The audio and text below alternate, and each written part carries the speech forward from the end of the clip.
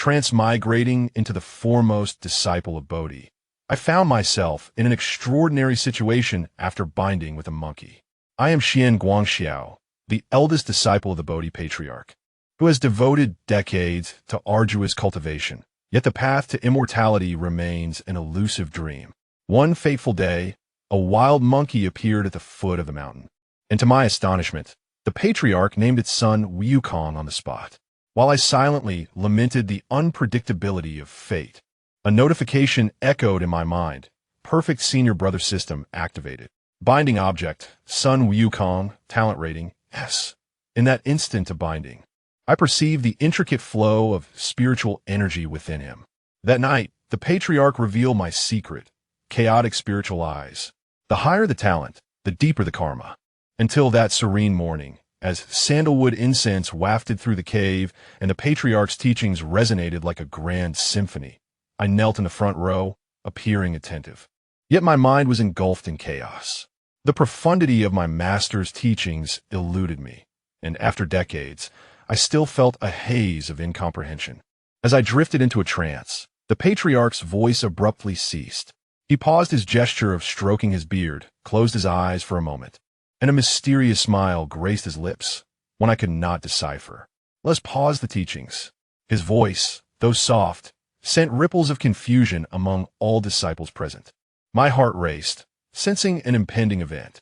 Indeed, a young acolyte led a lively creature into the chamber, with disheveled yellow fur, a thunderous mouth, and a wild, untamed spirit. The monkey entered the solemn cave and, surprisingly, knelt obediently, offering 9 profound bows to the patriarch, nearly cracking the stone slab with its fervent gestures.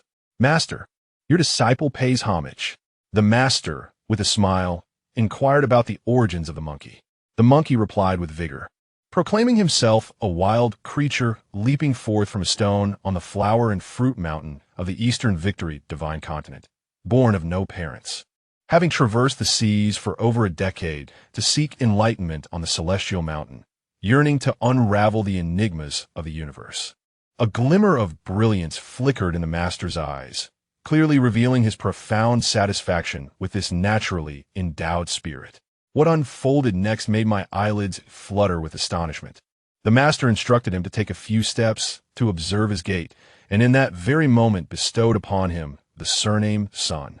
Further, he granted him the title Wukong, the 10th of the Wuji lineage.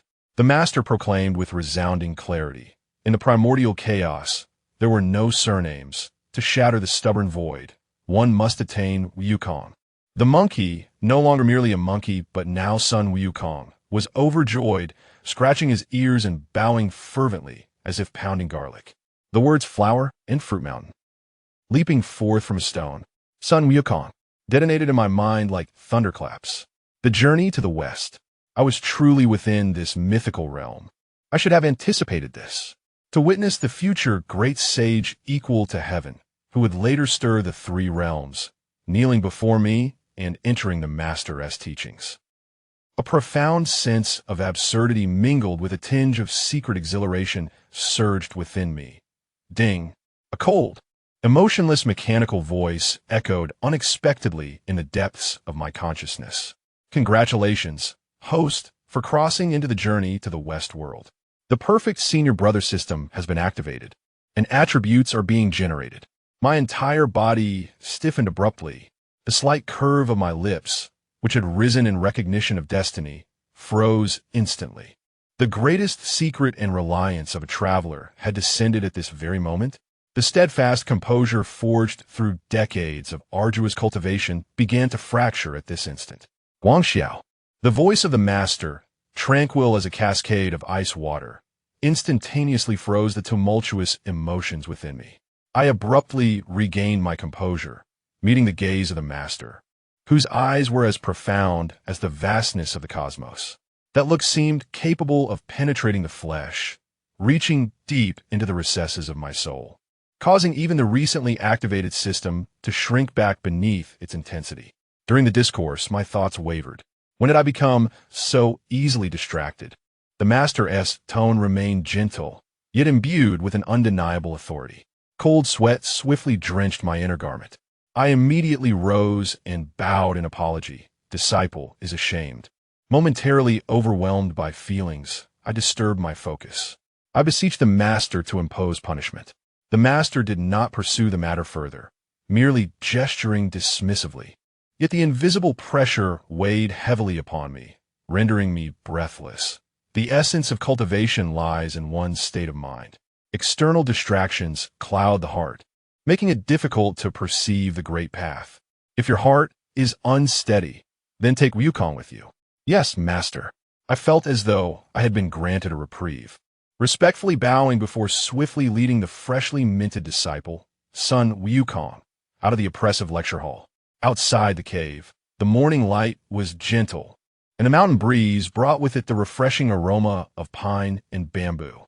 I inhaled deeply, calming my racing heart, and finally turned to truly observe the diminutive figure beside me for the first time. Clad in disheveled fur, he appeared weary from travel, yet his eyes shone with an astonishing brightness, imbued with a wild spirit and an indomitable will. He was also stealing glances at me, his gaze reflecting the cautiousness of a newcomer and an instinctive reverence for his senior brother. Is this unassuming monkey destined to become the great sage equal to heaven, whose antics would later send tremors through the pantheon? Fate, indeed, is inscrutable. Ding. Detecting bindable subject, disciple son Wukong. Talent rating S. Would you like to bind? The cold system prompt reverberated once more, piercing through my taut nerves. S. This rating struck me like a bolt of lightning. I knew the monkey possessed extraordinary talent, but this rating was preposterously high. Binding? What consequences might that entail? I forcibly suppressed the tumultuous emotions within, urgently inquiring in my mind. System. What is the purpose of binding? Are there any drawbacks? Perfect senior brother system, binding host. Host identity. Senior brother under the guidance of Patriarch Bodhi. System objective. Assist the host in becoming the most perfect senior brother across all realms. Features. 1. Aid the bound subject, junior brother sister, in growth to receive system rewards. 2. Share the bound subject's talent feedback to enhance one's own potential. 3. The system will issue tasks based on the growth of the bound subject, with generous rewards. Bound subject, son Wukong S. Binding has no side effects. The faster the subject grows, the greater the host benefits. The advantages and disadvantages are clear. An opportunity lies before me. Observing the monkey beside me, still curiously gazing about, blissfully unaware of the extraordinary potential he harbored, I felt no hesitation in my heart. Bind. Ding. Binding successful. Current bound disciple, son Wukong. Initial binding reward granted. Talent. Chaotic spiritual eyes. Analyzing the laws of spiritual energy, perceiving all methods. In an instant, an indescribable coolness surged into my mind. The world before me seemed to shed a veil, becoming astonishingly clear and lucid. Instinctively, I glanced at son Wukong beside me. Gasp. I drew in a sharp breath. Within his slender frame, I beheld a golden torrent of spiritual energy coursing through his unique meridians like a mighty river. With each heartbeat, the flow of energy surged like the tides, vivid and palpable. This is the chaotic spiritual eyes? To perceive all methods? What a terrifying talent. I forcefully quelled the tempest within my heart, maintaining a fade of tranquility, as if nothing had transpired. Could the master truly see through my distraction during the sermon? Could this newly acquired talent elude his insight? I felt uncertain. But do you understand why your master entrusted you to me? My demeanor was unremarkable, my gaze sweeping over the unassuming gray stone bead at his waist. Yet, beneath the veil of my chaotic spiritual vision, I discerned a subtle yet profound life force emanating from that bead, a remnant of a grand, ancient vitality. This monkey is a riddle wrapped in an enigma. Wukong scratched his head, his expression one of bewilderment.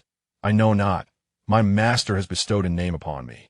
The teachings of my venerable master resonated like thunder from the heavens, warning that without a solid foundation, listening too intently would yield no benefit but rather harm. I stood with my hands clasped behind my back, embodying the authority of my elder brother, and emphasized 3 essential precepts for our journey together. diligence without complacency, reverence for the master and the path, and a steadfast heart directed towards the way, lest one lose their true essence. Otherwise, even with extraordinary talent, one might stray down a treacherous path. The monkey nodded vigorously, pledging his commitment. I unfastened the mundane iron sword from my waist and handed it to him. Take this. As you embark on your journey, it is prudent to have a token by your side. Wukong received it with both hands, his joy palpable. Thank you, elder brother. I shall cherish it and ensure it remains untarnished. Observing his adoration for the sword, I felt a tangle of emotions within me. His path was just beginning, while I remained bound to this future great Buddha. How, then, should I navigate my own journey? As night draped its inky cloak over the world, I performed my customary duties of tidying the sleeping quarters of our revered master, brushing away the slightest dust and meticulously folding the bedding. This ritual had remained unchanged for decades. Just as I straightened, a gentle breeze swept through the curtains, heralding the silent entrance of my master, whose countenance radiated a warmth akin to moonlight, yet bore an ineffable authority. Master, I bowed in respect. He acknowledged, his gaze settling upon me. Those eyes, calm and untroubled, seemed to hold the weight of the cosmos, enveloping me in their gaze. In a fleeting moment, I noticed the barely perceptible flicker of his brow. Guangxiao. Today, there seems to be a difference. A sudden tension gripped my heart. Indeed, I could not conceal it. The power of a quasi-saint possesses the uncanny ability to perceive the minutiae. The essence of my chaotic spiritual vision had ultimately betrayed me. Today, I merely wandered the mountains with Wukong, perhaps absorbing some of the wilderness's spiritual energy. I replied, forcing a calm demeanor while my mind raced, contemplating how to respond should he delve deeper. The master approached me with measured steps, an intangible pressure enveloping me, nearly suffocating. His gaze, profound as an abyss, pierced the very depths of my soul. Your vital energy is more refined than ever before, and within the recesses of your spirit, there seems to be a nascent power emerging. This is not due to external factors, but rather a transformation within yourself. Cold sweat trickled down my brow. The master's all-seeing eyes rendered my every excuse feeble and impotent. Just as I was ransacking my mind for words, the master suddenly raised his hand and pointed directly at my brow. Buzz! A warm and vast force surged into my limbs and bones in an instant, overwhelming and irresistible. All the spiritual energy within me, including the newly acquired essence of the chaotic spiritual I, lay bare under this force, as if I stood naked in the frigid wilderness. The chaotic spiritual I. The master's voice resonated within my soul like the solemn tolling of a bell, calm and unwavering, perceiving the myriad laws, comprehending the universe, and penetrating the very foundation of chaos. What a remarkable talent. He knows. He has indeed seen through me at a glance. I abruptly raised my head, a flicker of panic unmistakably crossing my eyes. The master withdrew his fingers, his profound gaze fixed upon me. Imbued with a profound understanding of the world's intricacies, the heavens bestow upon you this power, and there exists a reason for it. Yet Guangxiao, his tone grew grave, each word resonating within my heart. The higher the talent, the heavier the burden of causality one must bear. If one cannot maintain their original intent, blessings may transform into catastrophic misfortunes, leading to the destruction of the Tao and the demise of the body. The words destruction of the Tao and demise of the body struck me like 4 heavy hammers, mercilessly pounding upon my heart. I inhaled deeply, suppressing the tumultuous surge of blood within me, and bowed deeply. Disciple, I shall earnestly heed the master's teachings. I will not betray the gifts bestowed by the heavens, but shall steadfastly uphold my heart and righteousness. Cold sweat had thoroughly soaked my back. The master gave a slight nod, uttering no further words, and turned to walk towards the bed. His retreating figure remained aloof, yet it left a heavy admonition weighing upon my heart. You are my foremost disciple, bearing the responsibility of setting an example. The path to enlightenment is fraught with challenges. Should you encounter confusion, feel free to seek my counsel. The disciple understood. I responded respectfully and quietly exited the room. As the night breeze brushed against me, I suddenly became aware of a chilling sensation on my back. The master not only penetrated the depths of chaos with his discerning gaze, but also illuminated the invisible causal threads entwined with that terrifying talent. This monkey's aptitude, does it lead to the pinnacle of enlightenment or the abyss of despair? Having taken only a few steps, I noticed a furry figure squatting in the center of the courtyard. Wukong was engrossed in a scripture, illuminated by the moonlight, his face contorted in perplexity and frustration. Scattered around his feet were several gnawed stones. Brother. He was quick-witted. Upon seeing me, he sprang up, pointing at the scripture with a face full of confusion and grievance. Listening to Master speak of Tao, and mental states during the day left me utterly bewildered. It's like reading a celestial manuscript. What exactly is cultivation? Can we discuss something more tangible? He scratched his cheek, his eyes wide with curiosity. The old monkey from Flower Fruit Mountain claimed that cultivation is for the sake of immortality. Brother, I just want to ask, by following Master, can one truly attain immortality? Observing his innocent and earnest expression, I found myself both amused and exasperated. This monkey's straightforwardness was rather endearing. I composed my demeanor and adopted the tone of an elder. Immortality, Wukong, is merely a threshold on the path of cultivation. True practice involves transcending the cycles of life and death, comprehending the laws of nature, and harmonizing with the supreme Tao. If one merely seeks a prolonged existence, it ultimately amounts to nothing but ephemeral illusions, a fruitless endeavor. Upon hearing this, the monkey's face immediately fell, and he plopped back down, gnawing on a stone in frustration. Mumbling, "Is it really that complicated?" Then, "Brother, after so many years of cultivation, have you achieved immortality?" This question pricked my heart like a thorn. I maintained my composure. The road to immortality is long, and I too am still on this journey. It is commendable that you possess the desire to seek the Tao. But if your foundation is unstable and your understanding is lacking, then striving for immortality will only lead you astray into the demonic path, with no hope of return. Wukong blinked, seemingly grasping the essence. Oh, so merely wanting to live long isn't enough. One must have understanding? Just like today, when I couldn't comprehend. I need to ponder harder. He scratched his head, stood up, and suddenly clasped his hands in a gesture of respect. All right, I'll take my time to ponder. But brother. His eyes sparkled with mischief as a sly look crossed his face. After so long, are you not more formidable than Master? I nearly choked on his audacious question, lightly patting his head. Nonsense. Master is a revered sage, possessing profound wisdom of the universe. Having long transcended the realm of the ordinary, my humble accomplishments are scarcely worthy of carrying Master's shoes.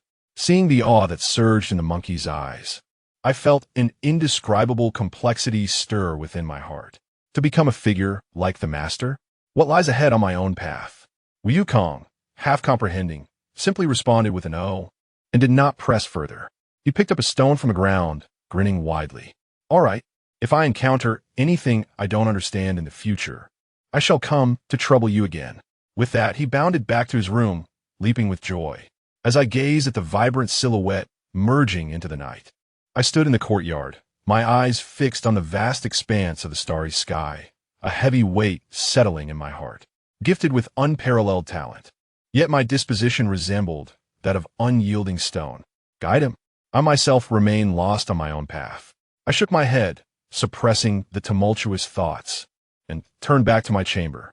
The immediate priority was to solidify this chaotic spiritual vision, alongside the warning from my Master regarding causality, which weighed heavily upon my chest like a colossal boulder. I settled into a meditative posture, just as I began to steady my breath and prepare for deep concentration. Ding! The cold, crisp sound of the system notification unexpectedly reverberated within the depths of my mind once again. Ding! Host has successfully guided Wukong towards the Tao. Triggering hidden quest. Initial bestowal of Tao heart. Quest reward issued. Innate spiritual root. Huang Zhong Li. What? I abruptly opened my eyes. A blinding golden light pierced my vision, An indescribable aroma, reminiscent of the purest essence of the cosmos at the dawn of creation, instantly filled the entire quiet room. In the void before me, a fruit hovered serenely. It radiated a warm and noble pale golden hue, round and full, with profound Tao symbols flowing beneath its surface like a stream in perpetual flux. Merely the aura it emitted caused my spiritual energy to surge uncontrollably, igniting a yearning within my very soul. Huangjongli. These three words echoed like thunder, reverberating wildly in my consciousness. I could scarcely contain my breath. One of the 5 primordial innate spiritual roots, the ultimate treasure of the Moon Dragon City on Kunlun Mountain, governed by the supreme celestial sage, Yuan Shi Tianzun. It is said that this tree bears blossoms once every 12,960 years, bears fruit once more after another cycle, and only then does it reach maturity. Its rarity far surpasses that of the peaches of immortality from the heavenly court. Even more terrifying is the legend that, should a mortal consume but a single fruit, they could immediately attain the Tao fruit of the great Luo Jingxian, an ascent to the heavens in a single stride. Such a supreme object, existing solely within the myths of the primordial world, is not easily accessible even to the Jade Emperor and the Queen Mother, and yet, simply due to my earlier words of guidance to the monkey, it has been bestowed upon me. A tremendous surprise engulfed me like a tsunami. My heart raced violently within my chest, nearly shattering my ribs. My hands trembled uncontrollably. However, just a breath later, a chilling sensation surged up my spine, instantly extinguishing the flames of elation. Cold sweat began to bead anew. I looked at the innate spiritual fruit in my palm, a treasure capable of driving the mighty beings of the 3 realms to madness. Its warm golden glow now appeared unbearably blinding, even scalding to the touch. The solemn and authoritative admonition of the master reverberated in my ears like an incantation, each word bearing the weight of 1,000 burdens, striking fiercely upon my very soul. The higher the talent, the heavier the karmic burden, should one fail to uphold their true essence. Blessings may transform into overwhelming calamities. The path destroyed, the body perishes. This Huangjongli, is it a blessing? Or perhaps, the first death warrant summoned by binding that S-talent monkey? The karmic ties of that rascally monkey, the boundless riches of this system, the all-seeing gaze of the master. I gazed at the Huangjongli suspended in my palm, flowing with the runes of the great Tao, my fingertips cold. Ascending to the celestial realm in one step, this fruit scorched my very soul, causing it to tremble. First, seal it. I nearly forced these words through clenched teeth, my sleeve sweeping dramatically. A seal of power instantly enveloped the alluring golden light, and the Huangjongli transformed into a delicate stream of light, vanishing into the cosmos of my sleeve. The dim room returned to its shadowy state, only my heavy breaths breaking the silence. Outside the window, the night at Fontaine Mountain lay still and quiet, and the monkey, now bearing a name, was undoubtedly in the throes of deep slumber.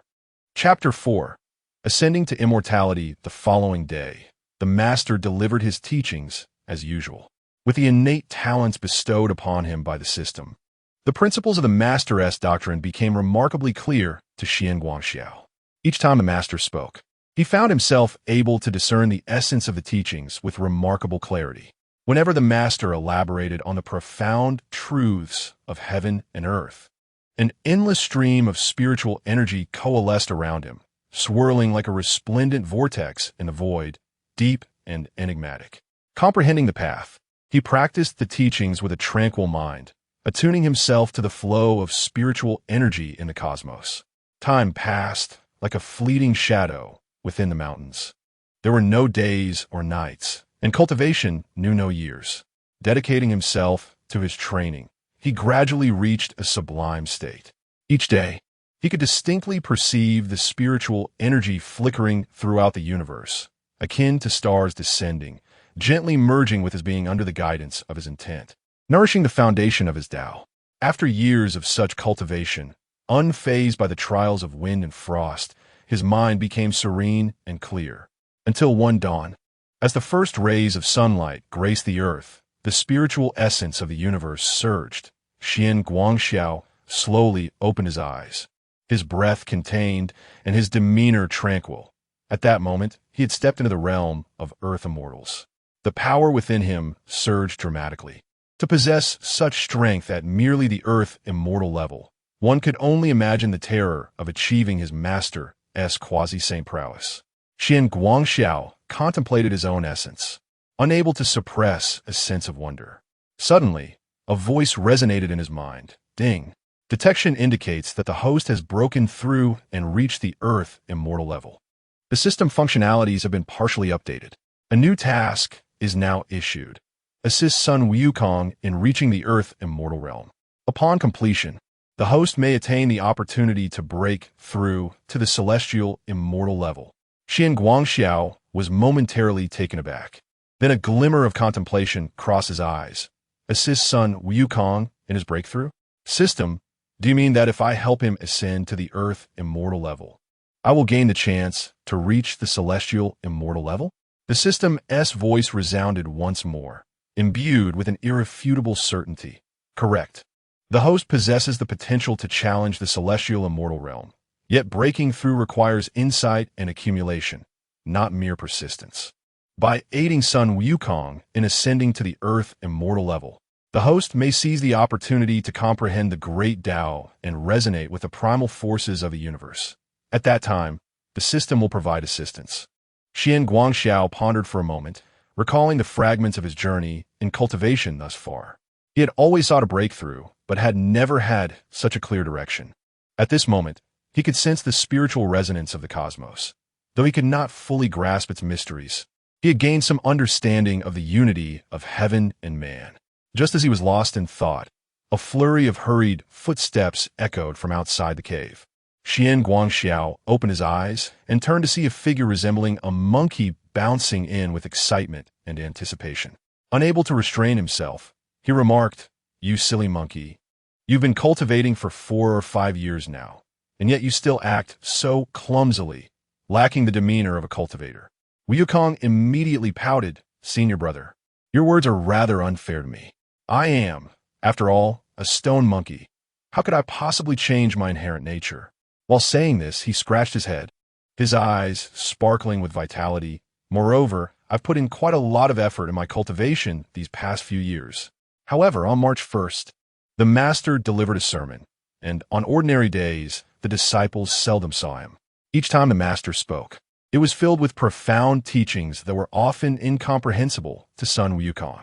When would he be able to cultivate the path to immortality? Xian Guangxiao cast a glance at him, not all surprised. Sun Wukong was endowed with exceptional talent and extraordinary insight. Yet his inherently restless nature made it difficult for him to calm his mind, which was why the master had yet to impart the methods of cultivation to him. Now, Xian Guangxiao had fortuitously undertaken a mission from the system. If he could assist Wukong, he too might ascend to the realm of celestial beings. Contemplating this, Xian Guangxiao chuckled softly and remarked, "You are indeed a monkey, but if you truly wish to seek the great path, relying solely on talent will not suffice. Your destined opportunities will arrive in due time. Come, today is the day of the master's sermon. We must not be late." With that, Xian Guangxiao departed without a backward glance, leaving Sun Wukong behind, scratching his head in confusion. Within the grand hall, the other disciples had already taken their seats, and Xian Guangxiao arrived late. This was the first time in years that he had been tardy, yet the master had not yet arrived. If the master were to witness his progress, he would surely feel a sense of joy for him. As the bell tolled thrice, the figure of Bodhi Patriarch gradually materialized, his ethereal presence enveloping the hall like an imperceptible wave, instilling a profound sense of reverence. Each appearance of the master brought an overwhelming aura, rendering everything around him insignificantly small. At that moment, the Bodhi Patriarch waved his hand gently, prompting the disciples to rise and bow, murmuring, "We pay our respects to the Patriarch." Xian Guangxiao stood at the forefront, slightly bowing his head, yet not excessively humble. His cultivation had greatly advanced, and his state of mind had evolved. Facing the Patriarch's majesty, he felt a deep respect rather than the previous apprehension. The Bodhi patriarch nodded, his gaze sweeping over the disciples before finally resting on Xian Guangxiao. His eyes bore a depth that seemed to see through all things. After a moment, he spoke. Guangxiao, your progress in cultivation has been remarkably swift, entering the realm of earthly immortals. This indeed surprises me. Hearing the patriarch's praise, Xian Guangxiao felt a warmth in his heart. Yet he displayed no overt joy, merely bowing in gratitude. Thank you for your guidance, Master. I still have many shortcomings, and the path of cultivation requires caution. The Bodhi patriarch smiled faintly, seemingly not inclined to lavish excessive praise, and remarked serenely, in the matter of cultivation, the essence lies in insight and accumulation. You have entered the earthly immortal realm, having found an opportunity between heaven and earth. Yet the ways of heaven are unpredictable. Whether you can advance further hinges on your true comprehension of the Tao. Xian Guangxiao nodded, understanding that the master's words indicated he had only taken his first step. The most arduous journey of cultivation lay ahead. Once pleasantries were exchanged, the Bodhi patriarch began his sermon. Such an extraordinary being imparting wisdom was an invaluable opportunity for those on the path of cultivation. This was the essence of listening to the teachings and gaining enlightenment, receiving the grace of heaven and earth. The Bodhi patriarch's discourse was unparalleled. Every word he spoke was imbued with the profound truths of the universe. Each syllable resonated like a precious gem in the ears of the practitioners, enlightening them as if they had received a sudden awakening. Even the most ordinary of spirits, if they can persistently listen to the teachings of the Master, may absorb the essence of the way, thus accelerating their journey towards cultivation more swiftly than their peers. For those already on the path of cultivation, each session of listening to the teachings signifies a transformation and elevation, allowing their practice to advance further. Xian Guangxiao held his breath, concentrating deeply, feeling the flow of the Tao's resonance, as the spiritual energy within him gradually circulated, becoming increasingly refined. In contrast, Sun Wukong appeared restless, while his fellow disciples were engrossed in the Master's discourse. This monkey could not help but fidget, grinning widely and dancing about.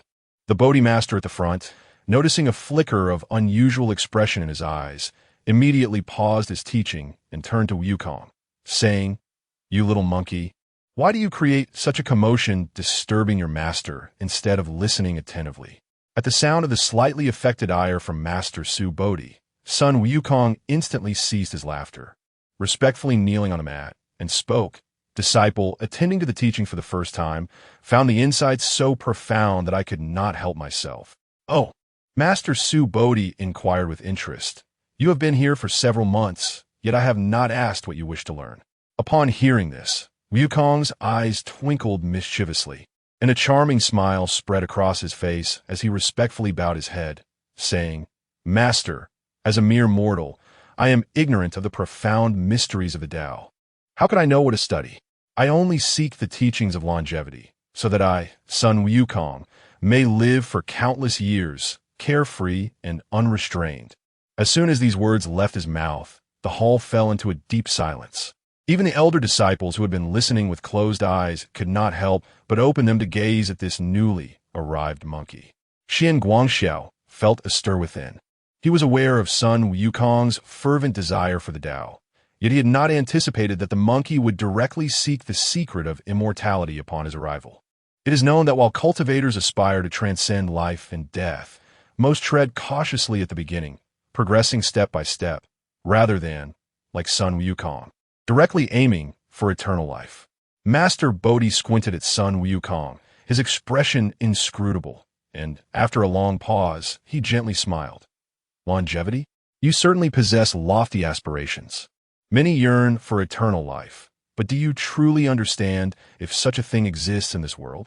Sun Wukong, taken aback by this inquiry, scratched his head and replied, "Master, there are countless immortals in the heavens. Are they not all immortal?" Master Bodhi chuckled softly, his gaze distant. "Heaven has its decrees, the earth has its cycles, and even immortals encounter tribulations. How can one speak of true longevity? Even if one attains the Tao and becomes an immortal, they may not escape the great calamities of existence. Little monkey, If you truly wish to cultivate the path of longevity, are you willing to bear the consequences? Though Wukong was clever, he remained somewhat naive.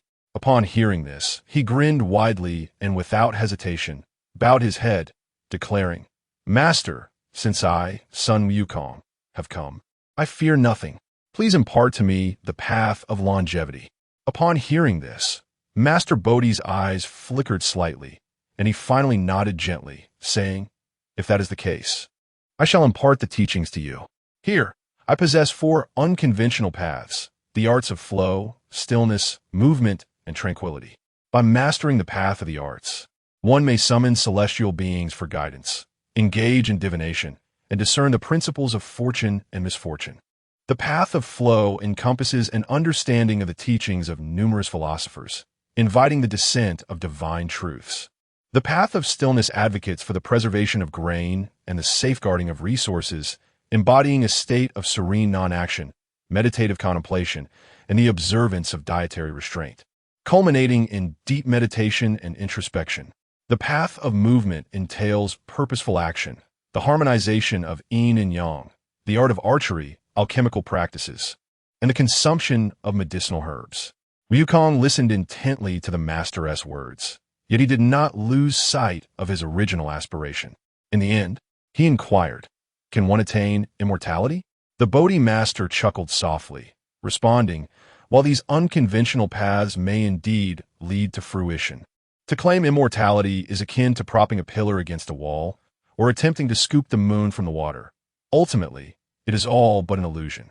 You monkey, who aspire to grasp everything yet fail to master any, truly deserve a reprimand." He feigned annoyance, taking up the ruler and striking Wukong's head thrice. The final strike sent Wukong plummeting to the ground. After delivering his lesson, the master turned away, glancing at the sun outside, and departed, leaving his disciples behind. Observing the master's departure, the other disciples could not restrain their grievances against Wukong, blaming him for driving the master away.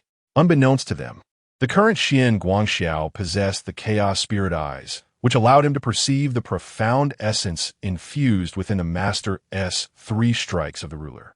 Chapter 5.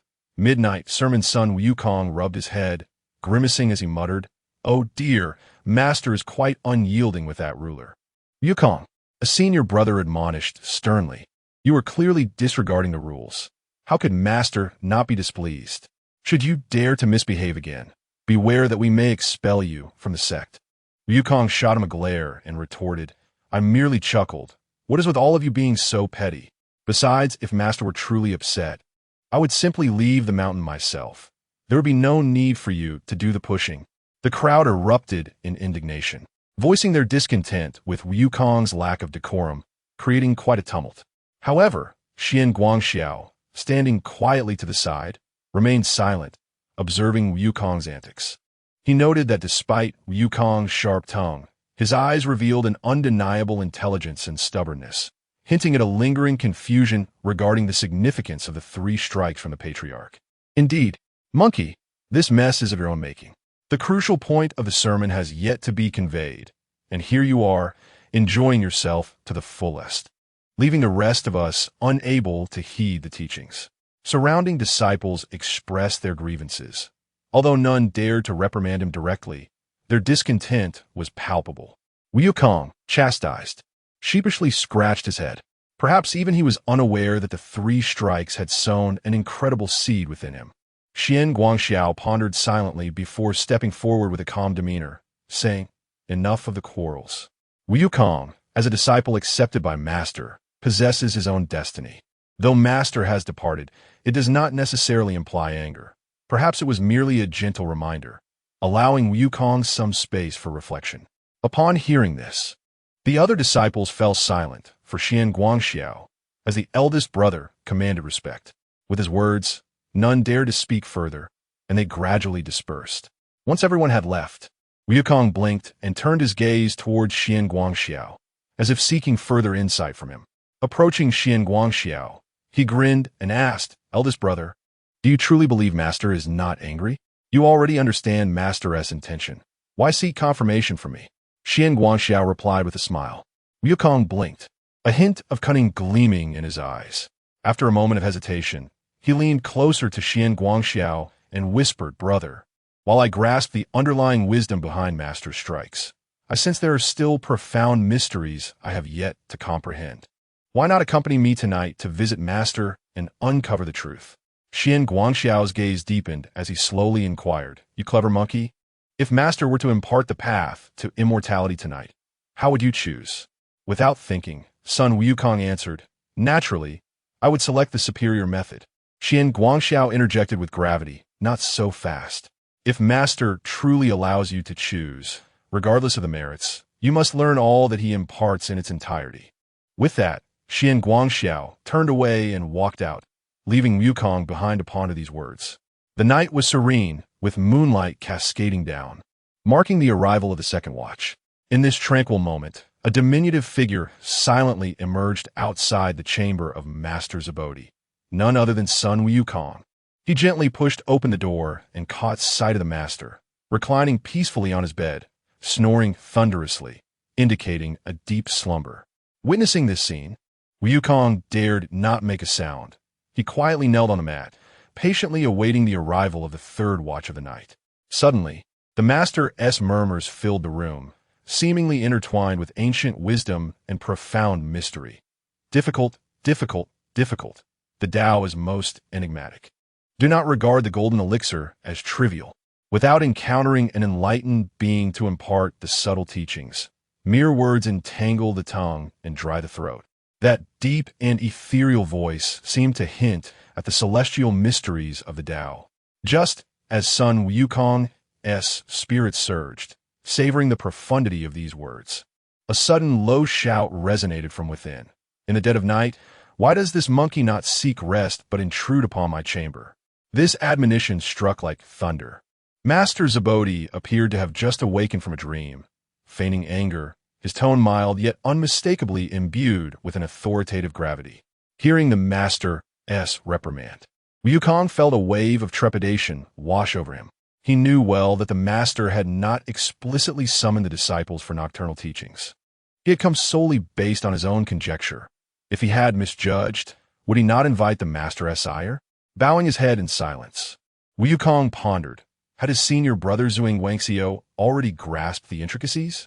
How should he navigate his own reckless bravado? In this silence, the moonlight outside continued to shine like silk, illuminating Wukong's somewhat flustered face, as if silently witnessing this moment and the impending tumult on the path of cultivation. At this juncture, Wukong mustered his courage and replied, "Master, during the day you struck my head with a ruler thrice." Then gazed towards the sun.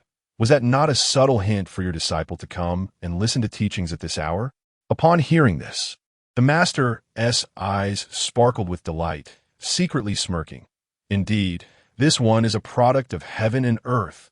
Otherwise, how could he unravel the hidden riddle within my plate? Sun Wukong hastily interjected, earnest in his tone, "Master, there are no others here, only I remain. I beseech you to generously impart the path to immortality. I, Sun, shall forever be grateful."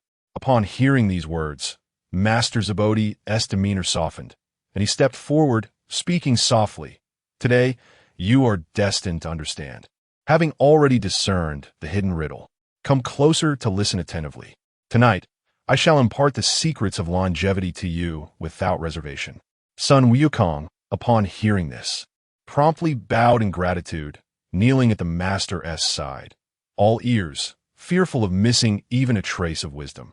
The master proclaimed, "The true and wondrous secrets of the manifest and the hidden are profound. Yet, life must be nurtured without words.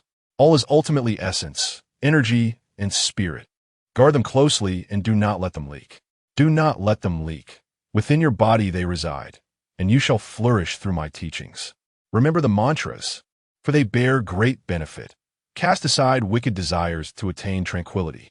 Attain tranquility, and your light will shine brightly. Thus, you may appreciate the full moon upon the alchemical platform.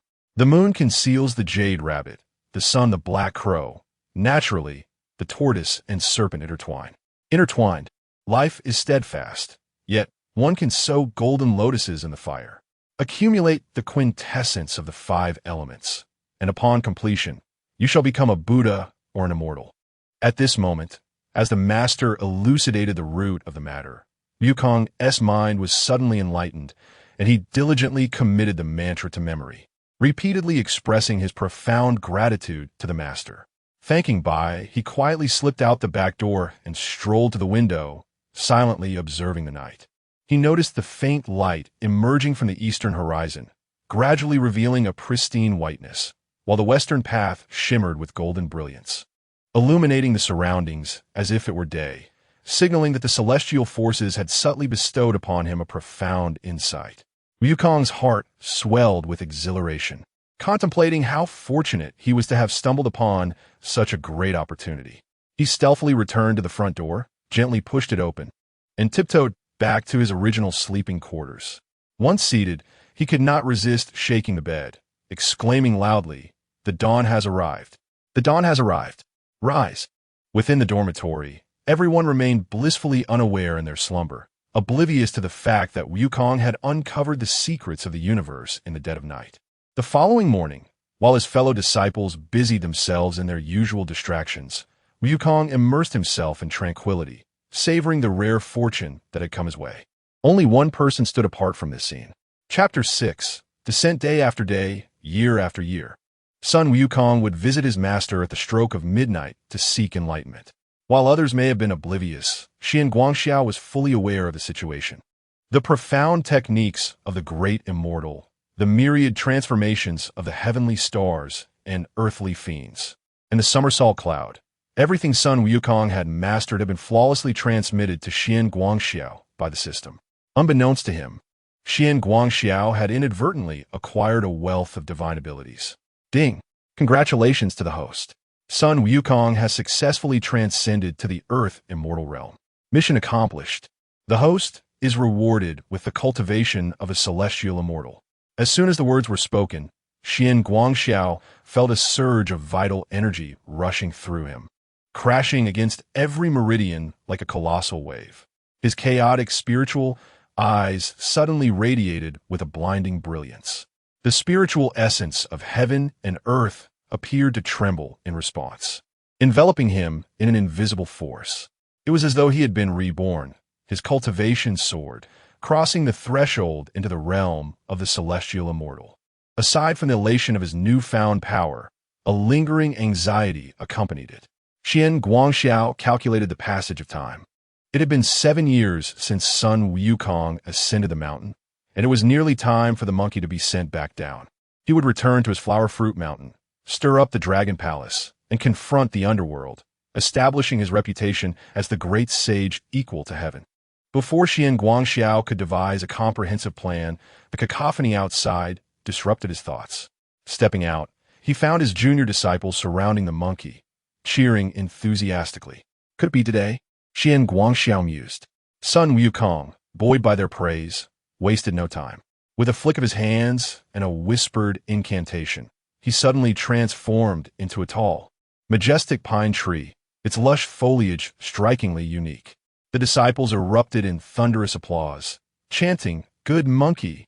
Good monkey!" The uproar echoed through the forest, startling the venerable master Su Puti, who was resting inside. With a swift grasp of his staff, the master emerged, demanding, "Who is causing this ruckus?" The disciples, hastily straightening their garments, bowed their heads in silence, while Sun Wukong subdued his playful demeanor and humbly replied, "Respectful master, we are merely gathered to discuss the teachings, with no intention of causing disturbance." Su Puti furrowed his brow and admonished, "How can you practitioners of the way shout and holler? Those who cultivate should speak with divine spirit, not engage in frivolous chatter. Such noise is unacceptable." The disciples quickly offered their apologies. "Master, we mean no disrespect. Sun Wukong just performed a transformation into a pine tree, and we were momentarily swept up in excitement. We beseech your forgiveness." With a disdainful snort, Su Puti replied sternly, "Disperse at once." He then turned to Sun Wukong, commanding, "Wukong, step forward. Explain to me the nature of this transformation. How dare you flaunt it in public? If you witness others possessing such divine power, yet withhold it, they will surely seek it out. If you fear calamity and yet insist on sharing, or choose not to share and invite disaster, can you truly safeguard your own life? Son Wukong quickly bowed his head, pleading, I only wish for your forgiveness, Master. I am deserving of death 1,000 times over. Seeing his distress, the Master's displeasure was evident. I shall not take your life, but you must depart immediately. Wukong urgently inquired, Master, where shall I go? The patriarch replied coldly, Return whence you came. In an instant, Wukong experienced a profound awakening, softly murmuring, I hail from the East Victory, Divine Continent, the Flower Fruit Mountain, Water Curtain Cave. Master Subhuti firmly commanded, Hasten back to preserve your life. Remaining here is utterly inadvisable. With tears streaming down his face, son Wukong bowed his head in remorse, stating, respectfully reporting to my esteemed teacher, I have been away from home for 2 decades. Although I cherish the old bonds, I am unworthy of my master's profound grace and cannot linger. The patriarch scoffed disdainfully and sternly remarked, What talk of gratitude? As long as you do not instigate trouble or implicate me, that is sufficient. This exchange echoed beneath the pine trees, leaving the disciples exchanging glances, each harboring their own thoughts. At that moment, Xuanguang Xiaozhan stepped forward amidst the astonished gazes of the disciples, advocating, Wukong did not act with intent. It is merely that the younger disciples, weary from daily chores, sweeping, weeding, nurturing flowers, tending trees, gathering firewood, and fetching water, could not endure the tedium, and thus urged Wukong to perform a few tricks for entertainment. As he concluded, the others nodded in agreement.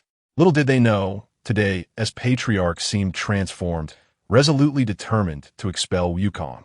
Very well, Guangxiao, your cultivation has reached a modest degree, yet the ways of heaven are profound and not easily comprehended.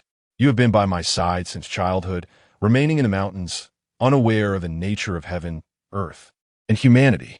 Xuanguang Xiaozhan's heart trembled. A torrent of thoughts surged within him. It appeared that the patriarch might also intend for him to descend the mountain. Indeed, Master Subhuti nodded slightly, as if having made a decision, his expression growing solemn. If that is the case, the path of cultivation extends beyond this place. You may descend the mountain. Xuanguang Xiaozhan felt a chill in his heart. Though reluctant, he dared not contradict his master. He merely rose to pay his respects, inquiring, Master, how shall I descend the mountain? His voice bore a weight of gravity, intertwined with uncertainty and anticipation for the future.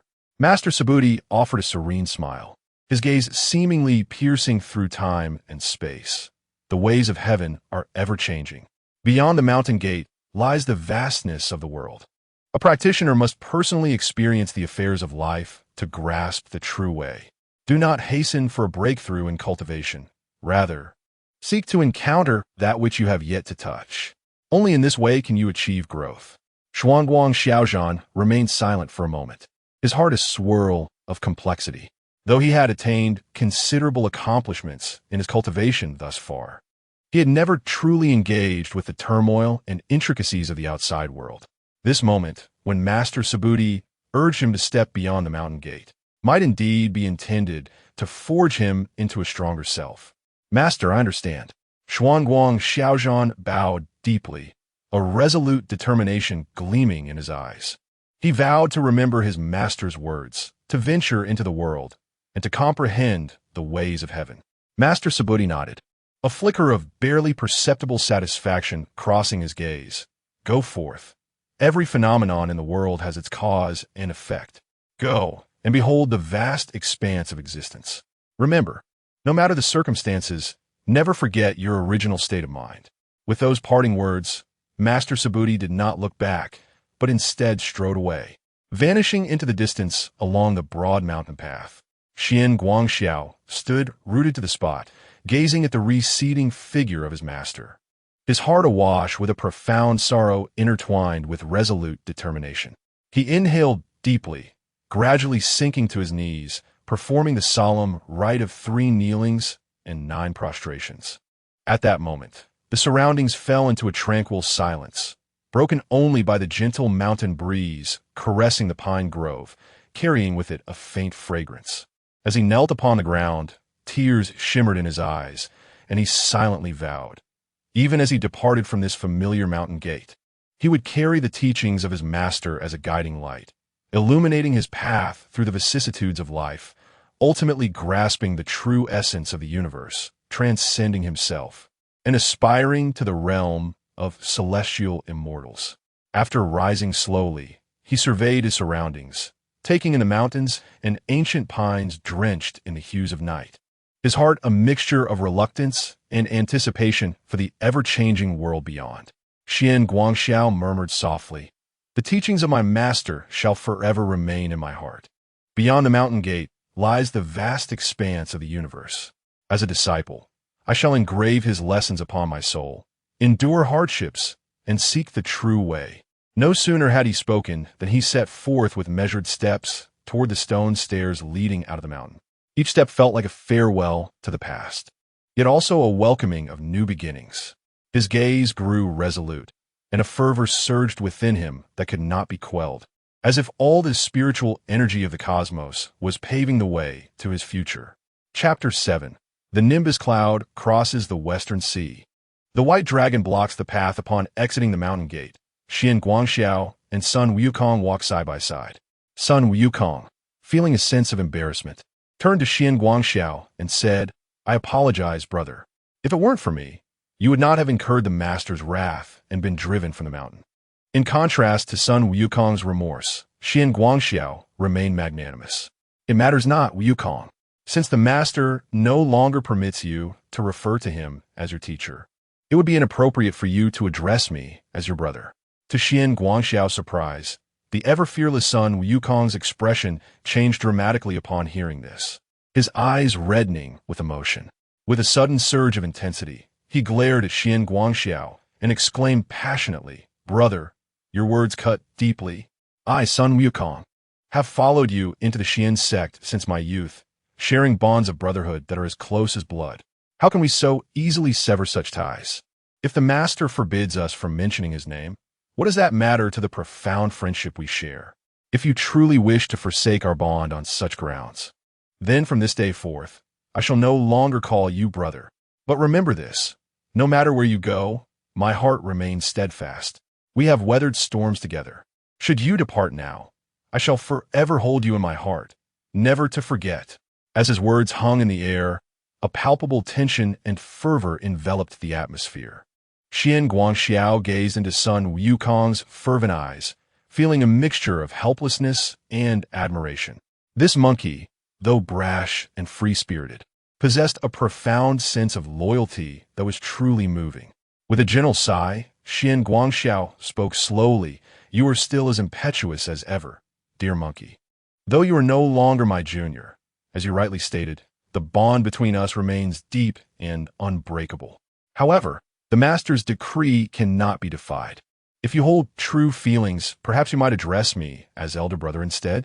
Upon hearing this, a flicker of complex emotions crossed Sun Wukong's face. Though still reluctant, he ultimately could not contain his excitement.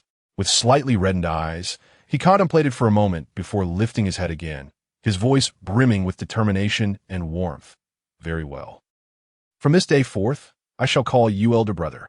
Elder brother, our friendship shall endure through the ages. Although our destinies may diverge, that heartfelt bond shall never perish." Xian Guangxiao, upon hearing this, displayed a look of contentment in his eyes and nodded gently, smiling as he replied, "At last you understand. Dear monkey, remember, all things in this world are bound by cause and effect. Even in adversity, never forget your original intentions. And do not be enticed by fleeting fame at the expense of your true self." The speed at which Sun Wukong's emotions shifted was astonishing. Just moments ago, he was filled with indignation, and now a smile graced his face. He laughed heartily at Xian Guangxiao and said, "Elder brother, where do you plan to go? Why not accompany me to the Flower Fruit Mountain in the Eastern Victory Divine Continent for some merriment? My Flower Fruit Mountain is the ancestral root of the 10 continents, the source of the 3 islands, emerging from the chaos and establishing itself after the primordial separation. It is truly a magnificent mountain. Xian Guangxiao waved his hand dismissively, adopting a carefree demeanor as he replied softly, "No, my dear brother. The world is vast. How could I confine myself to one corner? I wish to explore this expansive world first, and when I grow weary of my adventures, I shall return to seek you out." Upon hearing this, Sun Wukong, with no hint of affectation, allowed his eyes to glimmer slightly, his tone infused with a touch of reluctance and fervor. "Since you speak thus, I cannot help but envy your carefree disposition. However, it has been quite a while since I last saw my kin, the monkeys of my clan, and I miss them dearly. Therefore, I shall take my leave first. After you have marveled at the wonders of the world, we shall reunite at Flower Fruit Mountain." With that, Sun Wukong mounted his cloud, bid farewell to Zhuang Guangxiu once more, and with a somersault, vanished without a trace. "Very well, it is time for me to set forth," Zhuang Guangxiu declared, taking his leave and traversing the winding mountain path towards the outside world. As he journeyed, the dawn broke, casting a soft light upon the landscape, where mist and birdsong intertwined, seemingly paving a vibrant pathway to the unknown. His steps were light yet steady, each footfall resonating with the vast spiritual essence of the universe. Zhuang Guangxiu, having attained the celestial realm, though not riding a cloud, possessed extraordinary endurance. He wandered for an indeterminate time until he was halted by the boundless expanse of the sea before him. Standing at the shore, he surveyed the endless azure waters, where the winds howled and waves surged, crashing against the rocks with a deep, resonant roar. "It appears I have reached my limit," he sighed lightly, but then his gaze sharpened, a smile gracing his lips. "In that case, let us test the might of this cloud." No sooner had he spoken than he lightly pressed his feet to the ground, celestial energy swirling around him. A radiant orb of golden light suddenly coalesced beneath him, and in an instant, the cloud soared into the heavens, transforming into a golden streak racing skyward. The cloud sped forth, traversing the expanse of sea and sky, as the waves receded rapidly beneath him, morphing into a vast, ethereal panorama. Zhuang Guangxiu stood upon the cloud, at ease, feeling the wild winds beneath the celestial dome, a surge of gallantry swelling within him. Yet, as he ventured deeper into the western sea, the weather abruptly shifted. The previously clear sky was engulfed by tumultuous clouds. Fierce winds arose, and thunder rumbled ominously. The cloud hesitated momentarily, and Zhuang Guangxiu furrowed his brow, casting his gaze around, vaguely sensing a potent and mysterious pressure emanating from the direction ahead. Suddenly, the sea erupted, a towering column of water shooting skyward amidst the surging tides. And from the tumult emerged a long and graceful figure. A snow-white, divine dragon soared beneath the heavens, its scales glistening like ice, enveloped in a gentle mist and flashes of lightning. Its horns curved like a crescent moon, and its eyes sparkled like brilliant stars, gazing down upon Zhuang Guangxiu with an air of majesty and enigma. Zhuang Guangxiu was momentarily taken aback, but then a thought struck him, and he spoke in a deep voice. "A dragon clan?" The white dragon circled in the air, stirring fierce winds and towering waves, its cold gaze fixed upon Zhuang Guangxiu, its voice deep and commanding. "What manner of cultivator are you? How dare you trespass into the western sea?" Standing upon the cloud, Zhuang Guangxiu remained unafraid, his gaze calm as water, replying slowly, "I merely passed through this place, with no intention to offend." The white dragon narrowed its eyes, its whiskers fluttering gently, the surrounding lightning crackling, clearly skeptical of his words, its voice laced with further chill. "The Western Sea is the sacred domain of the Dragon Clan. Those who intrude are deemed enemies." Before his words could fully resonate, the white dragon suddenly struck with its claw, unleashing a fierce wave of water akin to a razor-sharp blade, infused with the might of thunder, hurtling towards Xian Guangxiu. Xian Guangxiu's eyes narrowed, and beneath his feet, the nimbus cloud surged rapidly. He swiftly evaded the assault, his robes billowing as he stood with hands clasped behind his back, calmly remarking, Your Excellency's actions seem rather hasty. The white dragon let out a cold snort, its colossal form coiling in the air, its eyes glimmering with a chilling light. Since you have arrived, do not expect to leave unscathed. In that case, Xian Guangxiao's gaze grew somber, and with a flick of his sleeve, a radiant golden light erupted around him. Celestial energy soaring into the heavens. Let us see if you possess the capability to match it. Chapter 8. Encountering a remarkable being above the Western Sea in an instant. The winds of the Western Sea surged, dark clouds roiled, fierce gales howled, and towering waves surged skyward, resembling a cataclysmic disaster. Xian Guangxiao stood with his hands clasped behind him atop a cloud, his robe billowing in the wind as he gazed serenely at the white dragon before him. The dragon's sinuous form coiled and twisted, its body crackling with thunderous light, and its eyes, deep as an abyss, seemed to weigh the balance of power. The Dragon Clan had languished since the calamity of the Dragon Han era. Though they guarded the four seas, they were ultimately cast aside by the heavenly decree, reduced to scapegoats. Their once unparalleled dominion over the heavens long lost. This white dragon, merely at the celestial realm, possessed not even a single formidable artifact, should a confrontation arise. Xian Guangxiao was confident he would prevail. It appeared that the Dragon Clan had indeed fallen to such depths. Xian Guangxiao sighed softly, his tone devoid of emotion, yet tinged with a hint of sympathy. Impudence! The white dragon, incensed by his words, lashed out with its claws, summoning a deluge of waves that crashed down upon Xian Guangxiao like a mountain. Humph! Xian Guangxiao scoffed, his cloud shifting slightly beneath him, rendering his form an elusive shadow that easily evaded the dragon's assault. In the same breath, he flicked his sleeve, and a beam of golden light shot forth like a meteor, aimed directly at the dragon's head. Startled, the white dragon swiftly swung its tail, stirring the vast ocean into a curtain of water that shielded it from the impending strike. Yet, the golden light was unyielding, piercing through the water barrier and hurtling toward the dragon's brow. In a moment of peril, the white dragon opened its mouth and unleashed a torrent of dragon breath, which clashed violently with the golden light, barely managing to neutralize the attack. Nevertheless, Xian Guangxiao remained poised atop his cloud, his expression tranquil, as though the previous exchange had been merely a casual gesture. The white dragon gasped for breath, its gaze flickering, clearly recognizing its inferiority against Xian Guangxiao. Just as the dragon found itself at an impasse, the surface of the sea suddenly convulsed violently, ripples spreading outward to form a profound vortex. From its center, two graceful figures began to rise. One was clad in azure silks that flowed like clouds, adorned with a golden belt, her garments fluttering as if woven from shimmering waves.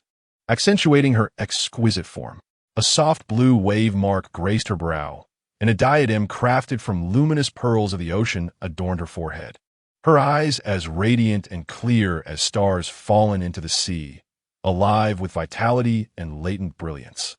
Her presence shifted like the tides, at times gentle as a breeze, and at others concealing an impending storm.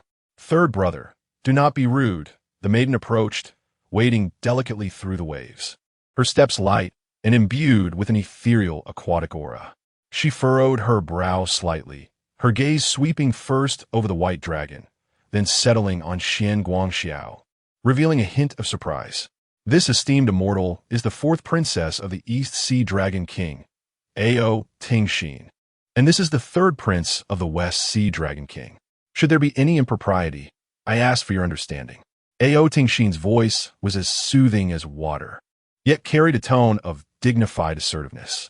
Upon hearing her words, the white dragon trembled slightly, then gradually retracted its dragon breath, reverting to human form as a young man clad in white robes.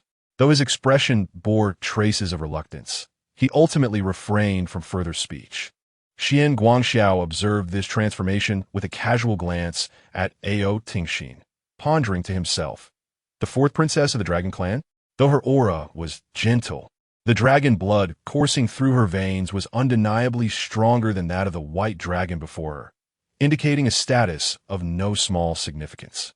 This white dragon was destined to become the future white dragon horse, At that moment, another figure arrived, treading upon the winds. Clad in a flowing white robe adorned with cloud patterns, she wore a purple gold sash at her waist, and her dark hair was elegantly secured with a jade hairpin. A few strands danced lightly in the sea breeze, enhancing her ethereal presence. Her features were strikingly serene, her skin as pale as snow, her eyes embodying both a hint of heroism and a tranquil, transcendent quality, like a solitary lotus under the moon, untouched by the mundane world. The faint lotus pattern on her forehead further accentuated her celestial aura, as if she were bathed in the purest moonlight, causing the very winds and clouds of heaven and earth to shift subtly in response to her arrival. She walked with a measured grace, exuding an air of calm authority, as if her mere will could command the elements. The young woman inclined her head slightly, her voice cool yet gentle, resonating through the tumultuous atmosphere like the clear chime of jade. "Fellow cultivator, I am Yang Chan of Huashan, pleased to make your acquaintance." Xian Guangxiao's gaze sharpened, and he was momentarily taken aback.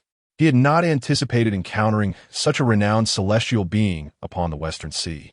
Yang Chan's eyes shifted to Xian Guangxiao, clear as a mirror lake, devoid of ripples or emotional fluctuations, yet holding a trace of discerning scrutiny.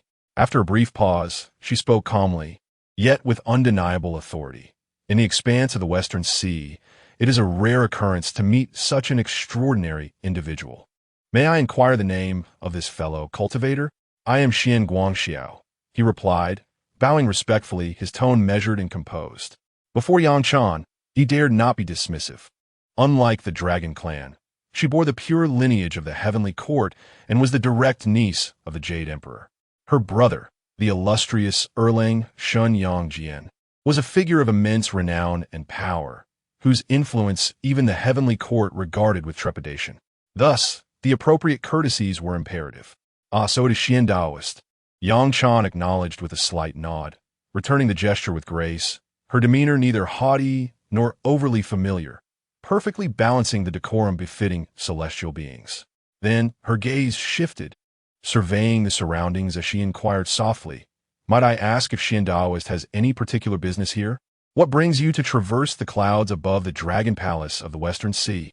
Her tone remained cool and even, devoid of any emotional inflection. Yet her words struck Xian Guangxiao with clarity. Now he understood. He realized he had inadvertently ventured into the airspace of the Dragon Palace, which explained the earlier vigilance of the little white dragon that had intercepted him without hesitation. Although the Dragon Clan had fallen from grace, the Dragon Palaces of the Four Seas remained their foundational strongholds. No one would tolerate an outsider treading upon their domain, especially considering that he had nearly intruded directly into their territory. With a light chuckle, Xian Guangxiao clasped his hands in explanation. "Please do not take offense, Miss Yang. I must confess, I have been journeying through the cosmos, marveling at the wonders of heaven and earth, and contemplating the principles of the Tao. My path led me here, guided by an instinctive feeling, and it seems I unwittingly crossed into the Western Sea, a most unintentional act." His tone was sincere, devoid of any hint of insincerity. Upon hearing this, Yang Chan nodded slightly, a flicker of contemplation passing through her eyes. Having cultivated on Mount Hua since childhood, she had received guidance from the true monarch. Yet her temperament yearned for freedom.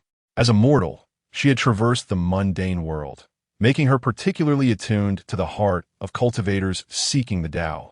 Now, upon learning of Xian Guangxiao's travels across the realms, her interest in him deepened. Meanwhile, Ao Tingxin let out a light laugh, her voice clear and melodious. "So, Taoist Xian has journeyed here. It seems my friend has been a bit hasty." After a brief pause, she winked playfully and continued, "However, with Taoist Xian's remarkable abilities and such cultivation, your travels must have stirred quite a few waves, I presume?" Xian Guangxiao chuckled lightly and replied nonchalantly, "The path of cultivation is inherently accompanied by tempests. The ways of heaven are ever-changing, and the affairs of the world are tumultuous. How could one remain unaffected while immersed in it?" Yang Chan, upon hearing this, regarded him intently, a glimmer of inscrutable light flashing in her eyes. She nodded slightly and suddenly spoke, Taoist Xian's words ring true. If it was merely an inadvertent intrusion, then there is no need for further contention. At her words, although the third prince still felt a sense of dissatisfaction in his heart, he chose to remain silent, clenching his fists discreetly, clearly not entirely convinced. Observing the atmosphere had softened, Ao Tingxin took the initiative to suggest, since it is all a misunderstanding, why not invite Taoist Xian to join us in the Dragon Palace for a discussion? Although the West Sea Dragon Palace may not compare to the golden palaces of the high heavens, we do have fine wine to offer. Xian Guangxiao raised an eyebrow slightly and turned his gaze toward Ao Tingxin. Princess 4, you are too kind. Upon hearing this, he pondered for a moment. Having originally traveled through the four seas to witness the wonders of the world, now that he had encountered such an unexpected turn of events, it seemed fitting to explore further. He smiled gently and said, if that is the case, then I shall gladly accept your invitation. With that, he stowed away his nimbus cloud and stepped into the West Sea Dragon Palace alongside Yang Chan and Ao Tingxin. Chapter 9.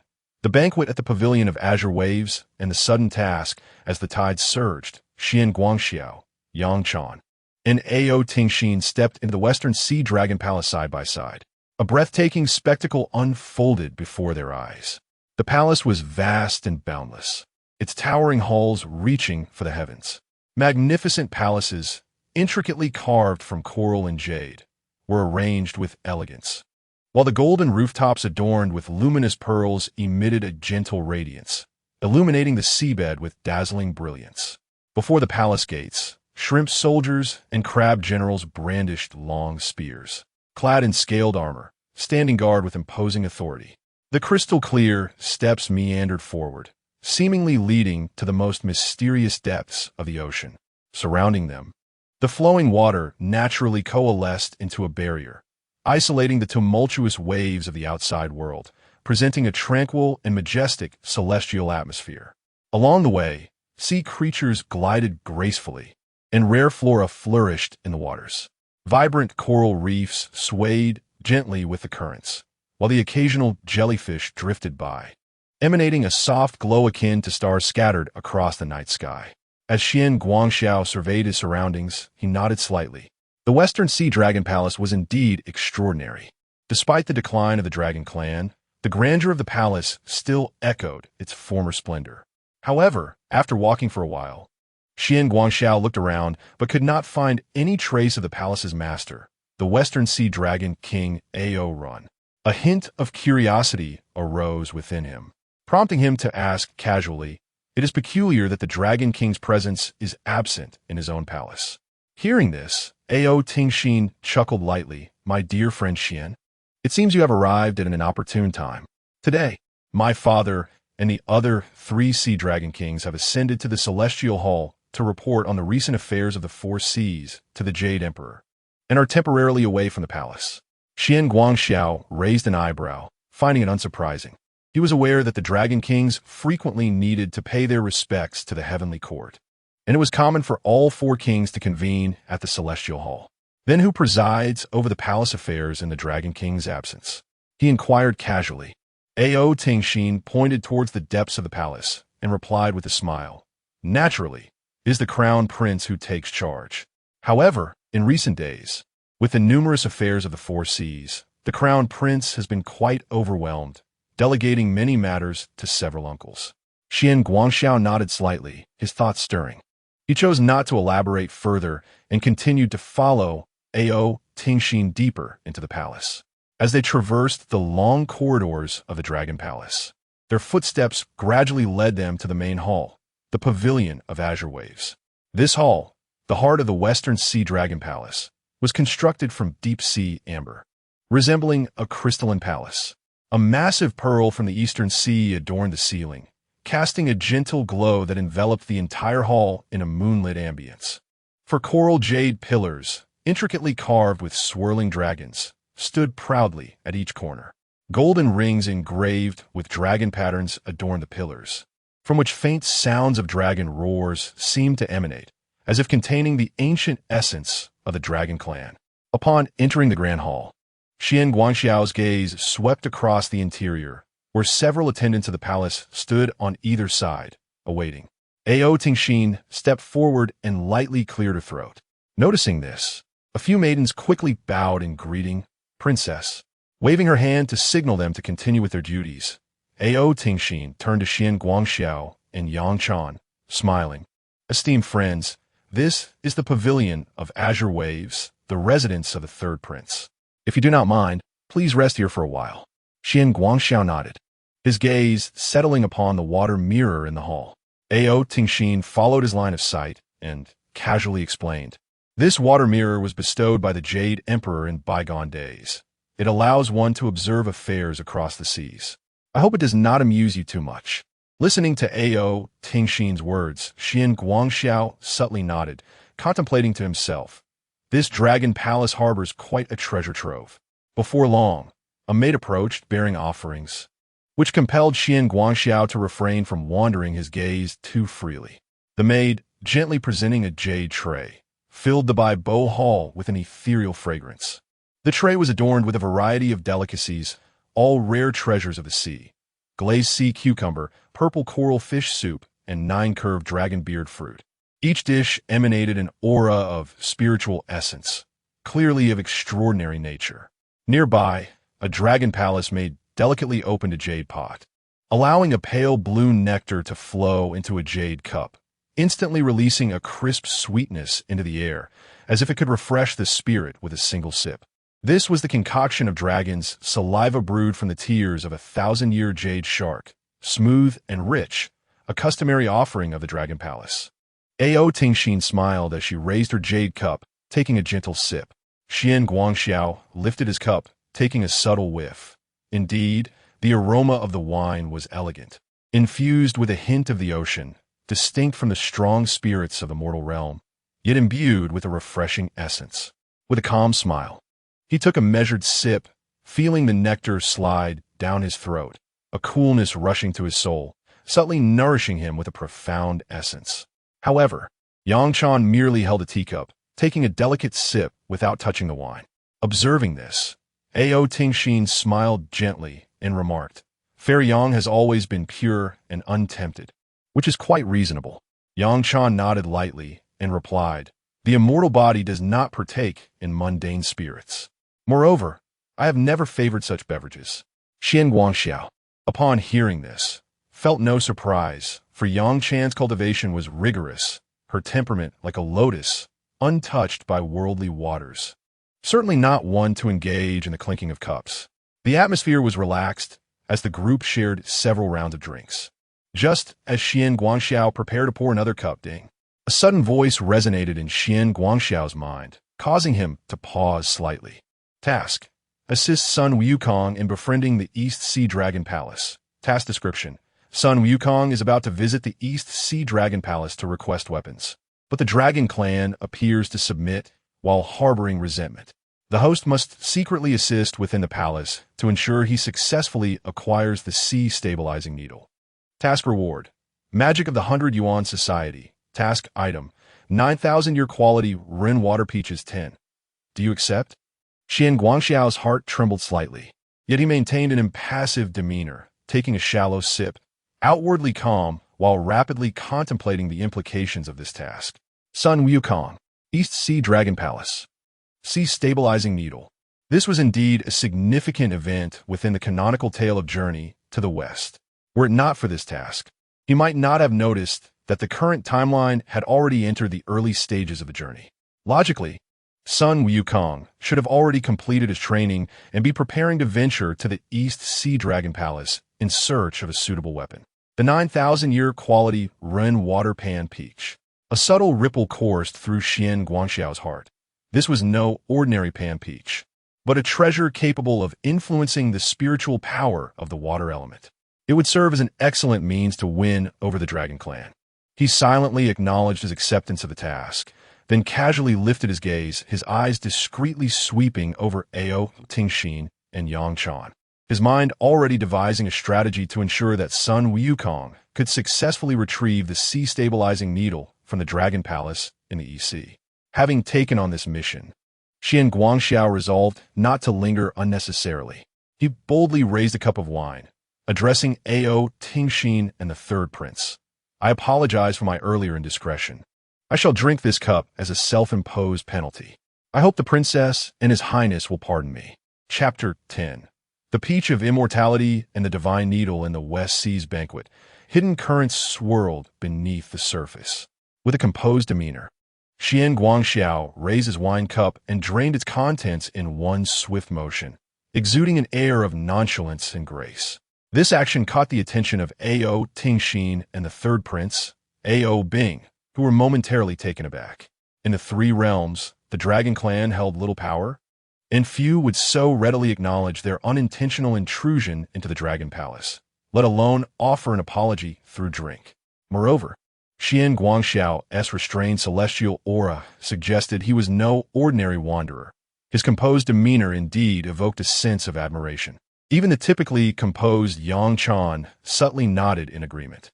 Although she remained silent, her attitude towards Xian Guangxiao had begun to shift. Cultivation in the celestial path involves not only the mastery of magical powers, but also the refinement of one's mindset. If one lacks the basic understanding of propriety and decorum, how can they discuss the great principles?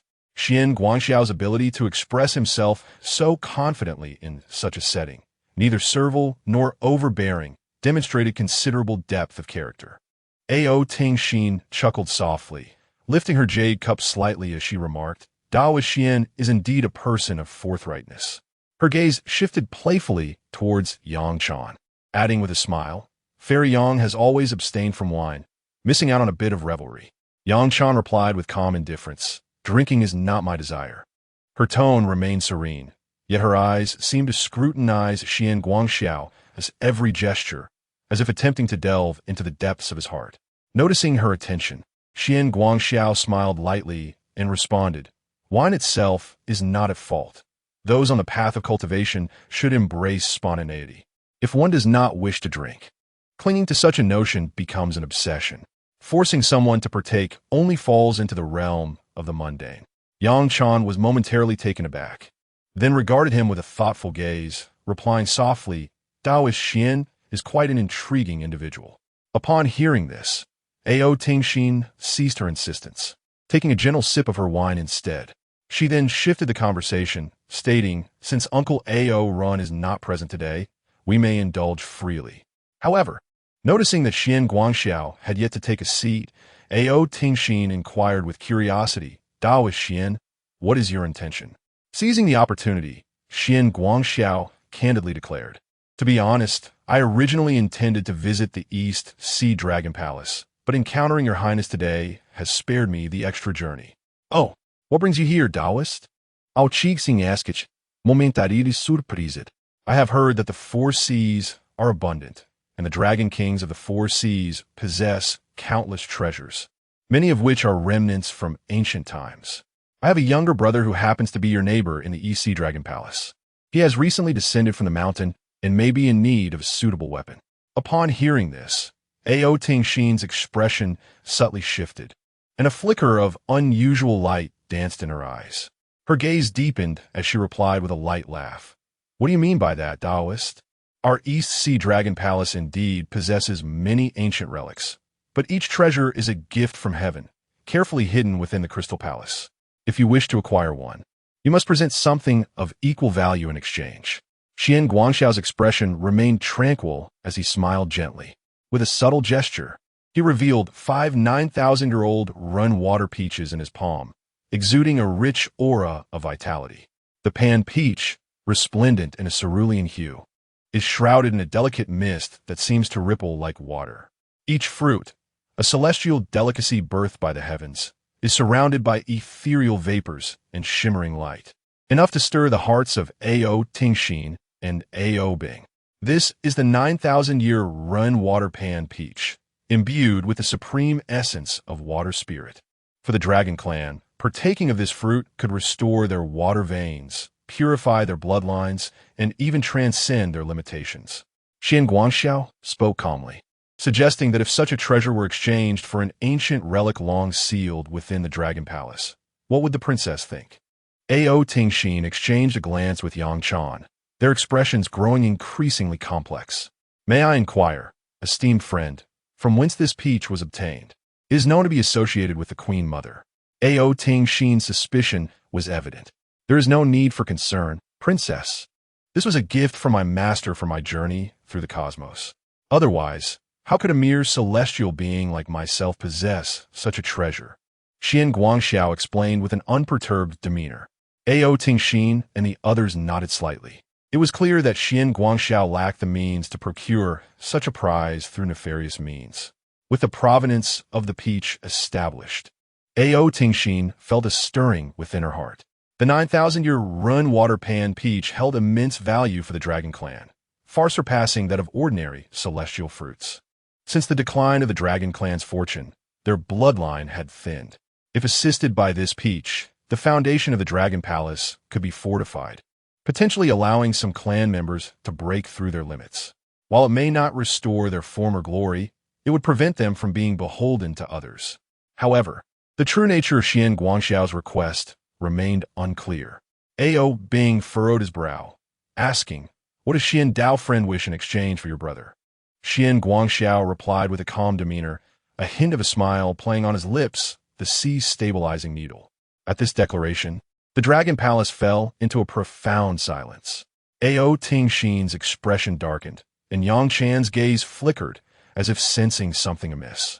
The sea-stabilizing needle, also known as the Rui Jingu Bang, is an ancient artifact left behind during the reign of the Yu, capable of calming the seas and averting disasters. It was the supreme treasure of the East Sea Dragon Palace. Yet, since the decline of the Dragon Clan's fortune, this artifact had remained sealed within the palace, never revealed to outsiders. Now, Xian Guangxiao boldly demanded it. Ao Tingxin scrutinized Xian Guangxiao, her tone now serious. "Your request, Xian Dao friend, seems rather audacious." "Oh," Xian Guangxiao replied with a calm smile. "What do you mean, princess?" Ao Bing spoke in a grave tone. "The sea-stabilizing needle is the treasure of the Dragon Palace. It cannot be traded lightly. Even with the 9,000-year pan peach, it would not suffice." Xian Guangxiao shook his head gently, his voice serene yet laden with significance. "Your Highness, if this artifact is indeed the unshakable treasure of the Dragon Clan, why has it not been utilized in millennia? Moreover," he paused, casting a meaningful glance at Ao Tingxin and Ao Bing, a smile gracing his lips. "This item is no longer in use by the Dragon Palace, is it?" The expressions on Ao Tingxin and Ao Bing's faces shifted dramatically. This statement struck a chord. Although the Dragon Palace regards the sea-calming needle as its treasured artifact, in truth, it has not been wielded for a considerable time. More importantly, this object is one they can never truly control. For countless millennia, the Dragon Clans of the Four Seas have made numerous attempts to awaken this treasure, hoping it would genuinely become the Dragon Palace's divine weapon. However, since the time of the Yu, the sea-calming needle has not responded to any Dragon Clan, as if it has fallen into a deep slumber, rendered a masterless entity. Whispers within the Dragon Palace suggest that this object awaits not the Dragon Clan, but rather its true master. Ao Tingxin's beautiful eyes slightly narrowed as she gazed at Xian Guangxiao, slowly stating, "It seems you are privy to many secrets." "I know a thing or two," Xian Guangxiao replied non-committally, smiling. "Given my understanding that this object is of no use to the Dragon Clan, I wish to exchange treasures, allowing it to return to the hands of those who truly need it." Ao Bing pondered for a moment and suddenly remarked, "This matter is not one we can decide unilaterally. If you truly intend to pursue it, dear friend Xian, let us discuss it further upon our father's return." A flicker of understanding passed through Xian Guangxiao's eyes, realizing that this matter would not be resolved so swiftly. Yet, he remained unperturbed, gently smiling as he said, "No matter, in that case, princess, please accept these 5 peaches." He maintained a calm demeanor, raising his cup to take a delicate sip. While Ao Tingxin and Ao Bing exchanged glances, their hearts stirred with unspoken turmoil. Chapter 11. What law to cultivate? How can this be resolved? The outcome of this matter still requires discussion with my father, the king, Ao Tingxin replied evasively. Xian Guangxiao had anticipated her response, so he decided to lay everything bare. "Your Highness, the princess, is unaware that my brother is a naturally born stone monkey, known for his impetuous temperament. Should he enter the Dragon Palace in the future without acquiring a suitable treasure, he is unlikely to relent easily. Rather than risk a confrontation later, it would be prudent for me, as his elder brother, to notify the Dragon Palace in advance. If the Dragon King agrees to an exchange, it would be ideal. If not, then these 5 water peaches shall serve as an apology. I hope the Dragon King will not hold a grudge against my brother. The discussion regarding the sea-stabilizing divine needle raised concerns within the Dragon Palace. Following Xian Guangxiao's words, the hall fell into a profound silence, with only the gentle sound of rare nectar flowing in the jade vessel breaking the stillness. Ao Tingxin had initially intended to refuse, but at this moment, she found herself momentarily at a loss for words, her gaze shifting unpredictably. His words, though seemingly explanatory, were in fact offering the Dragon Palace a chance for reconciliation. A naturally born stone monkey? Ao Qi Xing. Memories of scattered news from the East China Sea surfacing in her mind. It was said that recently, a phenomenon had occurred in the vicinity of Huagua Mountain, heralding the birth of a sentient stone monkey whose eyes emitted a brilliant light that pierced the heavens, even alarming the Jade Emperor. Now, hearing Xian Guangxiao's words, she could almost confirm that this naturally born stone monkey must indeed be that same creature from days gone by. If this monkey truly enters the Dragon Palace, the situation may not be straightforward. The Dragon King's third prince remained silent, his fingers lightly tapping the table, evidently weighing the pros and cons. He understood clearly that, should Xian Guangxiao's assertions hold true, the monkey would not be easily manageable. Forcing it out would lead to irreparable enmity. But if they were to initiate an exchange, they could at least preserve their dignity while acquiring the invaluable Ren water peaches, which would greatly benefit the Dragon Clan's future. Noticing Ao Tingxin's change in stance, Xian Guangxiao recognized that his words had taken effect, and he continued with measured calm. Your Highness and Your Highness, the third prince. The Dragon Palace has always been known for its stability. It is wise to leave a line of retreat for future encounters. From another perspective, since the sea-stabilizing divine needle has remained and used in the Dragon Palace for many years, rather than letting it gather dust, it would be more advantageous to seize this opportunity to send it out in exchange for tangible benefits.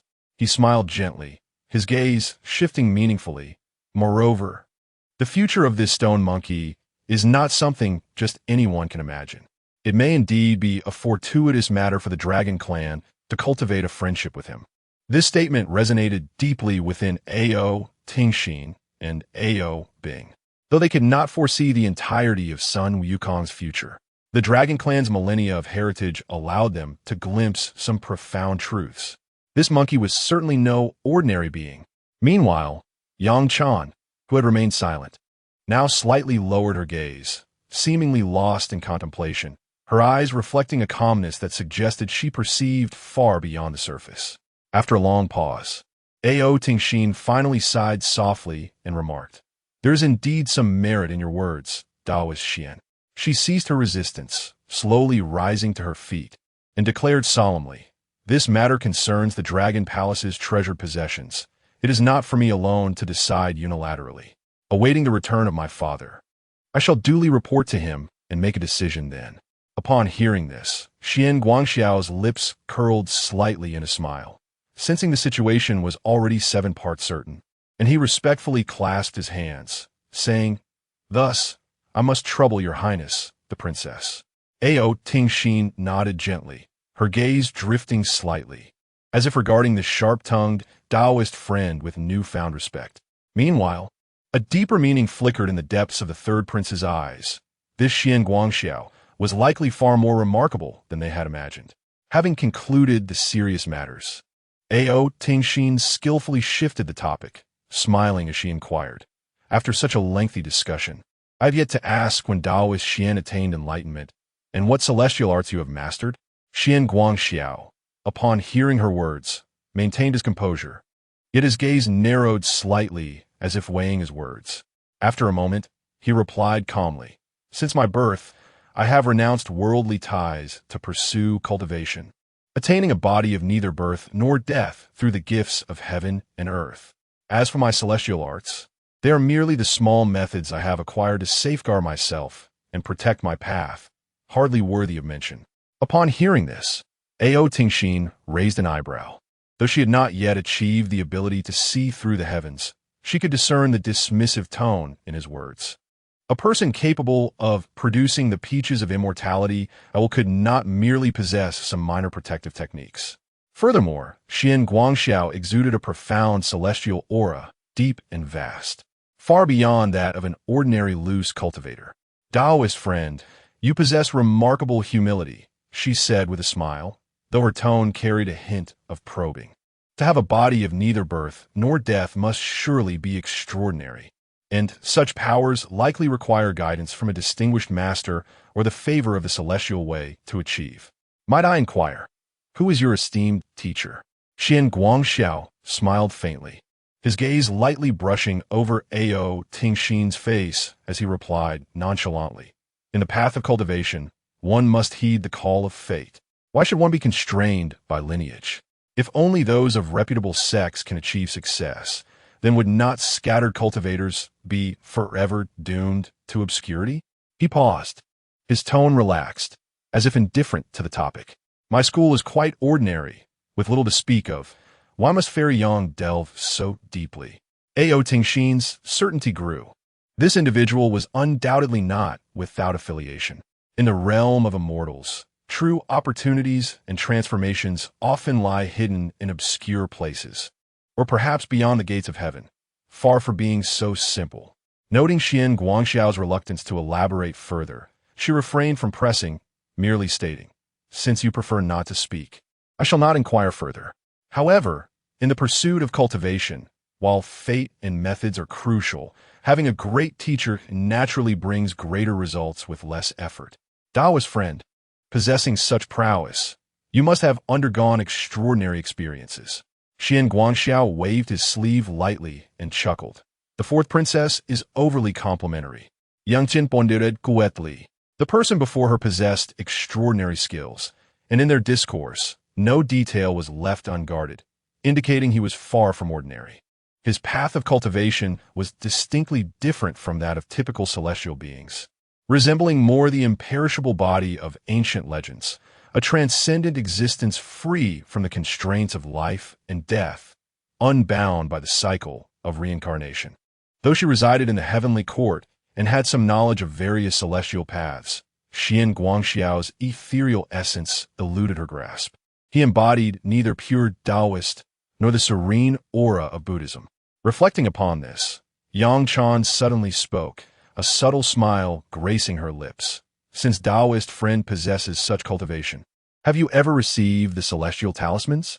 The celestial decree, known as the Xianlu, serves as a testament to one's celestial status bestowed by the heavenly court. Only those who possess the Xianlu can legitimately establish their presence across the three realms, enjoying the protection of celestial regulations while also being subject to their constraints. She had merely posed a casual inquiry, curious to observe how the enigmatic Zhuang Guangxiao would respond. Upon hearing her words, a profound smile flickered in Zhuang Guangxiao's eyes as he slowly replied, "The Xianlu has yet to be conferred." Yang Chan furrowed her brow slightly. With such cultivation, he had not yet been listed among the celestial ranks. Even those of the scattered immortals, upon achieving their true form, could receive recognition from the heavenly court, whether by being appointed to the 5 sacred mountains or joining the celestial river and constellations. The absence of the Xianlu indicated that this individual was indeed not under the jurisdiction of the heavenly court. Oh, a glimmer of contemplation crossed her gaze. Xian Dao had never been registered with the heavenly court. Could it be that he practiced unorthodox methods? Zhuang Guangxiao's expression remained unchanged as he calmly stated, "Unorthodox? The path of immortality is vast. Where lies the distinction between orthodox and unorthodox? My practice is neither the true teachings of the Xianmen, nor the strict precepts, nor the mundane martial arts, but rather a spontaneous journey, evolving naturally according to the law of fate." Chapter 12. Invited to Mount Huayang, Chan felt a slight tremor in her heart as she contemplated the meaning of the words spoken. She could not help but inquire, "Is that Buddhist doctrine?" Xian Guangxiao smiled gently and shook his head, replying, "Not all. Is it a branch of Taoism?" She continued to probe. Xian Guangxiao's smile deepened, and he responded leisurely, "As for the principles of the Tao, I have also studied them.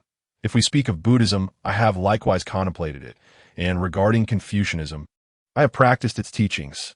The Taoist notion of embracing simplicity and preserving truth, the Buddhist concept of form and emptiness is one, and the Confucian ideal of inner sanctity and outer kingship can all be comprehended. Why confine oneself to a single path?" Yang Chan's heart was suddenly shaken. This individual was indeed a synthesis of the three teachings. As a celestial being, she naturally practiced the ways of Taoism, having dabbled in Confucianism and Buddhism, yet she had never truly integrated them. Xian Guangxiao's words pointed directly to the common origin of the three teachings, suggesting a harmonious cultivation of diverse paths. He was no mere Taoist, monk, or Confucian scholar, but a true amalgamation of all three, perhaps even possessing knowledge of many obscure arts. If that were the case, his magical powers might not be of the utmost purity. Yet the breadth of his understanding would surely surpass that of ordinary celestial beings or Buddhas. Yang Chan felt a surge of respect.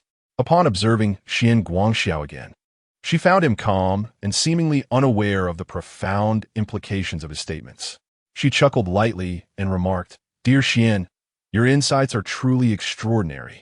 The notion of the three teachings merging as one has traditionally existed only within texts. I have never heard of anyone who genuinely practices it." Xian Guangxiao shook his head slightly. People have their preferences, yet the way of heaven and earth knows no boundaries. Confucianism, Buddhism, and Taoism are merely paths to enlightenment. If one clings to a narrow perspective, they become ensnared in mere names and forms. Lady Yang, although your celestial court venerates Taoism, has the esteemed Demu Yuanjun ever confined herself within the Taoist canon? Have the three pure ones ever denied the teachings of Buddhism? Even the most revered of the celestial court can embrace and assimilate. Why must we divide ourselves? Yang Chan's gaze flickered momentarily. She was not a stubborn individual, yet she had never truly contemplated this principle. Xian Guangxiao's words inspired a new understanding within her. Just as she was about to speak further, a distant tumult of clouds caught her attention. Above the heavens, a faint sound of dragon roars resonated, steady and imposing, causing the waves to surge and the dusk light to shimmer. Ao Tingxin turned her gaze slightly, her heart already grasping the situation, and whispered, "It seems that Uncle Arwen has returned." Upon hearing this, Xian Guangxiao's expression shifted slightly. Then he smiled nonchalantly. Rising to his feet and bowing respectfully to Yang Chan and Ao Tingxin, "I apologize for my intrusion. Today, I am sincerely grateful for the hospitality of the fourth princess and the third prince. However, as the saying goes, a gentleman's promise is as heavy as 4 horses. I hope the fourth princess will not forget our agreement." Ao Tingxin looked deeply into his eyes, her sparkling gaze reflecting a sense of solemnity. She nodded and said, "Rest assured, dear Xian, once I have spoken, I shall not waver. Regarding your request, when the time is ripe, I will certainly uphold my vow." Xian Guangxiao smiled faintly, seemingly confident that she would not renege on her word, and chose not to elaborate further. At that moment, the swirling clouds in the sky thickened, and a formidable dragon shadow could be seen weaving through them, exuding an overwhelming sense of pressure as it approached rapidly. Ao Tingxin composed herself, sighed softly, and turned to Yang Chan, saying, "Since Uncle Arwen has returned, my father should also be heading back to the East Sea. This journey to the heavenly realm is now coming to a close. I shall take my leave." Yang Chan smiled gently and remarked, "Princess Ao's return to the Eastern Sea is indeed timely. If what Dao Xian has said is true, there may be many changes in the Eastern Sea, and you should prepare yourself accordingly." Ao Tingxin's expression momentarily grew serious, but she nodded and then turned her gaze towards Xian Guangxiao, softly stating, "In that case, I shall take my leave. As for the matter you entrusted to me, I shall do my utmost." Xian Guangxiao's eyes flickered slightly, and with a smile, he clasped his hands in respect, saying, "The fourth princess is being too modest. All is determined by fate." As you venture to the Eastern Sea, I hope you will exercise caution. Ao Tingxin nodded slightly, and, without further ado, transformed into a streak of azure light, vanishing into the clouds and hastening towards the Eastern Sea. Xian Guangxiao, not wishing to linger any longer, soared into the air, his feet rising upon a golden cloud as he prepared to take flight. Just as he summoned the cloud, he heard a voice calling from behind. Dao is Xian, wait. The voice was clear and resonant, imbued with an undeniable authority, yet tinged with a hint of helplessness. Xian Guangxiao turned slightly to see Yang Chan approaching on the wind, her long gown billowing gracefully, reminiscent of a celestial maiden gliding over the waves. He halted his golden cloud and turned back with a smile. Fairy Yang, what brings you here? Yang Chan alighted gently upon the clouds, her gaze playful as she teased. Taoist Xian, you are indeed hasty. I merely diverted my attention for a moment, and you have already taken to the skies. Are you truly so eager to evade me? Upon hearing this, Xian Guangxiao laughed heartily and replied, Fairy, you misinterpret my actions. It is merely a matter of habit. When traveling, I prefer not Atari. Moreover, his eyes glinted momentarily, half jesting, half earnest. If I were to make a single leap, I fear you would lose sight of me altogether. Yangjian Arjed an Aya bro. A hint of surprise flickering in her eyes. One leap, and you would vanish? She inquired. Are you jesting, Taoist Xian? Xian Guangxiao smiled serenely, waving his hand lightly, causing the golden cloud to ripple gently, revealing a hint of golden radiance. He spoke leisurely. This object is called Cloud Somersault, a gift from my master. It allows one to traverse the clouds and winds, soaring through the heavens. With a single flip, one can cover a distance of 100,000 miles, as swift as lightning, reaching the 4 seas and 8 desolations in the blink of an eye. Upon hearing this, Yang Chan's heart raced. 100,000 miles? Even with her extraordinary powers, few among the celestial beings could achieve such instantaneous travel, let alone in a single bound. 100,000 miles, she murmured softly, her gaze sharpening as she contemplated Xian Guangxiao with increasing depth. Such a miraculous ability surpasses what is typically attainable by ordinary celestial practitioners. It likely belongs to ancient legacies or truly profound schools of thought. Were Xian Guangxiao merely a common rogue cultivator, Yang Chan would not believe it. Even the most gifted among them could not possibly master such a technique through self-study. This individual not only possessed profound cultivation, but also exuded an aura that transcended the ordinary, undoubtedly originating from a powerful lineage, yet reluctant to disclose his teachings.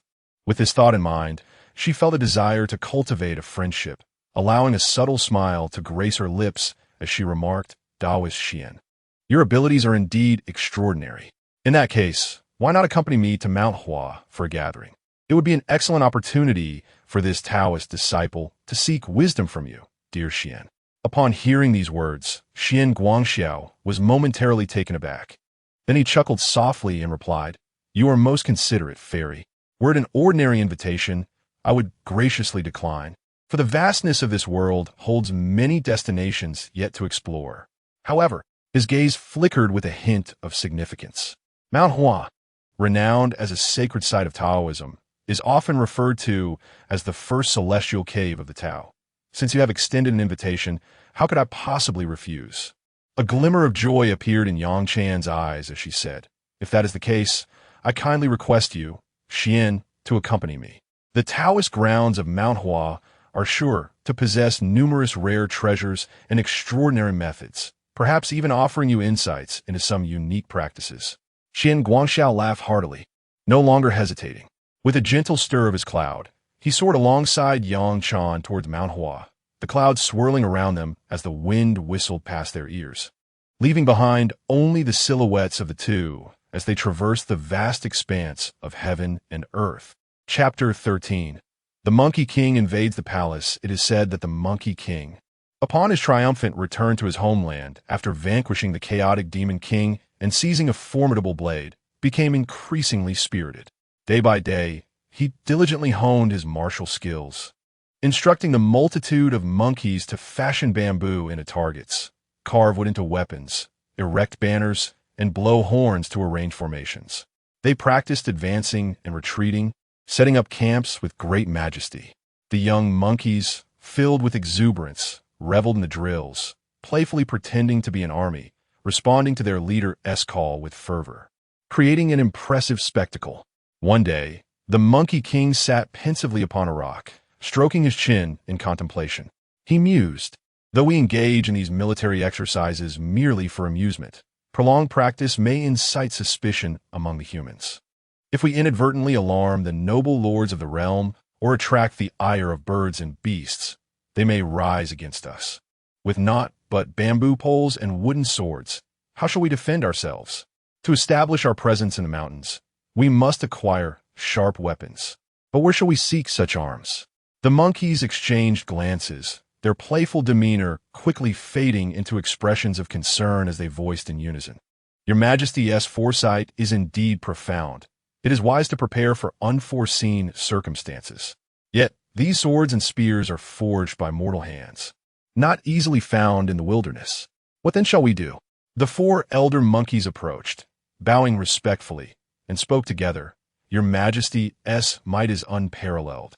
Mere mundane weapons are unworthy of your prowess. However, should you wish to procure suitable arms, we may need to petition the celestial deities. But, Your Majesty, are you adept in the ways of water?" Upon hearing this, Wukong laughed heartily, hands clasped behind his back, and replied with pride, "Ha! You little monkeys underestimate me. Since my enlightenment, I have mastered the arts of the 108 transformations, soaring through the skies on my cloud, traversing realms with ease. There are paths in the heavens and gates in the earth. I can tread upon the sun and moon, and no stone can hinder me. Moreover, I am innately impervious to the 5 elements. Water cannot drown me, and fire cannot burn me. What place in this world is beyond my reach?" The 4 monkeys, filled with joy at his words, eagerly interjected, "Since your Majesty possesses such celestial abilities, why should you fret over matters of swords and blades? We have been observing the waters beneath the Iron Plate Bridge and discovered that they lead directly to the Dragon Palace of the East Sea. If your Majesty wishes, you could seek out the Dragon King and request a worthy weapon. Would that not be perfect?" Upon hearing this, Wukong's eyes sparkled with excitement, and he grinned broadly. "Excellent. The Dragon Palace is a treasure trove of the ocean, and the Dragon King is known to hoard divine weapons. If I can procure a fitting item, it would indeed be splendid." He rubbed his hands together in anticipation, and then quickly leaped to the bridgehead, declaring, "You all wait here diligently while I plunge into the sea to retrieve a treasure."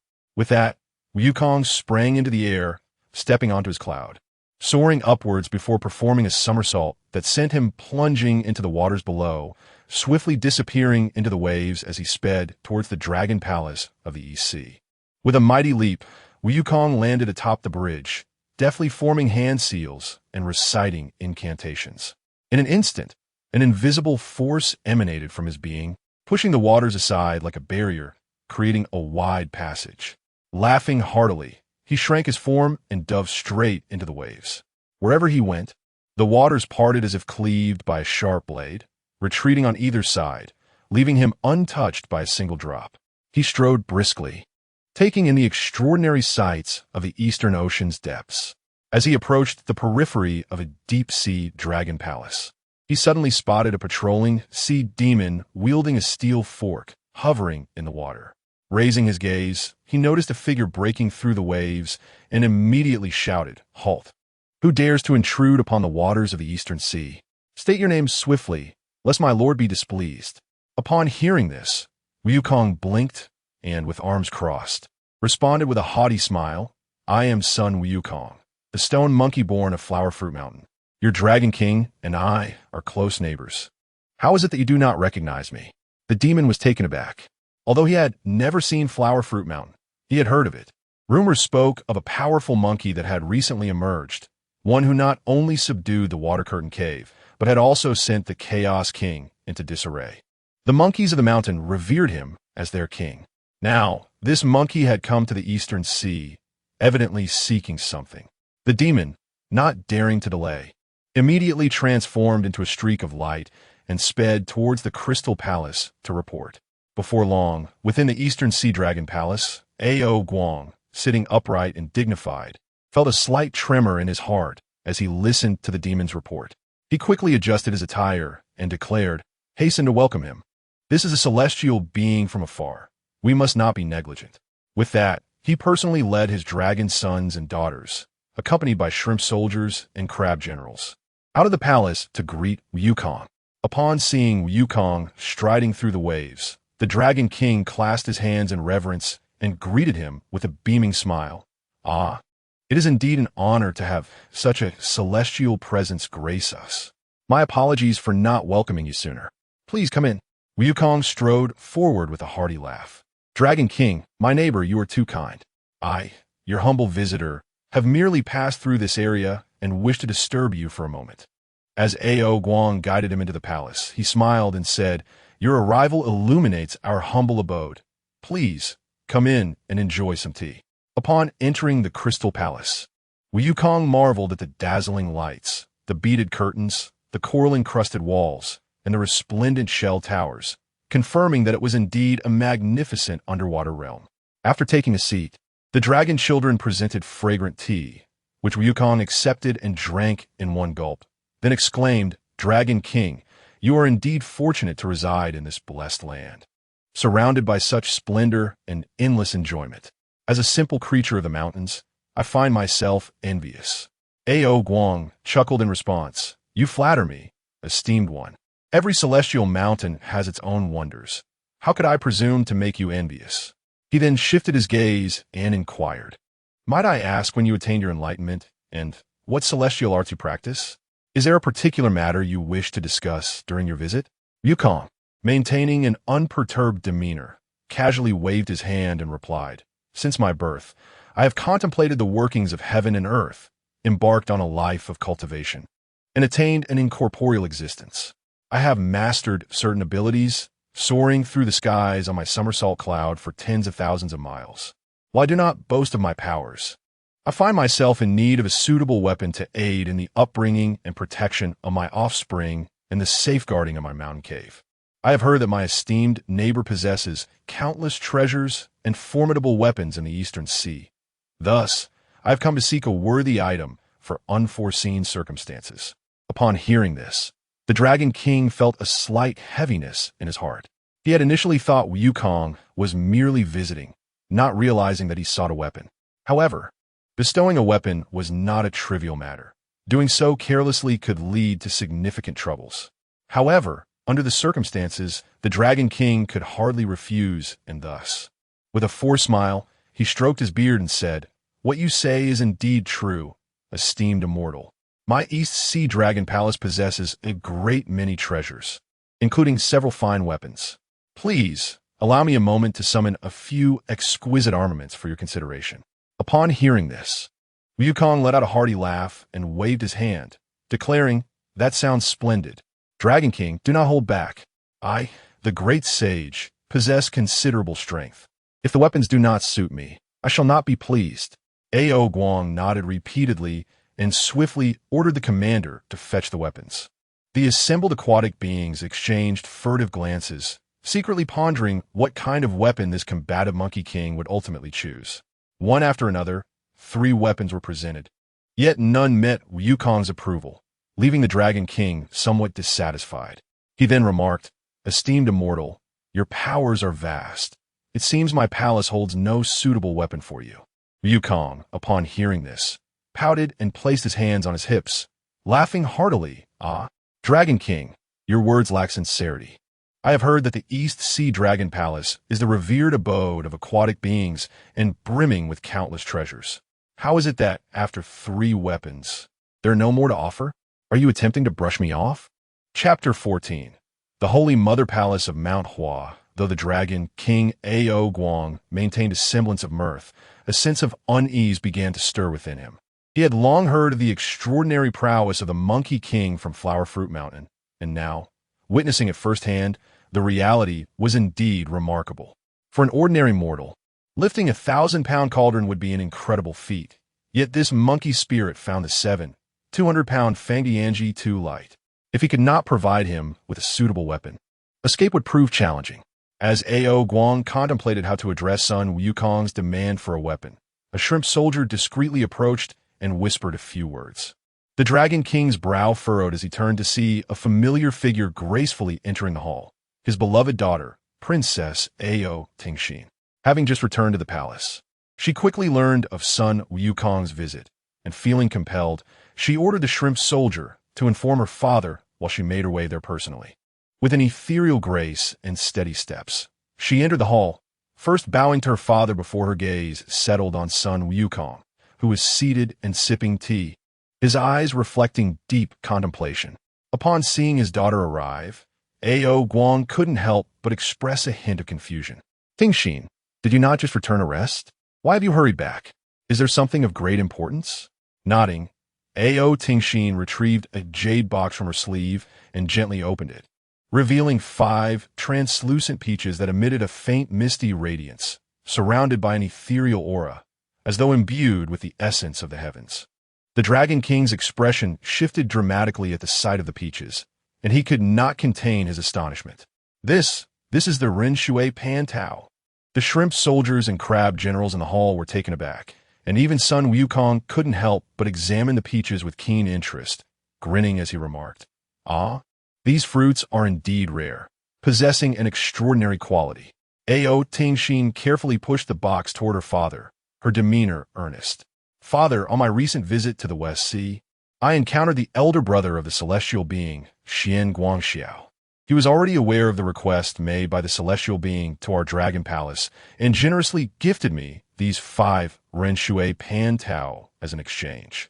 Upon hearing the name Xian Guangxiao, Sun Wukong managed to quell his restless heart. Although he was quite tempted by the peaches, he understood that this gesture carried profound significance, stemming from the elder brother's intentions. Ao Guang was deeply stirred, his gaze fixed on the 5 peaches, rendered speechless for a time. The Ren Shui Pan Tao was a rare treasure of the world, imbued with potent water spiritual power, a sight seldom seen even among the treasures of the Dragon Clan. He recognized that such a treasure could only be possessed by a being of immense power, capable of transcending the ordinary. The fact that Xian Guangxiao had so casually bestowed 5 of them spoke volumes of his extraordinary capabilities, far beyond that of a mere wandering cultivator. Gasping softly, Ao Guang felt a newfound wariness towards Xian Guangxiao's origins. Initially skeptical of Sun Wukong's lineage, he now realized that if this monkey's brother was indeed a formidable being capable of wielding such celestial treasures, he could not afford to underestimate the monkey before him. Rather than feigning reluctance, it would be wiser to acquiesce and extend a significant favor to him. He took a moment to compose himself, gently stroking his long beard, and smiled, "Listening to your heart, Xian Guangxiao is both your benefactor and has bestowed upon you such a rare treasure. It truly seems extraordinary. Our Dragon Palace's alliance with such celestial beings will undoubtedly yield more benefits than harm." He shifted his gaze towards Sun Wukong, his eyes revealing a hint of profound meaning, and continued, "Since the esteemed celestial has come seeking weapons, our Dragon Palace shall certainly oblige. Ordinary blades and spears would hardly captivate your interest. Instead, let us bestow upon you a genuine divine weapon." After a brief pause, Ao Guang's expression turned solemn as he proclaimed, "Deep within our Dragon Palace lies a sacred artifact, an ancient relic known as the Sea Calming Needle. This object is no ordinary weapon. It weighs as much as 10,000 pounds, and mere mortals find it impossible to wield. Should the esteemed celestial be able to handle it with ease, we shall present it to you, thus forging a benevolent connection." Upon hearing this, Sun Wukong's spirits lifted instantly. His eyes sparkled as he grinned widely. "Now we're speaking sense. I, Sun Wukong, have never had an affinity for mundane weapons. If there truly exists a divine weapon, why not procure it swiftly and allow me to give it a try? Ao Guang sigid invardly." Realizing that once this matter was settled, there would be no turning back, he could only accept his fate. He waved his hand to summon the aquatic generals, stating in a deep voice, "Convey the orders, open the Dragon Palace treasury, and escort the esteemed celestial forth." Meanwhile, on the other side, Xian Guangxiao, guided by Yang Chan, soared through layers of clouds, ultimately arriving at the Huashan Taoist Temple. In the distance, majestic peaks loomed, shrouded in mist, with towering pines and cypress trees growing from the cliffs, resembling coiling dragons and serpents. Amidst the overlapping mountains, several ancient and elegant palaces could be discerned, nestled among the white clouds, exuding an extraordinary aura. Huashan, renowned as the Western Peak, is one of the sacred sites of Taoism, characterized by its perilous terrain and striking peaks that reach into the heavens. Above the summit, white cranes soared, with auspicious light shimmering. Occasionally, the calls of celestial cranes echoed through the valleys, harmonizing with the murmuring springs, akin to heavenly music. In the distance, a celestial staircase spiraled upward, leading directly to the summit, where a golden-roofed palace could be faintly seen amidst the mist. This was the location of Yang Chan's Taoist temple, the Huashan Holy Mother Palace. Standing amidst the clouds, Xian Guangxiao surveyed the scene, nodded slightly, and remarked, "Indeed, the Celestial Maiden's temple is extraordinary. The landscape of Huashan is exceptionally steep and possesses the demeanor of the celestial realm." Yang Chan smiled gently, her garments fluttering as she guided him down on a cloud. They alighted upon a flat stone platform, which was the main path leading to the Yuling Palace. Surrounding them were the rustling of pine trees and the roiling sea of clouds, as several disciples clad in Taoist robes approached from a distance to welcome them. "Your praise is unwarranted, Taoist friend," Yang Chan said lightly, stepping forward and pointing towards the distant palace. "This is the Huashan Holy Mother Palace, where I have practiced for many years, a sanctuary for my cultivation beyond the celestial realm. Since you have graciously honored us with your presence today, please enter for a discussion." Xian Guangxiao nodded slightly and followed her into the palace. As they stepped inside, a refreshing breeze greeted them. The interior was elegantly adorned, with Taoist celestial paintings hanging on the walls and the faint scent of sandalwood wafting from the incense burner. At the center stood a statue of the supreme Tao ancestor, exuding a dignified presence and an aura of divinity. Yang Chan raised her hand in invitation, "Please take a seat," and then instructed her disciples to serve fragrant tea. Xian Guangxiao settled into his seat, lifted the teacup, and gently sipped, instantly savoring the lingering fragrance upon his lips and teeth, a celestial aura enveloping him. His heart stirred slightly as he chuckled. "What a delightful tea!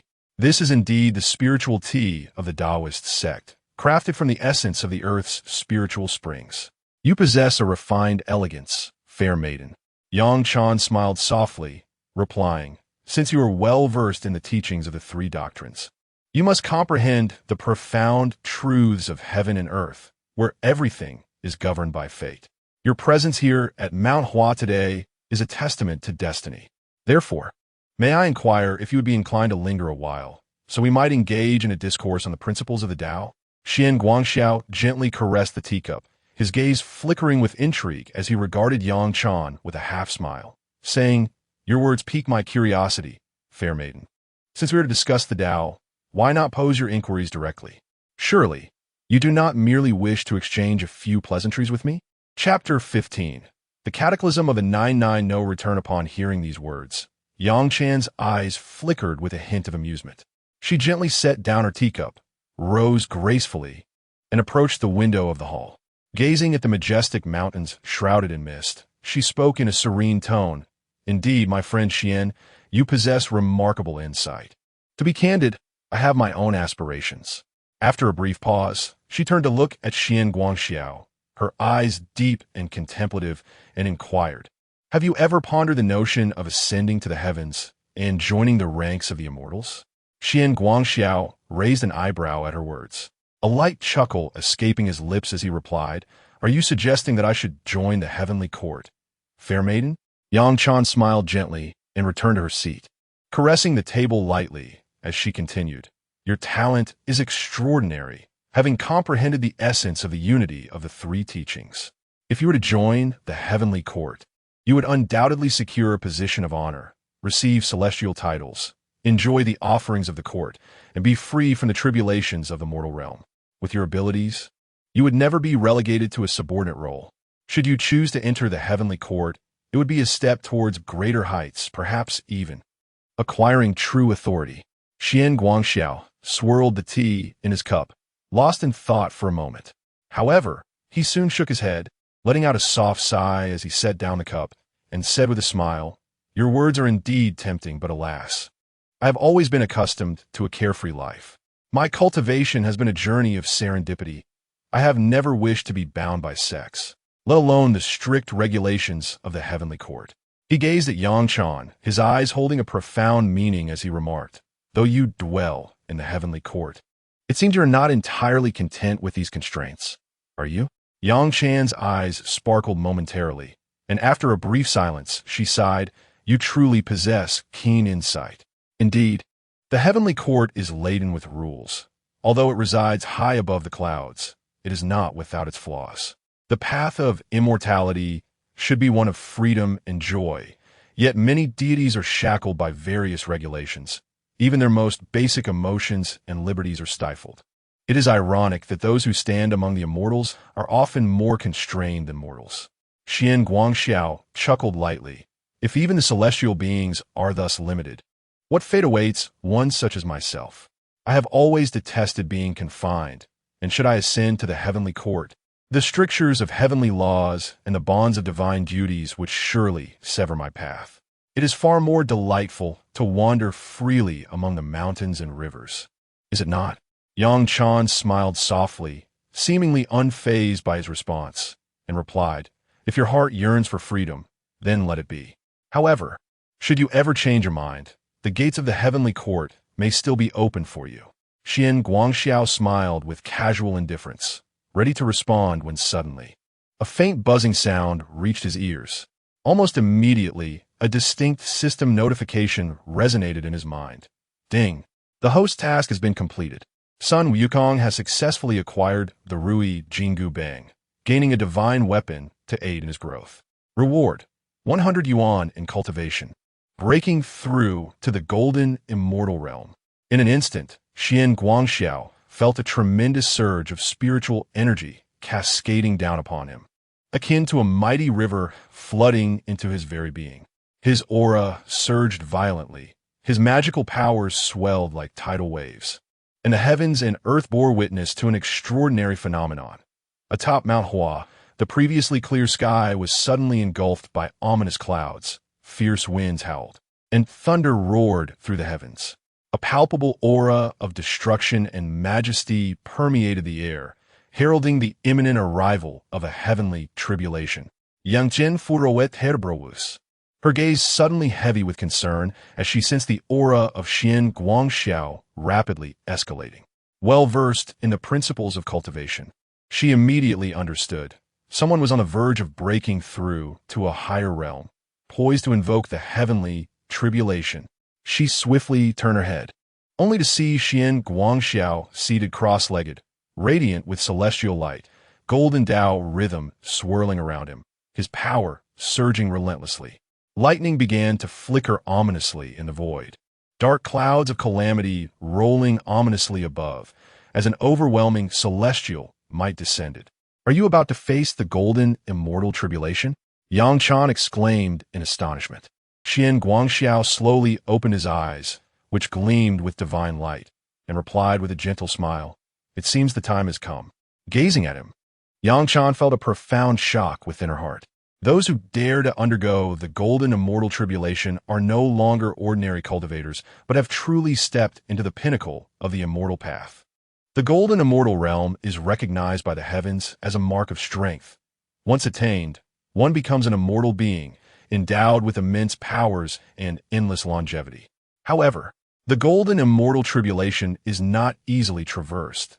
The heavenly tribulation is a manifestation of the will of the Tao, its might capable of annihilating the world. A moment's carelessness could result in utter obliteration.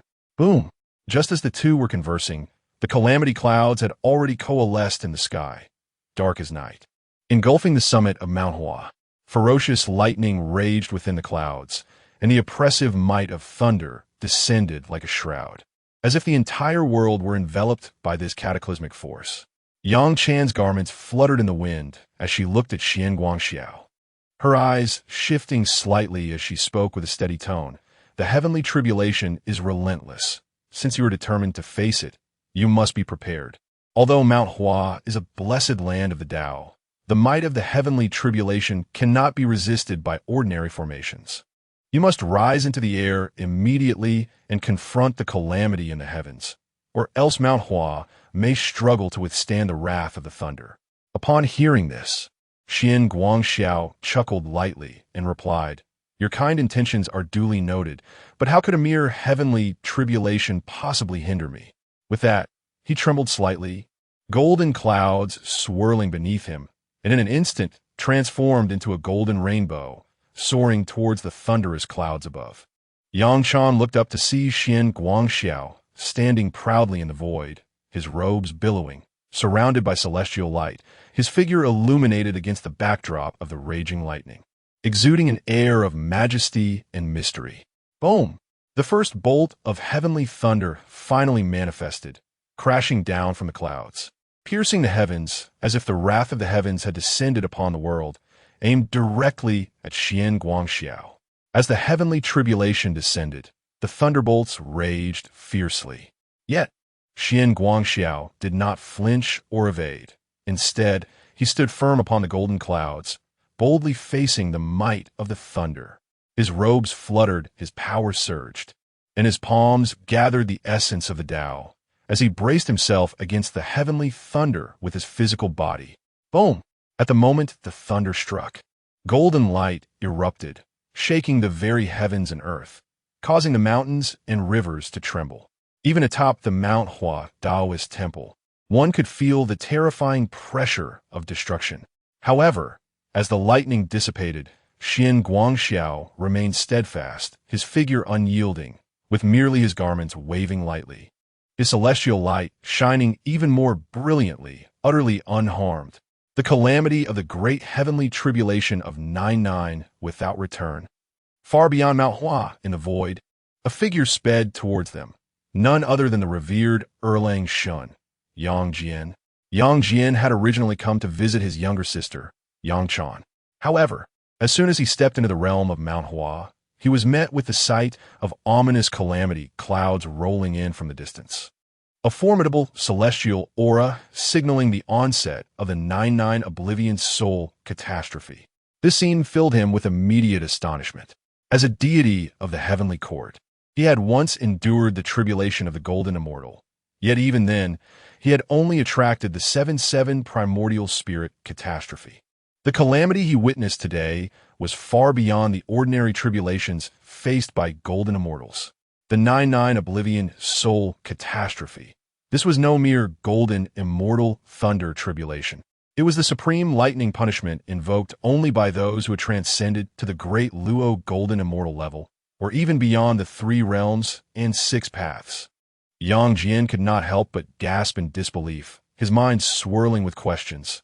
Who was the person undergoing this tribulation? Why? As a mere Golden Immortal, were they provoking such a terrifying heavenly calamity? With a heart full of uncertainty, Yang Jian swiftly descended to the Taoist temple of Mount Hua, where he beheld Yang Chan standing before the hall, gazing upward at the magnificent spectacle of Xian Guangxiao's tribulation. Chapter 16. The Tribulation, Ascending to the Golden Immortal Sister. Yang Chan turned around, startled to see Yang Jian. "Elder brother, what brings you here?" Yang Jian replied solemnly, "I came to see you, yet I did not expect to witness such a calamity atop Mount Hua. Sister, who is this person undergoing tribulation? Why does his Golden Immortal tribulation summon the terrifying 9-9 annihilation thunder?" With a complex expression, Yang Chan sighed softly and said, "Elder brother, your timing is fortuitous. This individual is named Xian Guangxiao, a reclusive immortal I met in the West Sea." Reclusive immortal? Yang Jian's gaze sharpened. Then he shook his head, stating, "That is erroneous. Sister, do you realize that such a thunder tribulation is the most dreadful celestial punishment bestowed by the heavens? Only a great Luo Golden Immortal, or one with transcendent qualities, could face such a trial. Ordinary Golden Immortals encounter but the 5 thunder tribulation, at most the 7-7 primordial spirit thunder. whereas the 9-9 annihilation tribulation is the ultimate test from the heavenly Tao to ascertain if one can transcend the 3 realms and 6 paths. Upon hearing this, Yang Chan's heart quivered slightly, and she murmured, "Indeed, it is as you say." Yang Jian's expression grew solemn as he continued. Such tribulations are beyond the capacity of regular cultivators. Should one succeed, they ascend to become a great Luo golden immortal, free to traverse the 3 realms, liberated from the constraints of the heavenly Tao, possessing an indestructible golden body, unbound by the cycles of life and death. However, should one fail, their soul will perish, losing even the chance of reincarnation. Sister, from where did you come to know such a person? Yang Chan pondered for a moment before responding. Xian Guangxiao is no ordinary cultivator. He not only comprehends the principles of Tao, Confucianism, and Buddhism, but has also cultivated the method of their unification, possessing a body that is neither born nor perishes, unrestrained by mortal karma. Yang Jian, with keen insight, sensed an unusual aura and thoughtfully remarked, "If that is indeed the case, then this individual likely possesses a background far beyond that of a mere solitary cultivator." Yang Chan gazed at Xian Guangxiao in the skies above and slowly said, "That is why I tested him, to discern whether he would be willing to join the heavenly court." However, Yang Jian looked at her and asked. He refused. Yang Jian nodded gently, Siging. He stated that he is accustomed to a carefree existence and does not wish to be bound by heavenly rules. After a moment of silence, Yang Jian suddenly lifted his gaze to the horizon, his eyes sparkling with intensity. "This person is remarkable." At that moment, the tribulation had reached its 3rd stage, with thunder transforming into 9 devastating thunder dragons, roaring as they descended upon Xian Guangxiao. Standing amidst the clouds, Xian Guangxiao smirked, displaying no fear. As he raised his hand to meet the fearsome thunder dragons, Yang Jian and Yang Chan locked their gazes upon the heavens, knowing that if Xian Guangxiao were to successfully navigate this tribulation, the 3 realms would soon witness the emergence of another formidable great Luo powerhouse, beyond the control of the heavenly court. As Xian Guangxiao faced his tribulation, the golden immortal advanced further. Boom! Above the firmament, thunder roared like a world-destroying divine dragon, enveloped in terrifying celestial might, carrying the essence of annihilation as it crashed down upon Xian Guangxiao. The heavens trembled, the sea of clouds churned, and the entire world seemed to change color, as if the apocalypse had arrived. However, in the face of such overwhelming might, Xian Guangxiao not only remained unperturbed, but the corners of his mouth curled into a slight smile. His gaze burned with intensity, and the essences of the 3 teachings flowed around him. With his left hand radiating the brilliance of the Buddha and his right hand exuding the profound energy of Tao, a faint light of Confucian righteousness emerged behind him, drawing the spiritual essence of heaven and earth to converge around his being. What a splendid arrival! He bellowed joyfully, forming a seal with his hands and thrusting forward into the void. The 3 teachings are of a single origin. All laws return to one.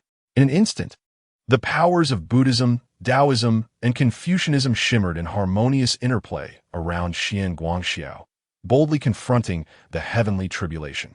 His left palm manifested an immeasurable Vajra form, while his right hand condensed the cryptic runes of the Supreme Tao Lord. Surrounding him, the righteous energy of Confucianism surged forth, coalescing into an unseen celestial tome that enveloped the 9 world-destroying thunder dragons entirely. Boom! The thunder erupted with a deafening roar, its radiance consuming the heavens and the earth, as the entirety of Mount Hua was engulfed in an endless blaze of lightning. The ferocious energy swept across the landscape, forcing Yang Jian and Yang Chan to stagger back several paces, while the nearby rocks were violently torn asunder. This display of power far surpassed the typical tribulations faced by golden immortals. As the lightning dissipated and the world regained its clarity, Xian Guangxiao remained standing atop the 9 heavens, his robes billowing and hair dancing in the wind. Though slightly disheveled, his figure remained tall, his eyes gleaming with an unprecedented aura of majesty. Golden rays erupted from within him, transforming into the laws of immortality that danced in the void before ultimately merging back into the tranquility of the cosmos. Ding! Congratulations, host, on successfully overcoming the 9-9 annihilation soul great heavenly tribulation. Reward calculation in progress. Your cultivation has ascended to the late golden immortal stage. Merely a step away from the Tai golden immortal, Xian Guangxiao gradually opened his eyes, a flicker of lightning glimmering within, evidently a remnant of the heavenly trials tempering. He clenched his fist, feeling the boundless power coursing through him, a faint smile gracing his lips. Indeed, only after the tribulation can one be reborn anew. Well done, Xian Daoist. Suddenly, a steady and profound voice resonated, followed by a towering figure descending from the heavens. Without needing to guess, Xian Guangxiao knew it to be Erling Shun. Young Jian, bearing a trident double-edged knife, he exuded a profound aura, his gaze sharp as a blade. Stepping forward, he stood directly before Xian Guangxiao, his penetrating gaze fixed on him, gravely stating, Xian Daoist, you are truly extraordinary. A mere golden immortal tribulation has summoned the 9-9 annihilation thunder tribulation. Such a calamity is seldom encountered, even by those ascending to the great Luo golden immortal. His eyes glimmered momentarily as he continued. For Xian Daoist to transcend this tribulation and advance to the late golden immortal stage, such fortune is likely beyond the reach of ordinary Lu's cultivators. Yang Chan also arrived on her cloud, landing beside them with an inquisitive gaze, remarking, Xian Daoist, having successfully navigated your tribulation, it appears you are but a step away from the realm of Tai, golden immortal. Xian Guangxiao smiled gently, gradually tempering his aura and looking calmly at the siblings. He replied, you both overstate my achievements. It was merely a fortunate coincidence. The heavenly Tao has shown me mercy, allowing me to refine myself through this tribulation. Upon hearing this, Yang Jian's gaze sharpened, and he replied in a low tone, mercy from the heavenly Tao? Xian Daoist, you are being overly modest. In the face of the calamities bestowed by the heavenly Tao, one must recognize that such tribulations are manifestations of its will, devoid of any notion of benevolence. This trial is undeniably a test. Only those whom the heavenly Tao is reluctant to govern will attract such tribulations. Should one successfully transcend this ordeal, there lies a possibility of breaking free from the three realms, achieving an eternal state. Yang Chan gently nodded in agreement, affirming, what you say, my second brother, is indeed true. The heavenly Tao does not easily impose such soul-destroying tribulations.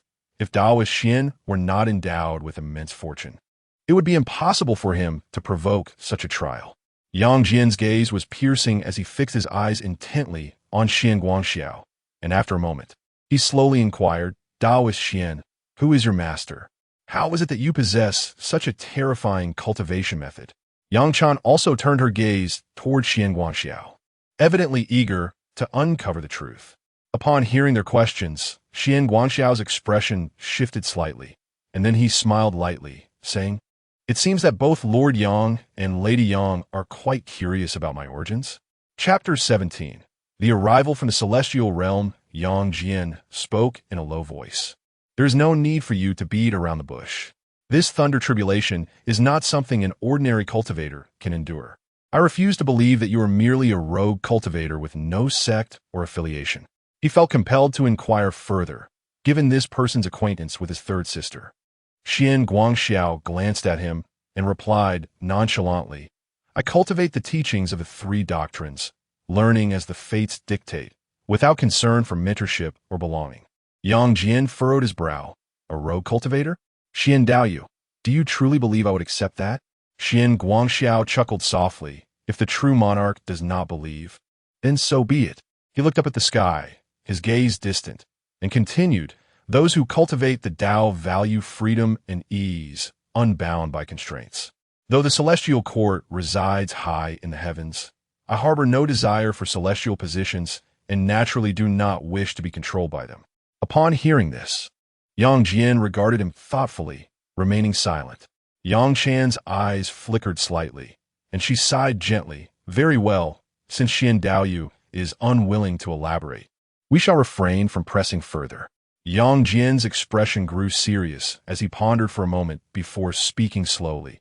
Regardless, Xian Daoyu has successfully navigated the tribulation, reaching the pinnacle of the golden immortal realm. However, such a cataclysmic thunder tribulation is unlikely to have gone unnoticed by the celestial court. They will surely send someone to investigate. I fear that when that time comes, the tranquility you seek may not be so easily attained. He turned his gaze to Xian Guangxiao and cautioned, if you truly intend to traverse the three realms, it would be wise to proceed with caution. Xian Guangxiao smiled and clasped his hands in a gesture of respect. The words of the true monarch are duly noted. Just then, a brilliant golden light suddenly illuminated the sky, accompanied by a myriad of auspicious clouds and the ethereal sound of celestial music. A radiant beam descended from the heavens, revealing a venerable immortal with white brows and silver beard, holding a whisk and dressed in flowing robes. His demeanor was dignified, and he was none other than the celestial emperor's esteemed minister, Tai Bai Xing. As Tai Bai Xing touched down, he laughed heartily and clasped his hands, exclaiming, "Ha ha! I was on my way to the southern heavenly gate when I noticed the tremendous thunder tribulation atop Mount Hua with auspicious clouds rising. I knew someone was breaking through to the great Luo golden immortal realm. The celestial beings of the court have noted this phenomenon and proclaimed that true monarch Yang possesses unparalleled talent, achieving the great Luo fruit position today. I have been specially dispatched to convey our congratulations." He stepped forward, bowing deeply to Yang Jian, and added with a smile, "True monarch, congratulations. This breakthrough to the great Luo will surely be celebrated with a banquet in the celestial court, and the emperor will undoubtedly be pleased to hear of this." Yang Jian's brows knitted slightly as he thought to himself. Indeed, the celestial court has already taken notice of this tribulation. However, they mistakenly believe it is my breakthrough? He shifted his thoughts, but maintained a composed expression, replying calmly, "What you say, Jin Xing, is perhaps a misunderstanding." "Oh." Tai Bai Xing paused, a hint of surprise flickering across his face. He laughed. "True monarch need not be modest. This thunder tribulation is exceptionally intense. Unlike any ordinary tribulation in the three realms, only someone of your extraordinary talent could possibly endure the great Luo thunder tribulation. Could it be?" His gaze shifted suddenly to Yang Chan, and he exclaimed in realization, "Could it be that the three holy mother, Yang Xinzi, has achieved a breakthrough?" Yang Chan's lips twitched slightly as she suppressed a roll of her eyes, thinking to herself, "This old immortal is quite the guesser, first mistaking my second brother, and now mistakenly attributing this to me." As she was about to explain, the celestial emperor Jupiter had already stroked his beard and smiled, exclaiming, "This is splendid. Congratulations to the immortal Yang for her advancement to the great Luo." In her time, Yang was renowned in the heavenly court, known throughout the three realms for her extraordinary talents. Now that she has ascended to the great Luo, the heavenly court will surely bestow upon her a significant position once again. I shall report this matter to the Jade Emperor at once. Yang Chan could no longer contain herself. She raised her hand and coughed lightly to interrupt the musings of the celestial emperor, her expression tinged with helplessness. "Jupiter, it is not my elder brother, nor am I." The celestial emperor was momentarily taken aback, his face a picture of astonishment. "If it is neither the true Lord nor the immortal, then who? Is the one who just transcended the tribulation atop Mount Hua?"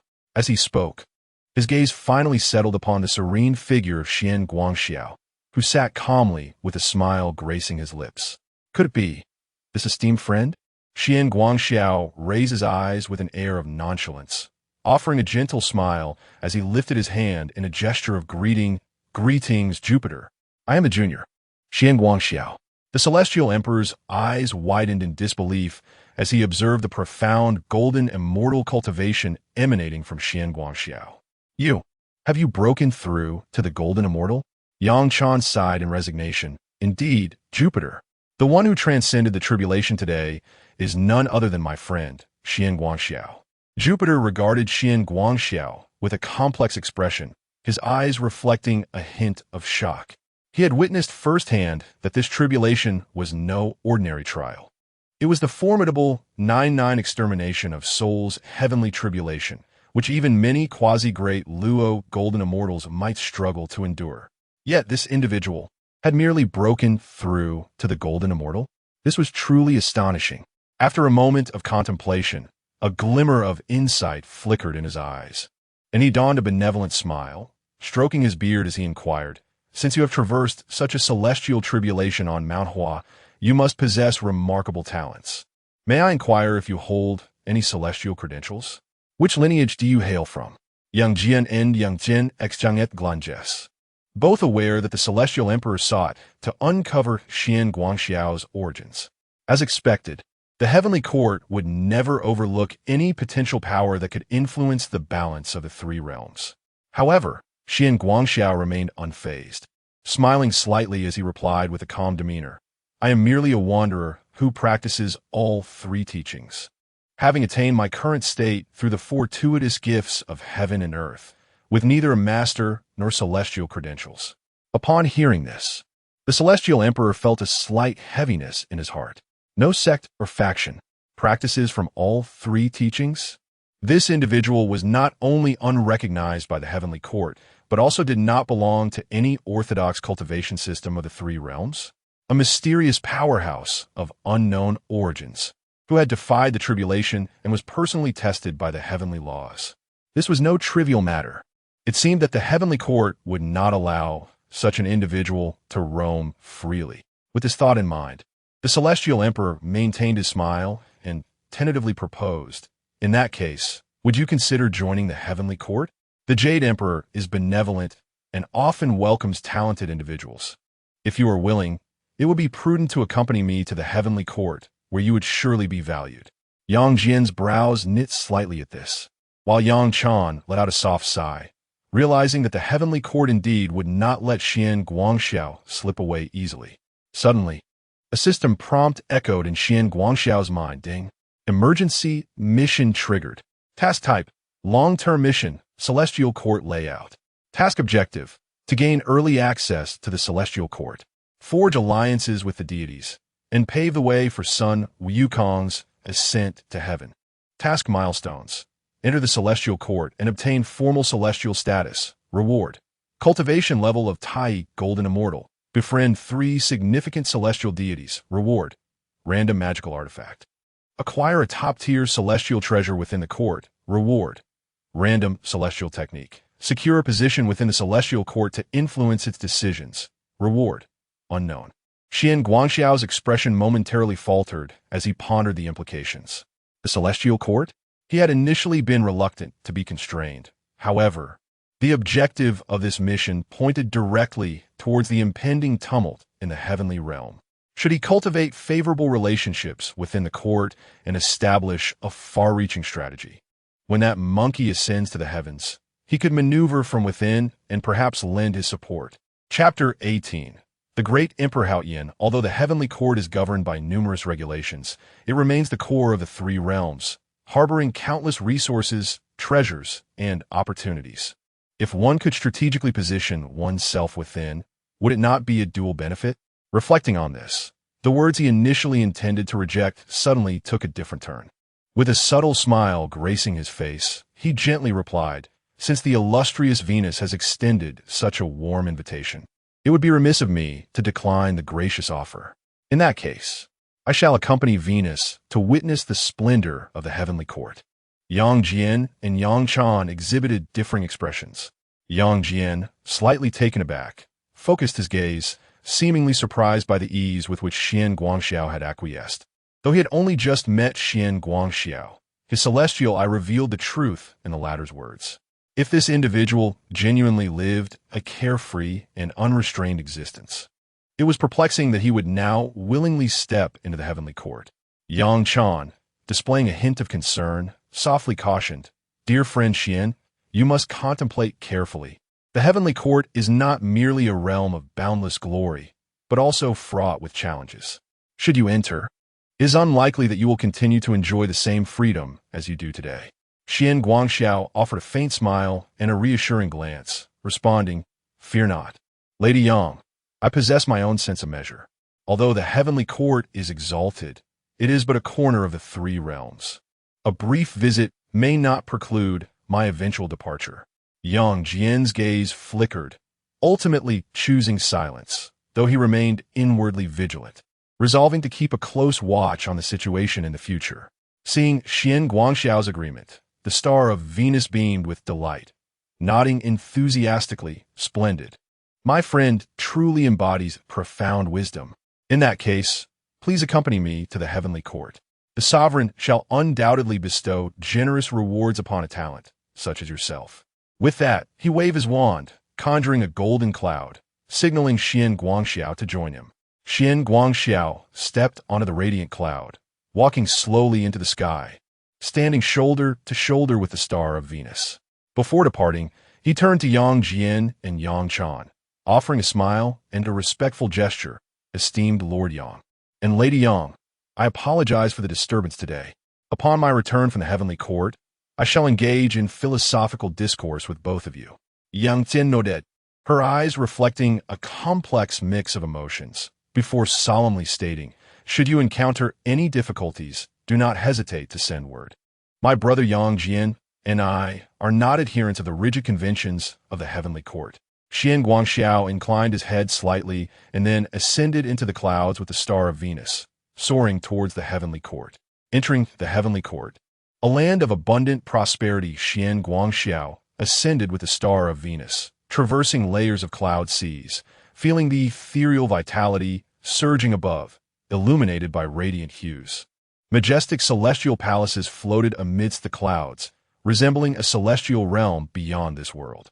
Before long, they arrived at the southern heavenly gate. From a distance, the gate loomed grand and resplendent, shimmering with golden light, while a bridge of clouds spanned before it like a celestial river. Surrounding it were endless auspicious colors. The gatekeepers, clad in golden armor and silver helmets, exuded an imposing aura, brandishing spears and halberds, enveloped in a celestial atmosphere that was awe-inspiring.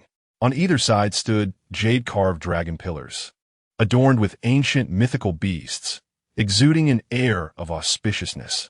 Celestial cranes soared gracefully amidst the mist, while heavenly soldiers patrolled diligently, embodying the formidable majesty of the heavenly palace, which was self-evident.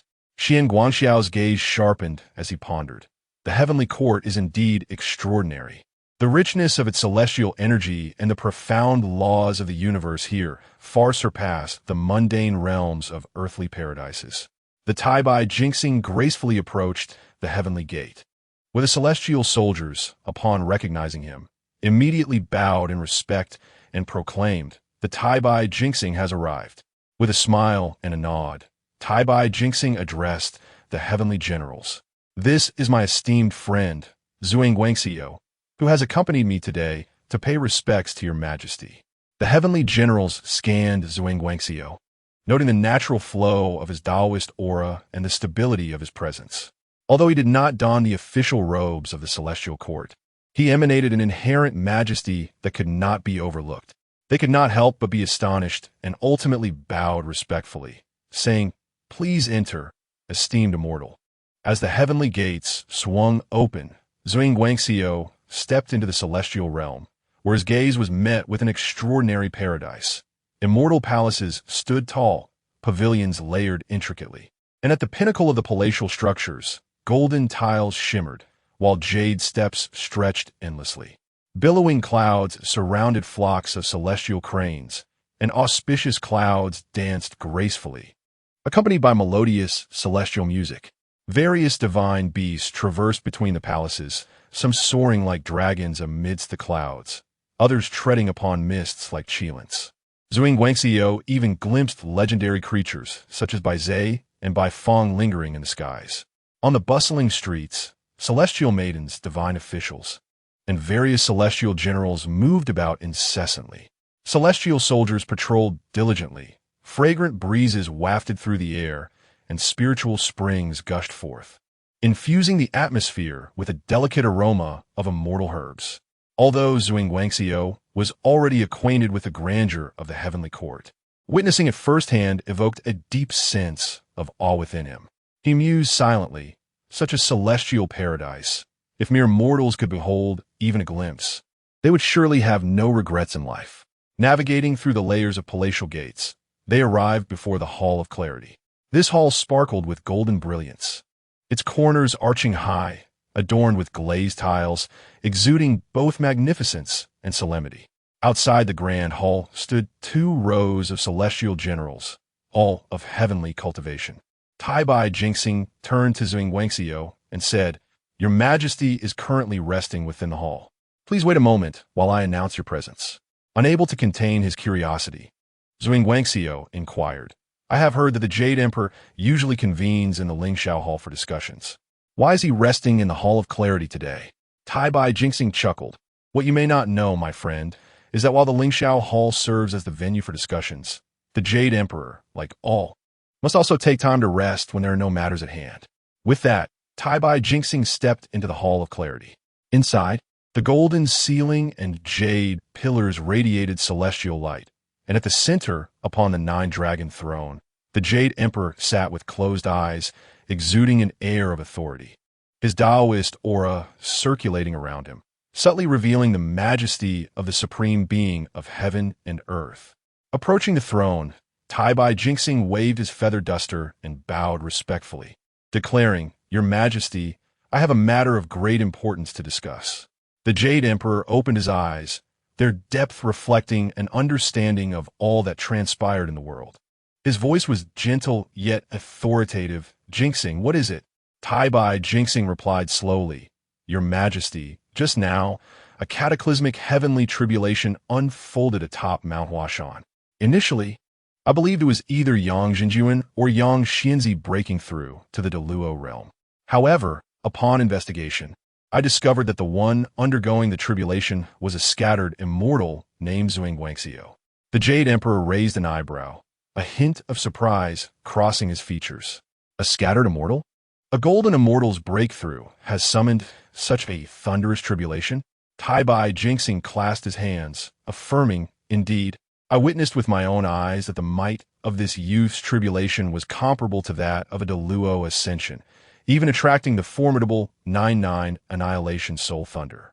Yet, not only did he successfully navigate through it, but he also advanced to the late stage of the Golden Immortal Realm, just a step away from becoming a Tai Golden Immortal." The Jade Emperor's expression grew contemplative, his gaze deepening with thought. The 9-fold catastrophe of the Annihilation Thunder. This calamity can only befall those whom the heavenly Tao does not wish to control, or those endowed with the capacity for transcendence. A mere misstep may lead to the obliteration of one's very soul, severing the path of reincarnation. How remarkable it is that a wandering immortal, devoid of any sect or affiliation, could attract such a tribulation and emerge unscathed. The Jade Emperor's interest was piqued, and he spoke slowly. "Such occurrences are indeed rare. Has this individual come to the heavenly court in search of an official position among the immortals?" The bright star of Venus paused momentarily before responding. "I have inquired. And while Taoist Xian Guangxiu is not a registered immortal of the heavenly court, he harbors no desire for an official post. He merely wishes to accompany me to the court for a visit." The Jade Emperor contemplated for a brief moment, then smiled gently. "It is quite intriguing that he seeks no official position. Since this young man is willing to come to the heavenly court, let us summon him into the hall. I am eager to see what capabilities this wandering immortal possesses to invoke such a divine calamity." The bright star of Venus immediately bowed in acquiescence, "As your Majesty commands." With that, he turned and exited the bright hall, offering a gentle smile to the waiting Xian Guangxiu. "Taoist friend, His Majesty has consented. You may accompany me into the hall for an audience." Xian Guangxiu smiled faintly and bowed. "I appreciate your efforts, Bright Star." With that, he stepped into the hall, standing before the sovereign of the 3 realms. The Jade Emperor, Chapter 19, bestowed a leisurely position, breaking through to Tai as Xian Guangxiu stepped into the Hall of Illumination. He was enveloped by a radiant light, that filled the space. The hall, adorned with jade pillars and a gilded ceiling, was embellished with constellations, surrounded by ethereal mist, resembling the supreme realm of heaven and earth. At the center, upon the nine-dragon throne, sat the sovereign of the three realms, the Jade Emperor. The Jade Emperor, donning the nine-dragon crown and a robe woven with golden patterns, possessed eyes as profound as the starry sea. His demeanor exuded an air of authority. Though his expression bore no anger, the majesty of the heavenly Tao was palpable, commanding respect and caution. Flanking him were numerous celestial officials, each with a solemn demeanor, their gazes tinged with curiosity. Qian Guangxiao approached with neither servility nor arrogance, stepped forward, clasped his hands in salute, and declared, "I am the wandering cultivator Qian Guangxiao, here to pay my respects to your majesty." The Jade Emperor inclined his head slightly, his gaze appraising Qian Guangxiao as he slowly spoke. "So, you are Qian Guangxiao? I have heard from Taibai that you traversed the mortal realm, enduring the 99 cataclysmic thunder tribulation. Yet it is rare for a mere golden immortal to invoke such a calamity. What path do you cultivate? Who is your master?" Qian Guangxiao replied candidly, "Your Majesty, I have no master or sect. I cultivate the teachings of the three doctrines and have comprehended the principles through my own insights, which has led me to my current state of cultivation." Upon hearing this, the celestial officials exchanged glances, their expressions revealing a hint of astonishment. To attain such a level of understanding without a teacher was indeed an uncommon feat among the wandering cultivators of the three realms. The Jade Emperor, equally surprised, pondered for a moment before responding. "So you cultivate the three doctrines. No wonder you can attract such a heavenly tribulation. However, the heavenly court represents the orthodoxy of the three realms, where myriad immortals gather in order. Now that you have entered the heavenly court, do you wish to serve under my command?" Upon hearing this, the celestial official's eyes brightened. Indeed, the emperor sought to recruit this individual into the heavenly court. Qian Guangxiao felt a stirring in his heart. The first step of his system task was to enter the heavenly court and obtain official celestial status. And this was a fortuitous opportunity. Thus, he respectfully bowed and said, "Your Majesty's kindness is greatly appreciated. Yet I am a wandering cultivator who favors a life of simplicity and eschews cumbersome affairs. If I am to serve as an official, I would prefer a leisurely position, allowing me to engage in solitary cultivation and contemplation. Should the heavenly court issue commands, I shall dutifully comply." His words surprised the celestial officials, as they had not anticipated such directness in requesting a relaxed position. The Jade Emperor exchanged glances with Taibai Jinxing, both nodding in agreement. Taibai Jinxing smiled gently and stepped forward, suggesting, "Your Majesty, as Qian Daoist is new to the heavenly court, he may not be familiar with the heavenly regulations. It might be prudent to initially bestow upon him a leisurely position, allowing him to acclimate to the heavenly court before assigning him a more significant role." The Jade Emperor nodded in approval of this strategy and declared, "In that case, Qian Guangxiao, I shall grant you the title of leisurely immortal lord, overseeing the left seat of Taiwei Star Palace. You may freely come and go within the heavenly court without the burden of daily duties, only summoned for significant matters concerning the three realms." Upon hearing this, the celestial officials nodded in agreement. The title was appealing, associated with the Star Palace, yet devoid of real power or complex responsibilities, perfectly suiting his unhurried demeanor. Qian Guangxiao clasped his hands and said, "Thank you, Your Majesty, for bestowing me this position. Congratulations to the host for completing a long-term task. Obtain formal celestial status in the heavenly court. Rewards are being distributed. Breakthrough in cultivation. Ascending to the initial stage of the Tai Golden Immortal." In an instant, Qian Guangxiao felt a surge of profound energy erupting from his dantian, akin to a mighty torrent breaching its dam, transforming into an endless flow of Tao rhythm that enveloped his entire being. His cultivation soared in a heartbeat, as a distinctly different cosmic law descended upon him, propelling his aura from the late stage of the Golden Immortal to the initial stage of the Tai Golden Immortal. At that moment, the entire Hall of Clarity was shrouded in a magnificent Tao rhythm, and around Xian Guangxiao, the sound of an invisible grand Tao reverberated, while celestial light surged like a tide, revealing golden runes that floated in the void, converging into intricate cosmic patterns, as if the grand Tao of the three realms was operating on its own, reflecting upon him. Boom! As his power reached its zenith, an invisible storm emanated from within Xian Guangxiao, though devoid of any violent intent. It naturally caused the hearts of the assembled celestial beings in the grand hall to quiver slightly. Even the Jade Emperor's brow furrowed ever so slightly, a flicker of astonishment passing through his gaze. Just as the Star of Venus intended to escort Xian Guangxiao away, he was taken aback by this extraordinary phenomenon and could not help but exclaim this. This is, my friend, you have directly broken through to the Tai Golden Immortal at this moment. The celestial officials were equally astonished. The realm of Tai Golden Immortal transcended that of ordinary Golden Immortals, representing a stage where one could begin to glimpse the laws of the universe. It was a breakthrough that was almost unattainable without profound accumulation. Yet here stood Xian Guangxiao, who had only just received his celestial title, and yet he had directly ascended to the Tai Golden Immortal. The Jade Emperor's gaze flickered as he too was taken aback, speaking solemnly, Xian Xianjun, you have only just entered the heavenly court. How could your cultivation suddenly break through? Is there some extraordinary fate at play? Xian Guangxiao restrained his aura, smiled gently, and replied, Your Majesty, this is merely a fortuitous coincidence, not a deliberate endeavor on my part. His tone was calm as he elaborated. I cultivate the methods of the three teachings, embracing a carefree and spontaneous approach, harmonizing the three paths, yet my understanding has always been rather mediocre.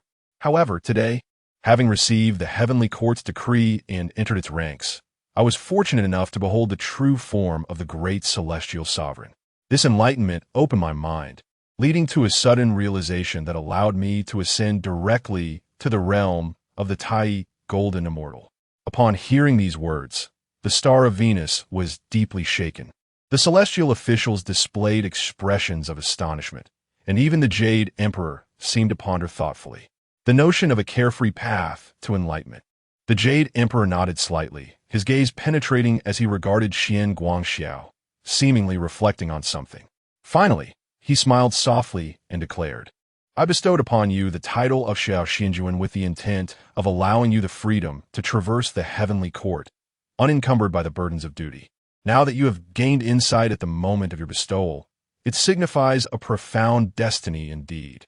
He paused momentarily before gesturing with his sleeve. Since you have been conferred your title, the affairs of the heavenly court are quite numerous. You may retire to the Taiwei Star Palace for rest. And should there be any urgent matters, I shall summon you. The Star of Venus, witnessing this, promptly bowed and said, My friend, please follow me. Xian Guangxiao bowed once more, and then, accompanied by the Star of Venus, he gracefully exited the Hall of Clarity. As he stepped outside, the ethereal celestial mists of the heavenly court lingered, and auspicious clouds continued to swirl endlessly. The celestial figure of Tai Bai, Jinxing, traversed the clouds alongside Zhuang Guangxiu. As the palace doors behind them gradually closed, the heavenly soldiers maintained their orderly patrols, while a few celestial officials gathered in small clusters, whispering about the strange phenomena witnessed within the grand hall, occasionally casting curious glances. Upon descending the long steps before the palace, Tai Bai Jinxing finally shed the solemn demeanor he had donned in the presence of the Jade Emperor. With a gentle sweep of his whisk, he turned to Zhuang Guangxiu, a smile gracing his face, infused with a newfound warmth. Indeed, you are exceptionally gifted, dear friend. Having just received your title, you have swiftly ascended to the realm of the Tai Golden Immortal. Truly remarkable. He stroked his beard, an expression of astonishment lighting his eyes. In my many years traversing the heavenly court, I have encountered numerous prodigies. Yet those who can break through such significant boundaries in a mere span of days are as rare as phoenix feathers and unicorn horns.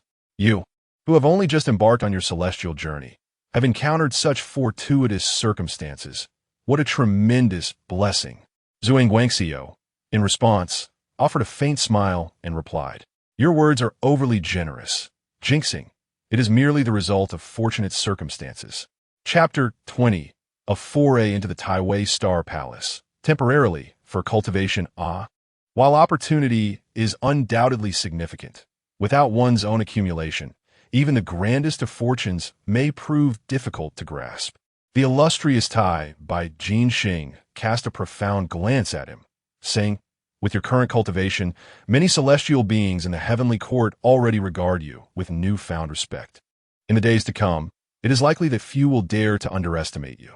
Upon hearing this, Xian Guangxiao felt a subtle stir within his heart, as he comprehended the implications in Tai by Jin Xing's words. Although the heavenly court is renowned as the pinnacle of the celestial realm, it equally values strength and affiliations. The weak may find a place, yet struggle to establish themselves. Only those possessing true power can dictate their own destinies. Now that he had just entered the heavenly court, his footing was still uncertain. Many celestial beings might observe him with scrutiny, test him, or even suspect him to be an agent of some faction infiltrating the court. His recent breakthrough, however, had undoubtedly showcased his potential before these celestial beings, prompting the heavenly court to regard his presence with greater caution. Nevertheless, for Xian Guangxiao, this was not without its advantages. He maintained a calm demeanor and replied with a smile, "The heavenly court is filled with exceptional talents. I am merely a newly registered loose cultivator, still in need of time to adapt." This breakthrough was merely a natural progression. Typed by Jin Xing, appreciating his composure, nodded in agreement. "Your humility and restraint are truly admirable, indeed a rarity among the high-ranking." With that, he gestured for Xian Guangxiao to follow him to the Taiwei Star Palace, a place designated as his fief, where he could settle in peace. With a light flick of his whisk, he led Xian Guangxiao deep into the heavenly court. As they soared through the clouds, traversing layers of celestial palaces, it wasn't long before they arrived at the Taiwei Star Palace. While this locale may not be on par with the great powers of Sanqing or Siyu, it was nonetheless a serene retreat, distant from the core of heavenly authority, yet rich in celestial energy.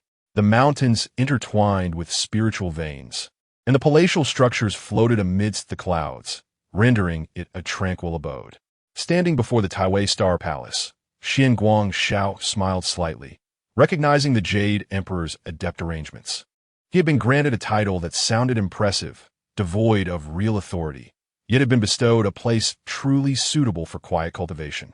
For other deities, this might seem a peripheral position, yet for him, it was nothing less than ideal. Tai Bai Jin Xing remarked with a smile, "This place is rich in spiritual energy and tranquil in its environment. You may cultivate here at ease. Should any matters arise in the future, the heavenly court will summon you.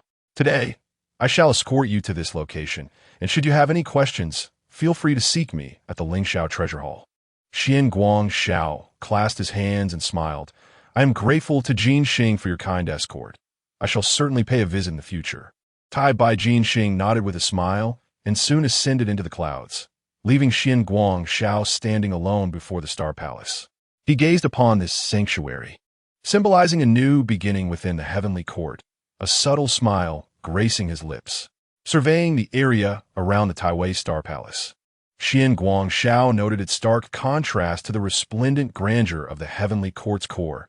It exuded an aura of serene elegance, surrounded by mountains, infused with spiritual energy. Celestial cranes soared amidst the mist, while distant jade towers adorned the sea of clouds, shimmering with ethereal colors. Truly a paradise of tranquility. He smiled faintly. Although this position held little authority, the bestowed place aligned beautifully with his aspirations. Reflecting upon this, Xian Guangxiao could not help but recall his lengthy mission in the celestial court, one of which was to forge connections with three pivotal deities. The master of the Taiwei Star Palace was none other than the Emperor Zhui, also known as the Lord of Taiwei Star, who ranks among the four sovereigns and wields dominion over the celestial stars and deities. His status, second only to the Jade Emperor, incomparable to ordinary celestial beings. Establishing a rapport with the Emperor Zhui would not only solidify his position in the celestial court, but also enable him to leverage the immense influence of the starry pantheon in future endeavors. However, as a newcomer, a hasty visit might come across as presumptuous. Contemplating this, Xian Guangxiao resolved to first stabilize his own cultivation before seeking an audience with the Emperor Ziwei. As he pondered, a youth clad in cloud-patterned, celestial robes approached from the palace gates. He appeared to be around 12 or 13 years old, with a refined countenance radiating an aura of vitality. Upon seeing Xian Guangxiao, he promptly bowed and said, "Disciple Bai Qin, at your service." Awaiting the arrival of the celestial lord as commanded, Xian Guangxiao smiled gently and responded, "Ah, you are Bai Qin, a disciple of the Tai Star Palace?" Bai Qin respectfully replied, in response to the celestial lord, "I am indeed one of the disciples under the Emperor Ziwei, tasked with overseeing matters pertaining to the left seat of the Tai Star Palace. Today marks your initial arrival, and I have prepared the celestial palace, here to guide you." Xian Guangxiao nodded slightly, realizing that although the Emperor of Wei had not personally welcomed him, the arrangements were nonetheless satisfactory, showing no disregard for his presence. "I appreciate your guidance, Bai Qin." With a bow, Bai Qin led Xian Guangxiao into the celestial palace. The scenery within the palace was tranquil and elegant. As they traversed the grounds, Xian Guangxiao observed ethereal mists wafting through the air, deep green bamboos, and gentle flowing springs, with palatial structures arranged harmoniously. It resembled not merely a celestial residence, but rather a sanctuary for profound cultivation. Along the way, celestial cranes cooed softly, auspicious beasts lingered, and, occasionally, celestial attendants and heavenly generals passed by, all bowing respectfully to Xian Guangxiao. While their demeanor lacked overt reverence, it was not cold either. It seemed that the Emperor Ziwei regarded him with a watchful eye, harboring no hostility. Xian Guangxiao speculated inwardly, forming preliminary plans. Before long, Bai Qin brought him to an independent palace. Nestled on the mountainside, it was enveloped in swirling clouds, adorned with golden beams and purple patterns, while a serene spring flowed gently in front, exuding tranquility and mystery. Above the palace doors, for golden characters were inscribed, "Guiyuan Xian Palace." Bai Qin spoke with reverence, "Celestial Lord, this shall be your abode." Within, there is a platform for cultivation, a spring of ethereal energy, and a great array for gathering spiritual essence that accelerates the refinement of magical powers during your practice. I hope it meets your satisfaction. Xian Guangxiao surveyed the surroundings, feeling a quiet sigh escape him. It was evident that the Jade Emperor had indeed bestowed considerable honor upon him, although this was a leisurely post. The celestial palace was far from ordinary, clearly granting him a place within the celestial court. He smiled gently and said, "Thank you for your efforts, Bai Qin." With that, Xian Guangxiao stepped into the celestial palace, inhaling deeply, instantly feeling the rich celestial energy envelop him, as the surrounding spiritual power flowed effortlessly, creating an ideal environment for cultivation. Bai Qin stood to the side and softly remarked, "As the celestial lord has just arrived, should you have any requests, please do not hesitate to command. I shall await outside the palace." Xian Guangxiao nodded slightly and replied, "I wish to retreat for a few days to stabilize my realm. Please ensure that no disturbances arise." Bai Qin immediately clasped his hands and said, "As you wish." Once Bai Qin had departed, Xian Guangxiao slowly entered the Guiyuan Immortal Palace, taking his seat upon the cultivation platform, where he began to circulate his internal energy, attuning himself to the transformations following his breakthrough to the Tai Golden Immortal stage. Seated in meditation upon the cultivation platform of the Guiyuan Immortal Palace, he gradually channeled his internal power, keenly sensing the changes wrought by his ascension. The harmonious fusion of the three teachings within him became increasingly refined, the Buddhist compassion, Taoist freedom, and Confucian righteousness intertwining and illuminating each other. Akin to the cyclical nature of heaven and earth, distinct yet seamlessly blended. His internal energy flowed like a river of stars, each breath resonating with the cosmos, gradually acclimatizing him to his new realm.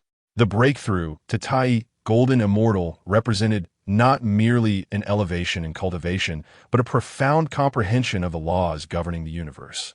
In this moment, He could faintly perceive the ebb and flow of celestial principles. Those once elusive threads of causation now appeared distinctly before his eyes. Chapter 21. The return to the Yuan Immortal Palace and the achievement of cultivation. Meanwhile, within the resplendent hall, golden light suffused the air and auspicious clouds swirled gracefully. The Jade Emperor sat upon the dragon throne, his gaze slightly narrowed, as if deep in contemplation.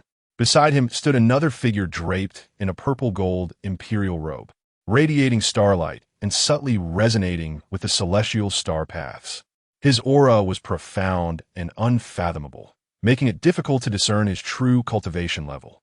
This individual was none other than the great emperor of the Purple Tenuity, also known as the Lord of the Taiwei Star, one of the four sovereigns, who presided over the heavenly constellations and governed the myriad celestial phenomena, his status only second to that of the Jade Emperor. At this moment, the great emperor of the Purple Tenuity slowly raised his hand, and a mirror of revealing appeared in his palm, reflecting the image of Xian Guangxiao, seated in meditation. He observed silently for a moment, his gaze flickering slightly before he nodded and remarked, "This young man has newly entered the heavenly court. Yet he does not hasten to expand his influence. Instead, he prioritizes the solidification of his own cultivation. This indicates a disposition that is calm and composed, neither arrogant nor impatient, a promising talent indeed." Upon hearing this, the Jade Emperor smiled gently, as if already aware, and slowly replied, "Since I have chosen to bestow upon him the Taiwei Star Palace, how could I be oblivious to his character? Despite facing such heavenly tribulations, he refrains from showcasing his abilities and instead practices with humility, which clearly demonstrates his understanding of propriety." The great emperor of the Purple Tenuity nodded slightly. Then his expression grew serious as he inquired, "However, Your Majesty, since you have placed him in the Taiwei Star Palace, it must not be a mere coincidence, correct?" The Jade Emperor stroked his beard lightly, his tone imbued with a smile, yet layered with significance. "Naturally, he has just arrived, his identity remains ambiguous, and there are numerous factions within the heavenly court.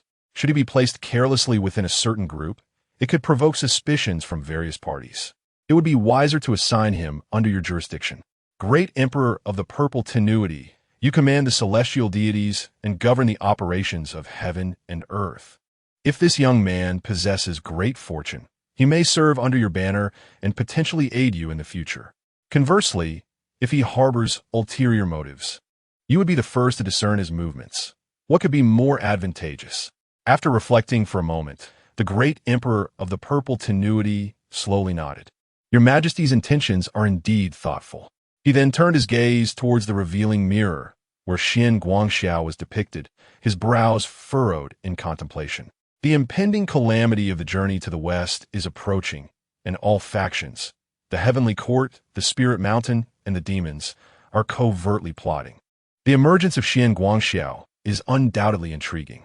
He claims to be a wandering immortal, yet has attracted the formidable 9-9 obliteration calamity, making his origins a matter of caution. The calamity has arrived, the celestial order is in flux, and the victors will ascend while the vanquished will descend. If the heavenly court does not strategize meticulously, it may find itself precariously perched upon the clouds. In a grave tone, the great emperor of the Purple Tenuity asked, "Your Majesty, have you pondered the essence of this calamity?" The Jade Emperor's gaze sharpened, and he replied solemnly, "I would like to hear more." With a wave of his sleeve, the hall was instantly filled with a shimmering starlight, resembling a vast galaxy. He continued, "In the expanse of heaven and earth, all living beings are in a state of evolution, striving for survival. Their fates intertwine, forming various causes and effects. As life proliferates, this struggle for existence intensifies, and contradictions erupt under certain provocations, which we term calamity. Calamities can be both great and small. The greatest of calamities is none other than the infinite calamity, resulting from the collapse of the cosmic essence, returning all to chaos, a state truly irreversible by any means. Following this is the quantitative calamity. If mishandled, it may hasten the depletion of the cosmic essence, ultimately evolving into the infinite calamity. The Emperor of the Purple Tenuity gazed deeply, continuing, "Your Majesty, have you ever pondered why the cosmic essence is exhausted?" The Jade Emperor's expression shifted subtly as he replied, "It is due to the excessive proliferation of life. The celestial beings, Buddhas, demons, and spirits draw too much energy." The Emperor of the Purple Tenuity nodded. "Indeed. Immortal beings are eternal, absorbing the energy of the cosmos. If all adhered to the rules of heaven, a balance of energy could be maintained. However, certain forces privately control the 6 paths of reincarnation, interfering with creation, recklessly producing Buddhas, demons, and deities, even vying for the power of faith, resulting in a consumption of cosmic essence far exceeding its replenishment, leading to its depletion. Thus, the heavens and earth decline, giving rise to the quantitative calamity." He paused briefly before continuing. "In today's heavenly order, there are 9 sages. In the past, the sage Hongjun determined the 7 sages, and thereafter, each quantitative calamity produced a sage. When all 9 sages are present, the heavens and earth revert to chaos, and those sages of inferior virtue may also fall." Upon hearing this, the Jade Emperor squinted slightly, contemplating for a long while. The Emperor of the Purple Tenuity gradually withdrew the starlight, casting a profound gaze upon the Jade Emperor. This time, the journey to the West Calamity is far more than a mere change in the mortal realm. It signifies a reorganization of the cosmic essence. The Spirit Mountain, demon clans, demonic paths, and even the underworld are clandestinely vying for benefits. If the heavenly court does not act with foresight, it may also be affected by this calamity. He paused again, stating, "And the emergence of this individual can indeed be considered a variable within this calamity." The Jade Emperor nodded slightly, his gaze profound. "Precisely for this reason have I placed him under your watchful eye for your personal observation." The Emperor of the Purple Tenuity's gaze sharpened slightly as he replied, "I shall keep a vigilant eye on this individual." Meanwhile, Xian Guangxiao sat cross-legged within the Palace of Returning Essence, quietly cultivating. His internal power surged like a relentless river, the harmonious essence of the 3 teachings becoming increasingly refined, continuously merging with the celestial energy surrounding him. The Palace of Returning Essence was equipped with a great array for gathering spiritual energy, enveloped by spiritual springs and abundant celestial energy. The rich essence flowing around almost condensed in a mist, which Xian Guangxiao absorbed and refined, swiftly transforming into his own power.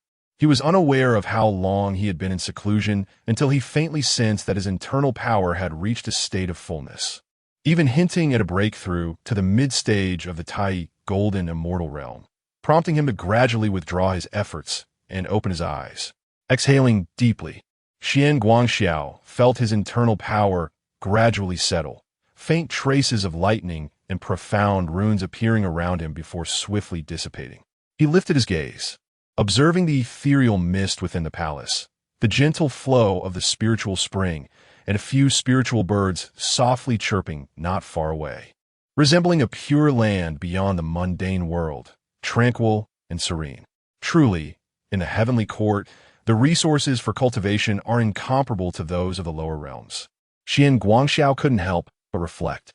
In the lower realms, even with blessed caves and paradises, it is difficult to guarantee a continuous supply of heavenly and earthly spiritual energy, let alone a place like the Tai Star Palace, with its great array for gathering spiritual energy and the support of spiritual springs, constantly replenishing energy, allowing his cultivation to yield results with half the effort and rapid progress.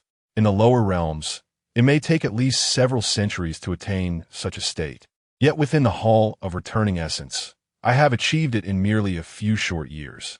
Xian Guangxiao pondered internally, contemplating that while a single day in the heavens equates to a year in the mortal realm, he had not perceived the passage of time significantly in the celestial court.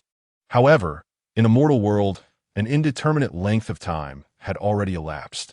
Now I have subtly approached the pinnacle of the mid-stage of the Tai Golden Immortal. Yet I must refrain from hasty advancements. It is essential to stabilize this realm before attempting to break through. With this thought, Xian Guangxiao retracted his magical energy, gradually rising to his feet his robes billowing without wind, surrounded by a swirl of celestial light, exuding an aura of a serene and carefree transcendent. Outside the Hall of Returning Essence, the young immortal Bai Qin approached. Just as Xian Guangxiao concluded his seclusion, Bai Qin sensed an unusual energy and promptly stepped forward. He respectfully bowed and smiled, saying, "Congratulations, immortal lord, on your emergence. I felt the fluctuation of spiritual energy within the hall, and it seems your cultivation has indeed progressed. You truly embody the prowess of one who practices all three teachings." Xian Guangxiao smiled lightly and replied, "It is but a modest gain. I still need to solidify my realm. By the way, is your esteemed master available today?" Bai Qin quickly responded, "My master is free today and is currently delivering a lecture in the main hall. In that case, I shall pay him a visit," Xian Guangxiao thought, and immediately stepped out of the palace. Chapter 22. Audience with the Great Emperor of Ziwei. Listening to the celestial path, Xian Guangxiao stepped out of the return to Origin Immortal Palace, gracefully traversing the glazed steps of the Taiwei Star Palace. His gait was composed and steady, his robes billowing gently in the wind, his gaze profound. Inwardly, he contemplated, the great Emperor of Ziwei governs the myriad celestial phenomena. Should I have the fortune to hear his teachings, I would surely gain a deeper understanding of the principles that govern heaven and earth. The Taiwei Star Palace was a magnificent edifice, its main hall, the Hall of Celestial Mysteries, suspended in the firmament like a solitary island amidst the vast expanse of the starry sky. Surrounding it, starlight swirled, illuminating countless constellations in a cascade of brilliance, exuding an ineffable mystery. As Xian Guangxiao approached the hall, he beheld a multitude of celestial officials, star lords, and disciples gathered within, all practitioners of the celestial path under the great Emperor of Ziwei. Atop the dais sat the great Emperor himself, adorned in a robe of starry purple and gold, radiating the essence of the laws of the cosmos. He was expounding on the path of the stars are the candles of heaven and earth. The myriad phenomena thrive due to the orderly movement of the celestial bodies, the rotation of the sun and moon, and the flow of fate. His voice resonated deeply and far, as if in harmony with the Tao of heaven. Each word he uttered conjured the faint outline of interwoven starlight in the void, revealing the foundational rules of the celestial orbs and the mysteries of the great Tao.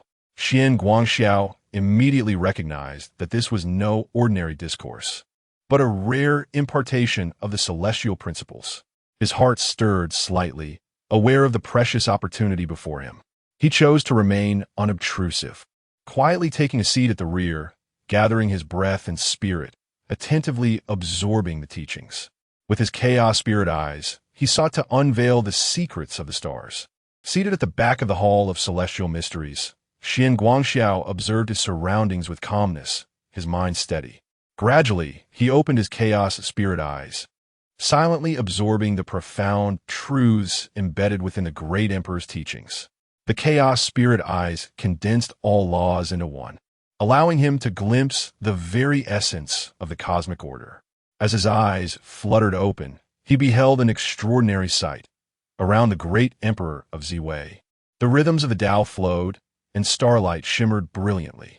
It was as if he were connected to an infinite expanse of starlit sky, where countless stars resonated in harmony with the Emperor's words, their trajectories intertwining in a dance of light, resembling an ethereal tome chronicling the mysteries of the universe before Xian Guangxiao's spiritual vision. His heart quivered slightly. He promptly dispelled any distractions, focusing entirely on the teachings. Employing his chaos spirit eyes to decipher and comprehend the celestial path articulated by the great Emperor of Ziwei. The movements of the stars reflected the myriad entities of heaven and earth, elucidating the cycles of cause and effect, and bearing the destinies of the three realms. As the discourse continued, Xian Guangxiao gradually became enraptured, unknowingly entering a state of tranquility. His spirit seemed to transform into a celestial body, resonating in unison with the myriad phenomena, feeling the surge of celestial power throughout the cosmos. What a marvelous doctrine! He marveled inwardly, realizing that although he was well-versed in the teachings of the three schools, his understanding of the celestial rules had been rather superficial. Yet, with the aid of his chaos spirit eyes, he had begun to glean a hint of the truth of the celestial path, an extraordinary transformation indeed.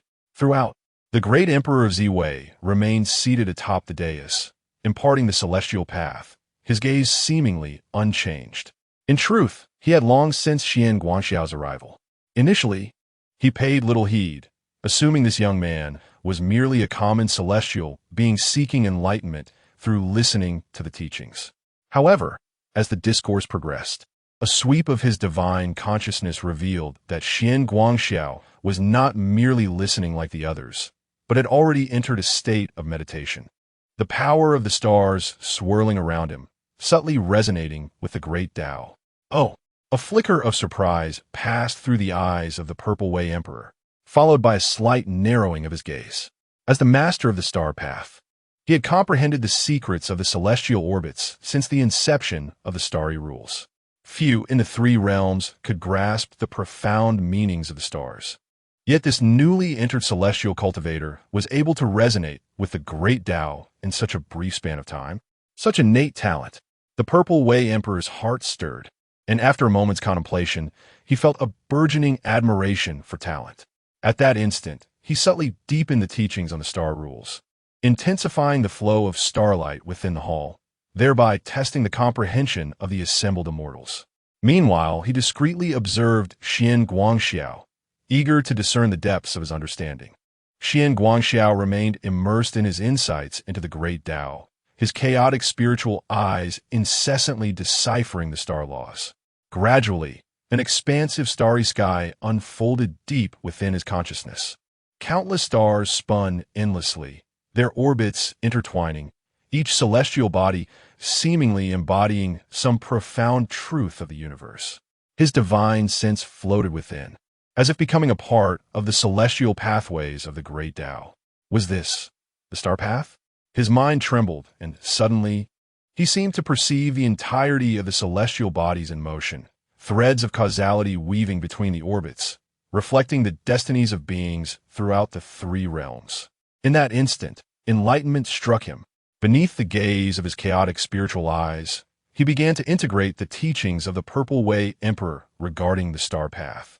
A mysterious starry rhythm commencing to course through his being. Boom! Within Xian Guangxiao, a novel rule of the great Tao quietly emerged. Although his cultivation had not yet broken through, his realm was subtly ascending, particularly in the understanding of the cosmic causality and the motion of the stars, where he had undoubtedly entered a new echelon of comprehension. Witnessing this scene, the Purple Way Emperor was profoundly shaken. This youth could grasp the essence of the star path in an instant during his teachings. Such extraordinary talent was beyond doubt. His gaze towards Xian Guangxiao was now imbued with not only admiration, but also a hint of regret and the desire to take him as a disciple. After all, those who could comprehend the star path were exceedingly rare in the celestial court, not to mention that Xian Guangxiao was a solitary cultivator who, merely as an observer, had glimpsed the profound truths of the stars. If this young man were nurtured, he could undoubtedly secure a place within the lineage of the celestial orbs. The Purple Way Emperor gradually withdrew his thoughts, maintaining a calm demeanor, though his gaze was profound as he continued his teachings. Already considering Xian Guangxiao as a potential candidate for future cultivation within the celestial court's lineage of the star path. At this moment, Xian Guangxiao remained in his meditative state, steeped in the enigmatic realm of the star laws, while the Purple Way Emperor observed him intently. Time passed, though he could not tell how long. Slowly, Xian Guangxiao opened his eyes, the starlight within them glimmering faintly, hinting at traces of the flow of the great Tao. He focused his mind inward, suddenly perceiving that the magical essence within him had become remarkably pure. A faint, ethereal resonance of the celestial Tao flowed through his meridians, resembling a miniature reflection of the cosmos and the celestial orbits. This discourse had yielded profound insights. He mused silently that the deciphering of the chaotic spirit I had granted him an understanding of the starry Tao that far surpassed that of ordinary cultivators. Indeed, If he so desired, he could integrate this understanding into his own path, further advancing the synthesis of his three teachings. However, as he slowly rose and surveyed his surroundings, he found that the disciples who had come to listen had long since dispersed, leaving only the white Qin, celestial youth, quietly standing beside him, as though she had been waiting for quite some time. Upon noticing Xian Guangxiao's awakening, White Qin revealed a slight smile and respectfully clasped her hands, saying, "Celestial Sovereign, you have finally awakened." Xian Guangxiao raised an eyebrow and inquired, "White Qin, celestial youth, has the discourse of the Purple Way Emperor concluded?" White Qin nodded gently, replying, "Celestial Sovereign, you entered a profound state of meditation, merging with the Tao, and 3 whole days and nights have passed. The Lord has finished his teachings, and all the celestial officials and star lords have departed. However, the Lord did not wish to disturb you, instead instructing me to remain here and await your return." Xian Guangxiao was momentarily taken aback, then a smile graced his lips. 3 days and nights? Have I truly been immersed in the teachings for so long? He felt a sense of wonder. He had initially thought it would be a brief moment of comprehension, yet he had unexpectedly entered a deep state of meditation. Steeped in the starry Tao for 3 days, a state of enlightenment that was indeed a rare opportunity. White Qin smiled and remarked, "Your comprehension is extraordinarily high. Even the Emperor has taken note. Had you not been so deeply immersed in the Tao, the Lord would have likely summoned you sooner." Xian Guangxiao's gaze shifted slightly as he asked, "Though, did the Purple Way Emperor have any instructions?"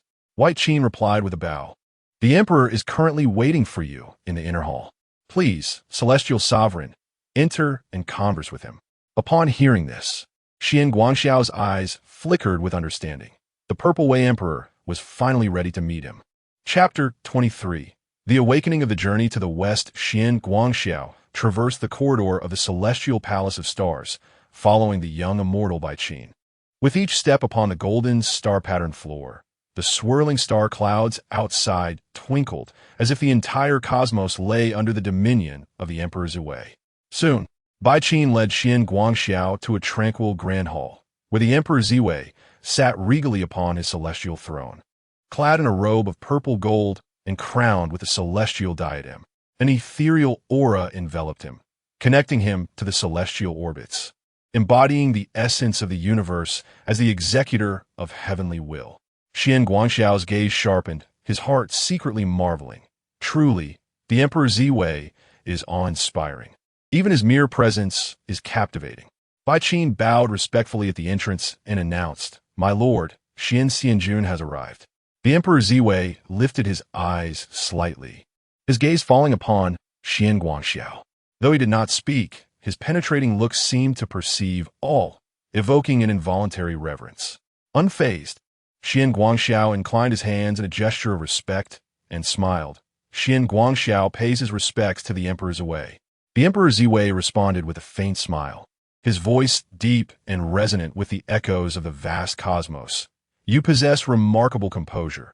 After 3 days of my teachings, you have only just awakened, which speaks to your extraordinary understanding." Xian Guangxiao maintained a serene demeanor and replied, "Thanks to the Emperor's teachings, I have gained much insight. My meditation was merely a matter of chance, not intentional neglect." The Emperor's eyes darkened with contemplation, and after a brief pause, he continued, "The path of the stars is not something an ordinary practitioner can comprehend, yet you have managed to grasp its essence within just 3 days, even integrating the starry path into your being. This indeed surprises me." With a gentle smile, Xian Guangxiao responded, "My approach to cultivation is unique, harmonizing the 3 teachings, thus allowing me a different understanding of the heavenly laws. Today's opportunity to hear the Emperor's discourse has simply resonated with my own insights." The Emperor Ziwei's gaze flickered, as if pondering something, before he spoke. "Would you be willing to join my teachings and pursue the path of stars?" Upon his words, the hall fell into an immediate silence, and Bai Qin was taken aback. It is known that the Emperor Ziwei, as one of the 4 sovereigns, holds an exalted status, and the path of the stars is among the most esoteric of the celestial doctrines. For ordinary immortals to seek his tutelage is nearly akin to scaling the heavens. Yet now, The Emperor Ziwei himself proposed that Xian Guangxiao study the path of the stars, a once-in-a-lifetime opportunity. However, Xian Guangxiao did not respond immediately. His gaze briefly flickered, as if deep in thought. Observing this, the Emperor Ziwei maintained his calm demeanor and said, "There is no need for haste in your reply. I merely recognize your exceptional talent and the affinity you have with the starry path, which is why I express this favor."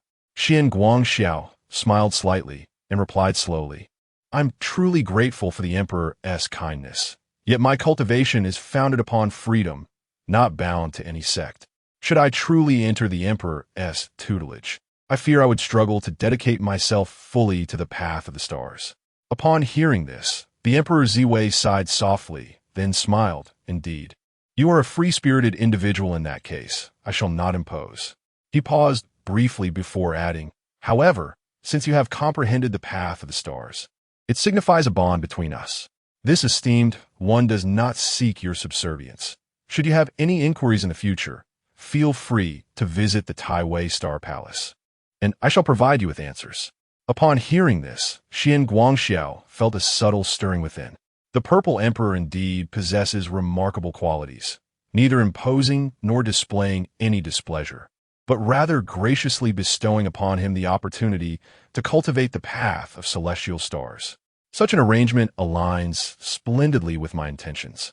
Xian Guangxiao clasped his hands and smiled, saying, "I am deeply grateful for the Emperor's generous favor. I, Xian, shall not squander this opportunity in the days to come." The Purple Emperor nodded slightly and then waved his sleeve, causing a resplendent jade tablet infused with starlight to slowly descend into Xian Guangxiao's hands. This is the Taiwei Star Track Record, an account of the celestial path documented by this esteemed one, which may serve as a guide for your cultivation. Should you achieve success in the future, there shall undoubtedly be a place for you within the heavenly court.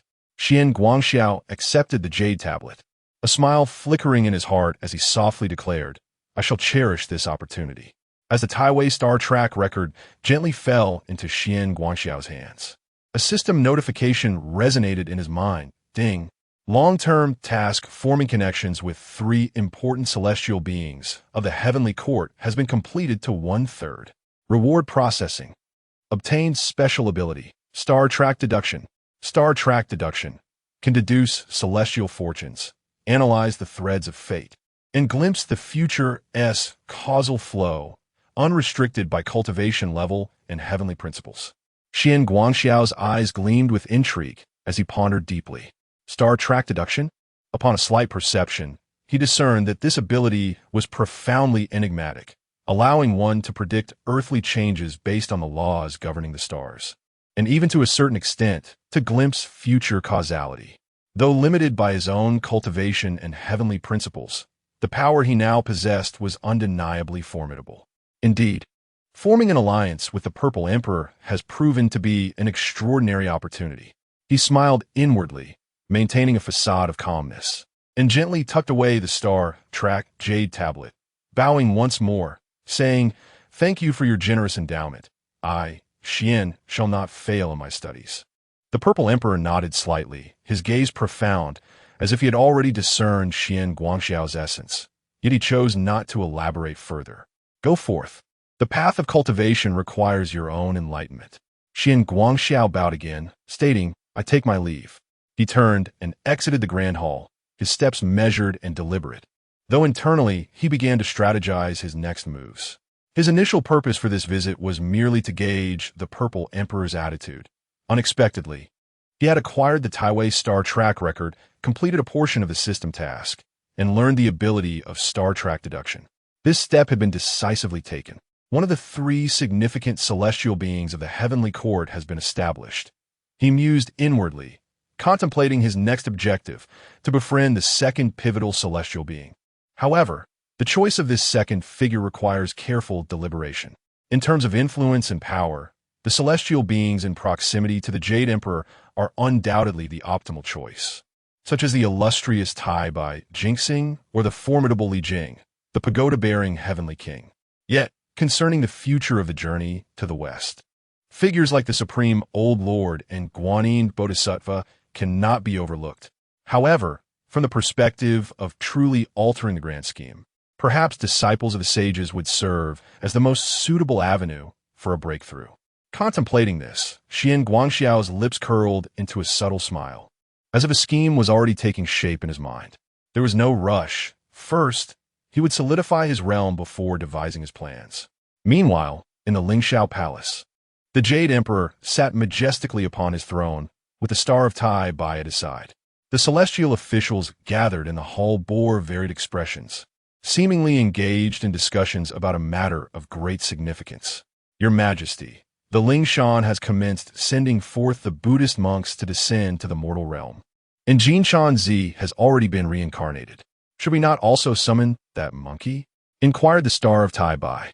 The Jade Emperor narrowed his eyes, appearing to ponder, and after a considerable pause, replied, Indeed, it is about time. I shall entrust this matter to you. I shall obey your command.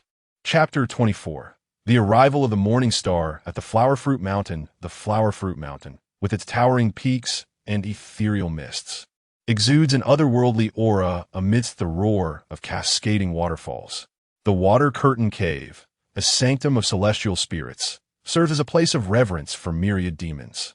Ever since Sun Wukong ascended to kingship, monkeys from far and wide have gathered, honing their martial skills daily, their momentum steadily rising. On this particular day, the sky was adorned with swirling, auspicious clouds, and a beam of golden light pierced through the heavens. As the radiance dissipated, an elder with flowing white hair and an air of celestial grace appeared in midair, draped in garments woven with starlight, holding a whisk, and bearing a golden edict on his back, radiating a gentle divine glow. It was none other than the morning star from the west. He descended upon the clouds and proclaimed in a resonant voice, I am a messenger from the heavenly court, sent by His Majesty to deliver a holy decree, summoning the great king of Flower Fruit Mountain to ascend and receive his celestial title. Make haste and announce this. The monkeys stationed outside the cave, upon witnessing this, quickly sprang into action, relaying the message deep within the cave until it reached the ears of the Monkey King. Sun Wukong, seated upon a stone platform, was in deep contemplation when he suddenly opened his eyes, gleaming with golden light, and burst into hearty laughter. Ha ha ha! I had been pondering a visit to the heavens, and now a celestial envoy arrives at the opportune moment. Without delay, he rose, invigorated, adjusted his attire, and strode towards the cave entrance. Upon encountering the morning star, although he recognized the elder as a heavenly messenger, a hint of pride lingered in his heart. With a mischievous smile, he clasped his hands in greeting. Old star, your journey is commendable, and my humble abode is illuminated by your presence. I apologize for my lack of proper reception. The morning star stroked his beard and smiled, his gaze warm, yet imbued with a depth of worldly wisdom. He spoke slowly. Great king, I come bearing the royal decree, specially inviting you to ascend to the heavens to receive your title and be inscribed in the celestial register, thus transcending the mortal realm and joining the ranks of the immortals. Upon hearing this, Wukong's eyes flickered with a mixture of pride and composure. Though he was notoriously unruly, he laughed heartily, saying, Ha ha, since you have traveled such a distance, why not step into my humble abode for a moment? Allow me to host a banquet in your honor. The morning star shook his head with a smile. Your hospitality is greatly appreciated, but the royal decree binds me. I cannot linger. I have come on divine business, so I must ask you to accompany me swiftly. After your elevation, we can converse at leisure. Wukong understood the gravity of the situation and ceased his insistence. He waved his hand towards the 4 valiant generals, instructing, Take good care of the mountain and diligently guide the younger generations. I shall visit the heavens, and if all goes well, I will bring you along to share in celestial blessings. The 4 generals bowed in unison, declaring, We shall obey the king's command. Ascending upon clouds, soaring towards the heavenly court, Wukong, having made his decision, wasted no time. With a mighty leap, he stepped onto the clouds, transforming into a streak of golden light that surged upwards. The morning star nodded slightly and followed suit, both traversing the clouds and mist, navigating the celestial expanse directly towards the heavenly court. At the moment Sun Wukong ascended to the heavens alongside the morning star. An alert resonated within the Xian Guang Xiao system. Ding. Important figure detected. Sun Wukong is about to enter the heavenly court, triggering a special mission. Task title: Protecting the Monkey's Chess Game. Task description: Sun Wukong has entered the heavenly court, and the calamity of the journey to the west has officially commenced. Various forces, including the heavenly court and Mount Ling, have made their arrangements. As Sun Wukong's senior brother, you must assist him in secret, ensuring his safety in the heavenly court and laying down crucial pieces for the impending calamity. Upon receiving the system task, Xian Guangxiao pondered. Sun Wukong's ascent to the heavens seems to be a reward, yet it is, in fact, a preparation for the calamity of the journey to the west. However, Wukong's pride remains unbridled. Hence, he has been appointed as the stable horsekeeper, a position meant to temper his fighting spirit. Xian Guangxiao's gaze darkened slightly. Although he had no intention of completely altering the chess game of the journey to the west, since Sun Wukong had become his junior brother, he would naturally do his utmost to protect him. At this moment, outside the southern heavenly gate, the heavenly soldiers guarded the area with vigilance. The bright star of Venus led Sun Wukong as they slowly approached the gate, and many celestial beings of the heavenly court looked on with curiosity at the Monkey King with the face of a thunder god, engaging in whispered discussions. Just then, Xian Guangxiao arrived on a cloud, gracefully landing before the southern heavenly gate. With an elegant demeanor and a smile in his eyes, he first bowed respectfully to the bright star of Venus, then turned his gaze to Sun Wukong, his eyes reflecting a hint of subtle admiration.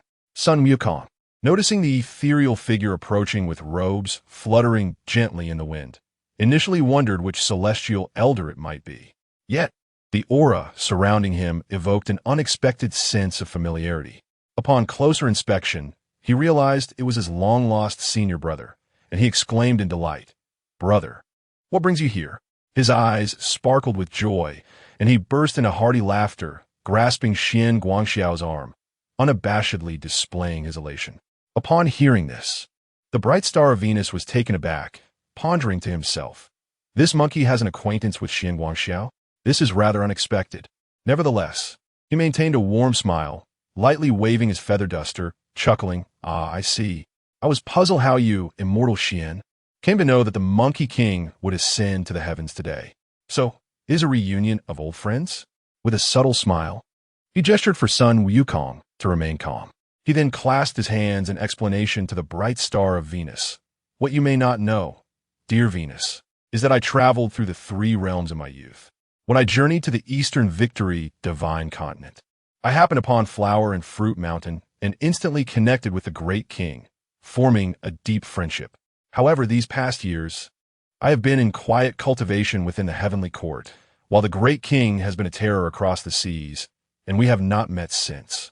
To encounter each other today at the southern heavenly gate is truly a remarkable fate." Although Sun Wukong was a spirited character, he was also remarkably astute. Noticing that Xian Guangxiao had not mentioned their sect, he promptly grinned and replied, Indeed, I, Sun Wukong, enjoyed delightful conversations with my brother for several days at Flower and Fruit Mountain, from which I gained immense insight. However, your sudden departure left me pondering for quite some time." The bright star of Venus, perceptive in nature, observed the cheerful banter between the two. While he held some reservations, he deemed it unwise to delve deeper and instead remarked with a smile, "Since it is a reunion of old friends, that is indeed a fortunate occurrence. However, the Jade Emperor has issued an edict, and I must escort the Great King back to report promptly." Xian Guangxiao smiled faintly and remarked, "Jinxing, you are too courteous. It has been quite a while since I last encountered this monkey. Although the Jade Emperor has not summoned me, I can still accompany you on the journey to the Lingxiao Palace, which provides an opportunity to reminisce with an old acquaintance." Hearing this, Tai Bai Jinxing pondered inwardly.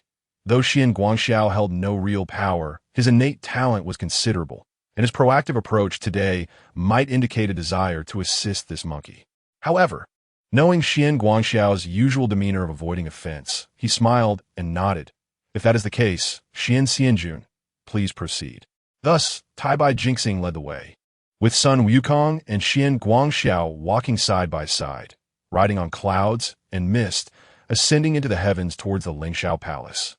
Along the way, Sun Wukong, brimming with excitement, whispered, "Brother, since I attained the Tao, I have roamed numerous places, yet this is my first visit to the heavenly court.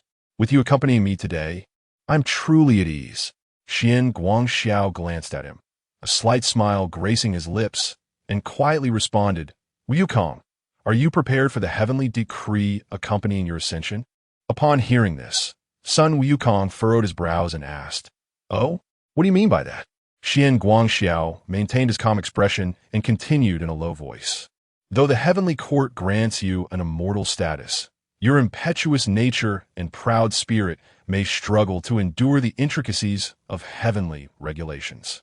Sun Wukong, although not fully grasping the deeper implications, trusted Xian Guangxiao implicitly and nodded, saying, "If it were anyone else, I would undoubtedly dismiss such concerns.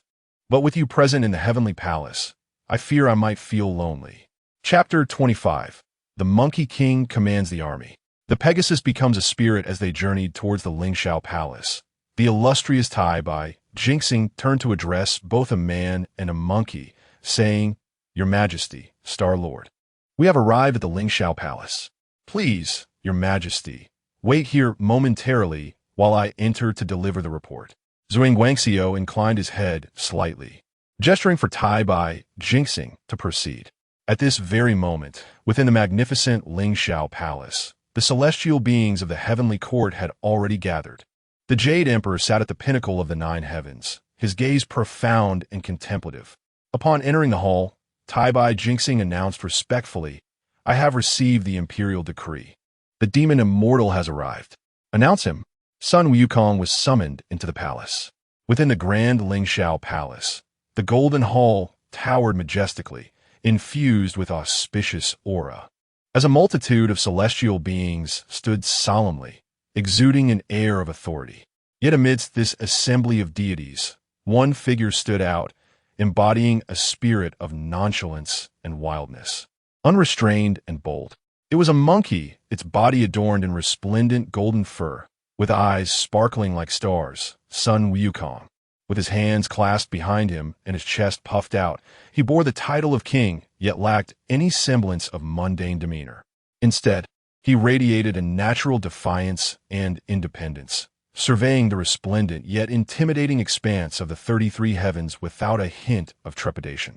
The Jade Emperor, seated in his lofty position, regarded the assembly with composure and inquired with a detached tone, "Which one is the demon immortal?" No sooner had he spoken than Sun Wukong boldly stepped forward, cupping his fists and declaring in a hearty tone, "I am the one known as Old Sun." This proclamation sent ripples of astonishment through the hall. The celestial ministers exchanged incredulous glances, murmuring among themselves, "How audacious this wild monkey is! He does not bow or pay respects, but instead addresses himself as Old Sun. Such brazen arrogance should merit execution." Even the likes of Marshal Tianpeng, Li Jing, and the Star Lord of Martial Arts could not help but furrow their brows, casting scrutinizing and disapproving looks at Sun Wukong. However, amidst the uproar of indignation, Sun Wukong remained unfazed, a hint of a rebellious smile gracing his lips, as if he regarded the astonishment of these heavenly deities with utter indifference. "Ha, you ancient gods! How many have beheld the striking elegance of Old Sun?" The Jade Emperor maintained his stoic demeanor, his gaze unwavering, as if everything was well within his control. He spoke slowly. "This monkey is a demon immortal from the mortal realm, newly granted a corporeal form and unfamiliar with court etiquette. Let us excuse his transgressions." Upon hearing this, the celestial ministers united in their gratitude, exclaiming, "Thank you, Your Majesty, for your graciousness." Observing this, Sun Wukong reluctantly offered a half-hearted salute to the Jade Emperor, muttering an acknowledgement, thus fulfilling the formality. Indeed, this monkey remains untamed. The Jade Emperor raised his hand slightly, proclaiming in a resounding voice, "Wen Xuan, Wu Xuan, celestial ministers, are there any positions lacking in our court that should be assigned to Sun Wukong?" At this utterance, silence enveloped the hall. The The 33 heavens, with their 4 sovereigns, 5 elders, 6 departments, 9 luminaries, star constellations, heavenly soldiers, and generals, had all long established their roles with clear hierarchies. There were no vacancies to be filled. Just as the assembly displayed signs of hesitation, the Star Lord of Martial Arts stepped forward, clasping his hands and stating, "Your Majesty." While there are no vacant positions in the various celestial palaces, there is indeed a need for a chief steward in the Imperial Horse Supervisor. As the words fell, the celestial officials nodded in unison, deeming this arrangement most appropriate. The position of the stable master was merely a nominal role overseeing the heavenly steeds, devoid of both real power and dignity. Since this monkey hailed from the mortal realm, it was deemed fitting to assign him to the task of horse tending. A mere pretense. This scheme was indeed clever. Many officials secretly praised the idea, recognizing its ingenuity. The heavenly court's actions were clearly intended to humiliate. However, Sun Wukong remained oblivious to the underlying implications. Upon seeing the Jade Emperor nod in acquiescence, he exclaimed, "Then I shall take the title of Stable Master." The celestial officials promptly raised their voices, proclaiming, "Thank you, Your Majesty, for your benevolence." Sun Wukong, however, merely offered a casual bow, his eyes sparkling with excitement. Although he was unaware of the true nature of the stable master position, the fact that he could hold a title in the celestial court filled him with elation. The Jade Emperor then issued a decree. Let the Wood Virtue Star official escort Sun Wukong to his post in the stable office. The Wood Virtue Star official clasped his hands in respect, turned, and led the way, while Sun Wukong trailed behind with an exuberant spirit, frequently glancing back at Xian Guangxiao with a grin, saying, "Brother, I am off to take up my post. We shall converse at a later date." With a heart full of joy, Sun Wukong followed the Wood Virtue Star official to the stable office, his mood buoyant and his steps light. Although unaware of the specifics of the stable master role, he believed it to be an esteemed position in the heavenly hierarchy, filling him with pride. Upon arriving, the Wood Virtue Star official fulfilled his duty, handing Sun Wukong over to the head and deputy officials of the office before returning to the palace to report. At this moment, all the officials within the stable office had gathered, eagerly awaiting the new stable master's arrival. Sun Wukong surveyed his surroundings and observed that the stable office sprawled across a vast expanse, shrouded in ethereal clouds, with radiant jade bricks covering the ground, and golden railings adorned with exquisite carvings, exuding an extraordinary grandeur. Inside, the stables were resplendent with golden enclosures and a heavenly aura, housing magnificent celestial steeds, each standing or reclining, robust and resplendent, their manes shimmering with colors, hooves treading on clouds, radiating an otherworldly glow. Upon witnessing this splendid scene, Sun Wukong could not help but grin. As I assume my new office, I find myself in a truly splendid place." The head and deputy officials approached to pay their respects, addressing him as Master Stable Master. Sun Wukong waved his hand, laughing, "No need for such formalities. I, Sun Wukong, am not fond of these elaborate customs. Now tell me, how many steeds does this stable office oversee? How many subordinates do I have?" The head official reported, "There are 1,000 celestial steeds, each a rare and extraordinary breed." As he spoke, he presented the records of the stable office. Sun Wukong took the document, perusing it with great enthusiasm, reciting aloud the names: Hu Li, QJ, LNGMIZYN, and others. Goodness, what exceptional horses! These 1,000 celestial steeds were indeed the finest of the celestial realm, each imbued with intelligence, swift as lightning, and remarkable in their rarity. The more he observed, the more delighted he became, exclaiming, "These splendid steeds are precisely to my liking. If I were to have this herd in Flower Fruit Mountain, how proud my monkeykin would be." The celestial officials exchanged glances, uncertain whether his words were sincere, feeling a twinge of unease in their hearts. Upon assuming his position, Sun Wukong immediately took charge of all matters pertaining to the imperial horse management. According to the records, the affairs within the management were clearly delineated. The clerks were responsible for overseeing the supply of fodder. ensuring that the divine steeds had ample celestial grass and spring water for sustenance. The strong men were tasked with grooming the horses, preparing their bedding, providing water, and cooking their meals, thereby guaranteeing that the heavenly steeds remained resplendent and in robust health. The deputy and assistant managers were responsible for expediting various tasks and aiding the chief horsekeeper in overseeing the entire operation. As for the chief horsekeeper, Sun Wukong, he was charged with patrolling the grounds, tirelessly attending to the divine horses day and night. Originally, the celestial steeds adhered to a well-regulated training regimen. They would run in the early morning, rest in the afternoon, and roam freely at night, thriving in the abundant spiritual energy of the three realms, which alleviated the need for excessive exertion, allowing them to grow naturally. However, everything changed upon Sun Wukong's arrival. With a naturally lively disposition and a background in martial arts, he held a deep fondness for these divine creatures and thus decided to personally engage in their training. Initially, the steeds, perceiving him merely as a monkey, exhibited a degree of defiance, neighing and stamping their hooves as if to challenge their new overseer. Observing this, Sun Wukong grinned mischievously, declaring, "Let me see just how capable you horses truly are." Consequently, the Monkey King took to the field, gripping the reins with one hand and mounting a magnificent steed, galloping through the skies. At first, the celestial horse attempted to resist, but Sun Wukong's superior skills and a deft tug on the reins communicated an irresistible force, compelling the steed to obediently comply. This spectacle astonished the other horses, and gradually, all began to yield to Sun Wukong's authority. From that point onward, he practiced with them during the day and patrolled at night, personally urging the horses to graze, run, and recuperate. Even the slightest hint of laziness was met with a swift kick to rouse them from slumber. As a result, the celestial steeds grew even more robust than before, their coats gleaming, spirits high, and celestial energy surging. They exhibited unprecedented speeds in various celestial competitions, captivating all in the heavenly realm. Within just a few short months, the horses of the Imperial Horse Management flourished under Sun Wukong's guidance, appearing even more magnificent than before.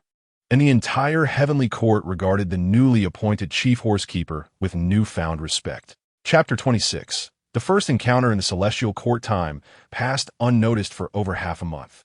One day, in a moment of leisure, Sun Wukong arranged a banquet and specially invited his elder brother to celebrate. In the midst of toasting and exchanging cups, an officer reported, "My lord, the third prince has arrived, requesting a batch of heavenly steeds for use." Sun Wukong, absorbed in his revelry and still relatively new to the celestial court, momentarily became perplexed and inquired, "Which third prince?" Xian Guangxiao narrowed his eyes slightly and replied, "Could it be the son of the pagoda-bearing heavenly king, the third Prince Neza?" The officer immediately affirmed, "Indeed, your highness, it is the third Prince Neza."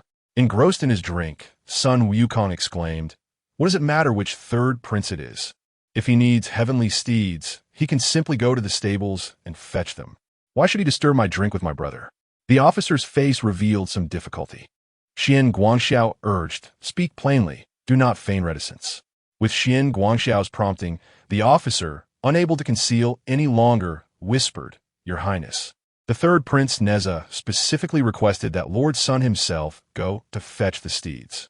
Upon hearing this, Sun Wukong froze momentarily, his expression shifting as he furrowed his brow. He placed his cup down on the table with a thud, annoyance flickering in his eyes. "Hey, he is a deity, and so am I. Why should there be such formalities? If he needs the steeds, he can simply go to the stables himself. Why disturb my enjoyment?" Sun Wukong huffed, a hint of anger evident in his gaze. The officer wiped the cold sweat from his brow, stammering this. "This is the will of the third prince. I dare not neglect it." Xian Guangxiao squinted slightly, a glimmer of insight flashing in his eyes as he spoke calmly. "Interesting. Neza's actions do not seem to indicate a genuine need for steeds. Rather, it appears he is seeking trouble." Upon hearing this, Sun Wukong's fury intensified. He rose abruptly, his eyes glinting with a cold smile. "Very well. I shall see if this third Prince Neza truly possesses the legendary 3 heads and 6 arms, with boundless magical prowess. Xian Guangxiao sighed inwardly, aware that with Sun Wukong's fiery temperament, a confrontation was inevitable. However, he did not intend to intervene. Instead, he smiled with intrigue, finishing his drink and rising to accompany Sun Wukong. Since that is the case, I shall join you to witness this illustrious third prince of the celestial court. The two walked side by side, heading towards the heavenly gates. Outside the heavenly gates, Neza stood in their path. The vast celestial palace, with its jade steps and golden radiance, sprawled magnificently. Beyond the palace, amidst swirling auspicious clouds, stood a young, striking figure on the white jade steps. Neza, the third prince, donned a crimson fire armor, with a belt of the chaotic fabric around his waist, standing upon wind and fire wheels, and wielding a fiery spear. 3 streams of heroic spirit soared into the sky, and his handsome visage bore a hint of irreverence. Yet concealed within his brow was a sharp brilliance. One hand rested behind his back while the other casually twirled the fiery spear, his eyes reflecting a nonchalant smile, as if indifferent to all that lay before him. Sun Wukong strode out, catching sight of Neza standing outside the hall. He couldn't help but let out a cold laugh and spoke first. "You must be Neza. If you wish to summon a horse, do so yourself. Why disturb my revelry with my brother?" Upon hearing this, Neza's gaze flickered slightly as he assessed the monkey with the fierce visage. A playful smile crept across his lips as he casually replied, "I simply heard that the heavenly court has appointed a new monkey as an official, and out of curiosity, I came to take a look." As these words fell, Sun Wukong's brow furrowed, and a spark of anger flashed in his eyes. "I'm a dignified official of the heavenly court. How can I be referred to as a mere monkey?" Neza chuckled lightly and shook his head. "You, the stable master, are merely a caretaker of horses. How can you claim to be a true official of the heavenly court?" Sun Wukong's temper surged at this remark, flames of fury igniting within him. Although he was indifferent to titles, he could not tolerate such disdain from Neza. I do not believe that anyone in the heavenly court can match my prowess." With sleeves rolled up and a fierce glint in his eyes, he declared, "Today, I shall witness whether your 3 heads and 6 arms truly exceed my might." Neza's eyes sparkled with excitement, his own fighting spirit igniting as he smirked. "This suits me perfectly." Xian Guangxiao stood nearby, hand clasped behind his back, a knowing smile gracing his lips. He was eager to see what sparks would fly between these 2 legendary divine generals. Sun Wukong retrieved his Rui Jingu bang from his ear, shaking it casually until it expanded into a towering pillar, radiating an ominous golden light. With a mighty roar, he darted forward like a meteor plummeting to earth, swinging the golden staff down upon Neza with tremendous force. Neza, not daring to underestimate the threat, swiftly manifested his 3 heads and 6 arms, brandishing his fiery spear, the Mengtian silk, and the universe circle, each weapon twisting and shifting to counter the golden staff. The clash resonated with a deafening roar, the violent shockwave shattering the surrounding fences of the Horse Management Bureau, sending the celestial beasts and birds of the heavenly court scattering in panic. Bring on! Sun Wukong's fighting spirit soared as he leaped and whirled, the golden staff creating a torrent of shadowy strikes, each one slicing through the air with a sharp whistle. Neza, undeterred, wielded his 6 arms vigorously. The fiery spear blazed through the sky while the universe circle whirled like a falling star. Each collision sent tremors through heaven and earth, causing the clouds to churn ominously. The 2 fought with fervor, clashing from the Horse Management Bureau all the way to the southern heavenly gate, alarming countless celestial soldiers along the way. The gatekeeper quickly reported to the Jade Emperor, while many celestial beings within the palace were drawn to the astonishing commotion of this battle, casting spells to observe from afar. At this moment, the 2 had ascended above the heavenly river, its tumultuous waves reflecting the flames of their conflict. Neza summoned his wind and fire wheels, moving with the speed of thunder, while his fiery spear transformed into streaks of red light, incessantly cutting off Sun Wukong's escape routes. Yet, Sun Wukong was equally resolute, soaring through the clouds with his golden staff, its length shifting unpredictably, each strike fierce and relentless, forcing Neza to continually alter his form. At this moment, although Wukong had yet to steal the elixir of immortality or pilfer the heavenly peaches, his cultivation was not significantly inferior to that of Neza. Nevertheless, he firmly suppressed Neza with sheer audacity and vigor. "Ah, what a tree!" Sun Wukong exclaimed. "You young one, possess some skill to endure under my grasp for such a time." "Humph, do not boast too much, you monkey," Neza retorted. Yet inwardly he harbored a modicum of respect. This monkey's cultivation is surprisingly comparable to that of a late-stage Tai golden immortal. Without the use of my magical artifacts, I would truly struggle to subdue him. Chapter 27. Reporting to the celestial court above the heavenly river, the spirit of battle surged. As the wind-fire wheels sliced through the air, and the fiery spear transformed into a searing stream of light, aimed directly at Sun Wukong's throat. However, Wukong adeptly evaded, stepping onto his somersault cloud, and with a sudden sweep of his golden cudgel, unleashed a tempestuous force that sent waves crashing skyward, stirring the heavenly river into tumultuous turmoil. Neza was momentarily pushed back, astonished by the monkey's escalating ferocity. Yet at that moment, Sun Wukong was filled with exuberance, his eyes narrowed slightly, a hint of a defiant smile gracing his lips. "Huh, I merely wish to stretch my limbs, yet you cannot withstand my might." As his words fell, Wukong's inner power surged dramatically, invoking his divine abilities, enveloping him in a formidable aura, while the golden cudgel expanded mightily, transforming into a colossal pillar reaching towards the heavens. With a thunderous roar, the very fabric of reality shifted, the clouds fracturing under the weight of this overwhelming force. The golden cudgel radiated blinding golden light, an indescribable sense of oppression sweeping across the celestial court, causing even the distant celestial soldiers to stagger back in awe. "Has this monkey gone mad?" One soldier exclaimed in shock. "If that strike lands, the celestial court may well be left with a gaping hole." Another murmured. Neza, too, wore a grave expression. He could feel the earth-shattering force emanating from the golden cudgel. If he did not intervene, the entire heavenly river could be cleaved asunder. With a focused thought, Neza unleashed a brilliant blaze from his spear, the mystic silk unfurling, while the cosmic circle spun in midair, forming an invisible barrier. Yet, Neza understood that such defenses might not suffice to withstand this blow. In this moment of imminent peril, a vast stream of starlight descended from the heavens, as if the Milky Way had inverted, resplendent and enigmatic. As the starlight flowed, the laws of existence seemed to momentarily suspend, and the immense power contained within Wukong's strike was diverted by an unseen force, altering its trajectory away from Neza and propelling it toward the boundless cosmos beyond the 33 heavens.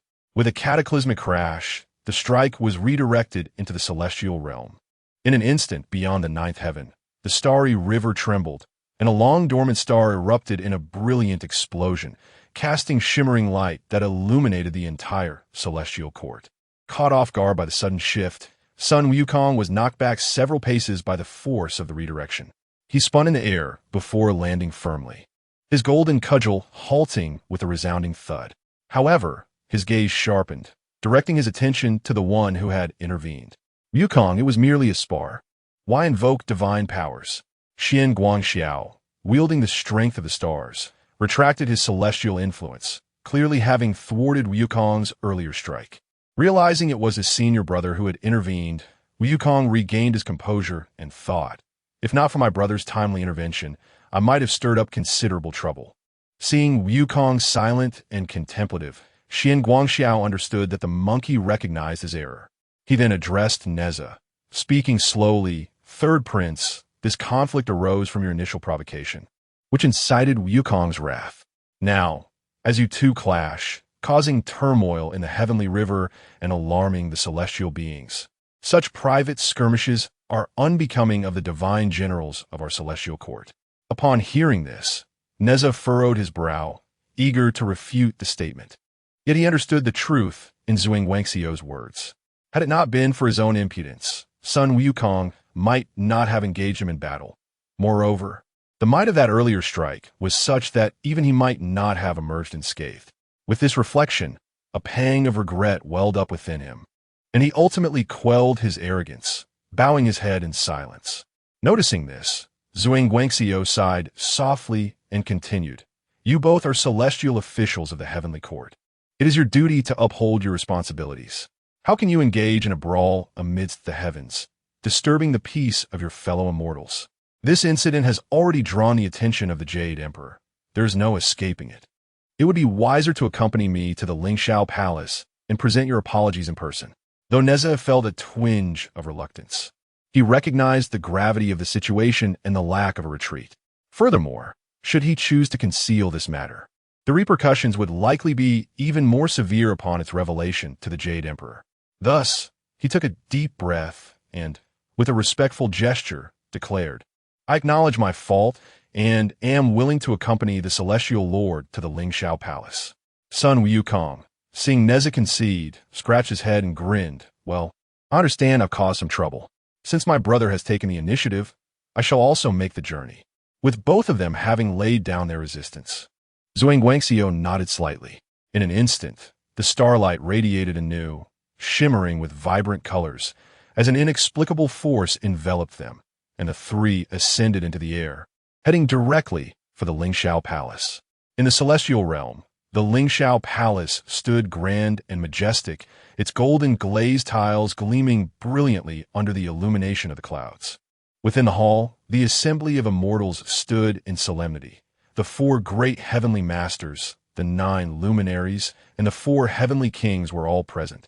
While the Jade Emperor sat high in the clouds, his gaze profound and his demeanor imposing. Zhuang Guangxiu stepped forward first, bowing respectfully as he spoke in a deep voice. "Your Majesty, today Wukong and the 3rd Prince engaged in a contest of magic in the Heavenly River, disturbing the Heavenly Court. I have brought them forth to await your judgment." The Jade Emperor slightly lifted his gaze, his eyes falling upon Neza and Sun Wukong, his expression a blend of authority and calm. After a moment's pause, he slowly inquired, "Neza, Sun Wukong, do you understand your transgressions?" At this, Neza stepped forward and knelt on one knee, bowing deeply as he replied, "I acknowledge my wrongdoing. I spoke out of turn and provoked first. I am willing to accept the heavenly punishment." Sun Wukong scratched his head again, though reluctant to submit. He could not ignore the Jade Emperor's stern expression and thus clasped his fists in acknowledgement. "I, too, admit my fault. I went too far in the altercation today." The Jade Emperor nodded gently, but refrained from making a hasty judgment, instead turning his gaze towards Zhuang Guangxiu. "Esteemed immortals, how should we address this matter? What are your insights?" The Jade Emperor's voice, though soft, resonated with unmatched authority, compelling all present to pay heed. The assembly of immortals lowered their heads in contemplation, hesitant to voice their opinions. At this moment, the illustrious Tai Bai Jinxing, stroking his beard, stepped forward with a gentle smile and clasped his hands, saying, "Your Majesty, I believe this incident stems merely from youthful exuberance. Sun Wukong, being new to the heavenly court, is still unfamiliar with its regulations, while Neza is likewise impetuous. Both share the blame. Furthermore, as they are promising talents of our heavenly court, to impose a severe penalty may dishearten our gifted individuals. Instead, I propose we overlook this matter, allowing them to reflect in solitude for a few days as a cautionary measure. The illustrious Tai Bai Jinxing has always served as the mediator of the heavenly court, excelling in the resolution of disputes among the celestial beings." Now, as his words resonate, many deities nod in agreement, seemingly endorsing this conciliatory approach. However, just as the Jade Emperor is poised to make a decision, a deep and authoritative voice shatters the tranquility. "Hold on, Tai Bai Jinxing." All the celestial beings are taken aback and turn to the source of the voice, where they behold the formidable Li Jing, the pagoda-bearing heavenly king, stepping forward with a respectful gesture. "Your Majesty," he intones solemnly, "while the sentiments expressed by Tai Bai Jinxing hold merit, I believe this matter must not be hastily brushed aside. Otherwise, what will become of the heavenly regulations in the future?" Chapter 28. Within the Transparent Palace. The great emperor of the purple tenuity sipped his tea and engaged in philosophical discourse. His expression was grave as he cast a discerning glance at Sun Wukong, a flicker of discontent evident in his gaze. He continued, Sun Wukong is merely an unawarded demon immortal, a mere stable keeper. How can he be compared to Neza? Neza is a duly recognized deity of the three altars, commanding heavenly soldiers and generals, occupying a position of great esteem. Yet, Sun Wukong, in his trivial role, dares to openly challenge Neza, who holds a superior status. Such audacity is a blatant disregard for hierarchy and a grave offense. Instantly, the hall erupted in murmurs.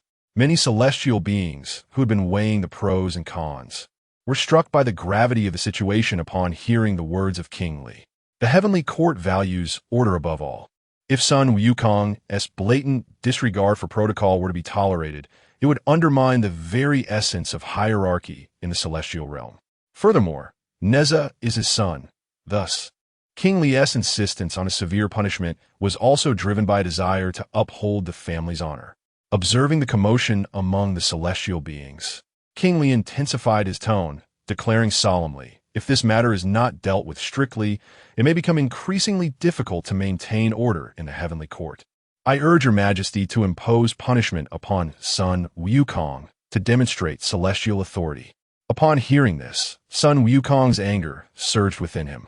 He flicked his sleeves and retorted defiantly, Bah, how can I, Sun Wukong, be accused of disregarding hierarchy? When you appointed me as a mere stable keeper, I did not complain. Is Neza a celestial being while I am not? If this is a contest, why must there be distinctions of status? Do the heavenly laws exist solely to suppress me? With arms crossed and a tone laced with dissatisfaction, he fixed his unwavering gaze upon Li Jing, unperturbed. King Li, incensed by Sun Wukong's attitude, was about to continue his reprimand when he heard the Jade Emperor's calm voice, Xian Guangxiao, how do you believe this matter should be resolved? All the celestial beings turned their attention to Xian Guangxiao, the newcomer in the heavenly court. The Jade Emperor's inquiry indicated his regard for Xian Guangxiao's perspective. Stepping forward, Xian Guangxiao pondered for a moment before stating with clarity, Your Majesty, King Li speaks the truth. The laws of heaven are stringent and must not be violated. However, the Star of Venus also has a point.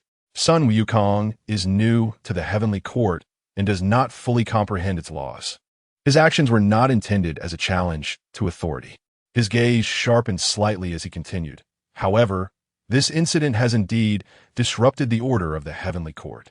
If no punishment is administered, it may set a precedent for others to follow, thereby undermining the dignity of the celestial beings.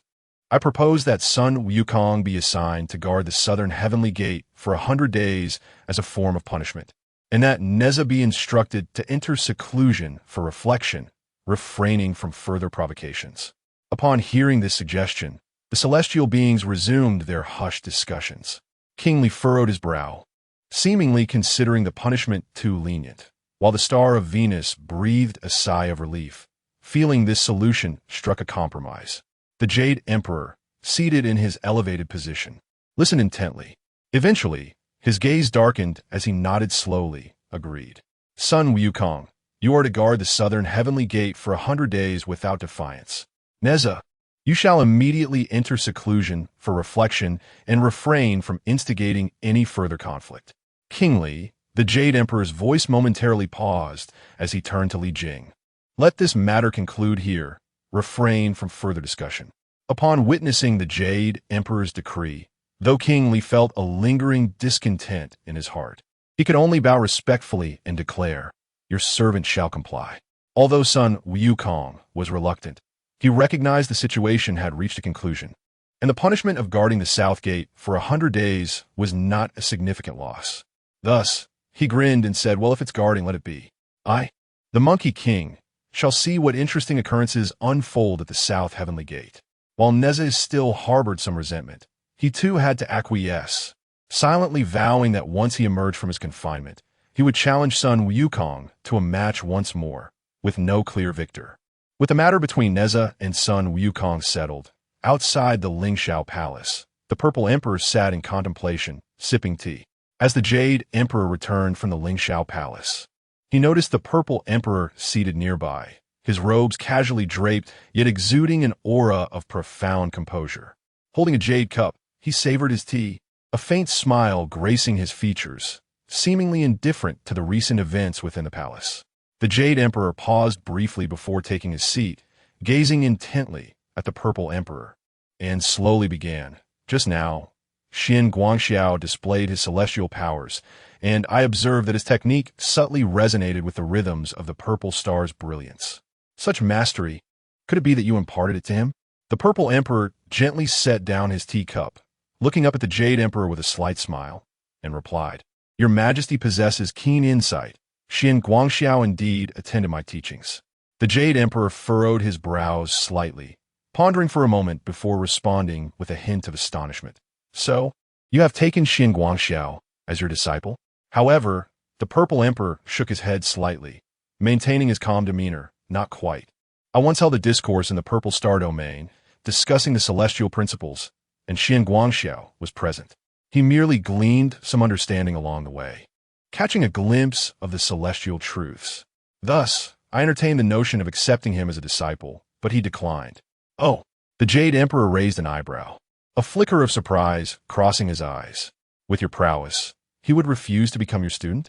The Purple Emperor sighed softly, his gaze distant. He follows his own path, unwilling to be bound by a master, preferring to seek enlightenment through his own efforts.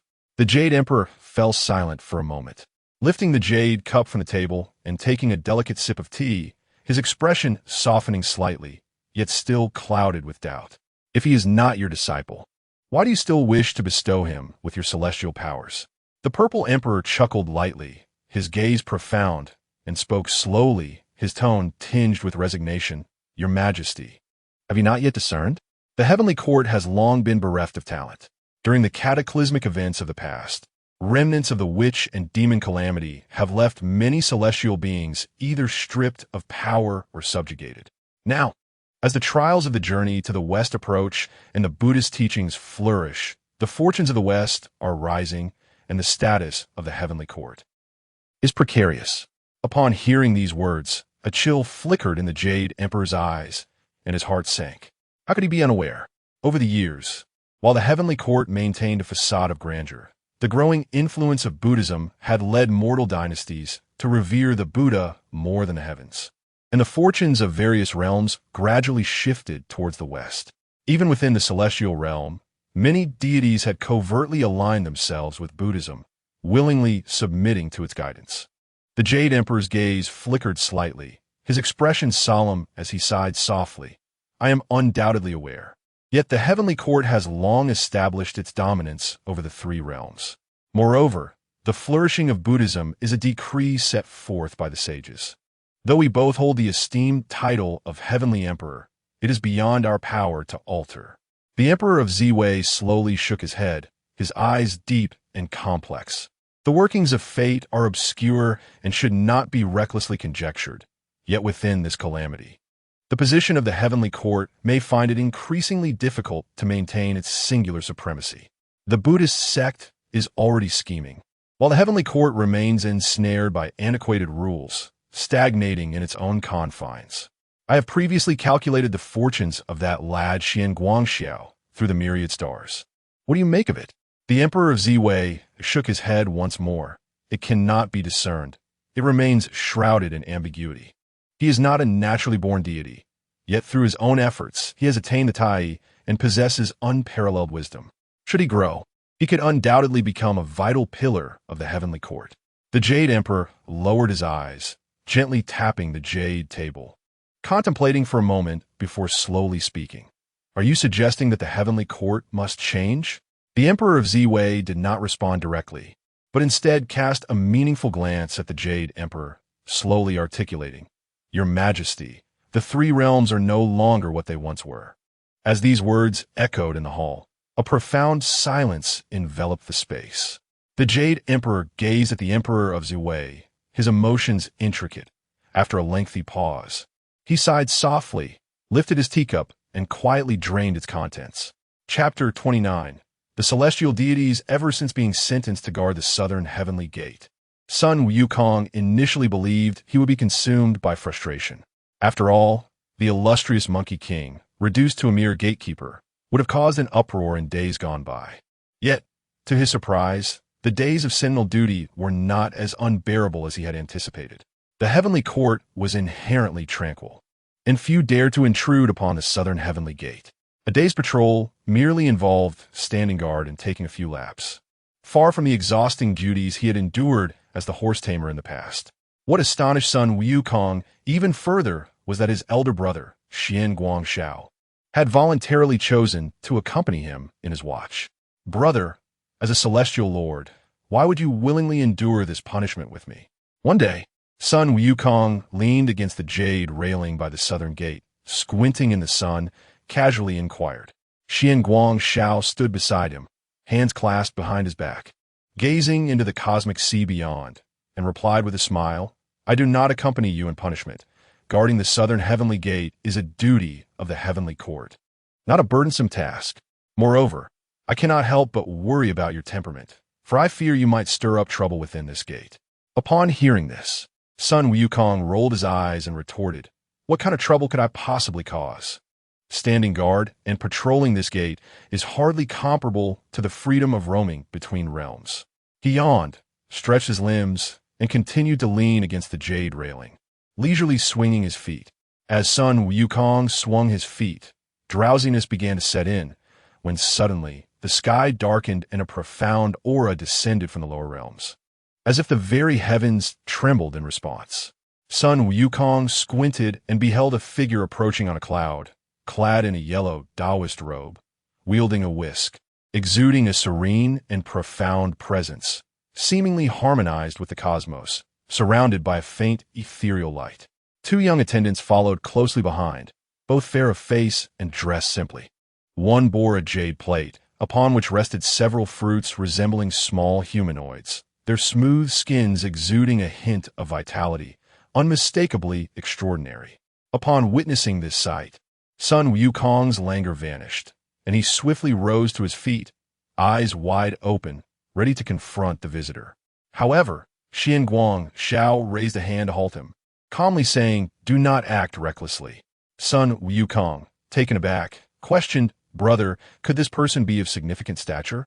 He does not appear to be a deity of the heavenly court, but rather someone from the mortal realm. He sniffed the air and glanced at the fruits, adding, and these fruits, they seem somewhat imbued with spirit. Xian Guangxiao smiled faintly, his expression carrying a hint of profundity, and replied in a low voice. The heavenly court is the supreme domain of the three realms, and ordinary demons are not permitted entry. This individual's Taoist essence is profound, and his aura is harmonious. He is undoubtedly a being of great power. Let us observe for now. Though Sun Wukong felt discontent at being restrained, he could only suppress his restless heart upon seeing Xian Guangxiao's resolute demeanor, folding his arms and standing by to watch. As anticipated, upon entering the southern heavenly gate, the four heavenly kings approached in unison, their demeanor respectful, bowing deeply as they intoned, Great immortal Jin, it is a pleasure to see you. Sun Wukong, intrigued, scratched his head and exclaimed, what? Great immortal Jin Yuan? Xian Guangxiao nodded slightly, a hint of amusement flickering in his eyes as he remarked, do not underestimate the venerable Jin Yuan Daxian. He is likely far older than your naturally born stone monkey, a formidable being existing since the creation of the heavens by Pangu. He is revered as the progenitor of earth immortals. Sun Wukong scratched his head in bewilderment, but upon hearing his senior brother's words, he silently committed that title to memory. It was no wonder that even the four heavenly kings showed him such deference, with a spark of curiosity igniting within him. Wukong turned his gaze towards the tray held by the attendant. If he is indeed the progenitor of earth immortals, why has he brought this fruit to the heavenly court today? He pondered, momentarily at a loss. Xian Guangxiao, however, smiled serenely and said, what Jin Yuan Daxian bears is likely the legendary ginseng fruit. He glanced sideways at Jin Yuan Daxian, who was calmly walking towards the Lingxiao Palace, his expression contemplative. Upon hearing Xian Guangxiao's revelation, Wukong's eyes gleamed with excitement, and he rubbed his hands together eagerly. The ginseng fruit? Heh, I have indeed heard of it. This fruit is said to grant life for 3,000 years. He licked his lips, his gaze fixated on the tray as he contemplated how to snatch it for himself. Xian Guangxiao, seeing through his thoughts, shook his head with a chuckle and said, "Do not entertain such notions. The ginseng fruit is not meant for you. Jinyuan Daxian has brought it personally, and it is surely destined for the Lingxiao Palace for a significant purpose." Wu Yukong pouted, feeling somewhat dissatisfied. After a moment's reflection, he added, "But I recall that today is not the day of the peach banquet. There is no feast to be had. What could be the purpose of Jinyuan Daxian's grand arrival?" Just as the two were mulling over their uncertainty, a magnificent light erupted outside the southern heavenly gate, accompanied by auspicious clouds and the distant sound of bells. Soon, several powerful presences descended, revealing a group of illustrious beings, each with their own esteemed backgrounds, arriving on clouds. The saints of Buddhism, the 5 elderly ones of the 5 directions, and the celestial immortals of the Taoist sect all converged upon the heavenly court. Sun Wukong's eyes widened in astonishment as he beheld the procession of celestial beings.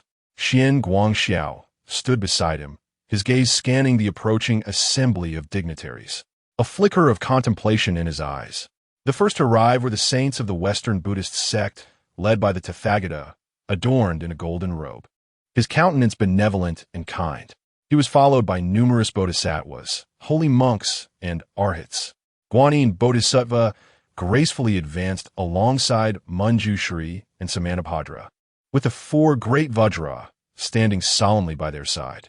Next, the Southern Emperor of Longevity, riding a white crane, arrived with a smile, accompanied by the Eastern Saint Emperor, the Northern Xianling Emperor, and the Central Huangjiao Daxian, collectively representing the 5 elderly ones of the Taoist sect. Following them were the 5 Dipper Star Lords, the 3 pure ones of the upper 8 caverns, the 4 emperors, and the celestial immortals of Tai, all making their appearances. Xian Guangxiao recognized many of these celestial beings, having previously encountered several and even forming some camaraderie with a few. As he surveyed the scene, a sense of astonishment washed over him. Such a multitude of formidable beings gathering in the heavenly court could not be for a mere banquet. What significant event could warrant the presence of the 5 elderly ones, and even the saints of Buddhism? At that moment, a brilliant golden light illuminated the void, and from afar, an auspicious aura soared into the sky, accompanied by swirling clouds. It was none other than the enigmatic figure of the Grand Master of the Great Sage, Wang Bodhisattva. This individual is renowned in Buddhist lore as a formidable being, seldom making an appearance. Yet today he graced the heavenly court. What astonished Xian Guangxiao even more was that shortly thereafter, the elusive motherly mountain also arrived, her identity shrouded in mystery. She has never engaged with the heavenly court before, and her sudden appearance left many perplexed. Xian Guangxiao squinted, sensing a portentous event was likely unfolding in the heavenly court today. It was indeed strange. These celestial beings are among the most significant entities within the 3 realms, and with both Motherly Mountain and Wang Bodhisattva present, could it be that a grand occasion was truly about to transpire in the heavenly court? Chapter 30. The alchemical conference. Sun Wukong gazed in awe, his mind racing with silent musings. I, the old monkey, have resided in the heavenly court for quite some time. Yet this is the first occasion upon which I have witnessed such a grand spectacle. What on earth is happening today? Just as Sun Wukong and Xian Guangxiao stood within the southern celestial gate, conjecturing about the events unfolding, a brilliant golden light appeared in the distance. A deity clad in silver-white armor descended upon the clouds, his eyes sharp and demeanor stern. It was the illustrious Erlang Shun, Yang Jian. Beside Yang Jian stood a strikingly beautiful woman draped in a simple silken robe, Ying Chan, his younger sister. Upon seeing Yang Jian, Xian Guangxiao felt a stir within him and stepped forward, proclaiming loudly, "True Lord, fair Ying Chan." If not for Xian Guangxiao's proactive greeting, Yang Jian and Ying Chan might not have noticed him standing at the southern celestial gate, especially with a monkey in tow. Ying Chan was momentarily taken aback, then bowed respectfully to Xian Guangxiao, Friend Xian, it has been several decades since we last met after your ascent to the heavens. Has it been that long? I have only been in the heavenly realm for a few months. Xian Guangxiao replied with a hint of nostalgia, soon realizing that a day in the heavens equates to a year on earth. Ying Chan glanced at Xian Guangxiao, her expression turning displeased. That old fool. The star of Tai Bai truly misrepresents people, speaking so well in the lower realm. How did he deceive you into guarding the southern celestial gate? Xian Guangxiao quickly recognized Ying Chan's misunderstanding and clarified. Fairy, you are mistaken. I ascended to the heavens with Tai Bai Xing fortuitously. I was favored by the great heavenly sovereign and appointed as the carefree immortal lord. My presence here today is merely a coincidence. Exchanging glances, Yang Jian and Ying Chan nodded in understanding. Xian Guangxiao continued, but may I inquire, true lord, what brings you and your sister to the heavens today? Yang Jian's expression softened upon hearing Xian Guangxiao's inquiry. He slightly cupped his hands and replied, Immortal Lord, it has indeed been a long time since our last meeting. It is no wonder, with your ascension to such high office, you may be unaware of recent matters. Today marks the day of the Heavenly Court's Assembly of Immortals for the Alchemical Conference. My sister and I have been commanded to attend the grand event. The Alchemical Conference? Xian Guangxiao furrowed his brow, swiftly rummaging through his memories for information on this term. Yet he could not recall it immediately. Before he could voice his questions, Sun Wukong could no longer contain his curiosity and, fixing his gaze on Yang Jian, inquired directly, The alchemical conference? Were I and my brother invited? Yang Jian had merely mentioned it in passing, not anticipating Sun Wukong's earnestness. He frowned inwardly, pondering, when did the heavenly court permit this mischievous monkey to guard the gates? Such a grand affair typically summons only the most esteemed deities. Sun Wukong was merely a newly demoted guardian of the Southern Celestial Gate, lacking any qualifications to participate. Yang Jian had little interest in responding to such an unreasonable query and chose to cast a dismissive glance, disregarding him entirely. However, Ying Chan, possessing a kind heart, noticed Sun Wukong's confusion and patiently explained. The Alchemical Conference is an event where the Supreme Lord Laozi personally concocts celestial elixirs, and the Jade Emperor specially invites various immortals to witness the proceedings. Each time an elixir is refined, the Supreme Lord employs the three mystical true fire to create the 9-turn golden elixir, regarded as the pinnacle of divine potions in the heavenly court. Such gatherings are not meant for ordinary celestial beings to attend. I fear, dear immortal Lord, that you have yet to receive an invitation. Yang Chan's words, though couched in delicacy, were a concerted effort to spare Sun Wukong's dignity. Nevertheless, Sun Wukong felt a pang of displeasure and retorted, Hey, what does that mean? If you don't invite me, that's one thing, but why not my elder brother? He gestured towards Xian Guangxiao, his eyes brimming with indignation. Upon hearing this, Yang Jian's brow twitched slightly, and he could no longer suppress a cold laugh, casting a frosty glance at Sun Wukong, his tone laced with sarcasm. What wild immortal dares to question the rules of the heavenly court? He had always harbored disdain for Sun Wukong, particularly when the monkey referred to Xian Guangxiao as his brother, which irked him further. Sun Wukong, incensed by these words, felt a surge of anger rising within him, his eyes flashing with fury. Just as he was about to explode, he recalled his previous encounter with Neza and forcibly stifled his wrath. Scanning Yang Jian. He noted her apparent closeness to the individual before him, yet he suppressed his irritation. Suddenly, a sly grin crossed his face, and he spoke in a mocking tone. Ah, I see. So even my elder brother hasn't been invited. It appears that the Dan Yuan Conference values status over strength. You must be that Yang Erlang who once split open Taosan to rescue your mother. TSK, TSK, TSK. Truly a family affair. Even after such a ruckus back then, you still come to your uncle's banquet. Yang Jian's expression darkened at these words, a sharp glint of coldness flashing in his eyes. Impudent, he barked. My attendance at the Dan Yuan Conference is a testament to my own martial achievements, not something to be compared with you. You arrogant monkey. Sun Wukong, undeterred, crossed his arms and smirked. Oh, really? I've heard that in terms of combat prowess, my elder brother Xian Guangxiao could very well match you. Why is it that he lacks the qualifications while you do? Could it be? Sun Wukong's gaze turned contemplative as he looked at Yang Jian. That your victory over the king of 10,000 demons was merely due to the aid of the celestial generals? If it were a one-on-one duel, I would question how you stand against my brother. Yang Jian's countenance darkened immediately, his fists tightening quietly, anger simmering in his eyes. He prided himself on his martial prowess and had always taken pride in his cultivation. Thus, being publicly challenged by Sun Wukong was intolerable. Qian Guangxiao, sensing the escalating tension, sighed softly. Wukong, cease your folly. With a mischievous grin, Sun Wukong hoisted his golden staff onto his shoulder, embodying a defiant attitude, as if to say, I've said what I've said, come at me if you dare. Observing her brother's growing ire, Yang Chan quickly interjected, Brother, there is no need to stoop to the level of a mere monkey. Your strength is recognized by all in the heavenly court. Why let it trouble your heart? Yang Jian took a deep breath, stifling his anger, and shot Sun Wukong a cold glance. Ultimately, he restrained his murderous intent, scoffing lightly. This arrogant demon monkey is not worth my time. With that, he turned and strode towards the Lingxiao Palace, clearly unwilling to engage further with Sun Wukong. Yang Chan cast an apologetic glance at Sun Wukong and Qian Guangxiao, softly saying, Esteemed gentlemen, I must accompany my brother to the palace for now. If fate permits, I shall converse with you both again.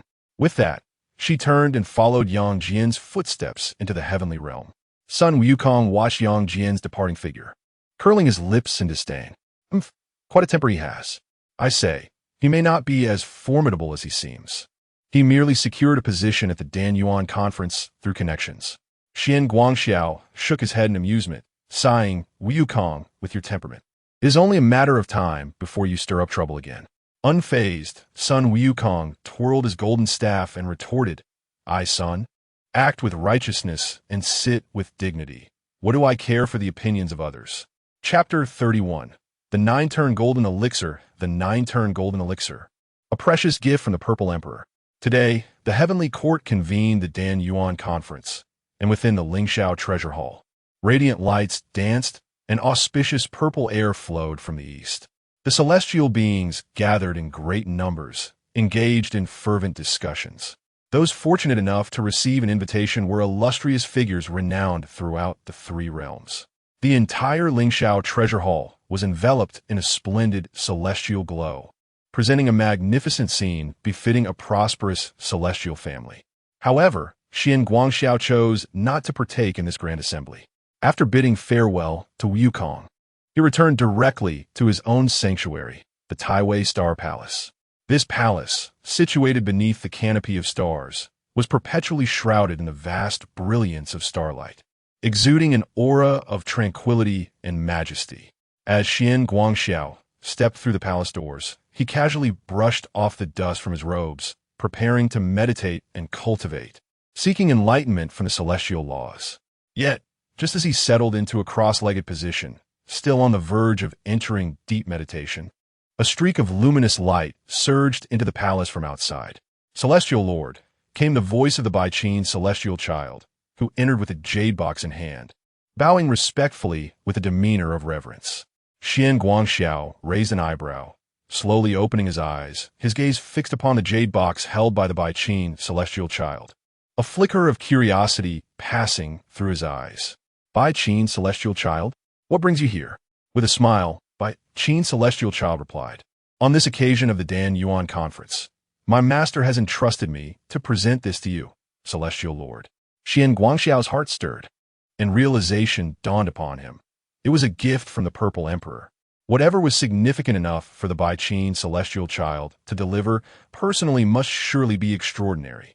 Nevertheless, he could not fathom why the Purple Emperor would choose to bestow such a gift at this time of the Dan Yuan conference. Despite his confusion, he rose and offered a distant bow toward the direction of the Purple Emperor, signifying his respect. Once Baiqin's celestial child departed, Qian Guangxiao gently opened the jade box. In an instant, a remarkable essence of elixir emanated from within, causing the spiritual energy throughout the palace to tremble.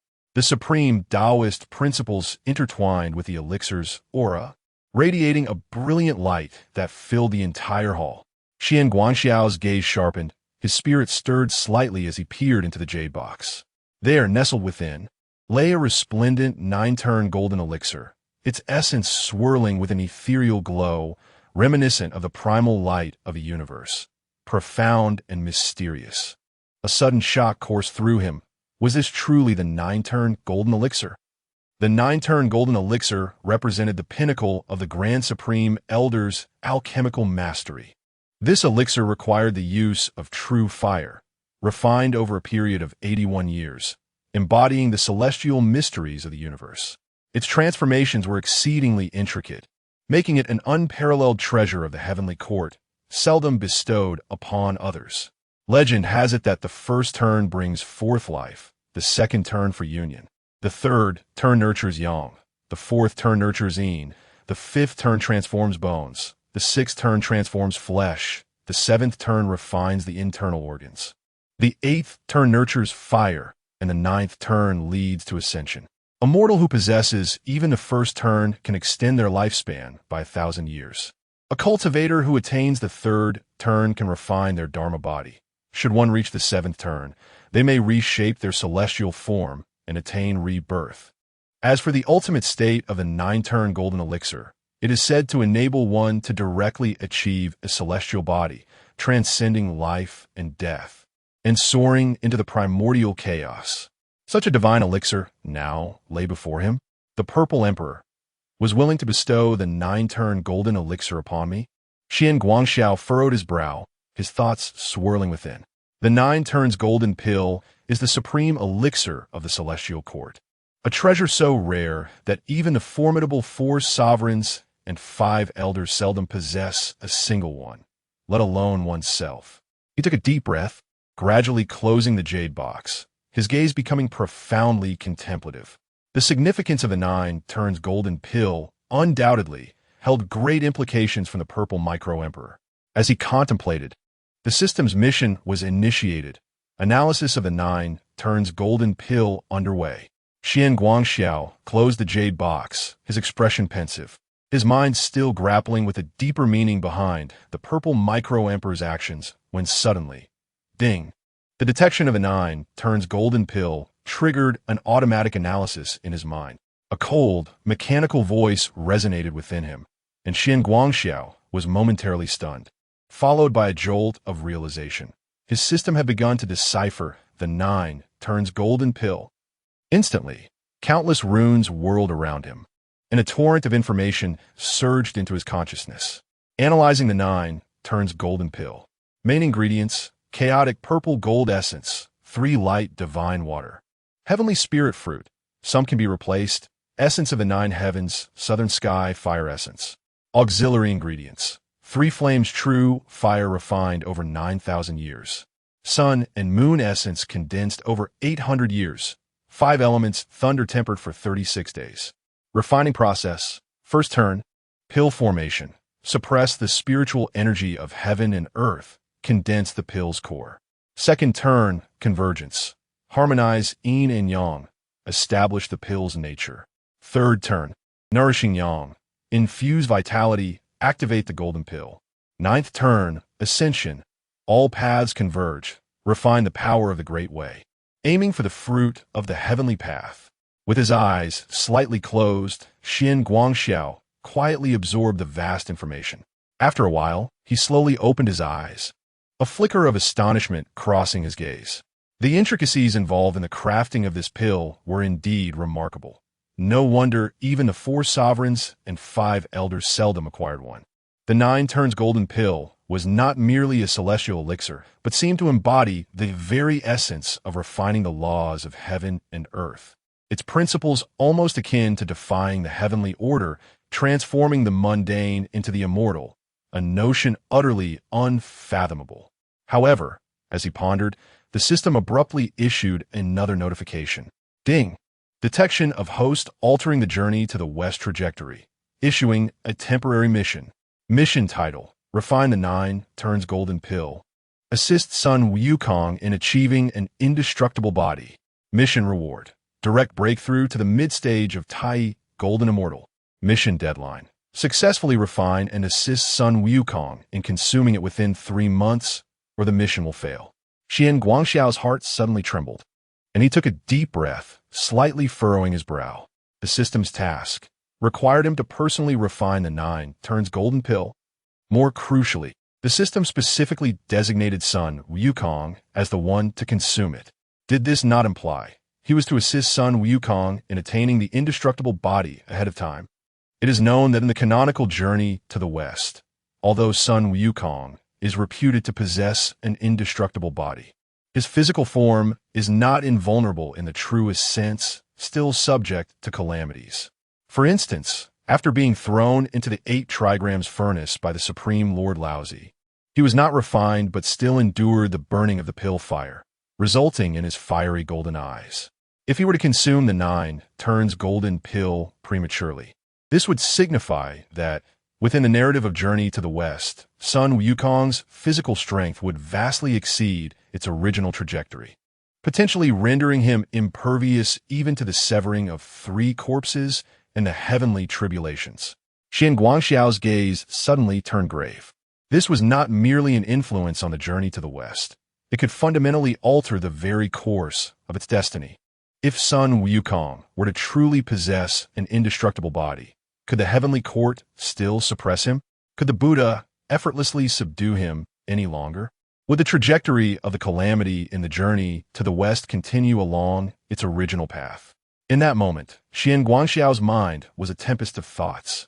Why did the Emperor of the Purple Tenuity bestow upon him the 9 revolutions golden elixir? Why did the system choose this precise moment to issue such a unique task? Was it all merely coincidence? Or was there an unseen hand orchestrating these events? After a long pause, Qian Guangxiao took a deep breath, his gaze resolute. So be it. Since the task has been bestowed upon him, he would act in accordance with fate. After all, the stronger Sun Wukong became, the greater the rewards he would reap. His eyes flickered slightly as he gazed towards the distant direction of the Heavenly Court's Elixir Conference, murmuring softly to himself, the 9 revolutions golden elixir. I, Qian Guangxiao, shall personally refine a batch. Chapter 32. The Fierce Battle at the Southern Heavenly Gate, the Initial Success of Alchemy. As Qian Guangxiao secluded himself to refine pills, turmoil erupted once more outside the Southern Heavenly Gate. After acquiring the method to concoct the 9 transformations golden elixir, he became utterly engrossed in the study of alchemy, retreating into his quarters daily and neglecting even the visits of Sun Wukong, who had not seen him for quite some time. Within the Taiwei Star Palace, amidst the vast swirling starlight, Qian Guangxiao held an ancient scroll, meticulously deducing the principles of alchemy. He was well versed in the celestial mysteries. Yet the complexity of the 9 transformations golden elixir, crafted by the hands of the great Supreme Laozi, transcended the realm of ordinary elixirs. Even with his exceptional comprehension, he required extensive time to delve into its intricacies. For several complete months, he immersed himself in the art of pill refinement, indifferent to the myriad affairs occurring in the heavenly court. Meanwhile, Sun Wukong at the southern heavenly gate grew increasingly bored. Since Qian Guangxiao had entered seclusion, he found himself devoid of a conversational companion. The routine of guarding the southern heavenly gate was already tedious, and with his only brother, who would regale him with tales and share tea, vanished, his dissatisfaction mounted. I am no mere clay figure, and I cannot endure the stifling atmosphere of the heavenly court indefinitely. Sun Wukong patrolled the southern heavenly gate daily, eagerly awaiting Qian Guangxiao's emergence. Yet despite his anticipation, he had not caught even a glimpse of him. Just as his frustration peaked, it was Neza whose confinement ended first. After being locked away for nearly half a year, Neza felt an overwhelming sense of restlessness. As soon as his isolation concluded, he made his way directly to the southern heavenly gate to seek out Sun Wukong for a spar, passing the time in the process. Monkey, do you dare to engage in battle with me once more today? Outside the southern heavenly gate, Neza stood aloft on his wind-fire wheels, a hint of battle fervor gracing his lips as his sharp gaze fell upon Sun Wukong. Bored to the core, Sun Wukong welcomed the challenge without hesitation, snorting in response. "Haha, I have long been itching for a fight. Since you have come to me, do not blame me for being merciless." Since their last fierce confrontation, although neither had conceded defeat, a mutual admiration began to blossom between them. While Neza boasted with bravado, he held a significant respect for Sun Wukong's prowess. And Sun Wukong, in turn, recognized that despite Neza's fiery temperament, he was indeed a forthright individual. Their clashes had become a remarkable spectacle at the southern heavenly gate. So much so that even the celestial soldiers had grown accustomed to it, with some pausing specifically to witness the duel. On this day, as was customary, Neza approached Sun Wukong for a contest. "Today, let us alter our approach. Only our physical strength shall be tested, without the use of magical artifacts," Neza declared, simultaneously removing the universe ring, the misting silk, and the firepoint spear.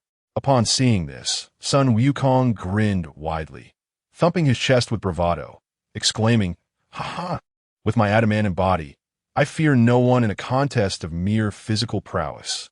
With that, he raised one hand to the heavens, stretching languidly as the sound of cracking bones echoed subtly, his eyes igniting with the spirit of battle. Neza let out a cold snort, his fists clenched tightly. And beneath him, the wind and fire wheels trembled slightly as he shot forth like a swift arrow toward Sun Wukong. Bang! The shadows of their fists intertwined.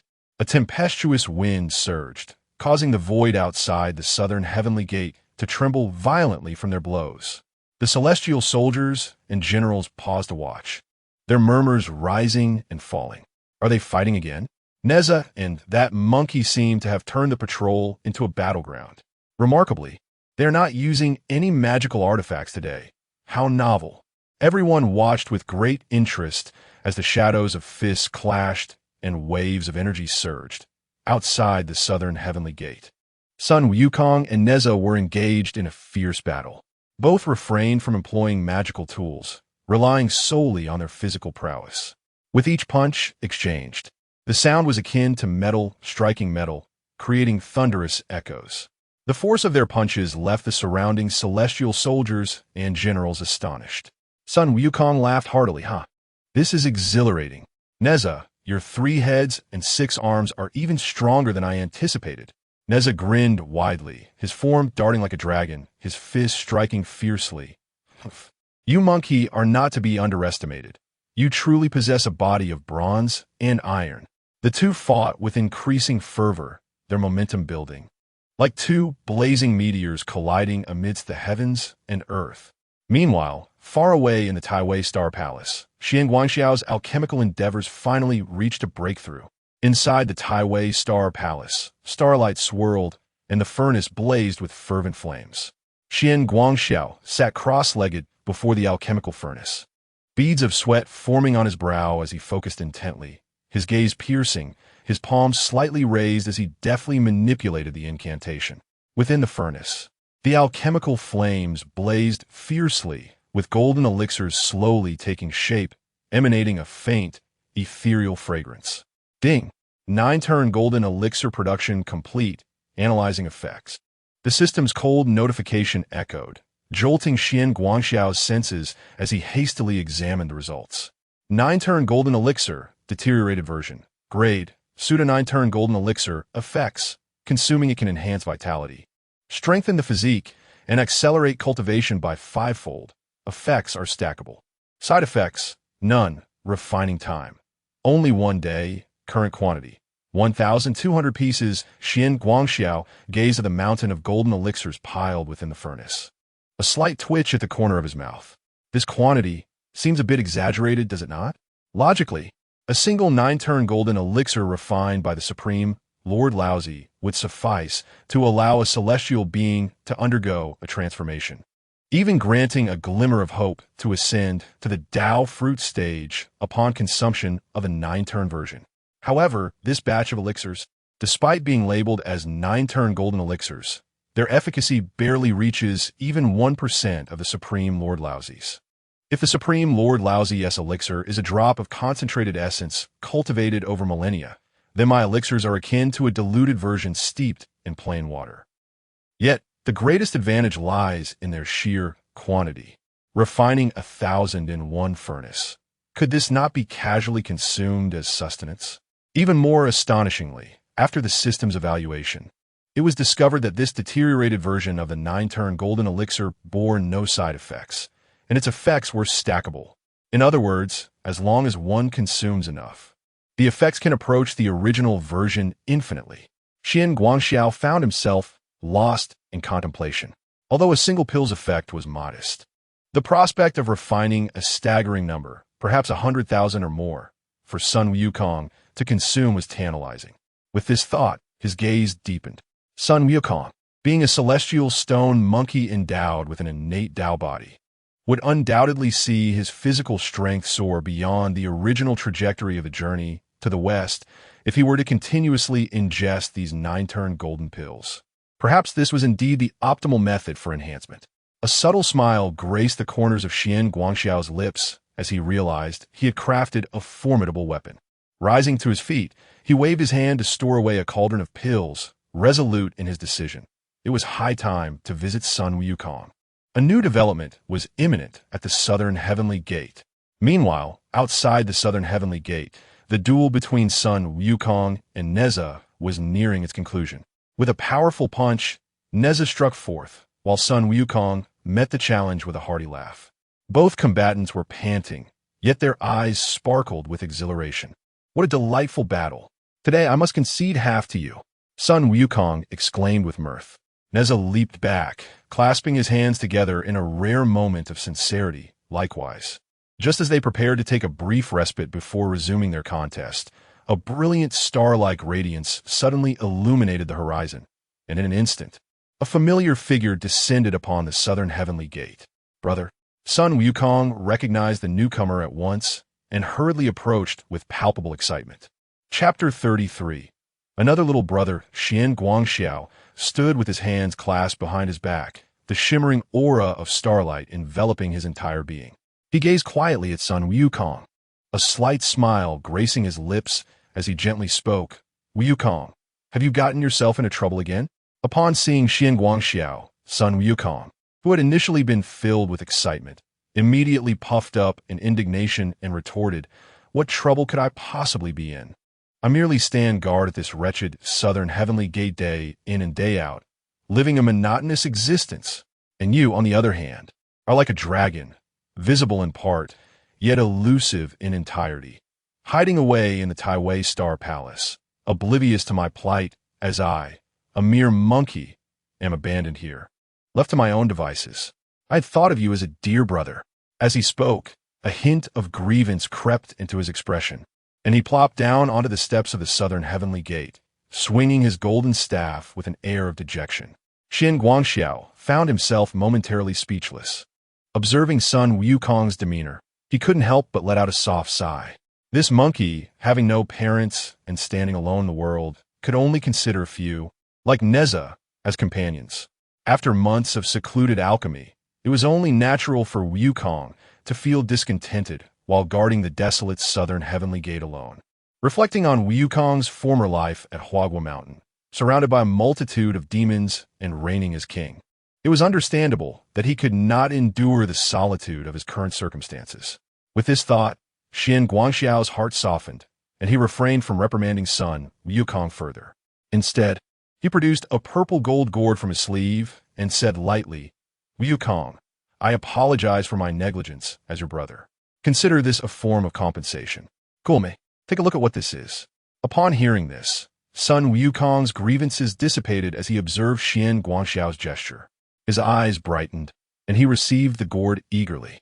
Upon uncorking it, a cascade of resplendent golden pills rolled out, gathering in his palm like tiny golden beans, their surfaces smooth and exuding a faint aura of immortality.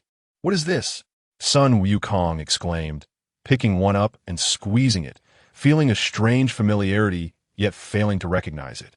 At that moment, Neza, standing nearby, suddenly fixed his gaze intently and quickly stepped closer, exclaiming, "9-turn golden elixir? Brother Qian, where did you procure these 9-turn golden elixirs?" As this revelation echoed, the surrounding heavenly soldiers displayed expressions of astonishment, instinctively glancing towards the gourd in Xian Guangxiao's hand, their faces painted with disbelief. The nine-turn golden elixir, crafted by the hands of the Supreme Lord, was a legendary elixir known throughout the three realms. Even the Jade Emperor could only request a few from the Lord. To witness Xian Guangxiao produce an entire gourd was nothing short of shocking. Though Sun Wukong was unfamiliar with the elixir, he was invigorated by Neza's reaction, rubbing his hands together and asking, "Hey, is this thing truly that rare?" Neza, unable to contain his excitement, replied, "Rare? Is beyond rare. The nine-turn golden elixir is the supreme elixir crafted by the Lord.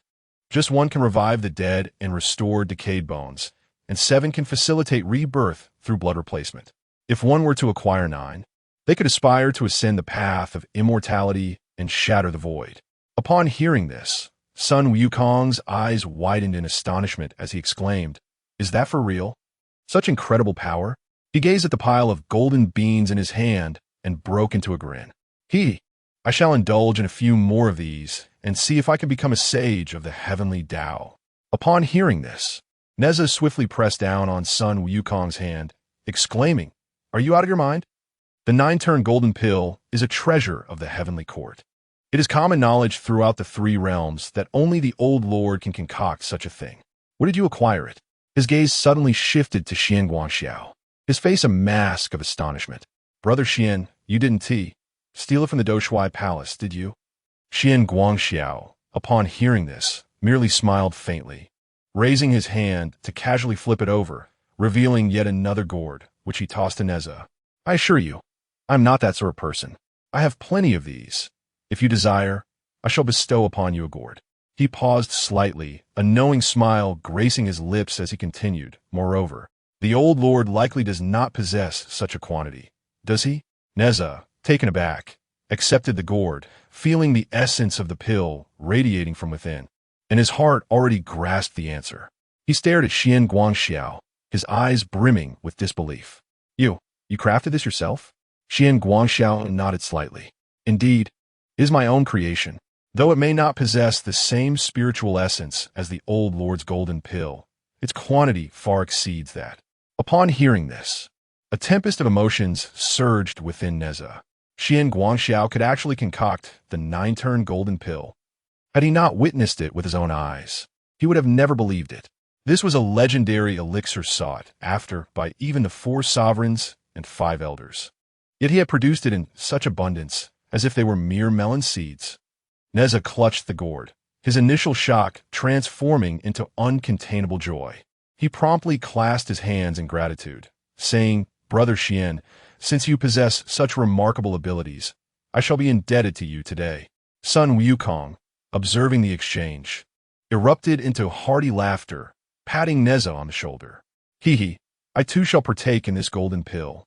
It seems we 3 brothers shall stride side by side through the heavenly court, far better than wandering alone." Neza's eyes sparkled with mischief as he suddenly proposed. "In that case, I shall join Wukong in calling you brother. What say you?" Sun Wukong, thrilled by the suggestion, laughed even louder. "Haha, splendid. I've always said that a figure like you must certainly be our pillar of support." Neza, chuckling heartily, added, "Brother Xian, how about you accept me as your little brother?" Seeing the camaraderie between the two, Xian Guangxiao felt a wave of contentment wash over him.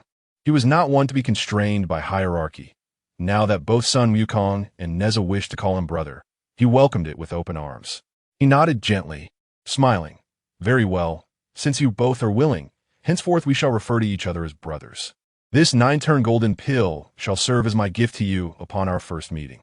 Both Sun Wukong and Neza, being straightforward individuals, readily accepted the offering of the 9-turn golden pill without hesitation, bowing in gratitude. "Thank you, brother."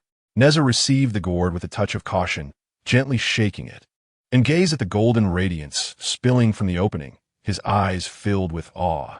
He cautiously poured a golden elixir into the palm of his hand. After a brief moment of attunement, he discerned that while its potency did not rival the magnificent 9-turn golden elixir crafted by the legendary Taishang Laojun, it exuded a gentle and inexhaustible power within, instilling him with a sense of assurance. He first placed the elixir in his mouth, gently chewed, and upon swallowing, closed his eyes to savor the experience. However, while Neza was still in the midst of his experimentation, the irrepressible Sun Wukong, without a hint of restraint, simply tilted the entire gourd, allowing the golden elixirs to cascade into his mouth like a torrential downpour, leaving not a single one behind. Gulping audibly, Neza was taken aback, his eyes widening in astonishment. Just as he was about to voice a protest, he heard Sun Wukong pat his belly and burst into hearty laughter, exclaiming, "Haha, quite delectable, with a hint of sweetness. Brother, I quite fancy this elixir." As soon as the words left his lips, he gave the gourd a casual shake, noticing its emptiness, and with a dissatisfied smacking of his lips, turned to Zhuang Guangxiu, saying, "Brother, do you have any more? I would love another 2 gourds." Chapter 34. The eruption of medicinal power. Neza was momentarily rendered speechless, exclaiming with a hint of irritation, "Sun Wukong, have you lost your mind? Aren't you afraid of overindulging on so many 9-turn golden pills?" In response, Sun Wukong grinned broadly, patting his abdomen with bravado. I, the great sage, am born with a body of bronze and iron, impervious to water and fire. Were these mere golden pills to me? However, Xian Guangxiao merely chuckled softly, choosing to remain silent. He was already aware that although the medicinal properties of the 9-turn golden pills were relatively mild, they were cumulative and devoid of side effects. Thus, even if Sun Wukong were to consume 10 gourdfuls, he would face no danger. Rather, the effects would stack, ultimately fortifying his physical form. Yet, the way this monkey consumed them was indeed rather astonishing. At that moment, Sun Wukong scattered some golden pills onto the ground. The celestial soldiers, upon witnessing this, stealthily bent down to collect them. After all, these were 9-turn golden pills, despite Xian Guangxiao claiming to have crafted them. Their inherent value as divine elixirs was well known throughout the heavens. Consequently, those who retrieved the pills cast furtive glances, secretly stowing them away, contemplating a secluded spot to experiment with their newfound treasures later. As for Neza, although he could not match Sun Wukong's reckless abandon, his youthful spirit refused to be outdone. After consuming his first 9-turn golden pill, he felt a warm current surge within him, yet he did not experience the dramatic transformation he had anticipated. Undeterred, he proceeded to consume several more. He sensed his physical body strengthening at a painstakingly slow pace. Though not as exaggerated as Sun Wukong's, the enhancement was steadily apparent. Neza could not help but marvel inwardly.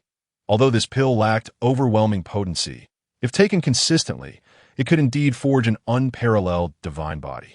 As the effects of the pills began to manifest in Sun Wukong, the heavens trembled in response. Just as everyone was processing the elixirs, suddenly, boom! A terrifying aura erupted from within Sun Wukong, enveloping him in a radiant golden light, akin to the sun's brilliance. His bones resounded with a thunderous vibration, echoing like a drum of thunder. Ha ha ha! Splendid. Absolutely splendid. I feel an exhilarating warmth coursing through me. What is this sensation? Sun Wukong was overwhelmed by a surge of explosive power coursing through his body. He swung his fist with ferocity, unleashing a series of shockwaves into the void. Bang! Bang! Bang! The space outside the southern heavenly gate quivered at that moment, causing the surrounding celestial soldiers to recoil in astonishment. Neza's pupils constricted in fear. Something was amiss. This monkey's physical prowess was already formidable, and now, empowered by the 9-turn golden pills, he would be nearly invincible. At this moment, Sun Wukong felt his blood surging, as if his body had breached some limit, with his innate divine strength escalating once more. Ha, brother, these golden fruits are indeed miraculous. It seems my bones have grown even stronger. He excitedly turned to Xian Guangxiao, his eyes brimming with exhilaration. Xian Guangxiao smiled gently, remarking, "This is merely the beginning. If you persist in consuming them, perhaps the legendary indestructible body may, indeed, be within your grasp." Neza stood nearby, his heart stirred by the revelation. He pondered to himself, the 9-turn golden elixir possesses such formidable potency. Its long-term use yields these remarkable effects. However, before the discussion could continue, Powerful presences surged towards the southern heavenly gate from within the Lingxiao treasure palace. It was none other than the four heavenly kings, including the formidable Li Jing, the pagoda bearer, and even the Emperor of Heaven's personal attendant, the mighty dueling god. An anomaly had occurred at the southern heavenly gate. Was there a demon causing chaos? The authoritative voice of Li Jing resonated across the skies, indicating that the heavenly hierarchy had already sensed this disturbance. Nez's expression shifted, and he quickly turned to Sun Wukong, exclaiming, "Monkey, your commotion is too great. The heavenly court has taken notice." Sun Wukong, however, remained unfazed, scratching his nose and replying, "What is there to fear? I, Sun Wukong, am a legitimate guardian of the heavenly court. I am merely cultivating my power and have committed no offense. Who can restrain me?" Li Jing descended upon the southern heavenly gate, riding a golden light cloud and wielding a delicate pagoda, his demeanor imposing. With his arrival, the heavenly guards and the four heavenly kings followed suit, and the celestial soldiers, witnessing this, stood in solemn awe, retreating to the sides, too intimidated to act. Li Jing's gaze darkened as he surveyed the surroundings. He observed the swirling celestial energy outside the southern heavenly gate, the fierce winds still raging, and the residual surges of spiritual power emanating from Sun Wukong, which even caused the marble at the gate to display faint cracks. "This is outrageous. Once again, it is you two," Li Jing's voice thundered, his eyes locking onto Neza and Sun Wukong. Neza furrowed his brow, about to explain himself, when Li Jing's voice cut through, with a sharp tone, "Neza, how long have you been out of confinement? You dare to stir trouble at the southern heavenly gate again? Have my teachings fallen on deaf ears?" Neza was momentarily taken aback. He opened his mouth, feeling a profound sense of frustration, yet was unable to counter. The current anomaly was indeed not his doing. It was Sun Wukong's surge in power after consuming the 9-turn golden elixir that had prompted the heavenly court's upheaval. Yet, if he attempted to clarify, Li Jing might not believe him, and the situation would only worsen. Thus, he could only bow his head in silence, silently enduring Li Jing's wrath.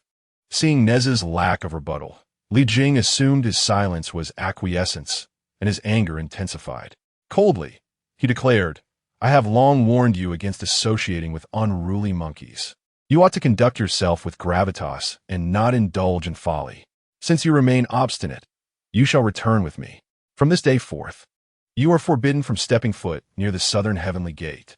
Upon hearing this, Nez's inner fury surged, yet he gritted his teeth and suppressed it, bowing respectfully. "I shall obey my father's command." He turned to look at Sun Wukong and Zhuang Wangxiu, letting out a deep sigh filled with reluctance and helplessness. "Wukong, brother, we shall discuss today's events another time." Sun Wukong, noticing this, furrowed his brow, his eyes flashing with dissatisfaction. He could not abide seeing his newfound brother in such a state of unjust resignation. "Hey, Erlang Shun can roam the heavenly court at will. Why can't my brother visit the southern heavenly gate?" Sun Wukong retorted, his tone brimming with indignation. However, Li Jing cast a cold glance at Sun Wukong, his tone indifferent. "Impudent monkey, do not utter such nonsense. The heavenly court has its own regulations. Refrain from interjecting." Upon hearing this, Sun Wukong's discontent grew stronger, and just as he was about to retort, he was halted by Xian Guangxiao, who raised a hand. Xian Guangxiao subtly shook his head, signaling him to hold his tongue. He understood Li Jing's temperament. At this juncture, engaging in debate would be futile and would only serve to further embarrass Neza. Taking a deep breath, Neza ultimately chose not to argue back.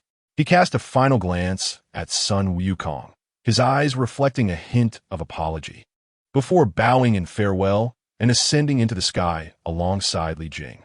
Watching Neza's figure vanish amidst the sea of clouds, Sun Wukong sulkily perched himself on the jade railing, grumbling, "What nonsense is this about the pagoda-bearing heavenly king?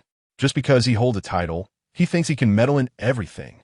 Neza is free to seek me out for a spar. Why should he impose such strictures?" Chapter 35. The Monkey King as a benevolent leader. As he pondered, his ire grew, and he shook his fist, disdainfully remarking, "I, the the great son Wukong, perceived that Li Jing fears his son may surpass him, which is why he enforces such stringent rules. Xian Guangxiao found this amusing and shook his head, saying, Wukong, you fail to comprehend the intentions of the pagoda-bearing heavenly king. His strictness towards Neza stems from a desire for him to adhere to propriety and avoid repeating past mistakes. Sun Wukong scoffed, "Pa, what do rules matter? I loathe such constraints. What is more vital than the bond of brotherhood?" Rising from his seat, he stretched his limbs, his eyes alight with a fierce determination. He chuckled. "Nevertheless, that rascal Neza will inevitably seek me out again, and when he does, we shall engage in battle once more. Even if I am captured, it will be worth it." Xian Guangxiao smiled serenely, choosing to remain silent. He understood that Sun Wukong was inherently rebellious, disdaining any form of restraint. To him, Li Jing's actions were a blatant affront to camaraderie. Neza's departure only solidified Wukong's resolve to live unfettered, to embrace freedom, unbound by the laws of heaven and earth. His future confrontations with the celestial realm, perhaps even an uprising against it, were likely sown from this very moment. Wukong, the celestial laws are inescapable for Neza. What about you? Xian Guangxiao's gaze deepened as he regarded Sun Wukong, a knowing smile gracing his lips. Unfazed, Wukong waved dismissively, laughing, "What do I care? My sole desire is to grow stronger. If the heavenly court dares to suppress me again, I shall upend the very heavens." Upon hearing this, Xian Guangxiao mused, "This monkey, even without schemes against him, is unlikely to remain docile." Let us conclude our discourse for today. Take these elixirs. Although the golden pills I crafted may not match those of the old lord in potency, their quantity is ample. Should you consume them all, come to the Taiwei Star Palace for more. I must take my leave now. With that, Xian Guangxiao produced 2 large gourds filled to the brim with warm golden pills and handed them to Sun Wukong. "Brother, safe travels." As Xian Guangxiao departed, the surrounding celestial soldiers and generals gathered around, collectively addressing him as Monkey Brother. They had all witnessed the effects of the golden pills he had just consumed and were undeniably envious. Even the usually stoic 4 heavenly kings could not help but smile at Sun Wukong. When had Sun Wukong ever been surrounded by so many celestial soldiers since ascending to the heavens? He, too, felt a surge of pride and, in exuberance, tossed out a gourd filled with golden pills, proclaiming, "We are all comrades, dutifully serving the heavenly court. Consider these golden pills a reward from me on behalf of my brother." The celestial soldiers rejoiced in unison, exclaiming, "Thank you, Monkey Brother. Thank you, Immortal Xian." As time flowed, a day in the celestial realm equated to a year in the mortal realm. Days passed in this manner.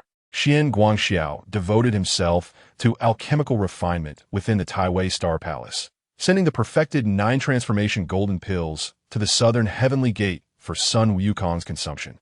Apart from this, he focused intently on his cultivation, fortifying his own prowess. Though aided by a system, his progress in cultivation far surpassed that of ordinary individuals. Yet, before the truly formidable powers, he remained feeble, unable to secure his place amid the turbulence of the heavenly realm. Ding! Congratulations to the host for completing the task. Assist Sun Wukong in cultivating the indestructible Vajra body. Reward: breakthrough to the mid-stage of Tai Golden Immortal. On this day, the voice of the system finally resonated within Xian Guangxiao's mind. Boom! Within the palace of Taiwei, the stars shone brilliantly. The essence of countless stars surged forth, and radiant starlight descended, enveloping Xian Guangxiao entirely. In that moment, his aura surged dramatically. The celestial essence within him surged wildly, as if a resplendent star had ignited within his dantian, propelling his cultivation directly from the initial stage of Tai Golden Immortal to the mid-stage. He had finally broken through. Xian Guangxiao slowly opened his eyes, the starlight swirling, his gaze as deep and luminous as the stars in a cold night. He sensed the unprecedented, overwhelming celestial power within him and felt a slight relaxation in his heart. Although he had not reached the level of the great Luo Golden Immortal, his current strength was sufficient to establish a foothold in the heavenly court, free from the fear of ordinary celestial beings. After a moment of contemplation, he resolved to visit the southern heavenly gate to check on Sun Wukong's situation. However, just as he prepared to depart, a vast radiance of Buddhist light suddenly surged forth from the southern heavenly gate, shattering the tranquility of the heavenly realm. Atop the southern heavenly gate, the celestial soldiers and generals, upon witnessing the sudden burst of Buddhist light, gripped their long halberds warily. "Who goes there?" A celestial general stepped forward to inquire. Amidst the Buddhist light, a lotus platform gradually emerged, upon which stood a figure draped in a robe of exquisite white silk. With a dot of red sand on her brow, her gaze warm yet profound, radiating an aura of auspiciousness. The visitor was none other than the Bodhisattva Avalokiteshvara of the Southern Sea. The patrolling celestial soldiers of the Southern Heavenly Gate immediately reported to the current gatekeeper, Sun Wukong. At this moment, Sun Wukong had undergone a remarkable transformation. With hundreds of nine-turn golden pills amassed, his physical form had attained an unimaginable resilience, emanating a grand celestial charm. With traces of lightning coursing through his sinews, with each step he took, the spiritual energy of heaven and earth converged automatically. Although he remained a patrolling celestial soldier within the domain of the Southern Heavenly Gate, his words held more weight than those of the celestial generals, and he had subtly become the leader of the Southern Heavenly Gate. "Brother Monkey, the Bodhisattva Avalokiteshvara has arrived." Upon hearing this, Sun Wukong's expression remained calm. Scratching his head, he grinned and said, "Oh, it's the Bodhisattva. I thought it was someone else. Let her in. She can look around, just do the usual patrol. No need for any formalities."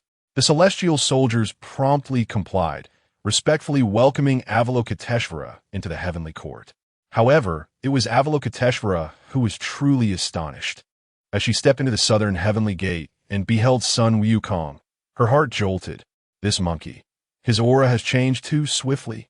In her original calculations, although Sun Wukong possessed extraordinary talent, according to the predetermined fate of the journey to the west, prior to being suppressed by the Buddha under the Five Elements Mountain, his cultivation should have stabilized merely at the initial stage of Tai Golden Immortal. And while his combat prowess was formidable, his physical form had yet to reach perfection. Yet now, within Sun Wukong, the essence of the elixir swirls, his vital energies surging like a tempest, his sinews as steadfast as divine iron. And even a faint sign of approaching sanctity emanates from his corporeal form. Guanin's gaze sharpened, an uneasy sensation stirring within her heart. What has this monkey consumed? How is it that his flesh has seemingly brushed against the realm of indestructibility? This matter is indeed perplexing. As she focused intently, suddenly, a familiar aura enveloped her senses. The nine-turn golden elixir. Within Sun Wukong's being, a substantial amount of the essence of the nine-turn golden elixir permeated, far exceeding the mere count of one or two. This cannot be. Guanin, whose composure was as tranquil as a still pond, felt a tremor in her heart at this moment, her brow furrowing slightly. The nine-turn golden elixir, crafted personally by the Supreme Lord Laozi, is an unparalleled divine elixir, and even someone of her stature within the Buddhist realm could not easily procure it. How could the heavenly court possibly bestow such a treasure upon Sun Wukong? No, this defies the celestial order. Guanin gently closed her eyes, silently unraveling the threads of fate. To her astonishment, the once clear destiny of Sun Wukong now exhibited subtle deviations, as if an invisible hand were manipulating the game of the journey to the west. Guanin's gaze deepened, and she murmured to herself, "Could it be the Jade Emperor?" She swiftly resolved, "Today, I shall enter the heavenly court and directly inquire of the Jade Emperor to ascertain who has bestowed the nine-turn golden elixir upon Sun Wukong." Chapter 36. The Lingxiao Palace. Guanin asked for guidance within the hallowed halls of the Lingxiao Palace. A multitude of celestial beings were seated, flanked by heavenly officials, the atmosphere solemn and reverent. A serene and auspicious Buddhist light gracefully entered the hall, revealing the presence of Guanin Bodhisattva, her garments flowing softly as she walked with composure. With hands clasped in prayer, she slightly bowed her head and murmured, "Amitabha, humble monk pays homage to the great heavenly Lord." High upon the nine-dragon jade throne sat the Jade Emperor, adorned in a golden imperial robe, his demeanor imposing as he held a whisk. He raised his hand slightly, his voice authoritative yet steady. Bodhisattva, please rise. What brings you to the heavenly court on this day? Guanyin slightly nodded, standing tall, her gaze calm and profound. She spoke slowly. Today, I have come to inform the great heavenly Lord that the soul of Jinshanzi in his 10th incarnation has entered the cycle of reincarnation in the underworld. According to celestial decree, he shall reincarnate in the mortal realm to cultivate anew. When the time is ripe, I shall personally journey to the eastern land of Great Tang to seek out a destined one and guide them westward in search of the Dharma.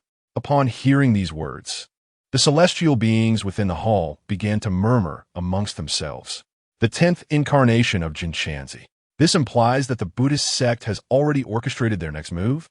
The calamity of the journey to the west is indeed approaching. The Jade Emperor's expression remained unchanged, as though he was already aware of this matter. He nodded gently and replied with a composed demeanor, Bodhisattva, please continue. Guanyin proceeded now. The mortal realm has entered the era of Jingguan governance, and the disciples of the Buddhist sect are well prepared. The undertaking of the westward journey to obtain scriptures is a calamity preordained by the heavenly way. However, the Buddhist lineage still requires the assistance of the heavenly court. I humbly request the heavenly Lord to indicate when this may commence. At this, the gazes of the celestial beings shifted slightly, and the Jade Emperor's expression showed a hint of fluctuation. The calamity of the journey to the west is fundamentally an arrangement of the heavenly way. Although it is an opportunity for the Buddhist sect, the heavenly court must also cooperate. Otherwise, should the heavenly court refuse to lend aid, no matter how skillfully the Buddhist sect arranges their plans, they would find it difficult to succeed. Yet, as the sovereign of the heavenly court, how could the Jade Emperor be unaware?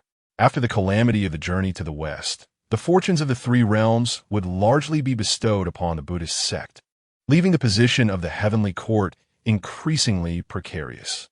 Nevertheless, the heavenly way is difficult to defy, and he could only yield to the prevailing currents. After a moment of contemplation, the Jade Emperor spoke in a tone that was neither enthusiastic nor resistant. As for the calamity of the journey to the west, I shall not obstruct it. The heavenly court will act in due course, dispatching deities to assist when the time is ripe, but all matters are yet to mature. Haste is unwarranted.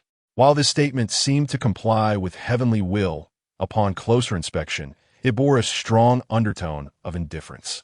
Guanyin, upon hearing this, felt a slight stirring within, her heart somewhat reassured. Such words were indeed sufficient. Although the Jade Emperor's response was perfunctory, she understood that the heavenly court would not genuinely contravene the heavenly way. Ultimately, the grand plan of the journey to the west would be set in motion, albeit with the Jade Emperor taking a less proactive stance. However, just as Guanyin prepared to take her leave, she suddenly recalled the strange occurrences at the southern heavenly gate earlier that day. A shadow of concern crossed her heart, and she raised her gaze to the Jade Emperor. Her voice calm, yet tinged with a hint of inquiry. Great heavenly Lord, upon my arrival at the heavenly court today, I encountered Sun Wukong at the southern heavenly gate. This monkey, originally possessing merely the cultivation of a golden immortal, has now experienced a tremendous surge in power, his physical form resonating with the essence of the elixir, subtly revealing signs of being indestructible like diamond. The monk observed the essence of the situation, finding it surprisingly reminiscent of the 9-turn golden elixir. He dared to inquire of the celestial sovereign. Might I ask, to whom does the 9-turn golden elixir on Sun Wukong belong? As these words were uttered, a profound silence enveloped the Lingxiao Palace. The celestial beings exchanged glances, their expressions tinged with bewilderment. The 9-turn golden elixir? How could that be? It was the treasured possession of the Supreme Lord. How could the Jade Emperor bestow it upon a mere monkey? The Jade Emperor furrowed his brow slightly, his gaze growing solemn as he spoke in a low voice. Bodhisattva, are you aware of what you are claiming? Guanyin nodded slightly, her demeanor earnest as she replied, the monk would never mistake this. The monkey indeed possesses the aura of the 9-turn golden elixir. Upon hearing this, the Jade Emperor's heart quaked, his expression revealing a hint of perplexity. Had he ever granted Sun Wukong the nine-turn golden elixir? He was entirely unaware of such a matter. After a moment of contemplation, his tone cooled a fraction, as he declared, "The nine-turn golden elixir is a treasure refined by the Supreme Lord. I have no authority to dispose of it privately." He then raised his hand to instruct a celestial official beside him, summon the Supreme Lord to the court. Before long, a fragrant vapor of elixir wafted through the Doshui Palace, and a beam of celestial light descended upon the Lingxiao Palace. The Supreme Lord, draped in a Taoist robe and holding a whisk, stepped gracefully into the hall, exuding an ethereal presence. Upon entering, he offered a slight bow to the Jade Emperor and inquired, "Your Majesty, what urgent matters necessitated summoning this humble Taoist?" The Jade Emperor, seated upon his golden throne, maintained an indifferent expression as he spoke plainly. "Supreme Lord, I ask you, have you bestowed the nine-turn golden elixir upon Sun Wukong?" The Supreme Lord raised an eyebrow, his face etched with confusion. "The nine-turn golden elixir? Sun Wukong?" He gently stroked his beard, pondering for a moment before shaking his head and responding solemnly. "This humble Taoist has never granted him the nine-turn golden elixir. Each elixir I possess is a treasure of the heavenly court, meticulously recorded. How could I possibly bestow it upon another? This matter is beyond my knowledge." As these words resonated through the hall, the celestial beings were once again plunged into astonishment. The Jade Emperor's gaze shifted subtly toward Guanyin. The Bodhisattva remained composed, her palms pressed together as she stated, "If it was not granted by the Supreme Lord, then from whence did this nine-turn golden elixir originate?" Upon hearing this, the Supreme Lord felt a weight in his heart. The nine-turn golden elixir was a monumental treasure he had spent 81 years refining. Even a single elixir could rejuvenate celestial beings and reshape their physical forms. The fact that Sun Wukong had consumed a substantial quantity of it was indeed perplexing. "Your Majesty, if this matter proves true, I must conduct a thorough investigation to ascertain the origin of the nine-turn golden elixir." The Jade Emperor nodded slowly, his expression darkening as he pondered deeply. In that moment, the atmosphere within the Lingxiao Palace grew exceedingly eerie. If it were not bestowed by the Supreme Lord, who else could possess the ability to refine the nine-turn golden elixir? Was it possible that there existed others within the heavenly court capable of such feats? Within the Lingxiao Palace, the air grew thick with tension, and each celestial being harbored their own thoughts. The Supreme Lord furrowed his brow, stroking his beard, his eyes glimmering with contemplation. Guanyin, hands clasped, maintained her serene facade while secretly strategizing. The Jade Emperor sat upon his dragon throne, his eyes deep and inscrutable, revealing no discernible emotion. As the celestial beings in the hall were engulfed in confusion, a voice, slightly tinged with age, resonated, "Your Majesty, if you wish to uncover the origins of the nine-turn golden elixir, I possess a strategy." The assembly turned to see the illustrious Tai Bai Jinxing stepping forth. In recent days, Sun Wukong had been vigilantly patrolling the southern heavenly gate. Should any peculiarities arise, one need only summon the commander of the southern heavenly gate for clarification, thus revealing the truth. The Jade Emperor paused momentarily, a glimmer of approval flickering in his eyes, and nodded gently in agreement. "Very well." He then raised his hand and issued a decree. Summoned the commander of the southern heavenly gate to present himself. In but a short while, the commander of the southern heavenly gate was escorted into the Lingxiao treasure hall. Clad in silver armor, his demeanor was one of utmost respect. Upon entering the hall, he promptly knelt and bowed, proclaiming, "Your humble servant pays respects to the Jade Emperor and to all esteemed celestial beings." The Jade Emperor, with a voice that commanded authority, slowly inquired, "I ask you, has Sun Wukong recently exhibited signs of the elixir's essence, rapidly advancing in his cultivation, for he has obtained the nine-turn golden elixir?" Chapter 37. The Jade Emperor's Decree. Summoning Xian Guangxiao upon hearing the words, the leader of the southern heavenly gate felt a sudden tremor in his heart, a flicker of panic crossing his face. Yet, confronted by the piercing gazes of the celestial beings within the Lingxiao Palace, he dared not conceal the truth.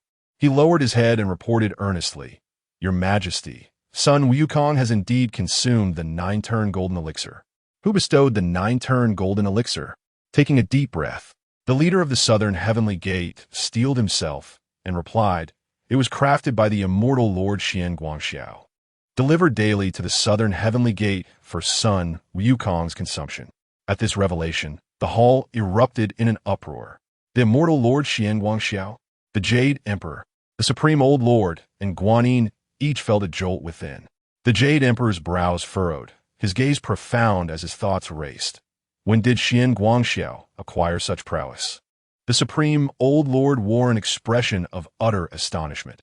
Had this matter not been heard firsthand within the Lingxiao Palace, he would scarcely believe that anyone could concoct the 9-turn golden elixir and produce it in such abundance. The most challenging aspect of creating the 9-turn golden elixir lies not in the materials, but in the Tao rhythm throughout the refining process. Such a divine elixir exists at the very limits of defying heavenly principles. To produce even one is no small feat. The Supreme Old Lord himself required 81 years, utilizing the 3 mystical true fire to painstakingly refine it 81 times, only to barely succeed. Yet now, Xian Guangxiao was capable of producing large quantities of the 9-turn golden elixir, even supplying it daily. Does this not imply that he has, to some extent, mastered an extraordinary alchemical prowess beyond conventional understanding? If this is indeed true, this individual is surely remarkable. A flicker of admiration for talent glimmered in the old lord's eyes. If Xian Guangxiao could truly master the method of refining the 9-turn golden elixir, bringing him under his wing could elevate his alchemical skills to great heights, potentially making him the true successor of the Duoshu Palace. The Jade Emperor's thoughts diverged slightly from those of the Old Lord. He perceived not only Xian Guangxiao's alchemical gifts, but also a potential threat. Such a gifted individual, if under the control of the Heavenly Court, would undoubtedly be a boon. However, should he harbor ulterior motives, he might become an uncontrollable variable in the future. The Heavenly Court must retain such talent. In contrast to the shock of the two, Guanyin's thoughts were somewhat different. When did the Heavenly Court give rise to such an exceptional talent? She contemplated that if such a figure could be drawn into the Buddhist fold, it would undoubtedly provide significant support for Buddhism's future development. Although many masters exist within Buddhism, none can rival the Supreme Old Lord in the realm of alchemy. If Xian Guangxiao could be introduced to Buddhism, would it not enable a contest with the Old Lord in the future? Her thoughts stirred. If this individual proves to be trainable, it would be prudent to consider guiding him into Buddhism when the opportunity arises. Within the Lingxiao Palace, the atmosphere grew tense. The celestial beings exchanged glances, uncertain of the Jade Emperor's thoughts. The Jade Emperor sat upon his 9-dragon throne, his brows slightly furrowed, his gaze inscrutable, revealing neither joy nor anger. The leader of the Southern Heavenly Gate felt a sense of trepidation, fearing that he might inadvertently provoke the celestial wrath through his negligence. In an attempt to redeem himself, he suddenly recalled the 9-turn golden elixirs he had discreetly stashed away in recent days. He promptly retrieved them and presented them with both hands, proclaiming, "Your Majesty, I am guilty of unlawfully accepting the golden elixirs bestowed by the immortal Lord of Leisure. Today, I offer them for your Majesty's discernment." The Jade Emperor cast a fleeting glance at him, remaining silent, yet subtly raised his hand to signal the Grand Supreme Elder Lord to inspect the elixirs. The Grand Supreme Elder Lord nodded slightly, stroking his beard, and delicately plucked a 9-turn golden elixir, causing a faint aura to waft from it. The Elder Lord squinted slightly, meticulously sensing the essence within the elixir, his brow momentarily flickering with intrigue. After a brief pause, he slowly remarked, "This elixir indeed differed from the 9-turn golden elixirs I have crafted. Although its potency pales in comparison, it possesses a hint of complete alchemical rhythm." Upon hearing this, the assembly of immortals was instantly stirred, engaging in fervent discussion. Could it truly be an elixir forged by Zhuang Wangxiu himself? The creation of a 9-turn golden elixir is an act defying the heavens. Even a diminished version is beyond the grasp of mere mortals. This individual is undeniably gifted, The Grand Supreme Elder Lord gently stroked his beard, his tone now imbued with a semblance of admiration. If Zhuang Guangxiu is capable of producing such an elixir as a novice in the alchemical arts, he is indeed destined for greatness within the realm of alchemy, should he receive proper guidance. It is conceivable that the heavenly court may witness the emergence of a second alchemical master. This declaration illuminated the Jade Emperor's thoughts. The Grand Supreme Elder Lord is inclined to nurture talent. The Emperor's gaze shifted slightly as he pondered. If even the Elder Lord is willing to cultivate Zhuang Guangxiu, it signifies that this individual is truly extraordinary. Such a prodigy cannot be carelessly allowed to slip away from the heavenly court. Furthermore, with the impending upheaval of the journey to the west, the heavenly court stands at a pivotal juncture. Should Zhuang Guangxiu ultimately align himself with the Buddhist realm, would it not result in a significant loss of support for the heavenly court? This youth must be retained. Maintaining a composed demeanor, he gradually spoke, directing his words towards Guanyin Bodhisattva. Bodhisattva, the facts are now clear. The 9-turn golden elixir is neither a gift from me nor the Elder Lord, but rather a creation of the immortal Lord of Leisure. Your doubts may now be laid to rest. His tone was calm, yet a subtle authority permeated his words. He then paused momentarily, continuing with a measured cadence. Since this matter is settled, the purpose of your visit has been fulfilled. If there is nothing further, you may return to the South Sea and await developments. The heavenly court will adhere to the celestial order regarding the journey for scriptures, and there is no need for you to be concerned. As these words resonated within the Lingxiao Hall, a profound silence enveloped the assembly of immortals, all discerning the Emperor's implicit intention to dismiss. Guanyin Bodhisattva was momentarily taken aback, then clasped her hands together and intoned a Buddhist mantra, Amit Ba. Acknowledging that the celestial sovereign has made arrangements, she refrained from further discourse. Casting one last glance at the gathered immortals, her gaze settled on the Grand Supreme Elder Lord. Noticing his clear stance towards Zhuang Guangxiu, likely already resolved to bring him into the Doshui Palace. With a soft sigh within her heart, she recognized that there was no further ground for dispute today, and future plans must be devised. She once more bowed in respect, declaring, I take my leave. With that, she transformed into a beam of Buddhist light, gradually exiting the Lingxiao Hall and making her way towards the South Sea. As Guanyin departed, the Jade Emperor shifted his gaze and spoke slowly. Issue a decree to summon the immortal Lord Xian Guangxiu for an audience. Immediately, the heavenly realm was illuminated with golden light, and the celestial edict traversed layers of clouds, descending upon the Taiwei Star Palace. In the midst of tranquil meditation, Xian Guangxiu gently opened his eyes, the brilliance of stars swirling within, a knowing smile gracing his lips. Ah, it has indeed come. He rose gracefully, adjusting his robes, fully aware that the Jade Emperor's summons was undoubtedly regarding the matter of the 9-turn golden elixir. After a brief moment of preparation, he stepped onto the clouds, the starlight swirling behind him, making his way directly to the Lingxiao Treasure Hall. Within the Lingxiao Treasure Hall, the golden steps gleamed, and celestial light dazzled as numerous immortals gathered. The Jade Emperor sat majestically upon the 9-dragon throne, while the Supreme Elder stood to one side, lightly swaying his whisk with profound eyes. Outside the hall, a flash of golden light heralded Xian Guangxiu's entrance. Immortal Lord Xian Guangxiu pays his respects to the Jade Emperor. Chapter 38. The Heavenly Court's Favor. Taiwei Star Lord, he slightly cupped his hands in salute, his demeanor composed, displaying neither a hint of panic nor a trace of arrogance, exuding an inherent elegance in his gestures. The Jade Emperor's gaze sharpened as he scrutinized Xuan Guangxiu, a flicker of astonishment passing through his mind. In just a few short months, had he truly made another breakthrough? The last time Xuan Guangxiu had an audience, his cultivation level was merely at the initial stage of Tai Golden Immortal. Yet now, standing within the hall, the Jade Emperor could distinctly sense the aura emanating from him. He had firmly established himself at the mid-stage of Tai Golden Immortal, even more profound than the typical mid-stage celestial lords. This young man possessed not only astonishing alchemical talent, but also an astonishingly swift cultivation speed. The Jade Emperor's thoughts grew contemplative. Such an individual, if retained within the heavenly court, would undoubtedly become a pillar of strength in the future. He then spoke in a calm tone. Xuanguang Xiao, I have summoned you to inquire about a matter. Xuanguang Xiao, maintaining a tranquil expression, slightly cupped his hands and replied, Your Majesty, please ask, and I shall respond truthfully.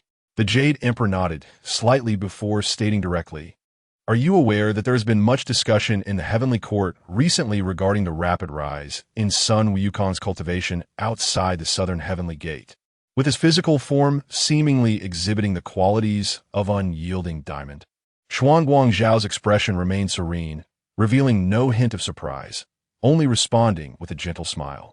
What your Majesty speaks of has indeed reached my ears. The Jade Emperor raised his whisk slightly, his gaze deepening.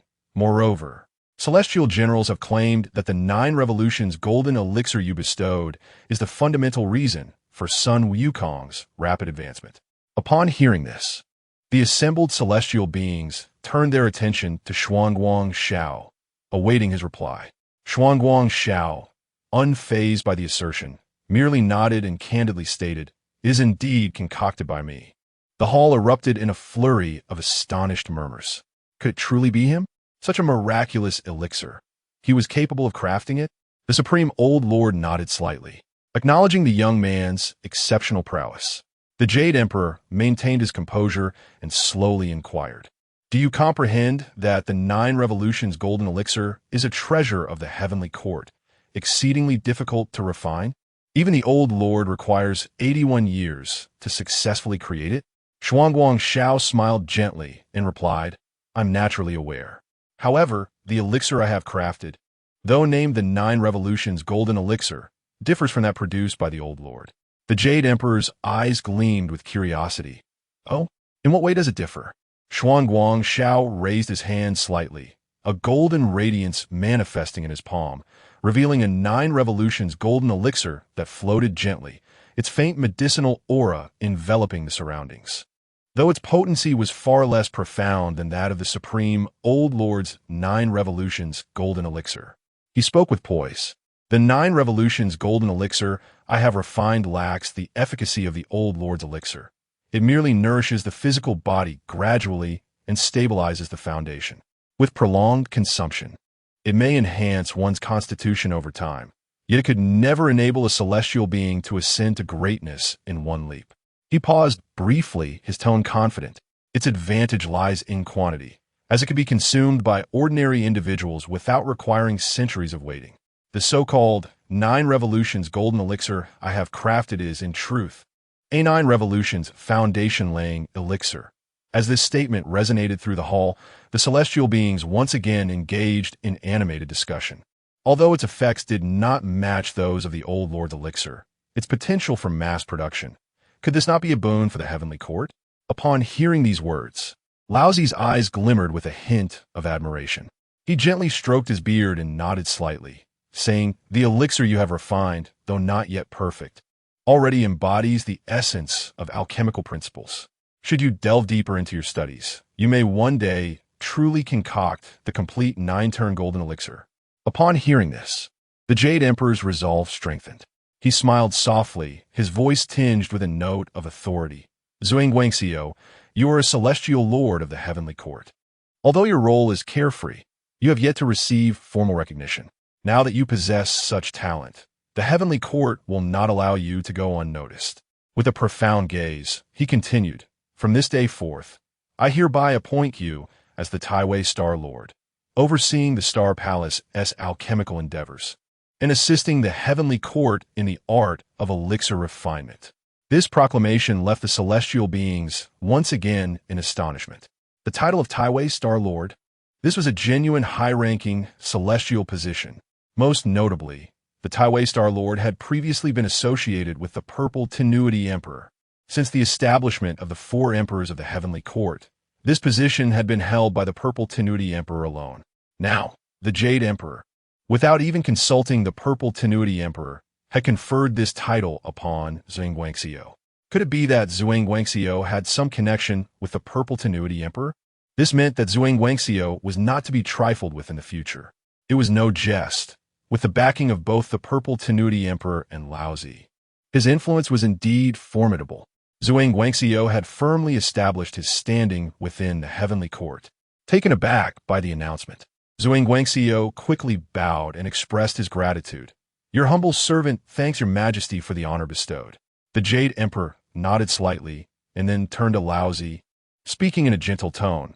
"Laozi, since Zhuang Guangxiu possesses the talent for alchemy, I wish for him to accompany you to the Doshui Palace to study the art of elixir refinement. What are your thoughts?" Laozi smiled faintly in response. "I have this very intention. This young man is indeed a worthy candidate, should he master the art of alchemy. The heavenly court shall have great use for him." With this, Zhuang Guangxiu's affiliation with the heavenly court was firmly established. As they departed from the Lingxiao treasure hall, Laozi waved his sleeve, and Zhuang Guangxiu felt a lightness enveloping him, as if he were soaring through the clouds, ascending alongside Laozi. The heavenly realm stretched infinitely, with flocks of celestial cranes and jade palaces intertwined with auspicious clouds. Before long, they had traversed the layers of heavenly palaces, arriving at the Lihentian beyond the 33 heavens. The Doshui Palace, Laozi's sanctum, was shrouded in ethereal smoke, with alchemical furnaces bubbling and the fragrance of divine incense wafting through the air. Two young alchemists stood at the palace entrance, and upon seeing Laozi's return, they hastily bowed and greeted. "We humbly welcome the return of the master." Laozi chuckled as he stroked his beard and then stepped inside. The palace was filled with alchemical furnaces, where crimson flames danced and soared. Suspended in midair were several massive Bagua furnaces, each radiating a mystical golden light, exuding the profound principles of the Tao. The aura of elixirs permeated the Doshui Palace, rendering it a veritable paradise on earth. Standing outside the Doshui Palace, Zhuang Guangxiu gazed at the vastness of the Lihentian beyond the 33 heavens, feeling the expanse of the universe and the profundity of its laws. The surrounding elixir essence even caused a slight tremor in his internal energy, as if the very path of alchemy was coalescing in this sacred space. He sighed softly to himself, reflecting, "Truly, this is the foremost sanctuary for alchemy in the three realms. The essence here is capable of influencing my very energy flow." The Supreme Old Lord stood with his hands clasped behind him, gazing at the rising crimson smoke within the palace. A gentle smile gracing his lips as he slowly spoke. "This is the palace of Doshui, the sacred place where I, a humble Taoist, refine elixirs, seek enlightenment, and cultivate my path." Xian Guangxiao slightly nodded and bowed respectfully, saying, "It is indeed a rare fortune for one such as I to enter the palace of Doshui and witness the Old Lord's mastery of alchemy. It is a tremendous blessing." The Supreme Old Lord stroked his beard and chuckled softly, not rushing to discuss the transmission of alchemical techniques, but rather turning to Xian Guangxiao with a gentle tone, inquiring, "Xian Guangxiao, do you comprehend the essence of the alchemical path?" Upon hearing these words, Xian Guangxiao felt a subtle tremor within his heart. He had initially believed that the Supreme Old Lord had summoned him to the palace of Doshui to impart secret techniques, or perhaps to assess his alchemical abilities. Yet now, the Old Lord was questioning his understanding of the alchemical path, which felt rather akin to a test. Chapter 39. Inquiry at the Doshui Palace. Discussion of alchemy. Xian Guangxiao pondered for a moment, then spoke slowly. "The path of alchemy is rooted in the ethereal resonance of heaven and earth, grounded in the vitality of all living things. It involves refining the natural essence and condensing the power of the great Tao, assisting practitioners in their quest for enlightenment, prolonging life, enhancing cultivation, purifying tribulations, and even transcending the heavens to alter fate." Upon hearing this, the Taishang Laojun nodded slightly and continued to inquire, "If that is the case, to what ultimate realm do you believe the path of alchemy can lead?" Taking a deep breath, Xian Guangxiao's thoughts raced. In his youth, he had practiced under the Bodhi patriarch, learning the doctrines of Buddhism, Taoism, and Confucianism, which naturally included the art of alchemy. Facing the Taishang Laojun today, he had gained some insights and thus spoke earnestly. In discussing the pinnacle of alchemy, there exist various realms within the three realms. Ordinary alchemists merely seek to extend their lifespan and attain immortality. Celestial alchemists, on the other hand, aim to break through the shackles of cultivation, assisting themselves in ascending to immortality and attaining enlightenment. Should one reach the Taishang realm, they might defy fate and mend the deficiencies of the heavenly Tao, allowing the cosmic order to flourish for the benefit of all beings. At this juncture, Xian Guangxiao paused, his gaze flickering slightly as thoughts of his own 9 revolutions golden elixir arose. Although I have refined the 9 revolutions golden elixir, its efficacy pales in comparison to the golden elixir crafted by the Laojun. However, with continuous consumption, it could gradually evolve the physical body over eons. Thus, while I may not ascend in one bound, I could, through the power of time, inch closer to the state of indestructible diamond. He raised his gaze to the Taishang, Laojun, his expression steady, and continued, "Many speak of the ultimate goal of alchemy as immortality. Yet, I believe that the apex of alchemy encompasses far more than these 2 words. The highest achievement in alchemy may indeed lead to the salvation of all beings. It might also mend the heavenly Tao, elucidating the supreme path. Immortality is not the pinnacle of alchemy. The transformation of the Tao into elixir is the true ultimate. If one can utilize alchemy to evolve the heavenly Tao, even transcending beyond the 3 realms and reshaping all existence, this is the genuine supreme path of alchemy." As these words echoed, the Doshui palace fell into silence. The crimson flames rising from the alchemical furnace seemed to dance in response. The Taishang Laojun stood with his hands clasped behind his back, his gaze flickering thoughtfully, remaining silent for a considerable time. After a moment, he suddenly stroked his beard and chuckled softly, revealing a hint of satisfaction in his eyes. "Your words have transcended the ordinary perspective of celestial beings. The path of alchemy is not merely about consuming elixirs to seek immortality. Many celestial beings exhaust their lives pursuing mere fragments along this path. Yet you have already glimpsed a more distant future." The Taishang Laojun's tone momentarily paused, his eyes deep and contemplative as he murmured to himself, "If one day the path of alchemy can indeed mend the heavenly Tao, what then for the 3 realms?" Xian Guangxiao's gaze flickered slightly, and within, an inexplicable understanding began to stir. He realized that the Taishang Laojun regarded him with newfound respect. He was not testing his knowledge, but probing the depths of his Tao heart, even contemplating whether to genuinely impart the profound truths of alchemy to him. The venerable Laozi pondered for a moment, then smiled gently and said, "Since you have attained this understanding, I shall not hesitate to test you." With a graceful wave of his sleeve, a brilliant light emanated from his palm, descending into the hands of Xian Guangxiao. Upon closer inspection, Xian Guangxiao discovered an ancient golden alchemical formula, intricately inscribed with profound runes of alchemy, exuding an air of ancient Taoist essence.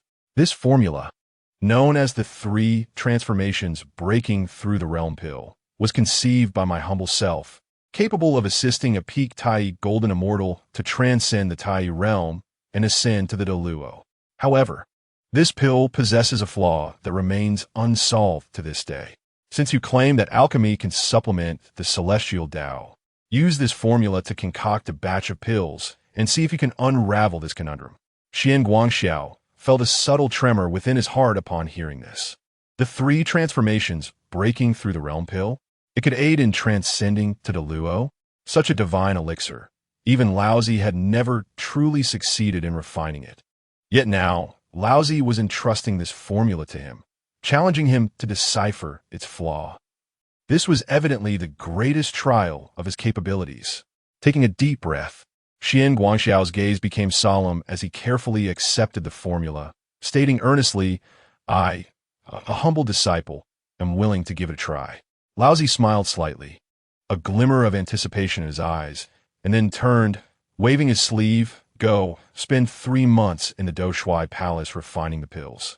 Should you gain insight, I shall bestow upon you a fortuitous opportunity." As Xian Guangxiao entered the alchemy chamber, his gaze swept across the surroundings, filled with ancient Taoist patterns. In each corner stood a small bagua furnace, while a central main furnace pulsed with alchemical flames, subtly resonating with the primordial laws. He inhaled deeply, unfolding the three transformations breaking through the realm pill formula bestowed by Laozi, meticulously studying its profound intricacies.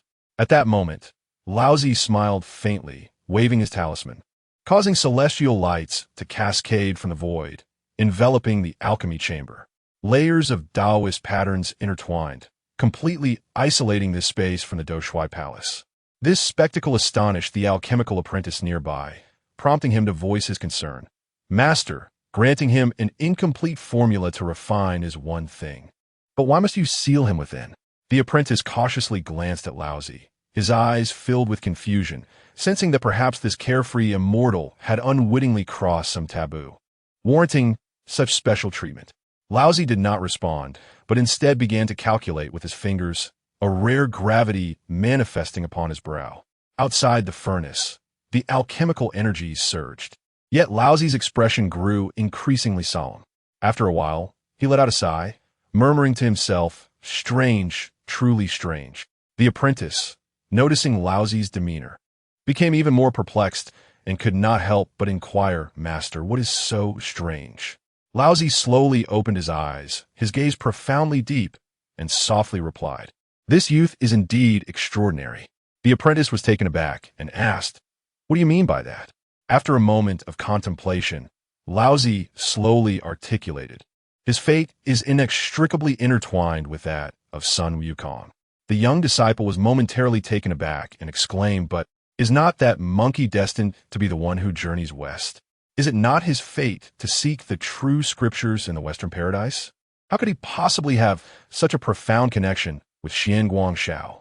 The Grand Supreme Elder Lord shook his head and sighed, saying, "Precisely because of this, it seems all the more peculiar."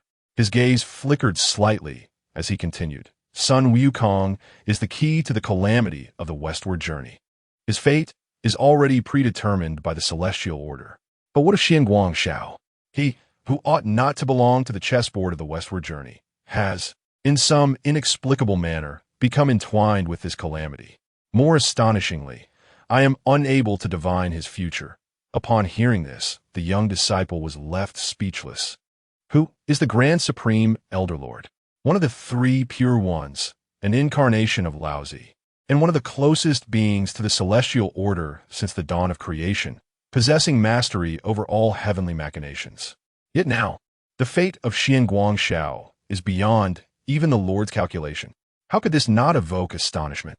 The alchemical disciple could not help but murmur, "My lord, if that is the case, could it be that Xian Guangxiao might influence the grand scheme of the westward journey?" The Grand Supreme Elder Lord fell silent for a moment, then spoke slowly. "The calamity is about to begin, and the celestial order shall unfold as it must. Sun Wukong is an individual marked by this calamity. Anyone who becomes too deeply involved with him may find themselves swept into the turmoil. Although Xian Guangxiao possesses remarkable talent, should he interfere excessively with Sun Wukong at this juncture, it is likely to summon unforeseen variables. Thus, I have confined him within the Doshui Palace for 3 months. This serves not only to test his alchemical prowess, but also to sever his contact with Sun Wukong, allowing him to temporarily evade this great calamity."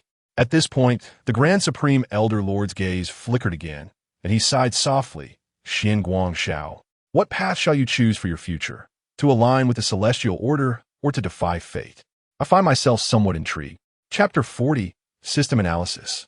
Manifestation of elixir defects within the Doshui Palace. The alchemy chamber was alive with the flickering flames of the cauldron, surrounded by intertwining Taoist patterns, radiant celestial light, and a rich aroma of elixirs wafting through the air. Xian Guangxiao sat cross-legged. Before him floated the recipe for the San Juan Pujingdan, bestowed by the Supreme Laojun. His gaze was profound as he meticulously examined the intricate Taoist patterns and the exceedingly complex refining process laid out in the formula.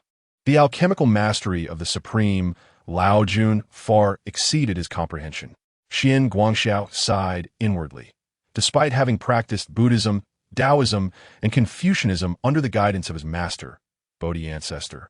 And having dabbled in the art of alchemy, he realized that his knowledge of alchemy was merely superficial, a far cry from the profound insights of the supreme Lao Jun.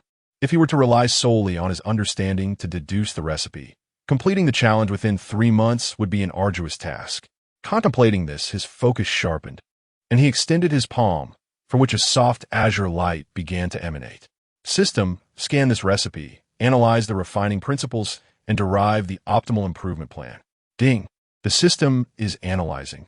A golden light flickered, and the runes on the recipe gradually revealed layers of analytical principles under the system's scrutiny. Accompanied by flowing celestial script, streams of data began to coalesce in Xian Guangxiao's mind. Analysis complete. Recipe name, Sanjuan Pejing Dan, incomplete, recipe grade. Great Luo level celestial pill, main efficacy. Assist a Tai golden immortal in breaking through to the Great Luo golden immortal realm. Recipe defects.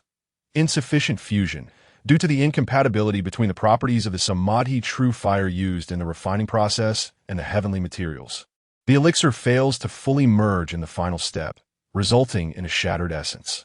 Although the practitioner may achieve a breakthrough, it poses a latent risk to their physical body. Excessive potency. The breakthrough process for practitioners upon consuming this elixir is not gradual, but occurs abruptly, leading to an unstable foundation. A slight misstep could result in damage to their Tao foundation, potentially affecting their future path of cultivation. Incompatible fire attributes. This elixir must be refined using Hunyuan, celestial fire.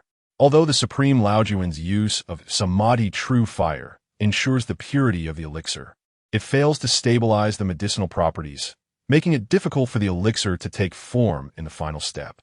Optimization directions. Flame improvement. Primarily utilize Samadhi true fire, supplemented with another type of flame to maintain balance during fusion. It is advisable to employ either stellar true fire or yin-yang duality fire to regulate the heat, ensuring internal stability of the elixir. Potency adjustment. Introduce Qingxian Yuji or Qi-Yin Tianmu as gentle catalyst to allow for a gradual release of medicinal power, ensuring a stable Tao foundation during the breakthrough. Enhance stellar Tao rhythm for stability. Leverage the stellar power of the Tai Wei Star Palace to imbue the elixir with a stable Tao rhythm, minimizing medicinal conflicts and allowing for true perfect fusion. Xian Guangxiao fell into deep contemplation. The method of breakthrough began to take shape. He silently absorbed the information provided by the system, and at that moment, he finally understood why the Supreme Laojun was unable to refine the Sanjuan Pejing Dan. It turned out to be an issue of fire attributes. The Supreme Laojun possesses the profound, true fire of Samadhi, a flame of unparalleled intensity, renowned for its ability to refine impurities and concoct elixirs. However, its flaw lies in its excessive dominance. Its fiery essence is overly masculine, lacking the gentle harmonizing force necessary to perfectly meld the multifaceted properties of the breakthrough elixir. Perhaps, if one were to employ the stellar true, fire solution may emerge. Xian Guangxiao's gaze flickered with intrigue, a subtle smile gracing his lips. He had long embarked on the path of the stars, capable of invoking the stellar true fire. Though not as overpowering as the Samadhi true fire, it possesses stabilizing characteristics, enabling the elixir to maintain the most balanced state during its formation. If he could utilize the stellar true fire to assist the Samadhi true fire, perhaps this defect could be resolved.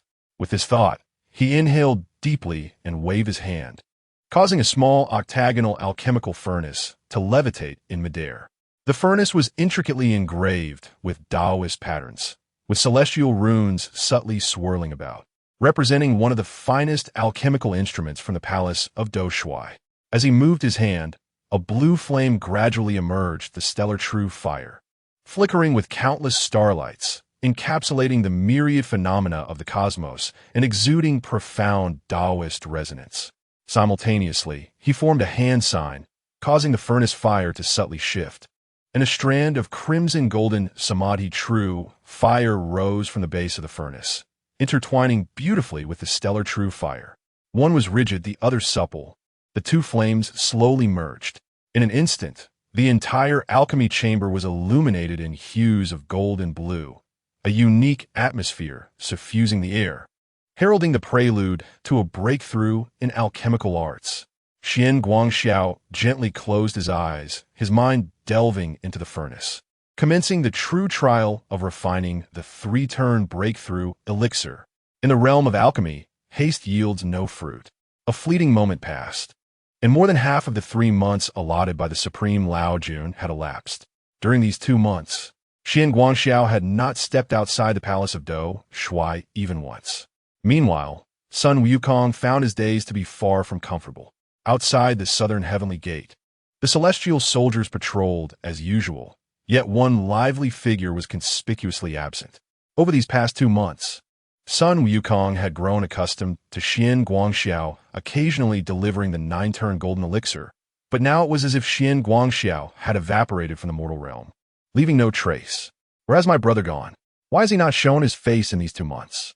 Sun Wukong, with a blade of grass he had found somewhere clutched in his mouth, lay on the jade railing of the southern heavenly gate, basking in the sun, his brow slightly furrowed. Though he remained silent, an undercurrent of agitation stirred within him, coupled with the monotony of his watch at the southern heavenly gate. Devoid of rivals or his brother, his days of idleness had rendered the restless monkey increasingly impatient. Just then, a divine light descended from the heavens, and a silver-armored celestial general approached on a cloud. Flower Fruit Mountain's demon, immortal Sun Wukong, His Majesty has decreed. Your punishment has concluded. You need not continue your vigil at the southern heavenly gate, and may return to your position as the horsekeeper. The general of the martial star held a golden edict, his tone cold, gazing down at Sun Wukong with a hint of disdain in his eyes. Upon hearing this, Sun Wukong sprang up, raising an eyebrow. Oh, so old Sun is finally free from this wretched gate? He broke into a grin. Although the position of the stable keeper could hardly be deemed prestigious, it was certainly a more favorable role than the relentless watch at the southern heavenly gate. This, however, was something Sun Wukong accepted. Though dissatisfaction lingered in his heart, the thought of his elder brother, Zhuang Guangxiu, still residing in the heavenly court restrained him from causing a scene, prompting him to consider returning to assess the situation. Just then, the Lord of the Martial Stars suddenly curled his lips into a sardonic smile and spoke slowly. Since you have returned to the role of the stable keeper, accompany me to the celestial stables and tend to my steed. At these words, Sun Wukong's smile instantly faltered, his eyes narrowing slightly, a flicker of danger igniting within their depths. What did you say? Sun Wukong slowly lifted his gaze to meet the Lord of the Martial Star, his tone now frigid. The Lord regarded him with a hint of disdain, deliberately slowing his speech, enunciating each word. I command you to tend to my steed. Do not forget, you are merely a lowly official without rank, while I am a celestial lord of the heavenly court, overseeing the constellations and commanding divine generals. Serving me as a stable keeper is a privilege. Do you truly believe yourself to be of higher status? His tone dripped with scorn, clearly intent on humiliating Sun Wukong. Chapter 41. The Wrath of Sun Wukong against the Star Lord of Wuxiu. Xian Guangxiao completes his alchemical mastery in that moment. Sun Wukong's countenance darkened profoundly. A low chuckle escaped his lips, yet his gaze grew increasingly frigid, fingers tightening around the golden staff, his eyes ablaze with unbridled fury. I, Sun Wukong, am no less than a celestial official of the heavenly court. How dare you summon me to tend your steed? He seethed inwardly, for apart from his elder brother, Xian Guangxiao, who else in the celestial realm could command his service? His ire surged, though he typically dismissed such trivial accolades. The audacity of the Star Lord of Wuxiu to humiliate him was tantamount to courting death. With a swift motion, Sun Wukong flung aside the grass in his hand and brandished the golden staff, bringing it crashing down upon the Star Lord of Wuxiu. The Star Lord was taken aback, hastily raising his hands in defense, but he was no match for Sun Wukong. A brilliant flash of golden light erupted, sending the Star Lord hurtling 100 paces, crashing violently against the celestial pillar of the southern heaven gate, blood spewing from his mouth. Sun Wukong, you audacious fiend! The Star Lord clutched his chest, astonished. He could hardly believe that this raucous monkey dared to strike him within the heavenly abode. Sun Wukong hefted the golden staff onto his shoulder, coldly regarding him. A smirk forming on his lips. What is this? Today, I shall inform you that in this heavenly realm, no one shall compel me to be his servant. With a thunderous stamp of his foot, he soared into the clouds. I shall no longer serve in this wretched position. I intend to revel in the mortal realm. Let those who desire office pursue it.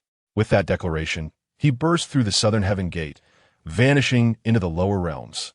The Star Lord, battered and enraged, staggered to his feet, his face a mask of fury as he glared at the retreating figure of Sun Wukong, gritting his teeth and bellowing.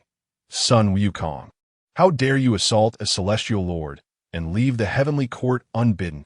I shall report this to the Jade Emperor and see how you extricate yourself from this predicament. With great effort, he suppressed his injuries and hastily ascended, making his way to the Lingxiao Palace. Meanwhile, the news of Sun Wukong's rebellion had already stirred a tremendous uproar within the heavenly court. What? Sun Wukong has struck the Star Lord of Wuziu? He has audaciously fled the heavenly court? This monkey, does he intend to revolt? Seated upon his golden throne, the Jade Emperor's expression darkened, a flicker of resignation crossing his eyes. He spoke slowly. Send forth orders. Dispatch celestial troops to apprehend Sun Wukong in the lower realms. Simultaneously, within the Doshui Palace, Xian Guangxiao was on the verge of completing the 3 transformation-breaking boundary elixir, unaware that Sun Wukong, in a fit of rage, had descended to the mortal realm, poised to sever ties with the heavenly court entirely. This, in fact, aligned perfectly with the wishes of the Supreme Laozi.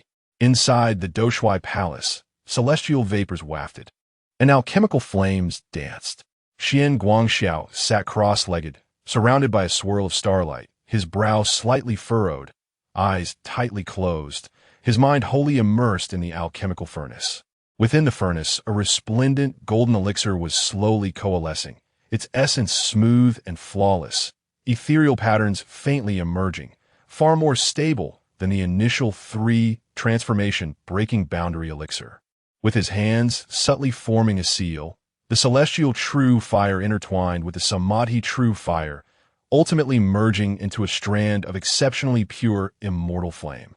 As the last flicker of fire gradually receded, the alchemical furnace trembled slightly, and a brilliant golden light surged into the heavens.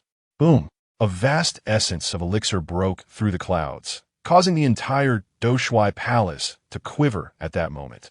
Xian Guangxiao slowly opened his eyes, stars twinkling within, and a faint smile graced his lips. Success! With a gentle wave of his sleeve, the furnace opened automatically, revealing a golden elixir slowly floating in midair. Its surface adorned with intricate mystical patterns, showcasing 3 golden rings that symbolized the 3rd transformation.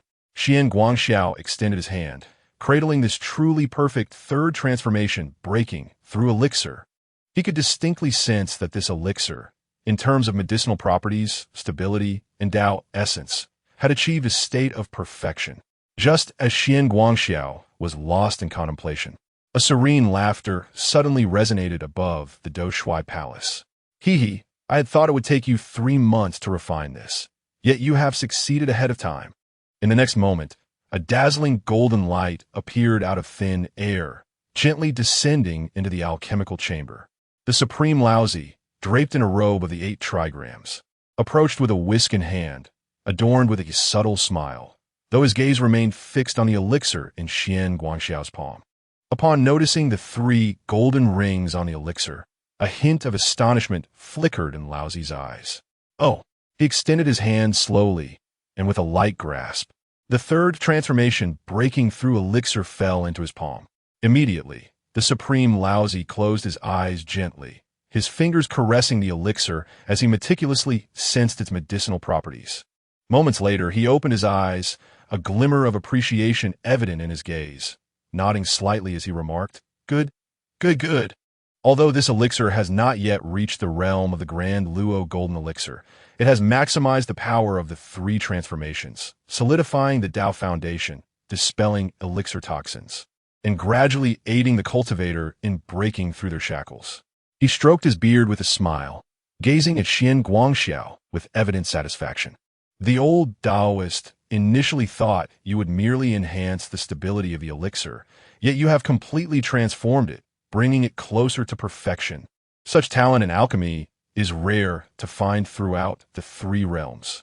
As these words echoed, the acolytes within the alchemical chamber exchanged astonished glances, their hearts stirred. It is well known that the Supreme Laozi possesses a discerning eye in the realm of alchemy. His classification of an elixir as nearing perfection signifies that it is among the most exceptional celestial elixirs in the entirety of the three realms. This implies that Xian Guangxiao's talent in alchemy has garnered the genuine recognition of the Supreme Laozi. The Supreme Laozi gradually tucked the elixir into his sleeve, then turned to Xian Guangxiao, a smile of gratification gracing his features as he spoke slowly. Xian Guangxiao, I had intended to test your alchemical skills, yet I did not expect to encounter such unexpected delight. I initially thought this trial would yield only modest achievements from you. Yet you have entirely transcended the constraints of the third transformation, breaking through elixir. The more I observe such talent, the more I find it delightful. His gaze was warm, unabashedly revealing his admiration for Xian Guangxiao, and even hinted at the possibility of formally taking him under his wing at the Daoxing Palace. Xian Guangxiao smiled faintly and respectfully replied, "This time, the success in alchemy is largely due to the formula bestowed by the old lord. Otherwise, I fear I would not have been able to deduce this elixir." Upon hearing this, the old lord chuckled softly and shook his head, saying, "Though the formula was imparted by me, without your own understanding, even a millennium of practice would not yield today's results." At this juncture, the old lord's gaze flickered momentarily, and he suddenly spoke, "Xian Guangxiao, allow me to inquire. Now that you have mastered the crafting of the three-term breakthrough pill, would you be willing to join my ranks and become an official disciple of the Daoxing Palace?" At this pronouncement, the entire Daoxing Palace trembled slightly. The old lord was actually inviting Xian Guangxiao to be his disciple. All the young acolytes widened their eyes, scarcely able to believe their ears.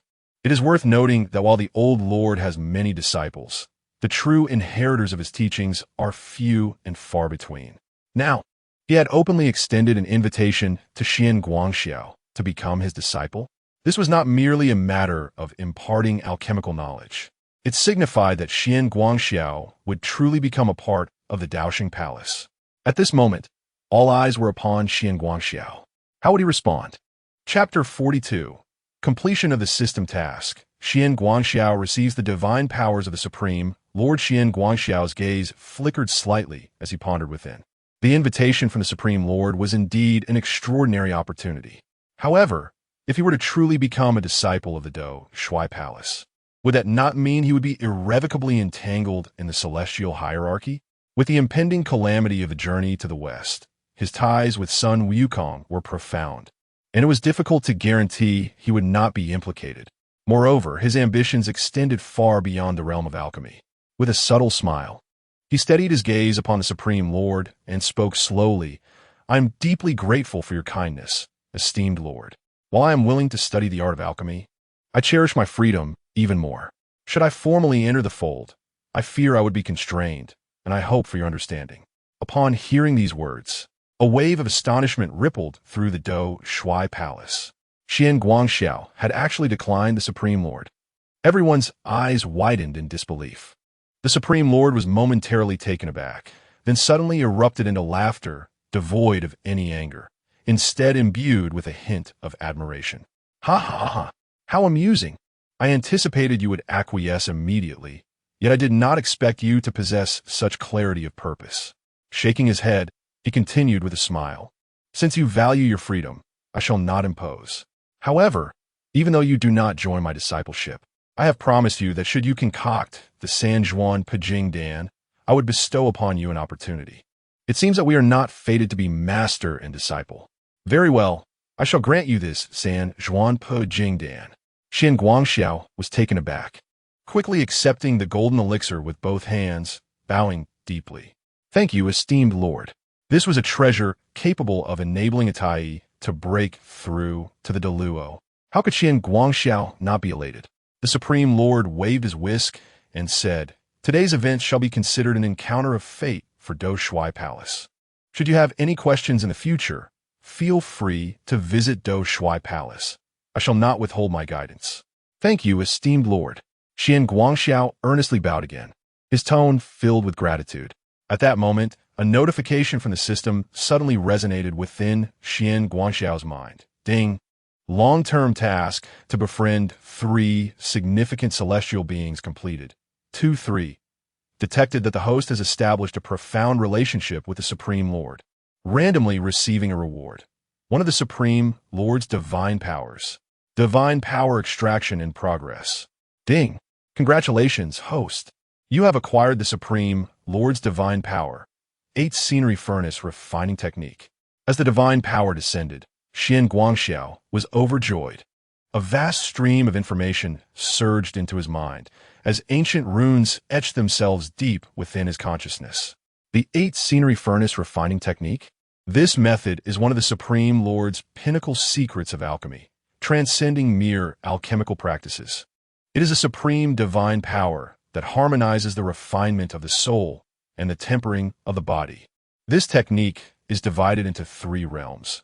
First realm, refining qi into spirit, utilizing the fire of the elixir to temper true essence, allowing the practitioner's soul to be refined, becoming as pure and flawless as an immortal elixir with heightened acuity and enhanced comprehension. Second realm, refining the spirit and returning to the void. By simulating the creation of heaven and earth within a cauldron, one can employ the principles of celestial bodies, the 5 elements, and the dualities of yin and yang to concoct elixirs that transcend the original standards of alchemy.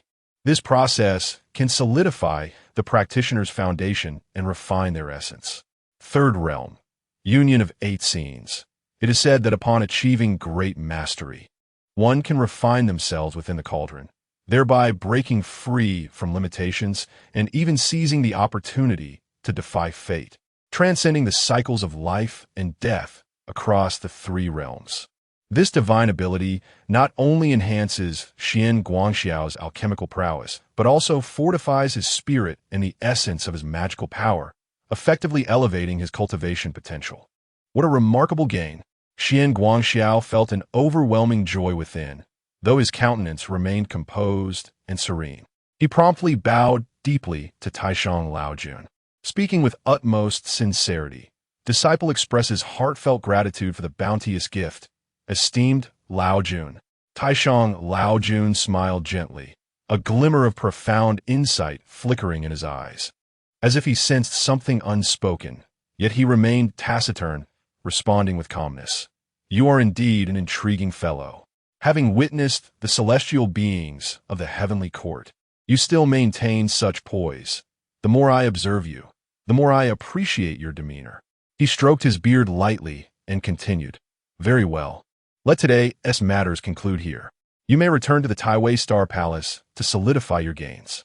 But remember this, while alchemy may assist one in breaking through the barriers of cultivation, personal practice is of paramount importance. One must never lose sight of the fundamentals. Upon hearing these words, Xian Guangxiao paused momentarily, then earnestly clasped his hands. I shall heed the teachings of Laojun. After bidding farewell to Taishang Laojun, Xian Guangxiao slowly exited the Dongshui Palace, casting a final glance at the sacred site of alchemy in the 3 realms, a soft sigh escaping his lips. The journey to Dongshui Palace had yielded substantial rewards. Not only had he gained the recognition of Taishang Laojun, but he had also acquired the 8 scenes cauldron refining method. Surely, my alchemical skills shall advance further henceforth. His gaze shifted toward the distant clouds of the heavenly court, and an unexpected sense of unease washed over him. What events had transpired in the outside world over the past 3 months? Just then, as he stepped out of the palace, he overheard several celestial officials engaged in hurried discussions. Have you heard? That monkey from Flower Fruit Mountain has descended to the mortal realm. He actually injured the Martial Star Lord and ran straight down. The Jade Emperor has issued orders to dispatch heavenly soldiers to apprehend him. Xian Guangxiao abruptly halted, his pupils narrowing slightly. What? His heart surged with shock. Sun Wukong has truly descended to the mortal realm? This signifies that the grand scheme of the journey to the west has irrevocably commenced. Taking a deep breath to quell his astonishment, he pondered. The calamity of the journey to the west has indeed begun, and Sun Wukong's fate is now beyond alteration. Given the circumstances, Xian Guangxiao recognized that he could no longer intervene in Sun Wukong's affairs. He would have to follow the narrative as it unfolds. This marked the monkey's first descent, and after the second summons by the Venus star, he would devise his own plans. Having come to this realization, Xian Guangxiao dared not delay and promptly returned to his palace. Commencing a period of seclusion and meditation, I prepare to ascend to the late stage of the Tai Golden Immortal. In this primordial realm where strength reigns supreme, it is solely one's own power that commands authority. Amidst the vast expanse of the celestial dome, dark clouds roil ominously as heavenly soldiers form an imposing array, their formidable figures gradually descending from the clouds. The valiant Li Tianwang, clad in resplendent golden armor and wielding the exquisite pagoda, gazes down coldly upon the flower and fruit mountain. The third Prince Neza, brandishing his fiery spear and standing upon his wind and fire wheel, exudes an intense spirit of combat. Beside him, the giant spirit god, grasping a massive axe with crossed arms, displays an expression of disdain. Atop flower and fruit mountain, enveloped in swirling white clouds and suffused with golden radiance, exotic flowers and peculiar grasses flourish, while celestial cranes soar gracefully, creating an ethereal paradise. Most striking of all is the grand flag, billowing in the wind, with its central banner boldly inscribed with 4 audacious characters, Qi Tian De Sheng. Chapter 43. The Great Sage Emerges. Neza seeks battle. Neza's gaze sharpened as he contemplated. This monkey is indeed audacious.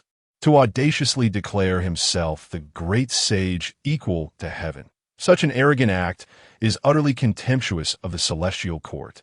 It bears some resemblance to my former grandeur. The heavenly king, Li Tianwang, furrowed his brows, a hint of coldness flickering in his eyes as he spoke in a somber tone.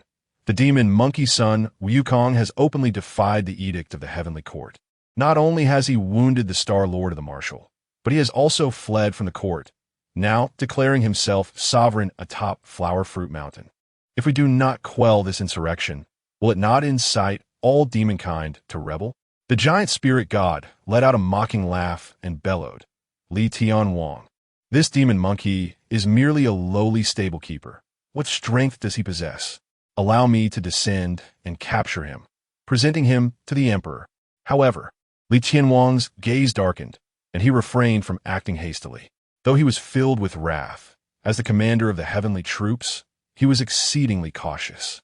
Sun Wukong's boldness likely stemmed from some form of support. It was not simply a display of foolhardy bravery. We must not underestimate him, Li Tianwang declared solemnly. Since acquiring his divine powers, this monkey has consistently demonstrated exceptional capabilities. Having consumed the golden elixir, his physical form is now exceedingly formidable. We must proceed with utmost caution. Neza furrowed his brow slightly, his thoughts swirling as he stepped forward. Father, this demon monkey has indeed rebelled. I have engaged him in battle multiple times, with neither side claiming victory. Today is the perfect opportunity to settle both new and old grievances. I beseech you to grant me this chance. Just as the three were consumed by their thoughts, suddenly, ha! A raucous and unrestrained laughter echoed from the summit of Flower Fruit Mountain, followed by a brilliant golden light shooting into the sky, soaring through the clouds. Who dares to wreak havoc in my Flower Fruit Mountain? Sun Wukong, clad in golden armor and wielding the Rui Jingu Bang, descended amidst swirling clouds, a faint golden aura enveloping him. His gaze swept across the assembly, a smirk of disdain gracing his lips. With a casual wave of his hand, a multitude of demon soldiers surged forth behind him, brandishing weapons and donning rudimentary armor. Though their cultivation was far inferior to the heavenly troops, their spirits soared, exuding an extraordinary presence. Sun Wukong cast a cold glance at Li Tianwang, then shifted his gaze to Neza, breaking into a grin. Oh, third prince, Are you here to spar with me again? Neza's expression darkened. He deftly twirled his fire-tipped spear, flames igniting at its tip. Sun Wukong, you defy the heavens and disregard the Jade Emperor, daring to self-proclaim as the great sage equal to heaven. Today, I come by the Jade Emperor's decree to apprehend you. Sun Wukong laughed heartily, proudly proclaiming, Sun Wukong, take great pleasure in calling myself the great sage equal to heaven. What objection could there possibly be? The heavenly court merely regards me as a mere stable hand. By declaring myself the great sage, I aim to measure myself against your celestial hierarchy. Neza snorted coldly, his eyes ablaze with combativeness. Do not rely solely on your words. Prepare to face my spear. With that, he summoned his wind-fire wheels, transforming into a blazing comet hurtling towards Sun Wukong, his spear morphing into a myriad of spear shadows, striking directly at him. Sun Wukong burst into laughter, advancing rather than retreating, swinging his golden staff to clash with Neza's spear shadows. Clang! The clash of metal reverberated with a thunderous roar, stirring the winds and causing the heavens and earth to tremble. As Sun Wukong and Neza clashed, the golden cudgel collided with the fire-tipped spear, producing a thunderous explosion that reverberated through the air, sending shockwaves in all directions. In a flash, Sun Wukong soared into the clouds, wielding his staff and aiming a strike at Neza's crown. Huh! Take this, old sun's blow. Neza coldly snorted, swiftly spinning his wind-fire wheels, evading the attack with the grace of a dragon, and thrusting his spear directly at Sun Wukong's chest. You demon monkey, do not be so arrogant. Huh? Is that all you've got? Sun Wukong sidestepped deftly, narrowly avoiding the spear's point, then surged forward as his staff abruptly shortened, sweeping horizontally at Neza's waist like a streak of light. The rapid exchange of blows between the two was akin to thunder splitting the sky, with fierce energy ravaging the surroundings, causing the entire flower fruit mountain to resonate with the sound of war drums. While wild beasts fled in terror and demon soldiers kept their distance, afraid to approach. With a resounding crash, Sun Wukong swept his staff, while Neza crossed his spears to defend, flames erupting and instantly reducing the surrounding trees to ashes. Neza let out a chilling laugh, suddenly raising both hands, a brilliant golden light surging behind him as he manifested his 3 heads and 6 arms. Sun Wukong, today I shall capture you and bring you back to the heavenly court. Huh, a magic trick? Old Sun can do that too. Sun Wukong laughed heartily, biting his finger and pointing into the sky, instantly transforming into 32 clones, each wielding a golden cudgel, surrounding Neza in a formidable assault. Neza snorted coldly, each of his 6 hands wielding a magical artifact, spinning in a tempest, with every thrust of his spear scattering a clone of the monkey. Yet they continued to encircle him. As their battle intensified, they fought from the summit of Flower Fruit Mountain down to its slopes, eventually plunging deep into the mountain, their figures gradually disappearing into the dense jungle. Above, the mighty Li Tianwang stood with his hands clasped behind his back, his gaze fixed solemnly upon the battleground, while celestial soldiers stood ready around him. The giant spirit god observed Neza's figure vanish into the depths of Flower Fruit Mountain, unease settling within him, and he spoke gravely. Heavenly King, although the third prince is remarkably brave, that demon monkey possesses vast powers and profound skills. If Neza cannot subdue him alone, before he could finish, his battle spirit flared, and he clasped his fist. Please, Heavenly King, allow me to assist in the fight.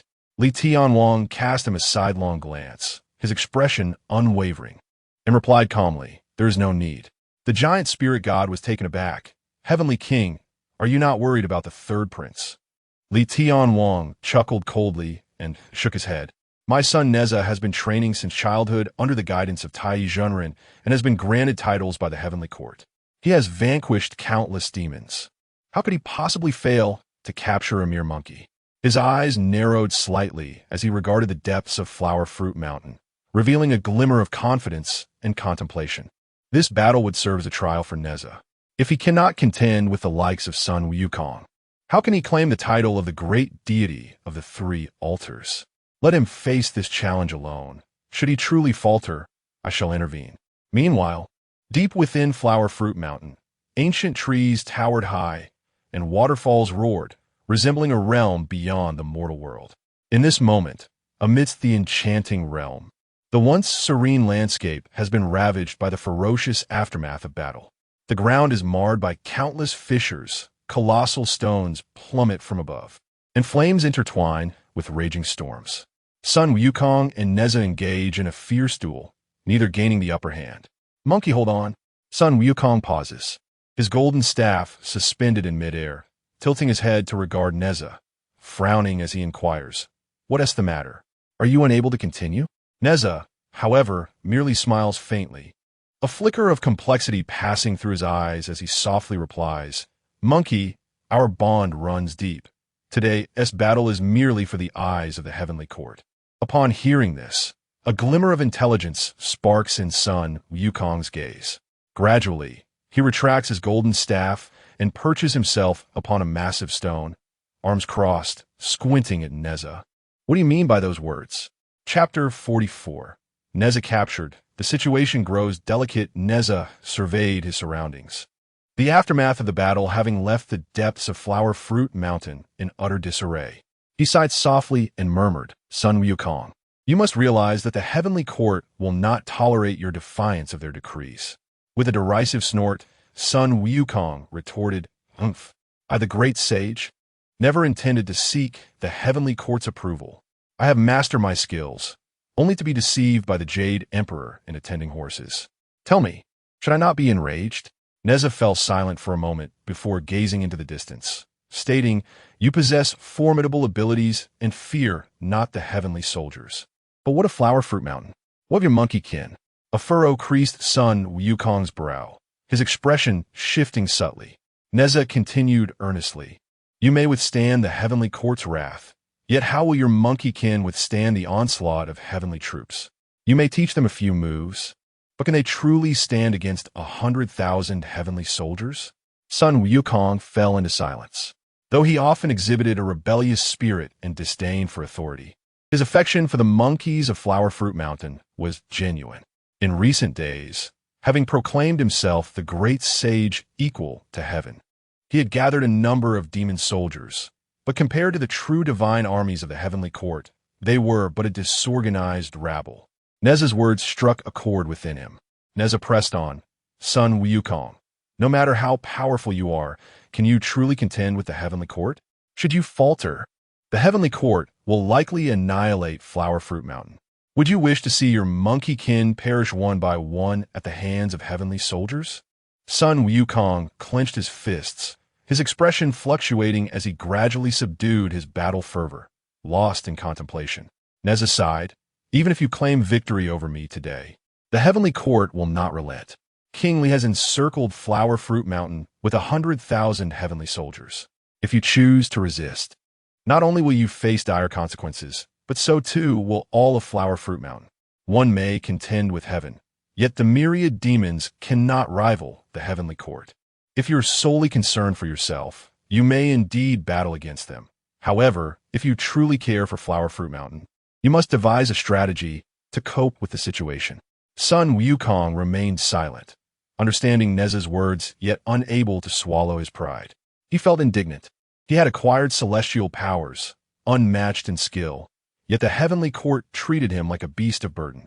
Today, as he claimed the title of great sage equal to heaven, he sought to demonstrate to the heavenly court that he, Sun Wukong, was far from the trivial demon they perceived him to be. But what of the monkeys of Flower Fruit Mountain? He could fight unafraid, but what about them? Grasping his golden staff, he cast his gaze over the distant Flower Fruit Mountain, spotting the little demons secretly watching the confrontation, the monkeys hiding within the forests. A wave of agitation washed over him. Seeing that Sun Wukong did not immediately retort, Neza understood that his words had resonated. He then spoke softly, "Monkey, you're not a fool. The heavenly court is not easily challenged. I have a plan." Sun Wukong's eyes brightened at this. "Speak, dear brother." Neza proposed, "I shall feign defeat, allowing you to capture me as a hostage." Sun Wukong fixed his gaze on Neza, his eyes flickering with contemplation. "Your method is indeed quite novel. Neza smiled with a hint of cunning in his eyes. What is wrong? Are you frightened? Sun Wukong scoffed, stroking his chin, casually resting his golden staff on his shoulder. Though his tone was disdainful, a trace of caution lingered. What do I, old son, have to fear? It is not the heavenly court that troubles me, but rather the thought of you, Neza, possibly coming to harm. That would leave me indebted to you. Upon hearing this, Neza burst into hearty laughter, the wheels of his wind-fired chariot twirling slightly, casting a radiant red glow. You, monkey, truly value loyalty. But fret not, I, Neza, am acting of my own accord. He gazed earnestly at Sun Wukong and whispered, if you do not employ this method, blood will surely flow like rivers at Flower Fruit Mountain today. Though I am a celestial being, I am not devoid of compassion. Sun Wukong regarded Neza with a complex expression, and after a prolonged silence, he finally replied softly, all right, I shall heed your words. But suddenly, his expression shifted, and with a swift motion, he swung his golden staff, feigning an attack on Neza. Hey, are you serious, monkey? Neza exclaimed in shock. Sun Wukong chuckled, a glint of mischief in his eyes. Didn't you say for me to capture you? Naturally, it must appear authentic. With that, he swung his staff fiercely, sending Neza crashing into a large tree, blood appearing at the corner of his mouth as he feigned a pitiful state. All right, the show must be complete. Your staff is indeed heavy, Neza muttered under his breath, then feigned exhaustion as Sun Wukong held him by the shoulder. Sun Wukong laughed heartily, grasped Neza's shoulder, and soared into the sky above Flower Fruit Mountain. At that moment, the mighty Li Tianwang commanded an army of 100,000 celestial soldiers, having already set a trap outside Flower Fruit Mountain. Should Neza falter against that demon monkey, he could issue an order for immediate encirclement. Li Tianwang stood with his hands clasped behind his back, patiently awaiting news of Neza's victory, when suddenly, a wild voice echoed from the clouds. Li Tianwang, take a good look. All the celestial soldiers raised their heads in unison, witnessing Sun Wukong gripping Neza's shoulder with one hand, standing atop the clouds, radiating golden light and exuding an imposing presence.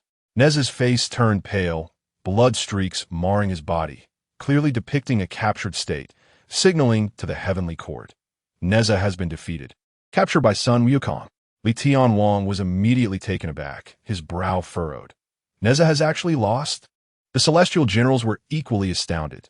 The third prince has been captured by Sun Wukong. This demon monkey's strength is truly formidable. What shall we do now? Li Tianwang's expression darkened, about to command the celestial soldiers to engage, when Sun Wukong's booming laughter interrupted. Ha! Today, old Sun is feeling merciful and does not wish to linger with you celestial lackeys. Listen well, I possess your third prince. He paused momentarily, his gaze sharp as a blade, and proclaimed loudly, if you do not wish for Neza to come to harm, you will obediently withdraw your troops. Otherwise the old Sun, will not hesitate to severely injure Neza. Then we shall see how you will report back.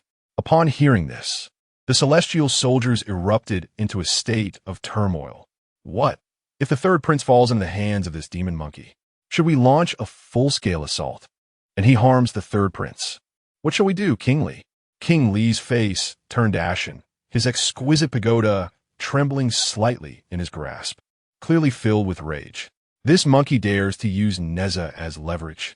Yet he understood well that if anything were to happen to Neza while in Sun Wukong's custody, he too would bear the blame, and the reputation of the heavenly court would suffer further damage. The celestial generals looked to King Li, awaiting his decision. His expression fluctuated between dark and light, and he finally declared in a grave tone, relay the order to halt the encirclement. The celestial generals were taken aback. King Li, the protector of the pagoda, truly took a step back. Witnessing this, Sun Wukong erupted into hearty laughter. Now, this is more like it. Though I, the old Sun, fear not your heavenly court, I also do not wish for my kin from Flower Fruit Mountain to suffer without cause. Since you have chosen to be sensible, let's each take a step back, return to the Jade Emperor, and inform him that should I, the old Sun, be recognized as the great sage equal to heaven, all matters shall be settled. But should that not be the case, I will undoubtedly ascend to the celestial hall. Chapter 45. The Heavenly Court's Fury. Revelry in Flower and Fruit Mountain. How audacious this demon monkey is, daring to threaten the Heavenly Court. The flames of indignation flickered in the eyes of Li Tianwang, for he had never endured such humiliation. Yet, with Neza captured, if he rashly ordered an attack, the Heavenly Court would find itself in an untenable position. He clenched the Linglong pagoda tightly, his gaze turning icy as he spoke to the giant spirit god in a deep voice. Giant spirit god, heed my command. The giant spirit god quickly cupped his fists and replied, This subordinate is at your service. You shall command the celestial soldiers to hold this position. Do not act impulsively. Li Tianwang's tone was stern, and he turned to depart, heading straight for the southern heavenly gate. The celestial soldiers and generals, witnessing Li Tianwang's unexpected retreat, were filled with confusion and began to murmur among themselves. Meanwhile, Sun Wukong brought Neza back to the water curtain cave in Flower and Fruit Mountain. As soon as they touched down, he immediately inquired about Neza's injuries. Hey, Neza, did I strike too hard? Are you all right? Neza rolled his eyes in annoyance. Of course I'm not fine. Your staff nearly broke my waist. Scratching his head, Sun Wukong chuckled. It was all part of the act. If it wasn't convincing, how could your father be persuaded? Seeing his silly grin, Neza's anger flared, and he kicked him. You mischievous monkey, you talk a big game, but strike the hardest. Stumbling from the kick, Sun Wukong merely laughed heartily. I admit my fault. Come, monkeys, prepare a feast. Today, I, Sun Wukong, have sworn brotherhood with the third prince. Bring forth the finest wine and meat of Flower and Fruit Mountain. At his command, the monkeys erupted in joy, and soon the mountains echoed with merriment. Moments latte. The cave was filled with delightful aromas, and exquisite fruits and celestial brews adorned the stone tables. Sun Wukong pulled Neza to sit, indulging in copious amounts of wine and meat, reveling in the moment. After several rounds of drinking, Neza set down his cup and, with a sigh, gazed at Sun Wukong with a complicated expression. You monkey are truly bold. Not only did you kidnap me as a hostage to coerce the heavenly court into retreating, but you also dared to claim the title of the great sage equal to heaven. Do you realize this is a grave offense? As he gnawed on his food, Sun Wukong replied nonchalantly, Since I have taken this step, what is there to fear? It's merely a title, if I do not contest it. The heavenly court will surely trample over me. As long as I can protect Flower and Fruit Mountain, I care not for the celestial laws. Neza shook his head with a bitter smile, his tone tinged with resignation. Monkey, you are clever, not foolish. Do you truly believe the Jade Emperor will acquiesce to your demands? Sun Wukong's gaze flickered momentarily, yet he did not respond immediately. Instead, he continued to drink heartily, and after a while, he slowly articulated, whether he agrees or not is the heavenly court's affair. I shall forge my own path. Neza remained silent for a moment before finally sighing lightly and raising his cup. Well then, since you are unafraid, I shall refrain from further counsel. Just do not put yourself in jeopardy. Sun Wukong laughed heartily, clinking cups with Neza, and the wild feast continued deep into the night. Meanwhile, in the celestial realm, within the resplendent Lingshao Palace, the grand hall was brightly lit, and the officials stood in solemnity. King Li, with a grave expression, knelt on one knee to report to the Jade Emperor. Your Majesty, the demon monkey Sun Wukong has taken Prince Neza hostage, using this as a threat against our heavenly court, demanding the title of great sage equal to heaven. Should we refuse, he threatens to wage war upon the Lingshao Palace. As these words were spoken, a tumult arose among the court officials, their voices rising in fervent discussion. This audacious demon monkey is utterly outrageous. If the heavenly court acquiesces, would not be a loss of face. Such a brazen rogue must be eradicated. Upon hearing this, the Jade Emperor's countenance darkened with fury, and he struck his jade scepter down forcefully, exclaiming, Outrageous! A mere demon monkey dares to act so recklessly? It is an affront to the heavens. Tai Bai Jinxing stepped forward slowly, cupping his hands in reverence as he spoke. Your Majesty, though the demon monkey speaks with bravado, he is but a wild creature newly endowed with divine powers. While he possesses some minor abilities, he lacks understanding of the heavenly mandate and the ways of the cosmos. Engaging him directly may only incite further rebellion, resulting in unnecessary strife for the heavenly court. The Jade Emperor raised an eyebrow, pondering, "What then do you suggest we do?" Tai-Bai Jinxing stroked his beard and smiled, his eyes glinting with insight. "Your Majesty, why not extend a gracious offer of amnesty?" Upon hearing these words, the assembled deities were momentarily taken aback, then began whispering among themselves, debating the merits of such a proposition. How could one so disrespectful as this demon monkey be granted amnesty? Would it mean abandoning the pursuit entirely? Surely, Tai-Bai's counsel carries deeper implications. Tai-Bai Jinxing continued, "This monkey's disposition is one of arrogance. If we do not bestow upon him a title, he may not willingly relent. Yet, should we directly incorporate him into the heavenly court and grant him authority, he may prove difficult to tame. Instead, let us appease him by conferring upon him the title of great sage equal to heaven, granting him an empty title without real power, neither allowing him to govern nor bestowing upon him any salary, merely maintaining him within the heavenly court. In this manner, he shall believe himself exalted, while in truth, he is constrained by the heavenly court, devoid of freedom and authority. As he grows accustomed to comfort, his fervor will wane, and his malevolent intentions will subside. When that time comes, we may address him accordingly, achieving victory without conflict, restoring peace to the cosmos and tranquility to the three realms." Upon hearing this, a spark of brilliance flashed in the Jade Emperor's eyes, and he erupted into hearty laughter. "Excellent. Splendid. If that is the case, I shall heed your counsel. Proclaim the edict. Bestow upon Sun Wukong the title of great sage equal to heaven. Grant him an empty honor, deny him real power, and withhold his salary. Immediately, I command Tai-Bai Jinxing to personally deliver the edict to Huagua Mountain." Tai-Bai Jinxing bowed, replying with a smile, "I shall faithfully carry out your Majesty's decree." Golden clouds slowly descended from the southern heavenly gate, and Tai-Bai Jinxing stood upon the cloud, cloaked in the light of dawn, holding the Jade Edict, gradually descending to the water curtain cave at Huagua Mountain. This visit was markedly different from the previous one. Whereas he had once come to invite Sun Wukong to the heavenly court, Huagua Mountain now stood transformed into a veritable stronghold of demon kings.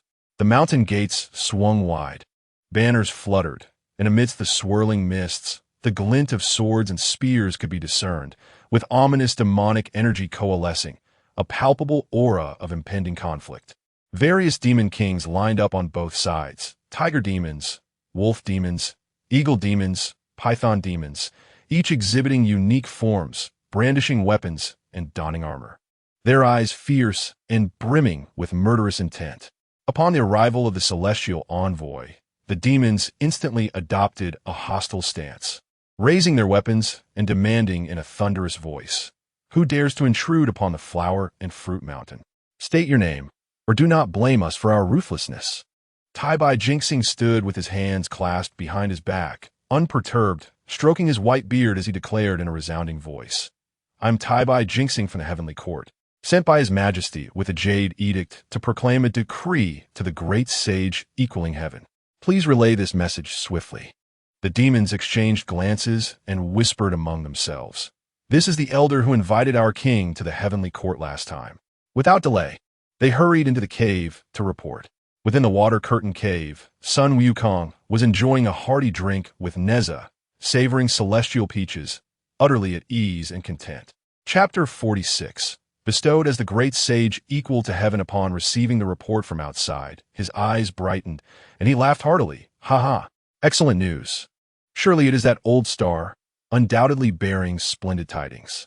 Dear brother Neza, I must impose upon you once more." Having spoken, Sun Wukong plucked a strand of his own monkey hair, blew upon it, and instantly transformed it into a rope that bound Neza securely. Neza, rendered speechless, cast a deep glance at the monkey before swiftly curling up on the ground, playing his part. With all preparations in place, he set down the celestial peach, took to the air, adjusted his crown and armor, and called out in a booming voice, "Come forth. Issue orders to the heads of the ranks. raise the banners, and prepare to welcome our guest. In an instant, the sound of drums echoed through Flower Fruit Mountain, and the horns blared. Countless demon soldiers and generals swiftly assembled, forming a formidable array, bristling with weapons, banners fluttering, and the atmosphere charged with grandeur. Before long, Sun Wukong emerged from his cave, resplendent in golden armor. Draped in a russet robe, adorned with a phoenix-winged purple golden crown, wearing cloud-soled shoes, and wielding his Rui Jingubang. His gaze was piercing, radiating an innate majesty. He strode forward with his head held high, flanked by a throng of demons, fully embodying the presence of the great sage. Upon reaching the entrance, he cast his eyes outward and beheld the Tai Bai Jinxing standing upon the clouds. He burst into laughter, then bowed respectfully, exclaiming, "Old Star, please enter. Previously, you kindly extended an invitation to me. Though I have yet to attain a distinguished position, I have gained much insight within the heavenly court. Your return surely bears significant matters. Come, let us retire to the cave for drinks and discourse." Tai Bai Jinxing, taken aback by Sun Wukong's imposing demeanor, felt a surge of astonishment within, reflecting, "This demon monkey has truly established himself as a king in Flower Fruit Mountain. Even the ceremonial welcome is conducted with such extraordinary grandeur. If this continues, it may become difficult to manage in the future." Nevertheless, he maintained a calm smile, stroking his beard as he replied, "Such hospitality from the great sage is truly overwhelming. I shall not be polite."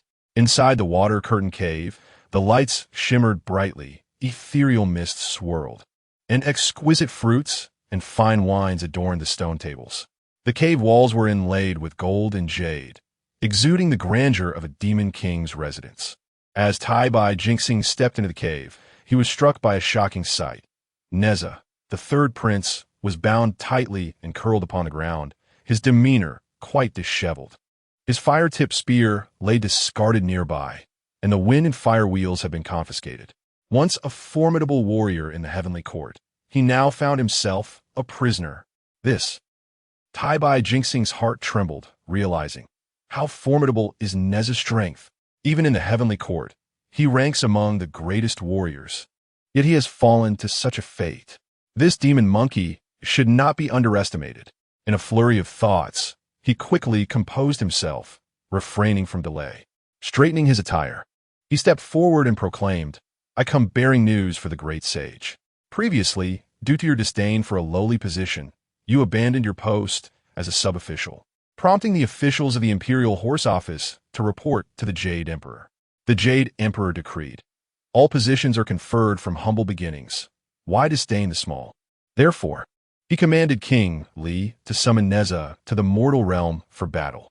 Yet, it is unknown that the great sage possesses immense powers and unparalleled might.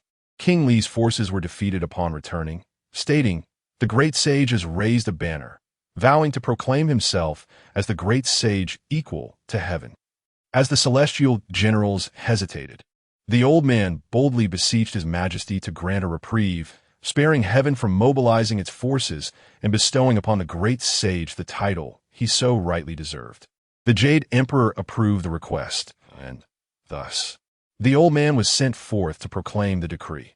The great sage shall ascend to the heavens to receive the title of Qi Tian de Sheng, the great sage equal to heaven. As his words echoed, the cavern fell into a profound silence.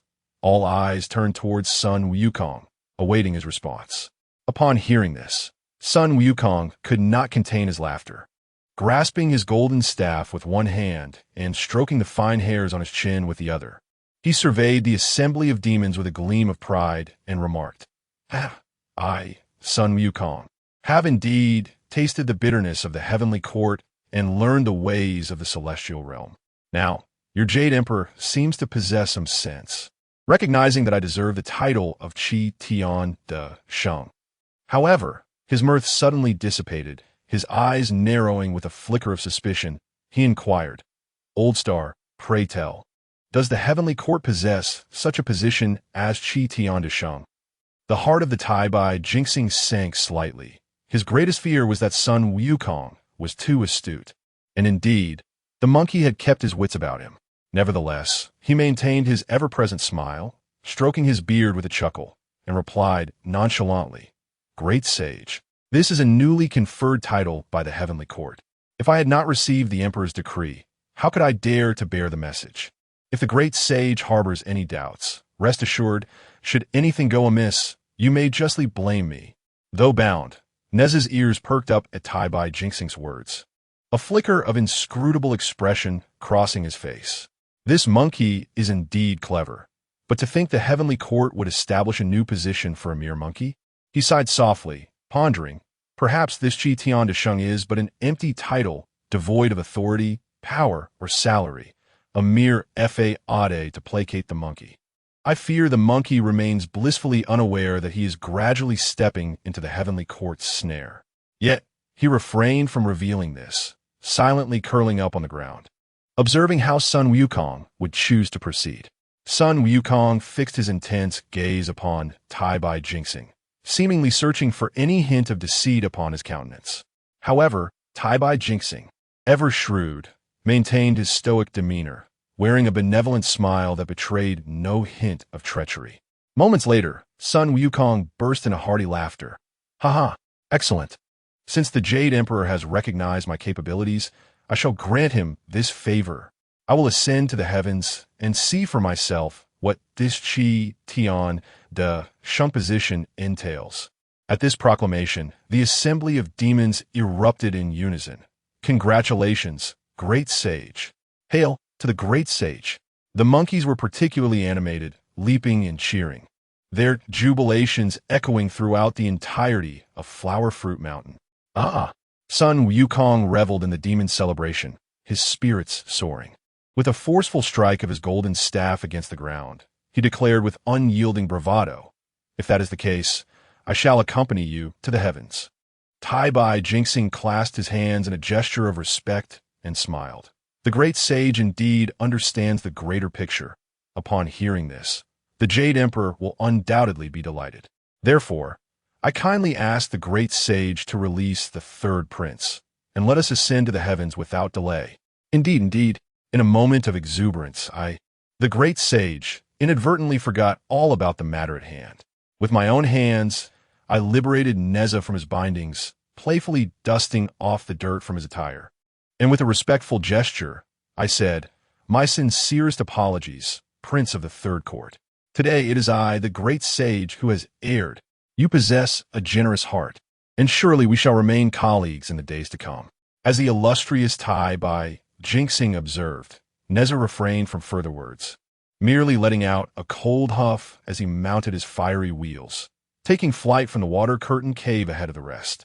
Noticing this, Tai-Bai Jinxing promptly interjected, "Great sage, there is no need for discontent. It seems the Prince of the Third Court, having narrowly lost today, may harbor some resentment, thus treating you with undue harshness." With a hearty laugh, Sun Wukong replied, "It matters not, it matters not. Jinxing, let's be on our way." Chapter 47. Carefree and at ease. Late stage of Tai Sun Wukong, having been bestowed the title of the great sage equal to heaven, was in high spirits, eager to celebrate with a drink. However, with the urging of the Moonlight Star, he had to suppress his exuberance and followed the star on a cloud straight to the heavenly court. As the two soared through the clouds, they arrived at the southern heavenly gate, where golden light dazzled, and the celestial soldiers stood in formation to greet them, exuding an air of solemnity and authority. Though Sun Wukong was inherently mischievous, at this moment, clad in golden armor, adorned with a purple golden crown with phoenix wings, and stepping gracefully in cloud-soled shoes, he appeared remarkably imposing. As he surveyed the surroundings and noticed the celestial beings bowing in respect, a grin spread across his face. He thought to himself, "Today Sun Wukong, can finally hold my head high." Soon after, the Moonlight Star led him directly into the Lingxiao Treasure Hall. Inside, officials were seated, celestial music resonated, and an ethereal aura enveloped the space. The Moonlight Star entered the hall, bowed his head, and announced, "Your Majesty, I bring the decree that the illustrious Sun Wukong has arrived." The Jade Emperor sat atop the 9 heavens, draped in a robe of 9 dragons. gazing down with a calm demeanor at the spirited monkey. He spoke in a deep voice, "Sun Wukong, come forth." Upon hearing this, Sun Wukong quickly composed his expression, stepped forward, clasped his hands in salute, and declared in a clear voice, "The humble monkey is here." The Jade Emperor began to speak slowly. "I hereby appoint you as great sage equal to heaven. This title carries great prestige, but you must not act recklessly." Sun Wukong felt an overwhelming joy at these words, his mouth nearly stretching to his ears.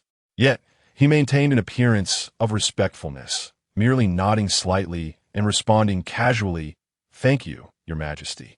Although he understood that this title might not grant him the power he envisioned, being officially recognized as the great sage was a significant victory in itself. He thought, "At last, the heavenly court acknowledges me. That is sufficient." The Jade Emperor nodded slightly, and then gestured, "Order the officials, Zhang and Liu from the second class, to construct the great sage's residence to the right of the Peach Garden, to signify the heavenly court's formal endorsement." Within the residence, 2 departments were to be established, one for quietude and the other for calmness, staffed with celestial officials to assist the great sage in settling within the heavenly court. Afterward, he commanded that 2 bottles of imperial wine and 10 golden flowers be brought forth, instructing the 5-Dipper Star Lord to escort Sun Wukong to his new abode and ensure he remains composed and does not act out of line. Sun Wukong, upon hearing this, could hardly contain his delight and immediately responded, "Thank you, Your Majesty. I, Sun Wukong, shall certainly behave myself and not cause any trouble." The celestial beings exchanged glances, secretly amused, thinking, "This monkey has been brought into the heavenly court. Let us see how long he can remain composed." The heavenly court worked with remarkable efficiency. Within a few days, the great sage's residence was completed, impressively facing the Peach Garden. Sun Wukong arrived at the front of the residence, gazing at the golden bricks, jade tiles, and magnificent halls, feeling immensely satisfied. He laughed heartily, "Ha ha! Wonderful, wonderful! Today, I, Sun Wukong, can finally say I have a home." The 5-Dipper Star Lord, having escorted Sun Wukong inside the residence, bowed and said, "The great sage has attained a rightful position. May the great sage find peace and tranquility and refrain from causing disturbances. If you earn the Emperor's favor, a higher reward may yet be in store." Upon hearing this, Sun Wukong chuckled and nonchalantly replied, "Yes, yes, indeed. I, the great sage, am exceedingly well behaved this time. Rest assured, old Star Lord." The 5-Do Star Lord, witnessing his dismissive demeanor, chose not to press further and took his leave with a bow. Once the Star Lord departed, Sun Wukong eagerly opened the celestial wine, summoned the 5-Do Star Lord, and set up a grand feast. The celestial beings rejoiced in unison, exclaiming, "Congratulations to the great sage on ascending to the heavenly court." The atmosphere was lively, with clinking goblets and jubilant chatter echoing throughout the heavenly realm. For several consecutive days, Sun Wukong reveled in a lavish banquet, indulging in wine and delicacies while basking in the flattery of the celestial beings. He found himself thoroughly enjoying the comforts of the heavenly court, which he deemed far more impressive than the Flower Fruit Mountain. The rules of a court, the hierarchy of positions, the disparities in salaries, such matters held no significance for him.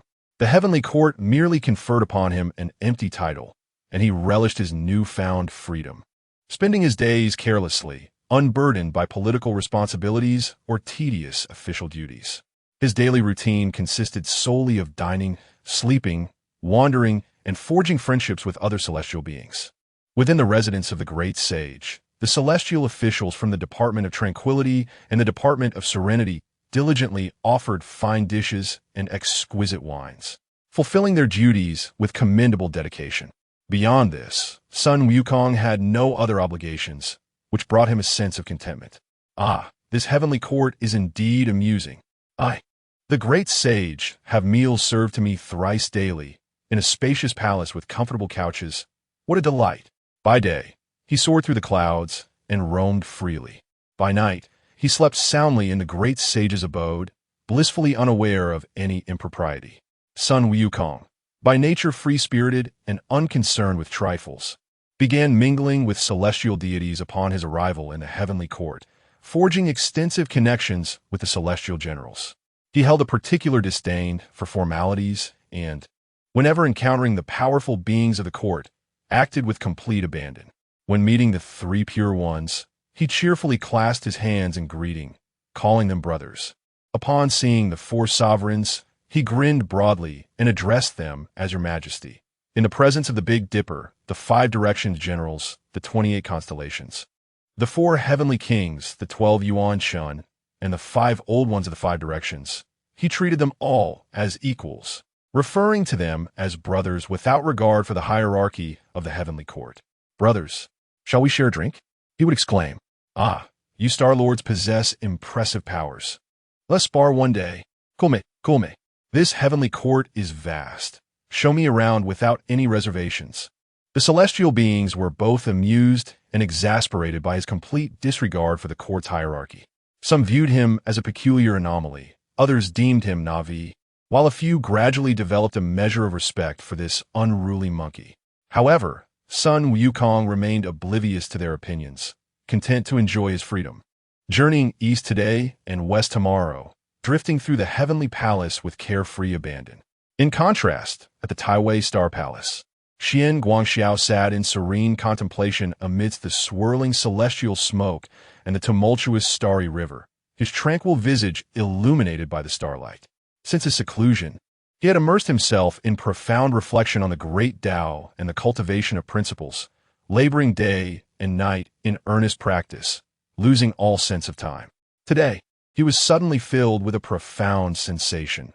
Within the depths of his consciousness, a mysterious celestial star oscillated, causing his spirit to tremble, and the shackles binding him subtly began to loosen. He sat cross-legged, enveloped by a faint glow of starlight intermingled with flames, as his own Tao rhythm gradually harmonized. Every meridian within his body felt as though it had been tempered anew, inching closer to perfection. In this moment of enlightenment, the celestial essence within him surged wildly, transforming into a vast river of stars, linking the laws of heaven and earth. Boom! In an instant, the entire Taiwei Star Palace trembled. The crimson flames erupted skyward, illuminating the entire starry expanse. Outside, the myriad celestial beings of the heavenly court turned their gazes, all sensing a formidable aura rising from the Taiwei Star Palace. This aura, someone within the Taiwei Star Palace has broken through. In that fleeting moment, the figure of the purple micro-emperor, who was expounding in the palace, paused slightly, raising his gaze towards one side of the Taiwei Star Palace. A look of gratification flickered in his eyes as he gently stroked his beard and murmured to himself, "This young man is indeed extraordinary. His comprehension is transcendent, and with such diligence, he has managed to break free from his constraints and advance to the late stage of the Tai Golden Immortal in such a short span of time." Chapter 48. Exhortations at the Exit. Heart-to-heart conversations among brothers. Xian Guangxiao's aura grew increasingly robust, the power of the laws manifesting around him like a myriad of stars swirling, constructing a vast cosmic domain. Simultaneously, a faint Tao rhythm flickered at his brow, as starlight intertwined with alchemical flames, his corporeal form glimmering like gold and jade, with the laws inscribed into his very bones, and his celestial essence brimming like an ocean. In an instant, the starlight enveloping him retracted, the power within him stabilizing, transforming his presence into something profound and distant, akin to an infinite starry sky, devoid of any fluctuations. He had reached the later stages of the Tai Golden Immortal. Xian Guangxiao slowly opened his eyes, his pupils seemingly in motion like celestial bodies, radiant and expansive. He exhaled a breath of turbid air, savoring the sensation of his newfound transformation, a subtle smile gracing his lips. At last, he had broken through. He reigned in the surging celestial essence within. Rising to his feet and gently stretching his arms, feeling an abundance of magical energy coursing through him, his aura harmonious and unobstructed. His gaze shifted towards the outside of the cave, contemplating the direction of his forthcoming cultivation, when suddenly he heard the voice of a celestial child from beyond the door. Star-Lord, the great sage equal to heaven has come to pay a visit. Qian Guangxiao paused momentarily, then could not help but chuckle softly. The great sage equal to heaven? Merely my inept junior brother. He was fully aware that this so-called great sage was nothing more than a title bestowed upon son Wukong by the celestial court, a ruse to elevate him to the heavens and placate his unruly nature. Now, this monkey seemed to be thriving in the celestial court and finally remembered to seek him out. With this thought in mind, Qian Guangxiao stepped out of the cave, and as soon as he crossed the threshold, he beheld son Wukong sitting proudly on the stone steps of the Doshui Palace, a jug of celestial wine in hand and a smug grin upon his face. Clad in a phoenix-winged golden crown, golden chainmail, and lotus silk shoes, he exuded an impressive air, with a wine gourd tucked at his waist and his sleeves billowing, resembling an immortal who had achieved enlightenment and freedom. Seeing this, Qian Guangxiao could not help but smile and jest. Wukong, it has only been a few days since we last met, yet your aura as the great sage equal to heaven has become increasingly imposing. Upon hearing this, son Wukong abruptly slapped his wine gourd and, brimming with pride, rose to his feet. He, of course, I, son Wukong, am now the great sage equal to heaven as conferred by the celestial court. Each day, I enjoy exquisite nectar, and the peach garden is right next to my residence, with celestial maidens and officials attending to me. This life is far superior to that on earth. As he spoke, he leaned closer to Qian Guangxiao, a glint of mischief in his eyes. So, brother, why not abandon this Tai Star Palace and come live in my abode? I revel in drinking and merriment with the deities each day. It is a joyous existence. Qian Guangxiao could not help but laugh at this. Monkey, have you indulged a bit too much in pleasure these past few days? Do you truly believe the celestial court to be your own home? Son Wukong chuckled heartily, unfazed. Well, since the celestial court has conferred upon me the title of great sage equal to heaven, I shall certainly live in carefree abandon. The celestial beings there regard me as a brother. Today, I roam east and west. Tomorrow, I drink with the star lords of the 5 directions, living a life of utter bliss. As he spoke, he squinted at Qian Guangxiao, suddenly smacking his lips in curiosity. Brother, your aura seems considerably stronger than the last time we met. Have you made a breakthrough? Qian Guangxiao nodded with a smile, revealing indeed. I have just advanced to the late stage of the Tai, Golden Immortal, and I am currently solidifying my cultivation. Just as you, my spirited monkey, arrived.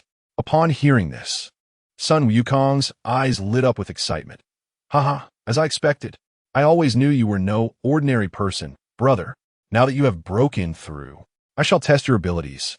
With that, he grasped his golden staff, twirling it in his palm, its surface shimmering with golden light, exuding an intimidating battle intent. Brother, my hands are quite itchy. How about we have a spirited contest? Qian Guangxiao, observing his eager demeanor, couldn't help but shake his head with a smile.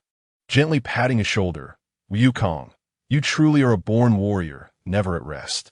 Son Wukong replied, brother, you are unaware that I am now the great sage equal to heaven, roaming the celestial realms. Who does not address me as the great sage? Qian Guangxiao, perplexed, asked, is that not a good thing? The monkey smacked his lips and replied, I cannot say it is bad, but with this, I find myself idle each day, and my skills have become somewhat rusty. Qian Guangxiao furrowed his brow slightly, gazing deeply at son Wukong, his tone growing serious. Wukong, though you have mastered divine powers, your wild nature remains unchanged. Do you remember why the master expelled you from the mountain? Son Wukong hesitated, replying, how could I forget? The master said, as long as you do not cause trouble or implicate me, all shall be well. Qian Guangxiao silently observed him, his expression revealing a hint of complexity, before shaking his head and sighing.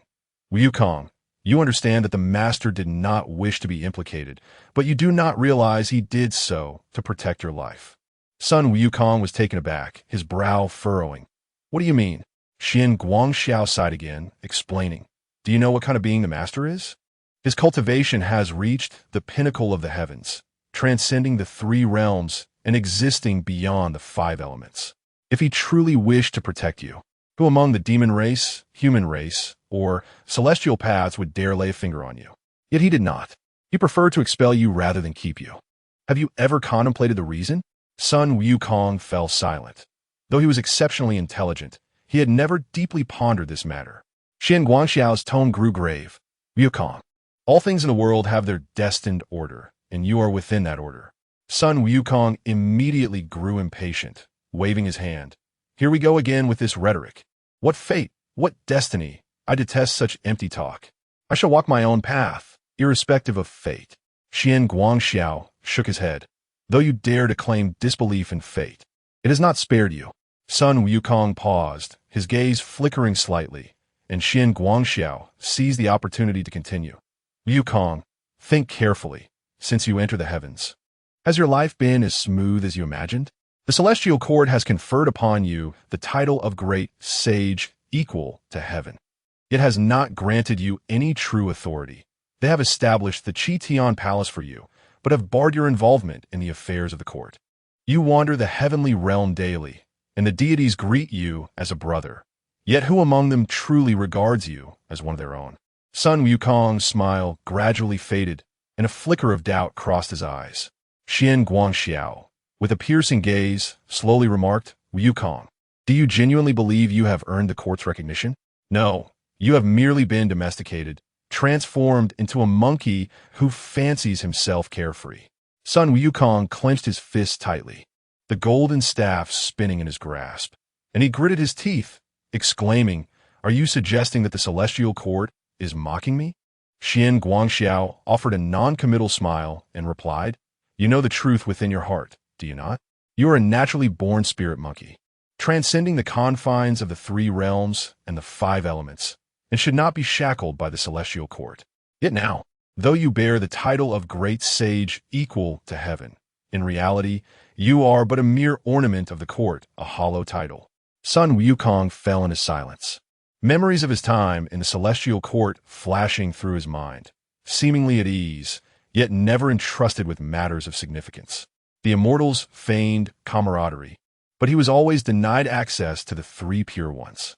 Though the court publicly honored him as the great sage equal to heaven, they had never truly bestowed upon him any power. He finally realized that he had indeed become ensnared within this heavenly realm, a mere puppet being sustained. After a long pause, he suddenly lifted his head, a grin breaking across his face, and indifferently asked, Brother, how then should I conduct myself? Chapter 49, Sun Wukong's Retreat. A visit to the Ziwei Palace, Xian Guangxiao gazed at Sun Wukong, observing the burgeoning brilliance in his eyes. Although traces of arrogance remained, the naivety had diminished, replaced by a contemplative demeanor. He understood that Sun Wukong had finally begun to awaken to the truth. Since the monkey had perceived the celestial machinations, there was no need for further admonishment. Instead, he should lend his support to help him establish a firmer footing within the heavenly court. Thus, Xian Guangxiao gently patted Sun Wukong on the shoulder, his tone softening, infused with the warmth of an elder brother's comfort. Monkey, now that you recognize the heavenly court's lack of genuine acceptance, there is no reason for vexation. Given the uncertainty of the situation, exercise patience for a while. Conceal your brilliance, and when the true opportunity arises, strike with full force to astound the three realms. Upon hearing these words, Sun Wukong's gaze flickered slightly.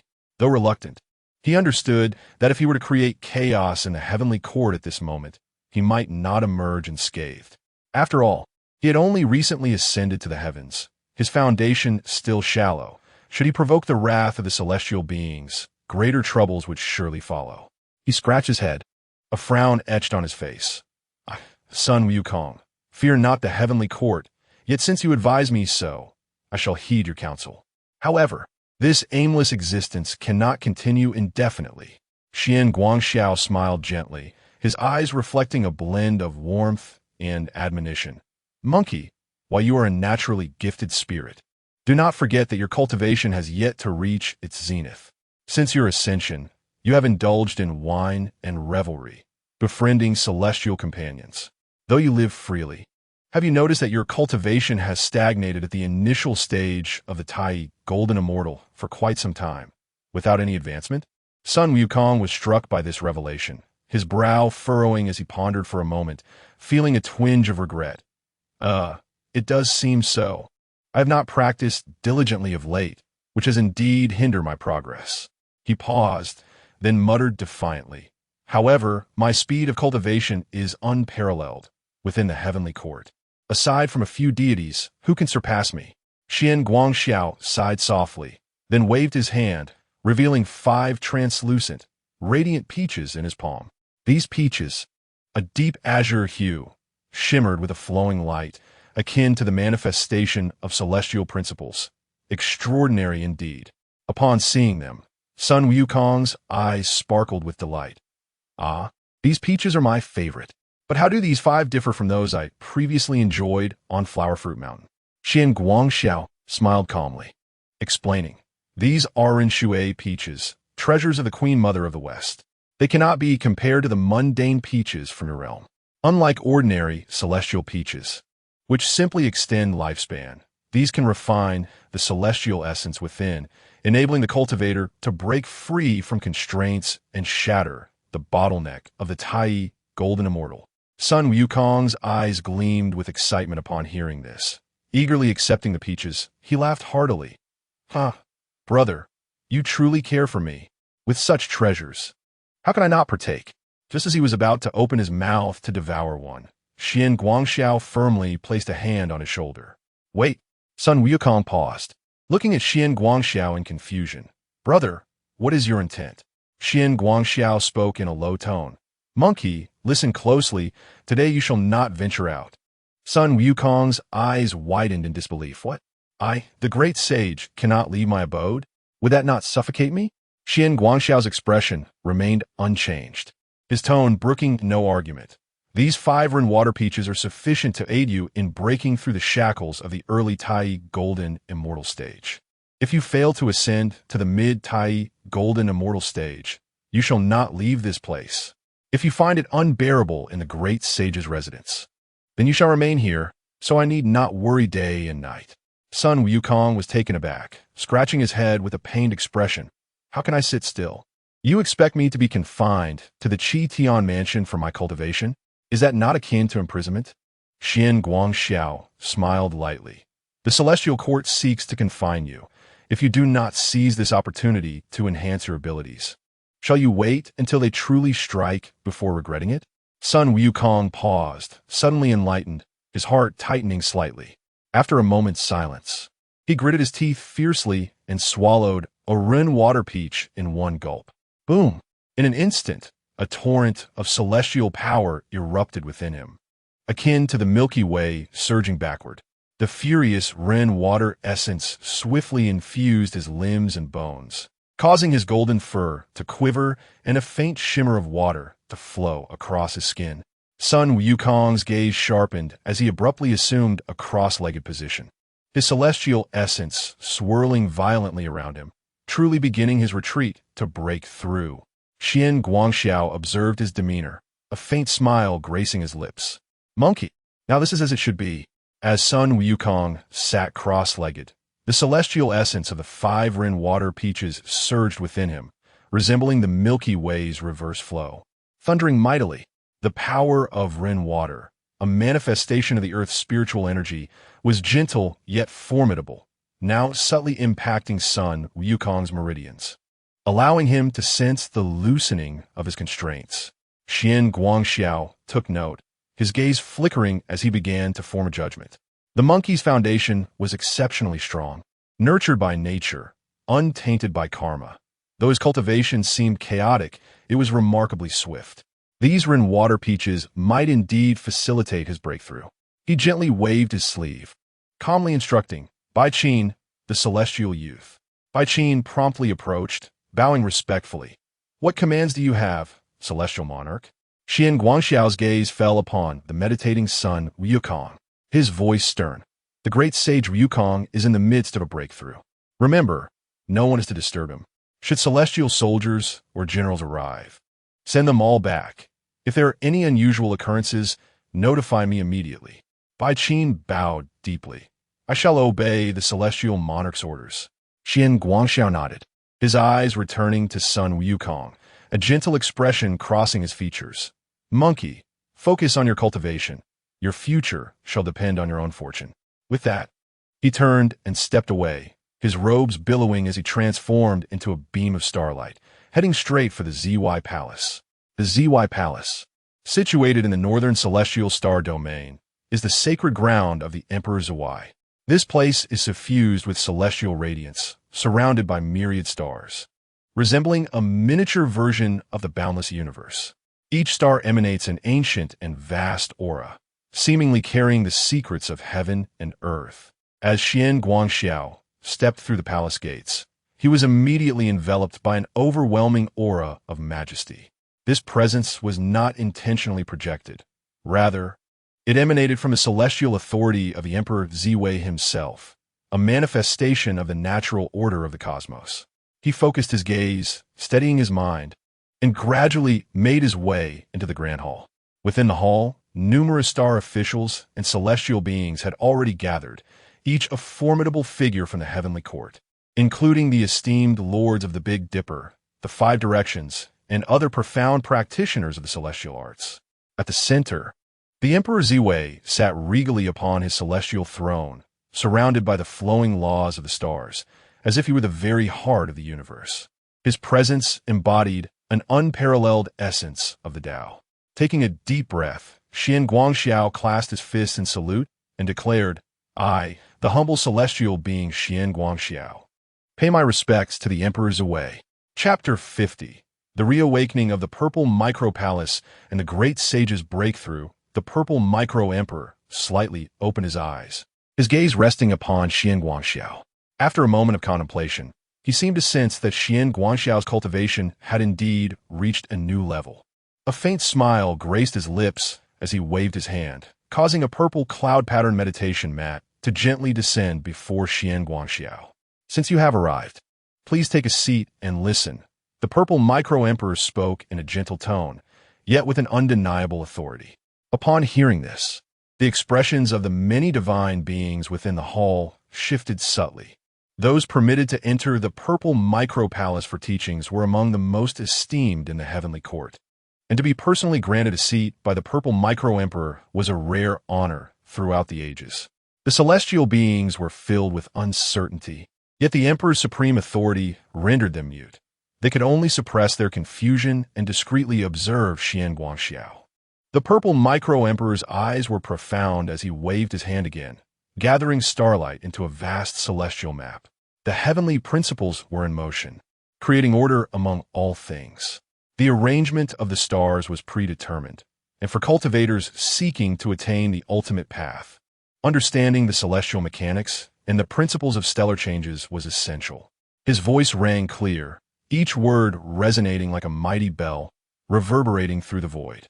Celestial laws of the stars permeated the air, illustrating the workings of the celestial bodies.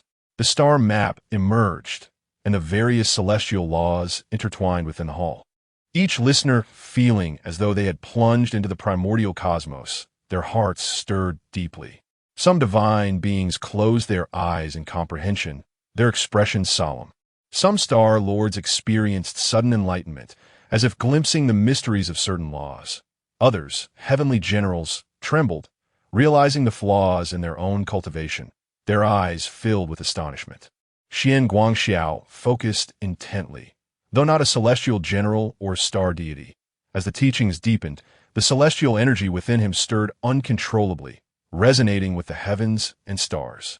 As the final ray of starlight faded behind the Purple Micro-Emperor, the vast celestial map gradually dissipated. The assembled divine beings remained immersed in their newfound insights, reluctant to awaken from their state of enlightenment. The Purple Micro-Emperor surveyed the hall, speaking softly, "The teachings conclude for today. You may all take your leave." The divine beings promptly bowed and began to withdraw, but just as they were about to exit the grand hall, the Purple Micro-Emperor suddenly called out, "Xian Guangxiao, stay." At this pronouncement, the assembled deities were filled with astonishment and speculation, pondering why the emperor would summon Xian Guangxiao alone. However, since the emperor had spoken, they dared not defy him and thus bowed and exited. Within the hall, only Xian Guangxiao remained. He took a deep breath, approached the purple micro-emperor, and respectfully bowed. "I am here, Your Majesty." As the starlight within the hall gradually receded, the purple micro-emperor sat upon his celestial throne, his gaze distant like the vast night sky, seemingly perceiving all things. Xian Guangxiao stood before him, bowing respectfully, awaiting the emperor's inquiry. After a moment of reflection, the purple micro-emperor slowly spoke. "Did you gain any insights from the way of celestial motion I just expounded upon?" Xian Guangxiao smiled gently and clasped his hands in response. "The starry path imparted by Your Majesty encompasses the profound truths of heaven and earth. Though I am unworthy, I have indeed gleaned some understanding." His tone was steady and devoid of hesitation, as he eloquently articulated his understanding of the celestial movements and the laws of the universe, weaving profound reflections with his unique insights. Upon hearing this, Emperor Zui's gaze flickered slightly, revealing a trace of approval. "Your perceptiveness is indeed extraordinary. You not only grasp the workings of the stellar laws, but also integrate them with your own path, achieving a remarkable breakthrough to the late stage of the Tai Golden Immortal in such a short span of time." Hearing the praise, Xian Guangxiao humbly bowed. "Your Majesty, you flatter me. I am but a diligent practitioner, far from being worthy of comparison with the esteemed immortals." Emperor Zui nodded slightly, then suddenly shifted the topic, seemingly casually inquiring, "Xian Guangxiao, I have heard that you share a deep friendship with the great sage equal to heaven, Sun Wukong. Is this true?" At these words, Xian Guangxiao's heart stirred slightly. Was Emperor Zui testing him? Or had the heavenly court taken note of his relationship with Sun Wukong? However, his expression remained unchanged, responding with calmness and a subtle smile. "Indeed, it is true. While we're not old acquaintances, I greatly admire his character." Upon hearing this, Emperor Ziwei's eyes glimmered, as if pondering something. The hall fell silent for a moment, and Xian Guangxiao stood resolutely, his demeanor unperturbed, as if there were no secrets to conceal. After a long pause, a complex expression passed through Emperor Ziwei's eyes, and he ultimately refrained from further questioning, slowly waving his hand to indicate that Xian Guangxiao could take his leave.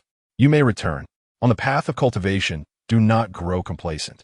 Xian Guangxiao deeply regarded Emperor Zui for a moment, then discreetly performed a bow, respectfully stating, "I shall diligently heed Your Majesty's counsel. I take my leave." With that, he turned and departed, walking slowly out of the Ziwei Palace. After his departure, Emperor Zui remained seated upon the celestial throne, gently manipulating the starlight. As though unraveling the mysteries of fate, he murmured softly, his gaze profound, "This individual, though not a fated one, seems inexplicably entwined with the tribulations of the journey to the west. But is it the result of destiny or a defiance against heaven?" His voice faded amidst the stars, unknown to anyone. Within the Taiwei Star Palace, Sun Wukong's aura surged dramatically. Boom! Suddenly his form trembled, and a violent force of water essence erupted from within him, manifesting as 9 roaring water dragons encircling him, conjuring towering waves. The entire Taiwei Star Palace appeared enveloped in a deluge, the celestial power oscillating, stirring up torrents. Ha ha ha! How exhilarating! Sun Wukong's eyes flew open, golden light surging forth, his gaze resembling a tempest of thunder and flowing water, as if he had harnessed the primordial divine power of the universe. His body underwent subtle transformations, his muscles and bones growing increasingly resilient, his celestial essence becoming more refined, and even his physical form was purified further under the cleansing of the water, as though his adamantine body was undergoing another metamorphosis. At last, my cultivation has truly broken through. I am now at the mid-stage of the Tai Golden Immortal. His expression radiated a sense of exhilaration as he clasped his hands and felt the surging power within him. The golden-banded staff moved in perfect harmony with his will. Without even being wielded, It was capable of stirring the very essence of the surrounding world. At this moment, Xian Guangxiao returned from the Purple Micro-Palace. Upon stepping into the Taiwei Star Palace, he beheld the celestial energy rising, an overwhelming presence of immortal essence enveloping the entire palace, transforming it into a vast, oceanic realm. His eyes flickered slightly, and a smile graced his lips. It seemed that this monkey had succeeded. Indeed, the very next instant, the energy coalesced, and the celestial aura harmonized into unity, as the figure of Sun Wukong slowly emerged. He radiated a completely new aura, brimming with vigor and a fierce fighting spirit. With a casual twirl of the golden-banded staff, he conjured a vortex that swiftly dissolved into nothingness. "Wukong, have you broken through?" Xian Guangxiao inquired with a smile. Sun Wukong leapt up with a hearty laugh. "Haha, I, your old son, am now a bona fide mid-stage Tai golden immortal, feeling stronger than ever, far beyond tenfold." With a casual fist, he unleashed a gust of wind that seemed capable of stirring the waters of the heavenly river. "Brother, you truly had the foresight to advise me to enter seclusion for my cultivation. Otherwise, I would have wasted my potential." Chapter 51. The Schemes of the Western Heavens. The propagation of the Buddha's teachings in the vast expanse. In the Western Heavens, at the Lingshan realm, within the majestic Daxiong Baodian, the temple stands tall, illuminated by resplendent rays, with the sound of the Buddha's teachings reverberating like the ceaseless waves of the ocean. Sakyamuni Buddha sits solemnly upon the nine-petal lotus seat, his form radiating with golden light, exuding an unparalleled aura of dignity. Beneath him, the 8 great bodhisattvas for heavenly kings, 500 arhats, 3,000 disciples, 11 great luminaries, 18 arhats, and numerous sacred figures of the Buddhist order have gathered, awaiting the Buddha's decree. The Bodhisattva Avalokiteshvara steps forward, hands clasped in reverence, bowing slightly, and proclaims, "I humbly report to the world-honored one that the 10th reincarnation of the golden cicada has successfully entered the cycle of the underworld, and the heavenly court has also successfully welcomed the great sage equal to heaven, Sun Wukong. All is in accordance with the teachings of the Buddha, without deviation." With his eyes gently closed, the Buddha remains unperturbed, embodying the essence of tranquility, and simply utters a single word, "Good." The Bodhisattva continues, "However, the journey to the West is meant to herald the flourishing of our Buddhist teachings, illuminating the 9 provinces and bestowing blessings upon countless generations." Originally, among the 4 travelers, aside from Sun Wukong, who is destined by heaven, the other 2 were to be entrusted to the heavenly court in exchange for their support. This was the agreed arrangement and should not be debated further. Upon hearing this, the assembly of Buddhas nod in agreement, acknowledging the initial pact between the Buddhist realm and the heavenly court, wherein the latter would lend its power to aid the journey westward, facilitating the propagation of Buddhism, while the former promised to send 2 celestial protectors to accompany the golden cicada, ensuring mutual satisfaction. Yet, Avalokiteshvara's expression remains unchanged, though her tone slightly hesitates as she continues. "Recently, I encountered an individual in the heavenly court, and a spark of wisdom arose within me, prompting me to discuss this matter with the world-honored one." The assembly of Buddhas falls into a contemplative silence. The Buddha slowly opens his eyes, gazing deeply at Avalokiteshvara, and speaks calmly. "What individual does the Bodhisattva wish to mention?" With hands joined in reverence, Avalokiteshvara solemnly replies, "The Lord of the Taiwei Star, Zhuangguangxiu." At this revelation, the assembly of Buddhas is taken aback. Zhuangguangxiu? Many of the Buddhas and Bodhisattvas furrow their brows, although they have not delved deeply into his background. They have indeed heard of him in the heavenly court, especially as he has gained considerable renown in recent years for his cultivation. The medicine master Lapis Lazuli Buddha nods slightly and remarks, "Is he not a denizen of the heavenly court? What connection does he have with the West?" Avalokiteshvara, unhurried, continues, "Do not rush, esteemed Buddhas. I shall elaborate further." She narrates, "Zhuangguangxiu possesses extraordinary talent. Although he holds a position among the celestial beings of the heavenly court, he also radiates Buddha's light. and his mastery of alchemical arts is commendable, having reached the mid-stage of the Tai golden immortal realm in a short span. Such aptitude is exceedingly rare. On that day, in the heavenly court, I observed his cultivation of the 9-transformation golden elixir. While it may not match the supreme elixirs crafted by the Supreme Old One, it nevertheless exhibits the rudiments of alchemical principles. Even more remarkable is his steadfast nature, untainted by worldly desires, unlike ordinary practitioners. Furthermore, upon close observation of his conduct, I sensed a profound insight, realizing that he is a player outside the game, yet involved within it. He ought not to be embroiled in the tribulations of the journey westward. Yet fate has placed him upon the chessboard. This is indeed karmic destiny. If it is karmic destiny, he must be guided towards enlightenment. Upon hearing her words, the Buddhas display expressions of contemplation. The ancient Buddha of Lamp gently strokes his beard and slowly states, "If what the Bodhisattva says is true, then this individual is indeed exceptionally gifted, possessing the roots of wisdom. However, once he enters the heavenly court, he becomes subject to its constraints and may not necessarily be inclined to embrace the West." Avalokiteshvara Bodhisattva smiled gently and calmly said, "This matter, I have a strategy." With a solemn demeanor, Avalokiteshvara declared, "World-honored one, I wish to venture forth and personally probe Xian Guangxiao's intentions. Should his heart harbor a connection to the Buddha, I shall confer upon him the title of Guardian Star Lord, allowing him to escort the scriptures to the West. Once he accumulates the merits, the Buddha's teachings shall surely assist him in transcending the heavenly court, entering our Buddhist domain, and attaining the Bodhisattva fruit." Upon hearing this, the assembly of Buddhas displayed expressions of astonishment. Maitreya Buddha slowly remarked, "Can a mere title of a Star Lord compel him to embrace the West? If this youth possesses wisdom, would he not be aware of the consequences?" Avalokiteshvara Bodhisattva smiled lightly and replied, "Precisely because he is wise, he shall succeed. The laws of the heavenly court are stringent. Even with exceptional talents, he would find it difficult to attain a high position and would eventually incur the court's jealousy. However, our Buddhist realm is different. We value the karma connections over one's origins.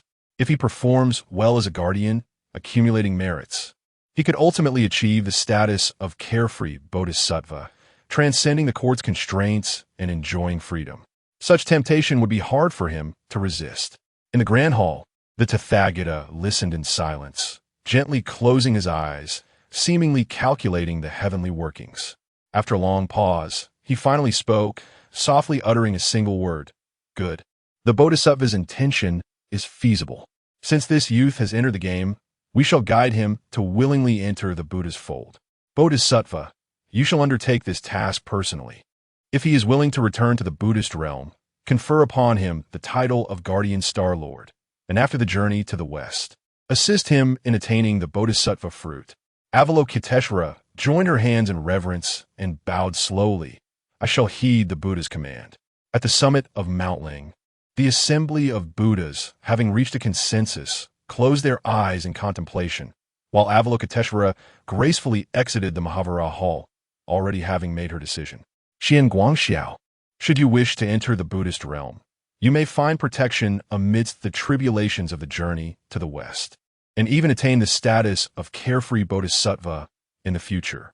But if you are unwilling, then do not blame the Buddhist realm for pursuing other avenues." She waved her long sleeves, transforming into a stream of pure light, heading towards the South Sea. Meanwhile, far away in the heavenly court, Xian Guangxiao remained unaware that he had caught the attention of Mount Ling. Beyond the 33 heavens, within the palace of Duoshui, the alchemical furnace was bubbling, exuding celestial energy. Xian Guangxiao was deeply focused, controlling the alchemical fire, refining a new elixir. The Supreme Old Lord sat nearby, previously offering casual guidance, but suddenly he furrowed his brow, seemingly sensing something, and immediately began to calculate the heavenly workings. In an instant, a profound gaze fell upon the West, and he let out a light snort, murmuring, "The Western paradise is indeed insatiable." A trace of derision flickered in his eyes, and he turned to look at Xian Guangxiao, who remained engrossed in his alchemical work, entirely oblivious to the fact that he had already fallen into the game. The old lord shook his head and waved his whisk, abruptly extinguishing the fire of the alchemical furnace. Let us conclude for today. Xian Guangxiao was startled by this sudden change. Quickly stabilizing his celestial essence and retracting the energy from the furnace, gazing up at the old lord in confusion. The supreme Lao Jun, however, no longer cast his gaze upon the alchemical furnace, but instead fixed his profound eyes upon him, intoning solemnly, Xian Guangxiao, have you ever considered that you were once outside the game, yet now find yourself ensnared within its confines? Upon hearing these words, a subtle heaviness settled in Xian Guangxiao's heart. Lao Jun's tone was languid as he continued. The celestial law is immutable, and the Buddhist path is untrustworthy. Remember this, remember it well. Xian Guangxiao was momentarily taken aback, about to inquire the meaning behind Lao Jun's words. But he observed that Lao Jun had already closed his eyes, choosing to speak no further, evidently resolved to say no more. With a deep breath, he clasped his hands in reverence and said, I shall heed your teachings, esteemed Lao Jun, and take my leave. With that, he turned to exit the Doshuang Palace, making his way back to the Taiwei Stellar Palace. Yet, within Xian Guangxiao's heart, ripples of thought began to stir. Lao Jun's words were clearly not without purpose. The Buddhist path? The celestial law? What has transpired? Why would Lao Jun declare that I am ensnared in the game? But soon, clarity dawned upon him regarding Lao Jun's intent. As Xian Guangxiao stepped through the palace gates, he beheld a figure clad in white standing serenely outside the stellar palace, enveloped in a gentle aura of Buddhist light, amidst an atmosphere of tranquil serenity. The Bodhisattva Avalokiteshvara of the southern sea was indeed awaiting him. With hands clasped in prayer and eyes radiating compassion, she spoke softly, Taiwei Star Lord, this humble monk has awaited you for quite some time. Xian Guangxiao felt a slight tremor within, yet his countenance remained unchanged as he approached, slightly bowing and inquiring, what teachings does the Bodhisattva bring to the Taiwei Stellar Palace? Chapter 52. Attaining the Bodhisattva's fruit and transcending the celestial court. Guanyin Bodhisattva smiled gently, her tone warm, yet imbued with an undeniable authority. Celestial Lord, your extraordinary talents are evident, and I have come with a significant opportunity to invite you to embark upon the great way together. Xian Guangxiao felt a sudden chill in his heart.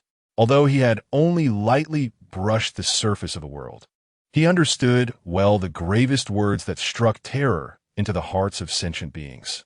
Maintaining a serene expression, he smiled faintly and replied, Oh, might I ask what the Bodhisattva means by this? Guanyin Bodhisattva slightly inclined her body, and a radiant light emanated from her palm, blossoming like a lotus flower.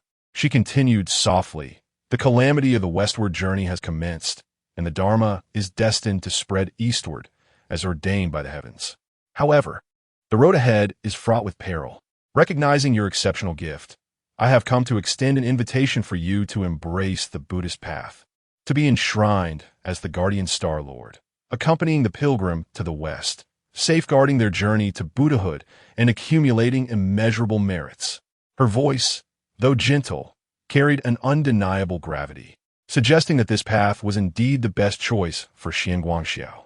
Once the calamity of the westward journey concludes, he would attain the true fruit of Buddhism and be honored as carefree Bodhisattva, transcending the jurisdiction of the celestial court and forever enjoying the unobstructed path of tranquility. Upon hearing these words, Xian Guangxiao's gaze darkened slightly. To seek refuge in the Buddhist path, to attain the Bodhisattva's fruit and transcend the celestial court? For an average celestial being, such an offer would undoubtedly be enticing. After all, the position of a Bodhisattva is not easily granted even by the heavens. Yet, Xian Guangxiao was astute enough to perceive the underlying calculations. This was far more than merely becoming the guardian Star Lord. It was a complete entanglement in the chess game of the westward journey calamity. He smiled faintly, his eyes calm as water, and replied nonchalantly, The Bodhisattva's kindness is acknowledged. Yet, I fear I lack the karmic ties to the Buddhist path to undertake such a weighty responsibility. Guanyin Bodhisattva's gaze flickered, and she sighed softly, saying, "Celestial Lord, you misinterpret my words. The journey of the Great Way is guided by fate.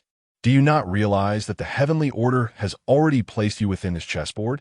Should you choose not to enter the Buddhist path, it may be difficult for you to find peace in the future." Her words, though gentle, bore an unyielding insistence. Xian Guangxiao understood that the Buddhist path had come to compel his decision. Would he choose to enter the Buddhist fold, enjoying the Bodhisattva's fruit and becoming a member of Western Buddhism? Or would he reject the Buddhist path, continuing his solitary journey along the celestial way?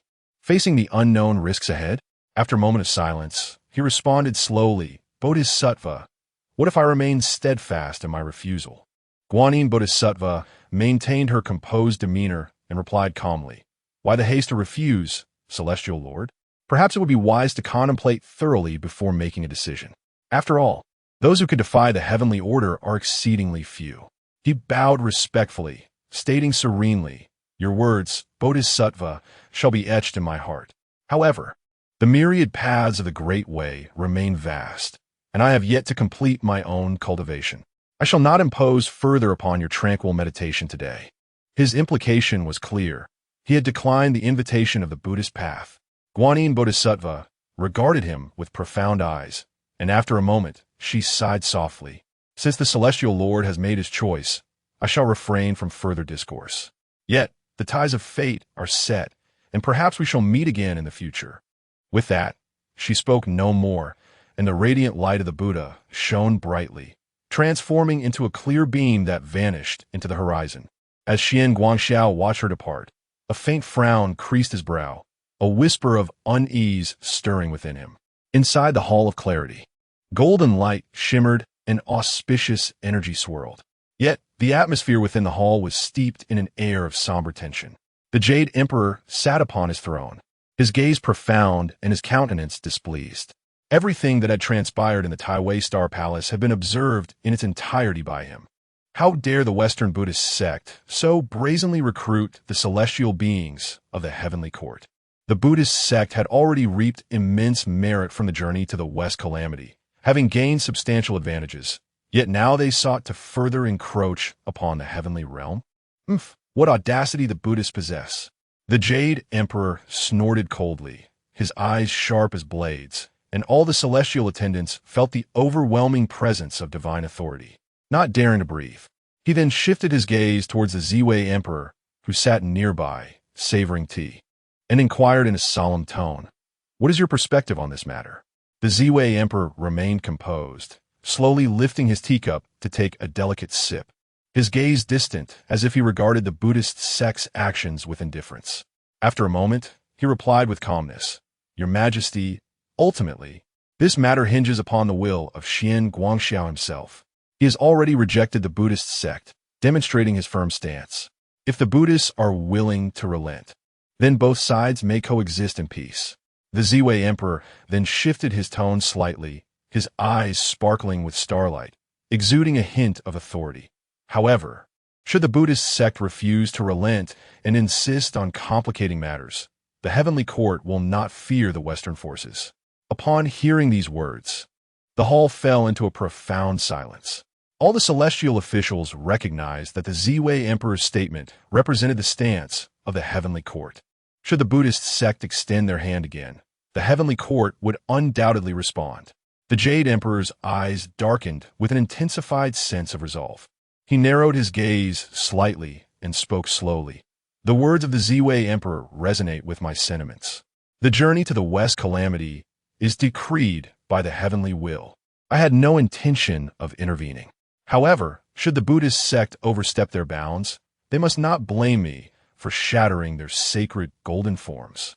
The Jade Emperor's declaration exuded a sense of determination. While the heavenly court had tacitly accepted the progression of the journey to the West, it would not tolerate the Buddhist sect's unbridled actions. The limits of the heavenly court must not be breached. After pondering for a moment, the Jade Emperor's gaze sharpened, and he declared, "Since Xian Guangxiao has not acquiesced to the Buddhist sect, we shall ensure his protection. I am eager to witness how the Buddhist sect will proceed." With a gentle wave of his sleeve, he issued an order. Tai Bai Jin Xing. Tai Bai Jin Xing immediately stepped forward, respectfully bowing. I am here. The Jade Emperor's gaze was profound as he spoke slowly. You shall convey my imperial edict to the Tai Wei Star Palace, for the Kunlun Mountain Saints and the Celestial Assembly. This time, the representative from our heavenly court shall be Xian Guangxiao of the Tai Wei Star.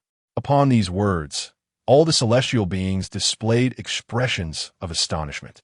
Tai Bai Jin Xing, taken aback for a moment, soon comprehended the emperor's intention. This move was merely to placate Xian Guangxiao while formally bringing him under the jurisdiction of the heavenly court, leaving the Buddhist sect with no further justification for their recruitment. He immediately bowed in compliance. I shall obey. With that, Tai Bai Jin Xing transformed into a streak of golden light, swiftly heading towards the Tai Wei Star Palace. At this moment, Xian Guangxiao had just bid farewell to Guanyin Bodhisattva, his mind still in disarray, when he beheld a beam of golden light descending from the heavens, heralding the arrival of the celestial star of Tai Bai. Gliding gracefully upon the clouds, he furrowed his brow slightly, pondering to himself, what transpires today? Yet, before Xian Guangxiao could fully comprehend the situation, Tai Bai Xingjuan had already approached, elegantly sweeping his long sleeves, his gaze imbued with a smile, yet carrying a hint of profound significance, as he gently began to speak. Immortal Lord Xiaoyao, by the decree of the Jade Emperor, I am here to convey a divine edict. Xian Guangxiao's expression grew solemn, and he immediately clasped his hands in reverence. Your humble servant is present, eager to receive the sacred intent.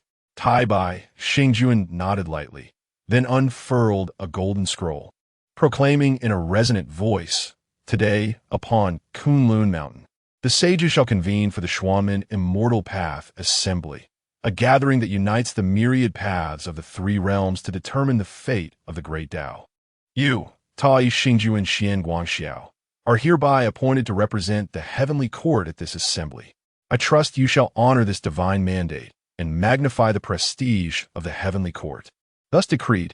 Chapter 53. The Immortal Tao Conference, representative of the heavenly court. As the words fell, Xian Guangxiao's pupils contracted slightly, his heart stirred. The Immortal Tao Conference. Am I truly to represent the heavenly court? Receiving the imperial edict, Xian Guangxiao felt a sense of bewilderment, and promptly seized the opportunity to question Tai Bai Jingxing. Jingxing, we have known each other for quite some time. I am but a scattered immortal, relying solely on your recommendation to ascend to the heavens, which has led to my current achievements. Tai Bai Jingxing seemed to have anticipated Xian Guangxiao's inquiry, and with a cheerful demeanor, he replied, Your Highness, your innate talent is extraordinary, and your comprehension is unparalleled. The fruits of your labor are solely due to your own efforts. However, Xian Guangxiao was not swayed by flattery and cut straight to the point. I implore you, Jingxing, what is the significance of this Immortal Tao Conference? With a smile, Tai Bai Jingxing explained, You have recently ascended, so it is natural for you to be unaware. Kunlun Mountain is a sacred site for sages, one of the most revered sanctuaries of the Immortal Tao within the three realms. The Xianmen Immortal Tao Conference is a rare and grand event among the Taoist sects, with only the Heavenly Court, Kunlun, various Taoist factions, and select extraterrestrial traditions eligible to participate. This conference will undoubtedly gather many of the foremost cultivators from the three realms, and even representatives from the Buddhist sect will observe discreetly. The Heavenly Court has always dispatched representatives of high status, such as the Great Compassionate Heavenly Venerable, the Emperor of the Northern Polar, and the 5 Elders of the 5 Directions. Yet this time, His Majesty has chosen you to attend. Surely, you must grasp the Emperor's intentions. This maneuver serves to completely dismantle the Buddhist sect's covetous gaze upon me. A flicker of realization passed through Xian Guangxiao's mind. The Jade Emperor's arrangement was not solely to win him over, but also to publicly assert a stance against the Buddhist sect. You wish to claim him? Then I shall elevate him to the highest position, allowing him to represent the heavenly court and become an inseparable part of it, rendering the Buddhist sect incapable of encroaching. such as the Jade Emperor's strategy. This is both an opportunity and a test for Xian Guangxiao. Taking a deep breath with clarity of thought, he slowly cupped his hands and solemnly declared, I, Xian Guangxiao, shall faithfully abide by the heavenly mandate and will not bring disgrace to the majesty of the heavenly court. Observing Xian Guangxiao's reaction, Tai Jingxing felt a slight relief. A warm smile gracing his face. Indeed, your highness is astute. This journey to Kunlun Mountain will gather the Taoist traditions of the three realms. Your attendance not only represents the heavenly court, but also bears significance for the future of the Tao of Heaven. He paused, gazing meaningfully at Xian Guangxiao before continuing. This is also His Majesty granting you an opportunity to advance further. Upon hearing this, Xian Guangxiao raised an eyebrow, his gaze flickering as he contemplated Tai Jingxing's words, grasping the deeper implications of the Jade Emperor's strategy. This was not merely to confine the Buddhist sect. It was also a test from the heavenly court, assessing whether he was truly worthy of cultivation. If he could distinguish himself at this immortal Tao conference, he could not only solidify his standing within the heavenly court, but also ascend to greater power. Conversely, should he fail, while the Jade Emperor would not directly impose punishment, he would likely cease to bestow further attention upon him. What a game of open and covert strife. A slight smirk played at the corner of Xian Guangxiao's mouth, a glint of determination flashing in his eyes. He, Xian Guangxiao, would not cower. Since the Jade Emperor bestowed this opportunity, he shall take a step forward, allowing this celestial conference to become a true catalyst for his transformation.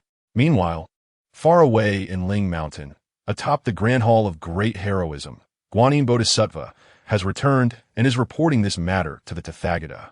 World-honored one, Xian Guangxiao has indeed declined the monk's invitation. The Tathagata remained unfazed, as if already anticipating this, and softly uttered a word, good. However, the other Buddhas in the hall frowned slightly. The ancient Buddha of light murmured, so, Xian Guangxiao truly does not wish to enter the Buddhist path? This child may become a variable.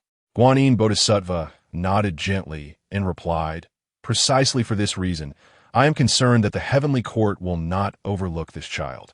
The Jade Emperor, at this very moment, may already be taking action. Upon hearing this, the Tathagata finally opened his eyes slightly, a glimmer of golden light flashing within, as if he had already discerned everything. Though Xian Guangxiao has yet to enter our Buddhist fold, his karmic ties are not yet exhausted. Should he choose not to engage actively, then the heavenly principles shall nudge him forward. Let us wait a moment. If the heavenly court makes a move, it will be an opportune moment to act. If he ultimately remains obstinate and unyielding, then he shall be cast into the tribulations of the journey to the west, with no hope of escape. With that, the Tathagata slowly closed his eyes, and the Buddhas, upon hearing his words, gazed deeply into the distance. Kunlun Mountain, the ancestral vein of the primordial world, was once the towering Buzhou Mountain, which was shattered during the battle between the witch and the demon, leading to the collapse of the heavenly pillar. The primordial supreme being refined the remnants of the heavenly pillar into the heavenly seal and renamed Buzhou Mountain Kunlun, establishing the orthodox path of immortality. However, after the calamity of the investiture of the gods, the venerable Hong Jun decreed that the saints depart from the primordial realm. Thus, the primordial supreme being relocated Kunlun Mountain to the chaotic realm beyond the great Luo heaven, beyond the 33 heavens. This place is shrouded in chaotic primordial energy. Without the explicit permission of a saint, those who intrude recklessly shall be devoured by the laws of chaos, facing eternal damnation. Today, the heavenly court dispatched envoys, and Xian Guangxiao arrived at Kunlun Mountain under celestial decree to represent the heavenly court at the celestial conference. Standing in the void, Xian Guangxiao gazed ahead, witnessing chaos swirling and primordial energy surging.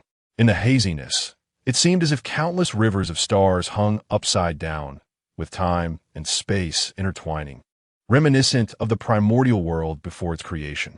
This place is the sanctum of the saints, not to be trodden by mortals. He took a deep breath and summoned the celestial decree of star command bestowed by the heavenly court. The talisman, bearing the edict of the Emperor of the Purple Microcosm, gathered the fortunes of the heavenly court.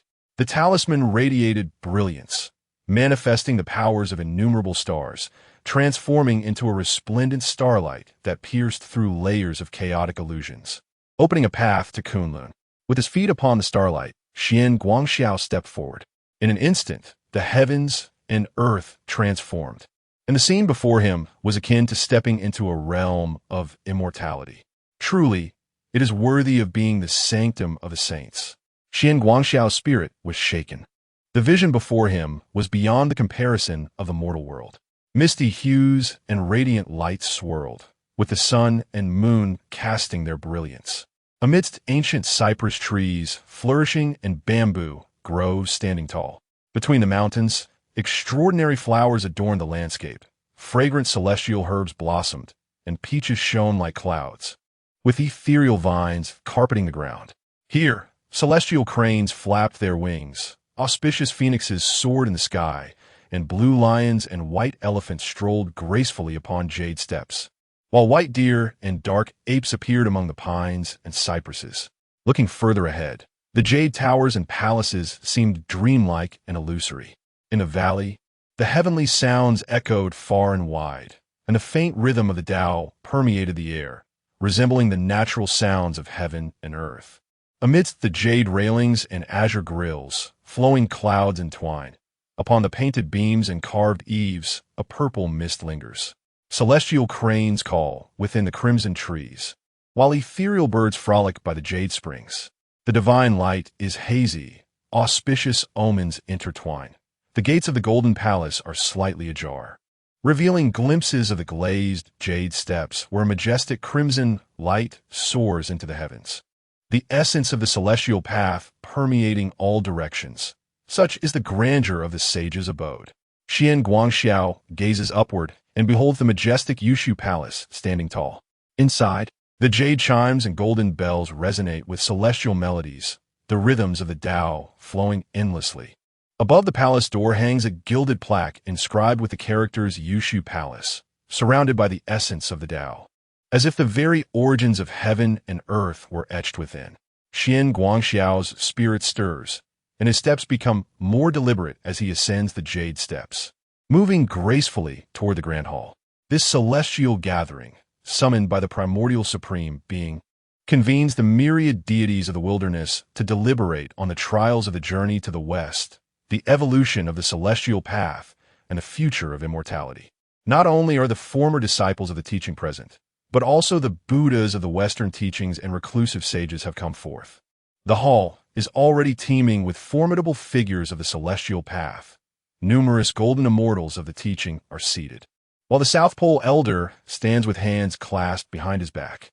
Guang Chengzi, Qi Jingzi, and others maintain solemn expressions, while the Jade Cauldron and Supreme One sit facing each other, and even the great Master Zhen Yuan is present.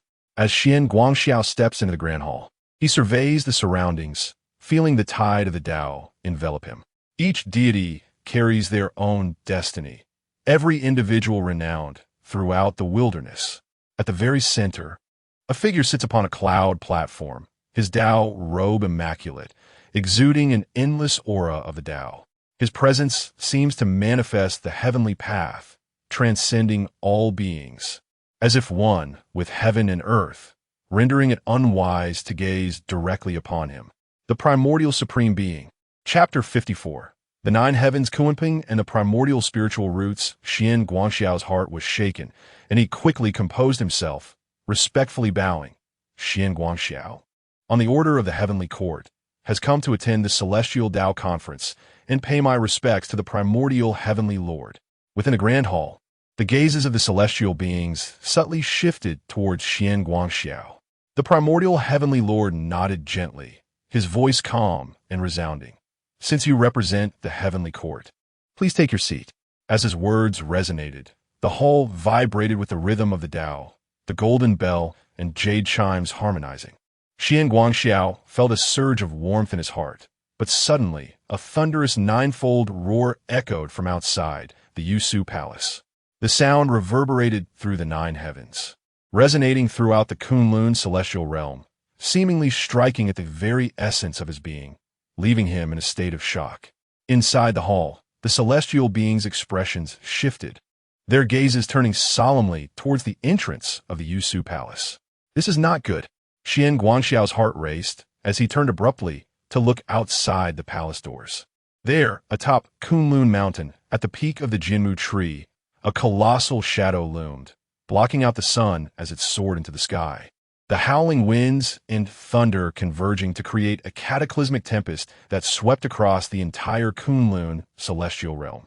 It was an unfathomably immense Kunpeng. The Kun shape obscured the heavens, its wings stirring up a tempest as it weaved through the clouds. With a single flap of its wings, the world was plunged into darkness, the firmament seemingly collapsing under its might.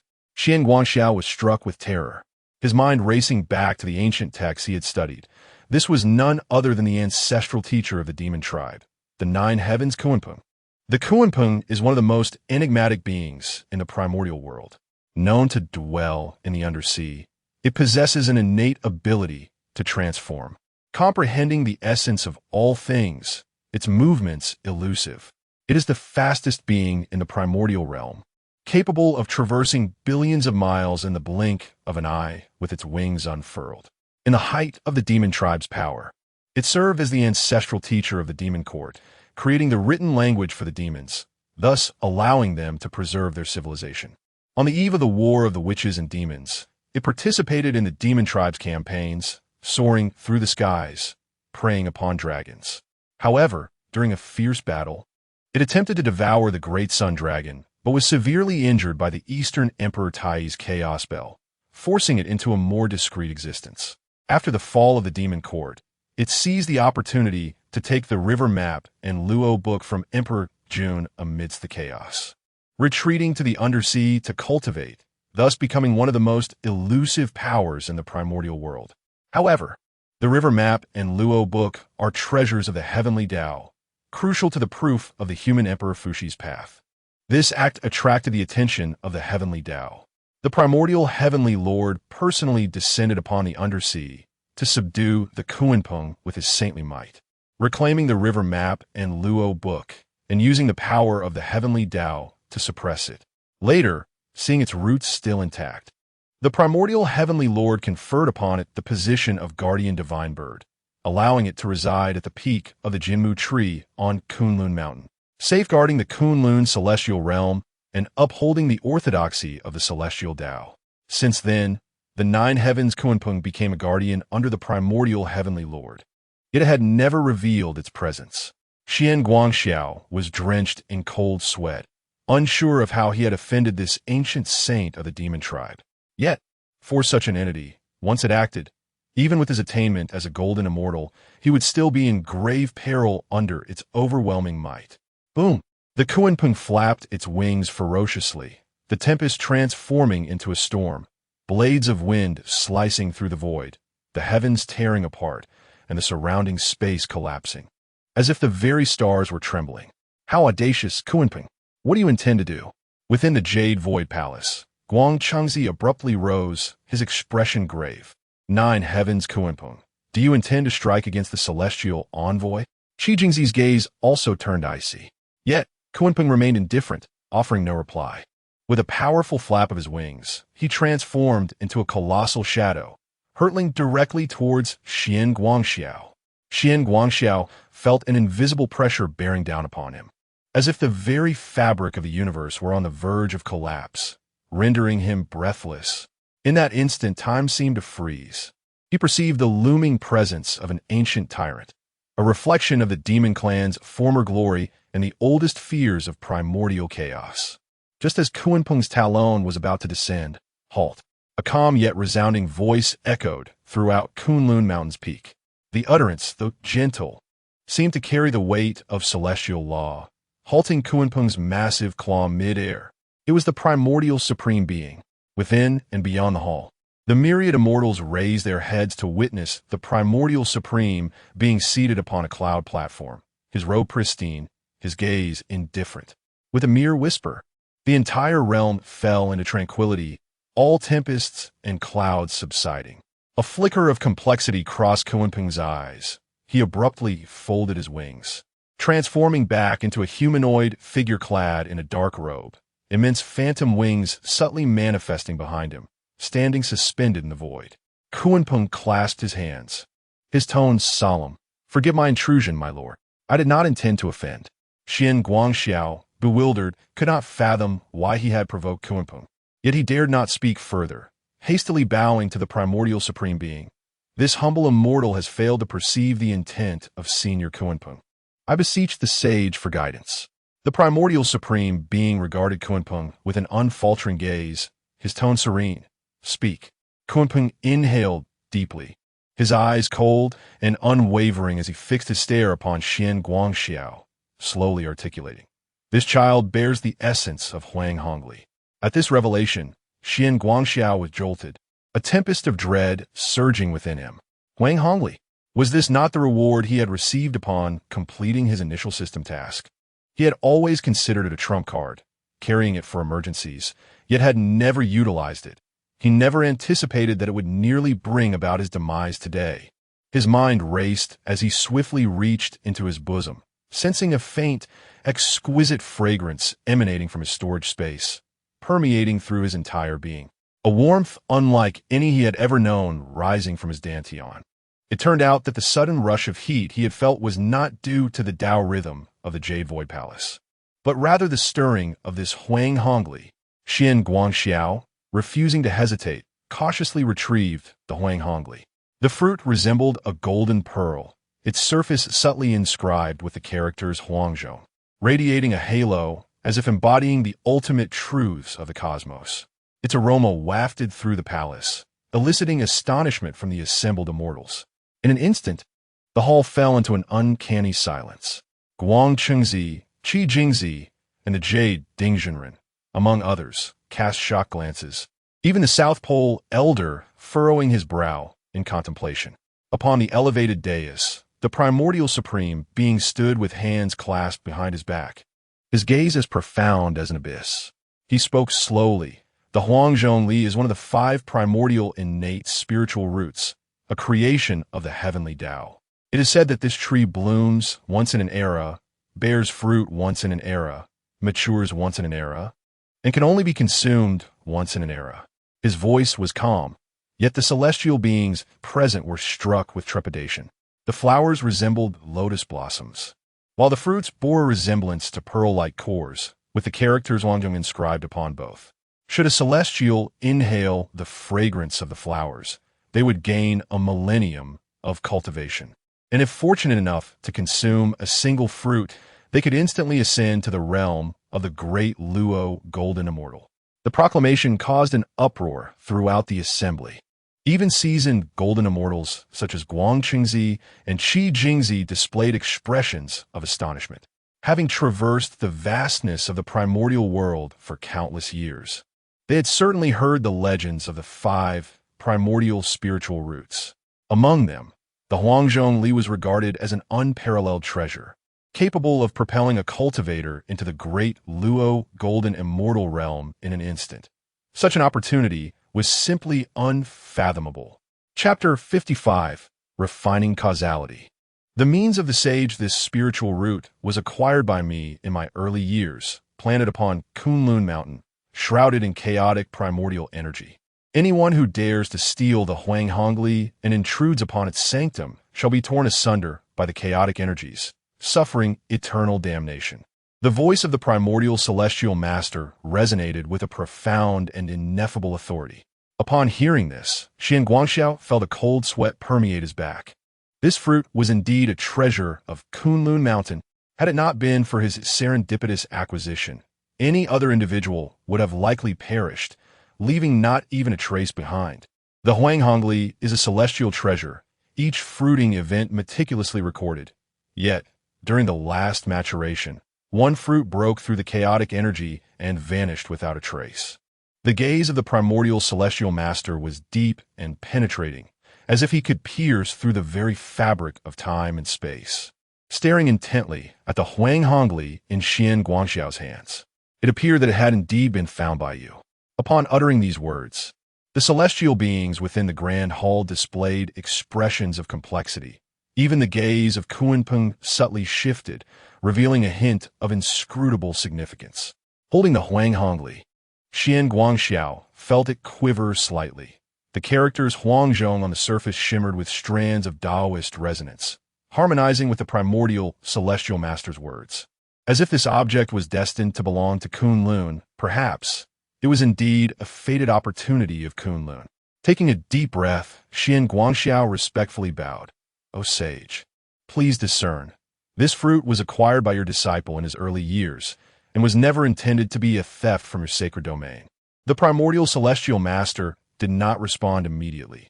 He merely observed the Huang Hongli in silence, as if deliberating its causal connections. The atmosphere in the hall grew tense, with the celestial beings hesitant to speak. Although Guang Qingzi, Qi Jingzi, and other golden immortals of the Chan school remained silent, their gazes were filled with doubt and speculation. Kunpeng narrowed his eyes, a semblance of a smile playing upon his lips as he regarded Xian Guangxiao. I have received the sage's favor and protection. Thus I am most familiar with the aura of the Huang Hongli. Xian Guangxiao felt a tightening in his chest, uncertain of Kunpeng's intent. Just then, the primordial celestial master finally spoke slowly. Though this fruit was not stolen by you, the opportunities of the Tao possess their own determinations. He gently raised his hand. A thread of golden light appeared and descended upon the Huang Hongli. The originally golden fruit trembled slightly, emanating a faint radiance, as if in response to the will of the sage. Although this fruit had emerged into the world, its essence still belonged to Kunlun. The gaze of the primordial celestial master was profound, his tone unadorned yet imbued with supreme authority. Having fortuitously acquired this fruit, I shall not forcibly reclaim it. However, this fruit is no ordinary item, it is tied to the Tao, and you must not recklessly consume it. I can offer you two paths. First, to return this fruit to Kunlun, where I shall guard it on your behalf. Second, I can assist you in refining this fruit, rendering it no longer impactful upon the Tao's causality, but the spiritual resonance of the fruit shall be diminished, losing its potential to instantly attain the great Luo. The choice is yours to make. As these words echoed, the expressions of the celestial beings in the hall subtly shifted, all eyes turning to Xian Guangxiao, eager to see how he would decide. After much contemplation, Xian Guangxiao understood that the Huangzhong Li was intrinsically linked to the Tao of heaven. If he were to consume it recklessly, it could potentially unleash endless karmic repercussions, even inciting the disdain of the heavenly order. However, since the primordial heavenly venerable had spoken, it indicated that he had no intention of forcibly stripping Xian Guangxiao of his opportunity, but rather wished to grant him the chance to choose, which was, in itself, a monumental grace. After a moment's thought, Xian Guangxiao's mind shifted, and he solemnly declared, "Disciple is willing to respect the will of the saint. I beseech the saint to assist me in refining this fruit, so that it no longer influences the karmic principles of the Tao of heaven." Upon hearing this, the primordial heavenly venerable nodded slightly, a glimmer of satisfaction evident in his gaze, seemingly approving of Xian Guangxiao's decision. With a gentle wave of his sleeve, he softly instructed, "In that case, follow me to the alchemy hall." Xian Guangxiao felt a jolt of energy, promptly bowed his head in agreement, and followed the saint into the depths of the Jade Void Palace. As they traversed layers of celestial mist and ethereal palaces, they arrived at the alchemy hall situated in the deepest part of Kunlun. This place was personally established by the saint, enveloped in swirling celestial fog, where the laws of the cosmos were profoundly dense. A faint aura of chaos lingered, making one feel as though they were immersed in the primordial wilderness of the universe. At the center of the hall stood an ancient and majestic primordial alchemical furnace, inscribed with vast patterns of the great Tao, shimmering with the light of myriad stars. Each intricate line seemed to embody the profound mysteries of the laws of heaven and earth. Xian Guangxiao's gaze sharpened. He recognized this legendary furnace as the Eight Scenes Palace Lantern Furnace, an unparalleled treasure crafted by the primordial heavenly venerable himself. It possessed the ability to merge the essence of all things, refine karma, and even reverse life and death. Absent this fortuitous encounter, he would likely never have the opportunity to behold it in his lifetime. Standing with his hands clasped behind him, the primordial heavenly venerable spoke calmly. Huang Zhongli is a primordial spiritual root, its fruit imbued with the resonance of the primordial Tao, and cannot be refined through ordinary means. With that, he waved his sleeve, causing the Huang Zhongli in Xian Guangxiao's hand to rise, gently floating towards the furnace. The fruit radiated golden light, the Tao rhythm flowing around it, forming a miniature cosmic vortex in midair. With a profound gaze, the primordial heavenly venerable raised his hand and flicked his finger. Go! In an instant, the Eight Scenes Palace lantern furnace erupted with immeasurable divine light, brilliant chaotic flames soaring into the air, intertwining into a vast chain of laws that enveloped the Huang Zhongli. Boom! The entire alchemy hall trembled, and a force of unparalleled might surged forth. As if the primordial power of creation was awakening, Xian Guangxiao felt an invisible force sweeping towards him, causing his spirit to quiver slightly. Even his primordial spirit trembled faintly. Under the scorching, chaotic flames, the Huang Zhongli began to rotate slowly, and the characters Huang Zhong on its skin gradually disintegrated into countless profound runes, being refined into a pure essence of the primordial. The primordial heavenly venerable raised his hand to form a sign, his voice deep and resonant. Heaven and earth nurture spirits. The primordial returns to the Tao, karma follows its course, and fate can be transformed, refined. In that moment, the flames blazed fiercely, and the laws of heaven and earth within the entire alchemy hall were drawn forth, with all celestial energies converging towards the furnace. Huang Zhongli gradually melted in the furnace, its inner Taoist essence being stripped away by the power of the sage. Threads of formless primordial causal energy were forced out from the fruit, transforming into golden specks that slowly dissipated within the flames. As time flowed, 3 full days and nights passed within the alchemical furnace. The originally resplendent brilliance of Huang Zhongli gradually diminished, although it still retained the appearance of a primordial spiritual fruit. The terrifying power imbued with the causal principles of the heavenly path had completely vanished. Now, it was no longer a treasure capable of instantly elevating one to the status of a great Luo golden immortal, but rather a spiritual fruit still brimming with immense spiritual energy that could aid practitioners in their cultivation. The primordial heavenly sovereign gently raised his hand, and the fruit slowly descended into Xian Guangxiao's grasp. The causal essence within this fruit had been exhausted, and thus you may consume it. Xian Guangxiao accepted it with both hands, his heart overwhelmed with astonishment, and then deeply bowed. Disciple humbly thanks the sage for this benevolent gift. Chapter 56. The Pinnacle of Tai, Golden Immortal. The initial manifestation of the 3 flowers. Xian Guangxiao received the spiritual fruit, inhaled deeply, and without any hesitation, consumed it. In an instant, a torrent of celestial energy erupted within him, flooding his limbs and bones, emanating a golden light. He was enveloped in a faint aura of primordial Tao, transforming into a seed on the verge of breaking its shell, poised for a profound metamorphosis. Boom!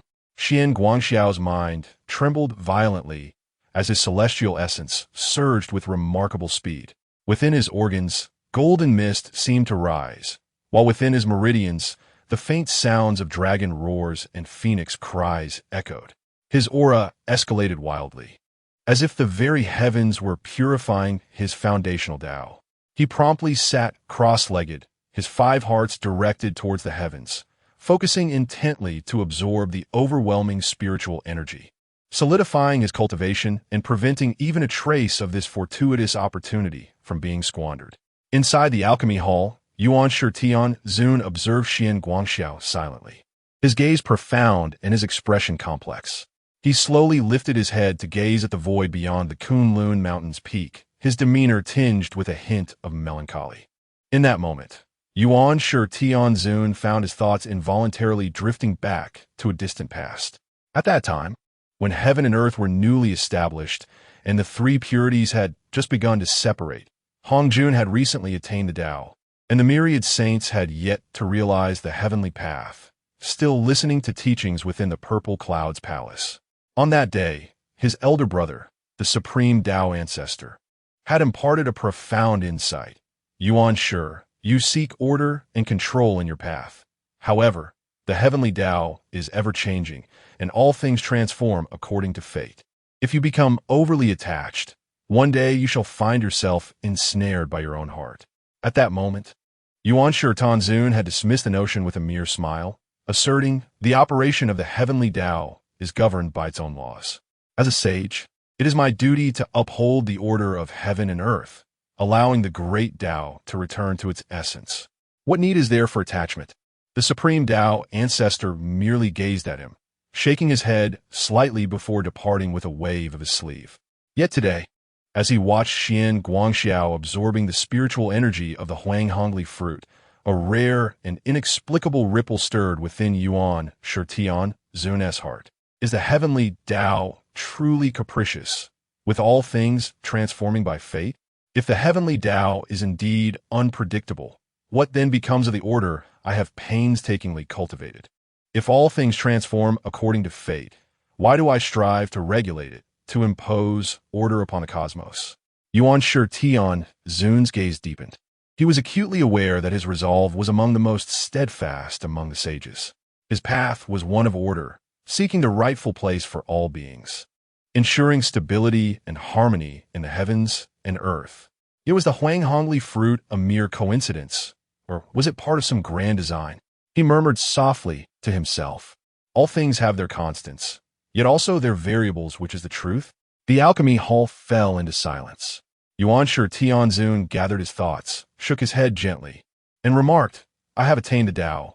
There is no need for excessive contemplation. The great Tao is unfeeling, and order arises naturally. With these words, his gaze regained its tranquility, as if the fleeting melancholy had never existed. Xian Guangxiao, this opportunity arises because of you. I hope you can, as your elder brother said, attain the great Tao.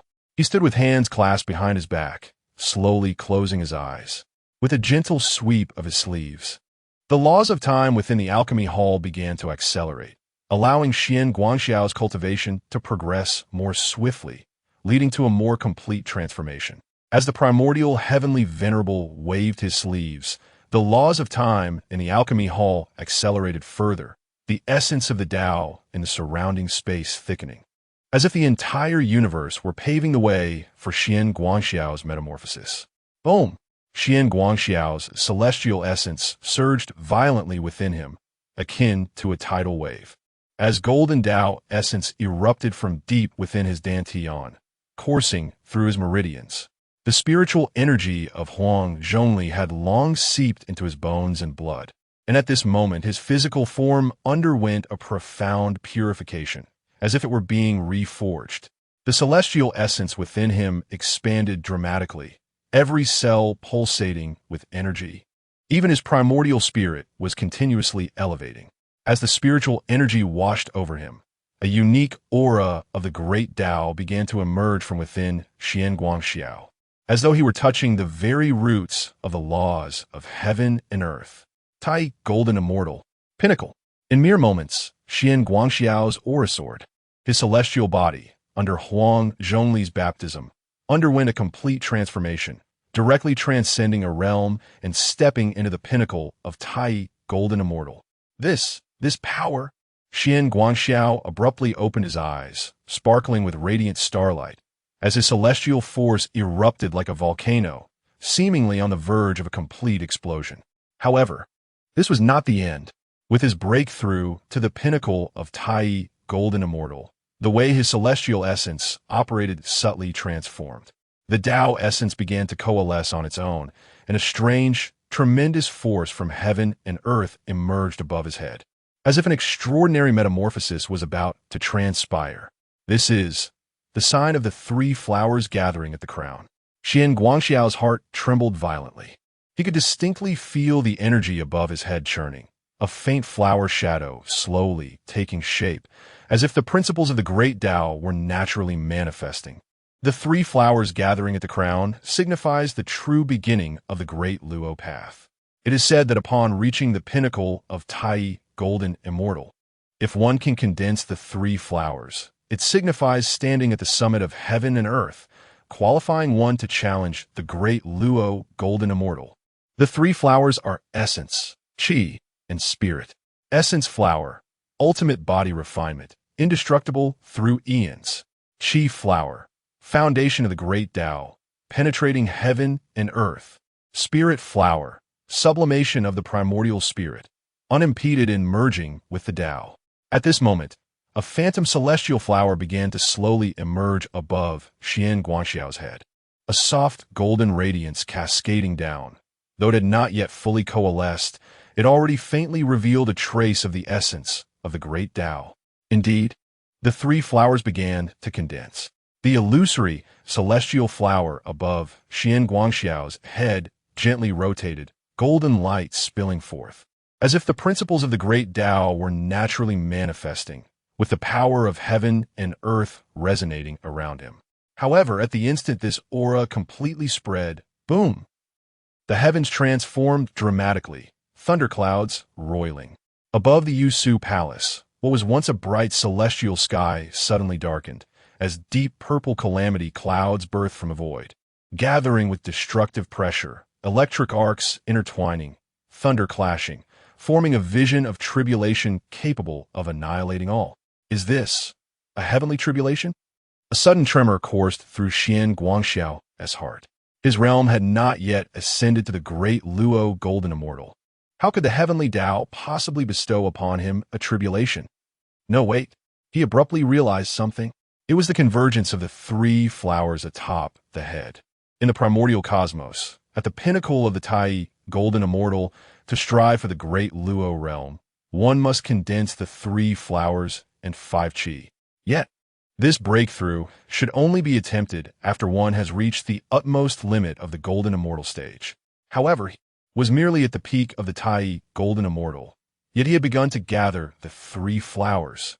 This signified, my existence has already transgressed the laws of the heavenly Tao.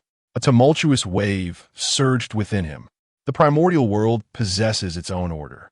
The convergence of the three flowers is the hallmark of the great Luo golden immortal. If one were to condense the three flowers before attaining the status of the great Luo golden immortal, it would be tantamount to prematurely touching the forces of the Tao. How could the heavenly Tao allow such a transgression to occur? Thus, the thunderous tribulation descends. The will of the heavenly Tao has manifested, seeking to obliterate him. Chapter 57. The three flowers concealed. The tribulation averted. A resounding roar echoed through the heavens. The storm clouds churned ominously, and violet lightning, resembling chains of the celestial firmament, coalesced into a vast thunderpool. Within this tempestuous domain, arcs of divine lightning surged, each bolt as formidable as a mountain, poised to descend and obliterate Zhuang Guangxiao entirely. At last, the first bolt of lightning descended. The violet divine thunder, imbued with the essence of annihilation, pierced through the clouds, accompanied by an endless array of law-bound chains, crashing down upon the Jade Void Palace. Yet, in that critical moment before the calamity struck, the primordial heavenly master raised his hand and, with a graceful flourish of his flowing sleeves, emanated an ethereal aura of the great Tao. This divine resonance did not entirely dissipate the impending tribulation, but rather forged a buffering barrier, diminishing the terrifying force of the lightning by nearly half. Ultimately, it erupted outside the Jade Void Palace, sparing Zhuang Guangxiao from direct impact.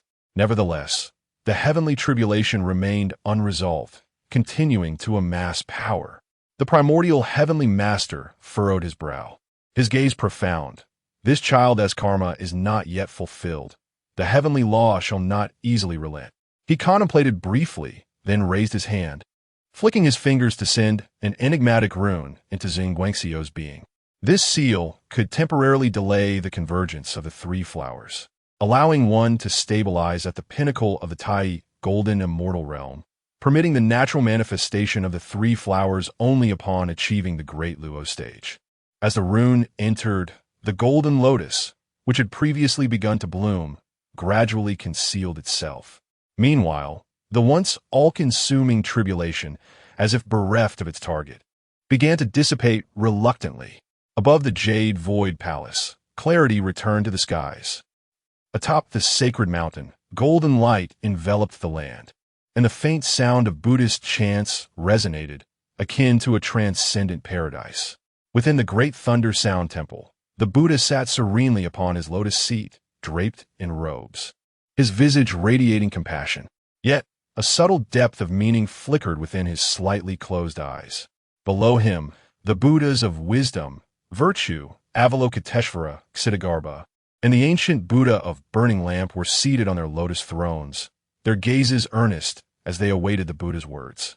At that moment, Manjushri Bodhisattva, sensing the Buddha's subtle demeanor, could not refrain from inquiring, "World-honored one, is there a matter that troubles you?" The Buddha did not respond immediately, instead taking a deep breath as the aura of Buddhist light quivered slightly, enveloping the entire sacred mountain in an invisible, formidable force. He employed supreme Buddhist teachings to divine the future, seeking to glimpse the heavenly mysteries. However, the more he probed, the deeper his frown became, to the point where an unstable ripple manifested in the Buddha's light. After a moment, he slowly opened his eyes and spoke in a somber tone. "Strange, indeed, strange." Upon hearing this, the assembly of Buddhas shifted slightly, their expressions changing as Manjushri, Samantabhadra, Ksitigarbha, and even Masdamaprapta turned to the Buddha, perplexed. Samantabhadra Bodhisattva could not help but inquire, "World-honored one, what prompts such words?"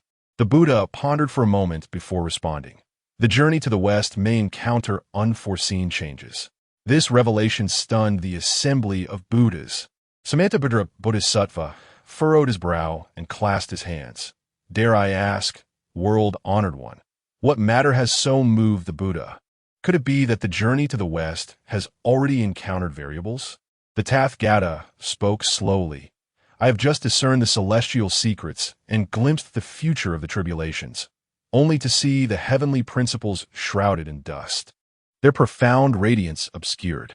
At the summit of Kunlun there lies a veil of chaos. This is an omen of great calamity." Upon hearing these words, the gathered Buddhas began to murmur among themselves, and a subtle ripple of unease swept across the sacred mountain. The summit of Kunlun? The ancient Buddha of light spoke in a deep tone, "World-honored one, Kunlun is a sacred land of the three purities. The celestial assembly was originally a matter confined to the Taoist sect. Why does it now disturb the celestial secrets, evoking a sense of uncertainty within you?" The Tathagata shook his head, his gaze flickering, and said, "I believe that the tribulation of the westward journey was firmly established, a predetermined fate that could hardly be altered. Yet, during my recent divination, I witnessed a starry brilliance ascend from Kunlun, disrupting the celestial order.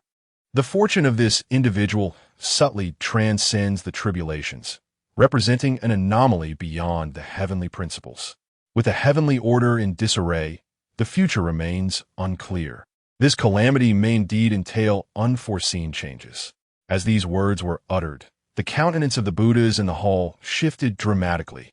"World-honored one, we can no longer afford to delay the westward journey." Bodhisattva Guanyin stepped forward gracefully, hands clasped in reverence. Her tone was calm, yet within the depths of her wise eyes, a glimmer of sharpness lay concealed. The Tathagata slowly opened his eyes, their brilliance akin to the flow of galaxies, and softly inquired, "What are your intentions?" Bodhisattva Guanyin smiled gently, her steps light as she approached within the hall. Her voice, though gentle, resonated with an undeniable resolve. To become a Buddha, one must first embrace the essence of a demon. To attain Buddhahood, one must first traverse the path of demonic transformation. Upon hearing this, the Tathagata's gaze narrowed slightly, his expression remaining tranquil, as though he had already comprehended everything. Yet, he refrained from speaking, patiently awaiting Guanyin's continuation. Bodhisattva Guanyin, hands joined in prayer, lowered her gaze, her voice warm, yet imbued with profound calculation. Xian Guangxiao shares a deep bond with that rebellious monkey. He will inevitably incite change in the future. As for Sun Wukong, Guanin's voice paused, her eyes flashing with a peculiar light. This monkey is inherently defiant. Despite having been granted a title in the heavenly court, he remains unsatisfied at heart. With a modicum of guidance, he can be led to completely sever ties with the heavenly court, rendering it powerless to reclaim him, thus allowing the West to seize the opportunity for subjugation. If we wish for Wukong to attain Buddhahood, we must first lead him into darkness. Upon hearing this, the Tathagata's eyes narrowed slightly, and he finally spoke. What course of action shall be taken? A faint smile graced Guanin's lips as she responded with unwavering certainty. I shall employ the secret arts of the Buddhist order to plant a seed of demonic essence within Sun Wukong's heart. This seed, formless and invisible, shall lie dormant in the depths of his being until the opportune moment arises, igniting the flames of his discontent, resentment, and fury, enabling him to break free from the heavenly court. At that time, I shall employ transformative arts to remain by his side, subtly inciting him to fully rebel against heaven. When he manifests great calamities, the West shall then seize the opportunity to subdue him, making him aware that only the Buddhist path can lead him across the sea of suffering, ultimately granting him transcendence. Guanin lifted her gaze to meet the Tathagata's, softly stating, "World-honored one, the Buddhist path is meant to encompass the world, offering salvation to all beings, yet it must also align with the currents of fate. By sowing the seed of darkness today, we may reap the fruit of enlightenment in the days to come." The Tathagata quietly listened to the proposal of Avalokiteshvara, his eyes gently closed as if in deep contemplation. After a moment, he slowly spoke, his voice resonating like a great bell echoing through heaven and earth. With a single thought, one may attain Buddhahood or descend into demonic realms. Amitabha well said. Well said. If Sun Wukong truly falls into the path of darkness, the heavenly court will undoubtedly be unable to tolerate it. At that time, the Buddhist realm may seize the opportunity to intervene, claiming to save the world while gaining dominion over the cosmos. The Tathagata slightly raised his hand and continued softly, "This matter shall be entrusted to you. But remember, all things are predestined, and the will of heaven cannot be defied." Avalokiteshvara smiled gently, pressed his palms together in homage, and said, "Disciples shall obey the Buddha's will." Meanwhile, within the great sage's palace, Sun Wukong sat upon his throne, toying with a wine cup in his hand, his brow revealing a hint of impatience and agitation. Beside him, a celestial official dressed in the attire of the heavenly court lowered his gaze respectfully, pouring wine for Sun Wukong, none other than the transformed Avalokiteshvara. Chapter 58. The initial seed of demon, fury like a raging inferno, the celestial official lowered his head slightly, respectfully pouring a full jade cup for Sun Wukong. His movements were gentle, and his demeanor humble. However, a glimmer of eerie light lurked within the depths of his gaze. He was, in fact, an incarnation of Avalokiteshvara, and today he intended to plant a seed of malevolence in the heart of the great sage. Currently, the great sage's power resonated far and wide. Who among the heavenly court did not tremble before him? Yet, the celestial official had heard whispers that within the heavenly palace, some harbored discontent towards the great sage. He spoke softly, his tone measured, as if engaged in casual conversation, while each word concealed a lethal intent. Upon hearing this, Sun Wukong raised an eyebrow, a flicker of golden light shimmering in his eyes as he replied gravely, "Who dares to slander me, the great sage, within the heavenly court?" The celestial official let out a faint sigh, lowering his head further as he said, "Please do not take offense, great sage. I am merely a trivial official, serving at the side of the Jade Emperor, and I have heard mere rumors," he continued. "The great sage once battled 100,000 celestial soldiers and stormed into the heavenly palace. Yet though the court publicly honors you as the great sage equal to heaven, in truth, is merely a guise to deceive." Upon hearing this, Sun Wukong's expression darkened instantaneously. After his tumultuous uprising in the heavenly realm, battling celestial soldiers and divine generals, He had been granted the title of Great Sage by the Jade Emperor. Yet from that moment onward, he sensed that the heavenly court did not genuinely regard him as an equal, but rather treated him as a ferocious tiger, appeasing him outwardly while harboring hidden trepidation. The celestial official continued in a hushed tone, "I dare not speak recklessly, but I have heard that the Jade Emperor once confided to the star Venus, saying the great sage equal to heaven is merely a jester." Bang! Sun Wukong slammed his palm onto the table, causing the entire great sage palace to tremble. The jade-carved table shattered, and cracks appeared in the golden bricks of the hall, his fury surging like a tempest. "Excellent. A jester, you say?" Sun Wukong surged to his feet, his eyes ablaze, a murderous intent enveloping him. "I, Sun Wukong, have fought valiantly against 100,000 celestial soldiers, and this is the humiliation I receive in return. Does the Jade Emperor truly believe I am unaware of his schemes?" The celestial official bowed his head, a barely perceptible smirk curling at the corners of his lips as he slowly added fuel to the fire. Moreover, the Jade Emperor recently convened a court meeting in the Heavenly Palace, declaring that the title of Great Sage equal to heaven was granted as a means to spare you from further conflict. However, should you act out of line again, the Heavenly Court will eradicate the demon monkey without mercy. Upon hearing this, Sun Wukong's golden pupils constricted sharply, his fists clenching tightly, knuckles cracking audibly as an overwhelming aura of wrath surged forth. The celestial attendants within the hall knelt in terror, too afraid to utter a sound. "They have gone too far. They have gone too far," Sun Wukong roared, stepping forward, each stride leaving deep fissures in the floor of the hall. The celestial official silently observed his retreating figure, a glint of cunning flashing in his eyes, his tone remaining slow and enticing. "If the great sage endures, this matter will dissipate like the wind. But should you choose not to endure, there remains only to wage war against the heavenly court and seek justice." Sun Wukong abruptly halted, slowly turning around, fury swirling within his gaze as he gritted his teeth. "Justice? Huh! When has this group of old men in the heavenly court ever granted me, Sun Wukong, justice? If that is the case, I shall once again storm the heavenly palace and demand an explanation from the Jade Emperor himself." Having spoken, he shook his body, and the golden armor radiated a brilliant glow, his spirit for battle surging to its peak.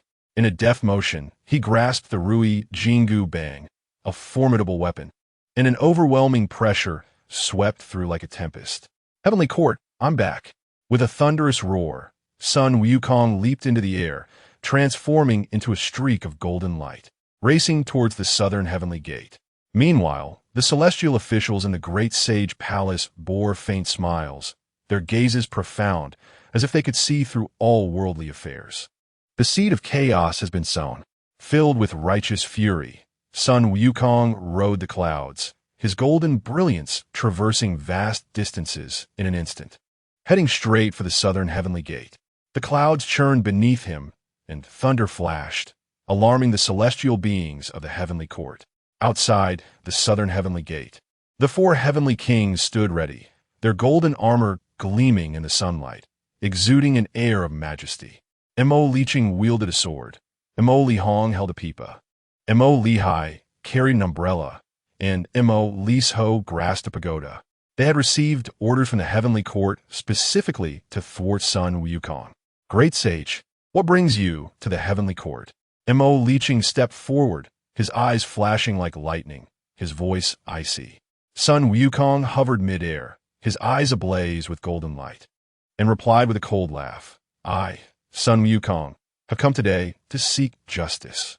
Back in the day, I fought tooth and nail to earn the title of Great Sage equal to heaven. Yet the old fools of the heavenly court secretly mock me as a mere jester, even declaring their intent to slay me. Do they think me made of clay?" Mo Li Hong furrowed his brow, casting a sidelong glance at Sun Wukong, and replied coldly, "Great sage, tread carefully. The Jade Emperor is the sovereign of the three realms. When has he ever spoken thus to you? Surely, someone is instigating discord." "Instigating discord?" Sun Wukong snorted disdainfully, his gaze sharp as a blade. Am I so easily deceived by mere words? The heavenly court has harbored suspicions against me for years. I am well aware of their intentions. Today, I shall enter the Lingxiao Palace and personally inquire of the Jade Emperor what he truly thinks of me. Sun Wukong. Mo Lihai tightened his grip on his treasure umbrella, speaking gravely. If the great sage wishes to enter the heavenly court, he must do so through the proper channels. You cannot breach the gates unbidden. Sun Wukong burst into laughter. Ha! I, Sun Wukong, have breached the southern heavenly gate once before. What is to stop me from doing so again today? With that, he shook the Rui Jingu Bang in his hand, unleashing a tempest of golden light and a fierce aura of battle that swept across the heavenly court, exuding a chilling intent to kill. Mo Liso, witnessing this, admonished sternly, "If that is the case, do not blame us for acting on our orders." The four heavenly kings instantly formed an array, positioning themselves at the four corners. The pagoda, sword, umbrella, and pipa radiated brilliance, converging their celestial powers into a golden barrier, an impenetrable prison intended to confine Sun Wukong. "Oof, a mere trick," Sun Wukong sneered coldly. His Rui Jingu Bang, swelling in size as he bellowed, "Receive my blow." Boom! The golden staff swept forth like thunder, splitting the heavens, striking the barrier with tremendous force. A resounding crack echoed as the combined celestial barrier of the four heavenly kings trembled violently, fissures spreading across its surface. Mo Liqing's expression changed dramatically as he commanded, "Unite the formation." The four of them synchronized their powers, the strings of the pipa vibrating, the umbrella conjuring storms, the sword channeling lightning, and the pagoda unleashing countless rays of Buddhist light, all aimed at subduing Sun Wukong. Sun Wukong's fighting spirit surged like an unstoppable tide, his golden staff dancing with the resonance of thunder and lightning. His figure, elusive and spectral, weaved through the four heavenly kings with remarkable agility. The shadows of his staff striking with the speed of tempest, swiftly closing in on Mo Liqing, aiming a direct blow at his visage. Mo Liqing, caught off guard, barely managed to block the attack. With a resounding crash, he was hurled hundreds of feet away, crashing into the sea of clouds. Mo Lihong, enraged, plucked the strings of her pipa, unleashing sound waves that surged like a tempest towards Sun Wukong. In an instant, Sun Wukong's figure became indistinct as he activated the art of duplication, with countless replicas of himself leaping into action, creating a bewildering array of illusions. Even as the thunderbolts pierced through, his true form remained elusive. "Ha ha ha! You, mere lapdogs of the heavenly court, dare to obstruct me, the great sage equal to heaven? Today, I shall show the heavens that I, the great sage, still stand tall." Sun Wukong's murderous intent soared to the heavens, his battle fervor igniting wildly. As the golden staff in his hand expanded to unimaginable lengths, sweeping across the four corners, causing the very heavens and earth to tremble.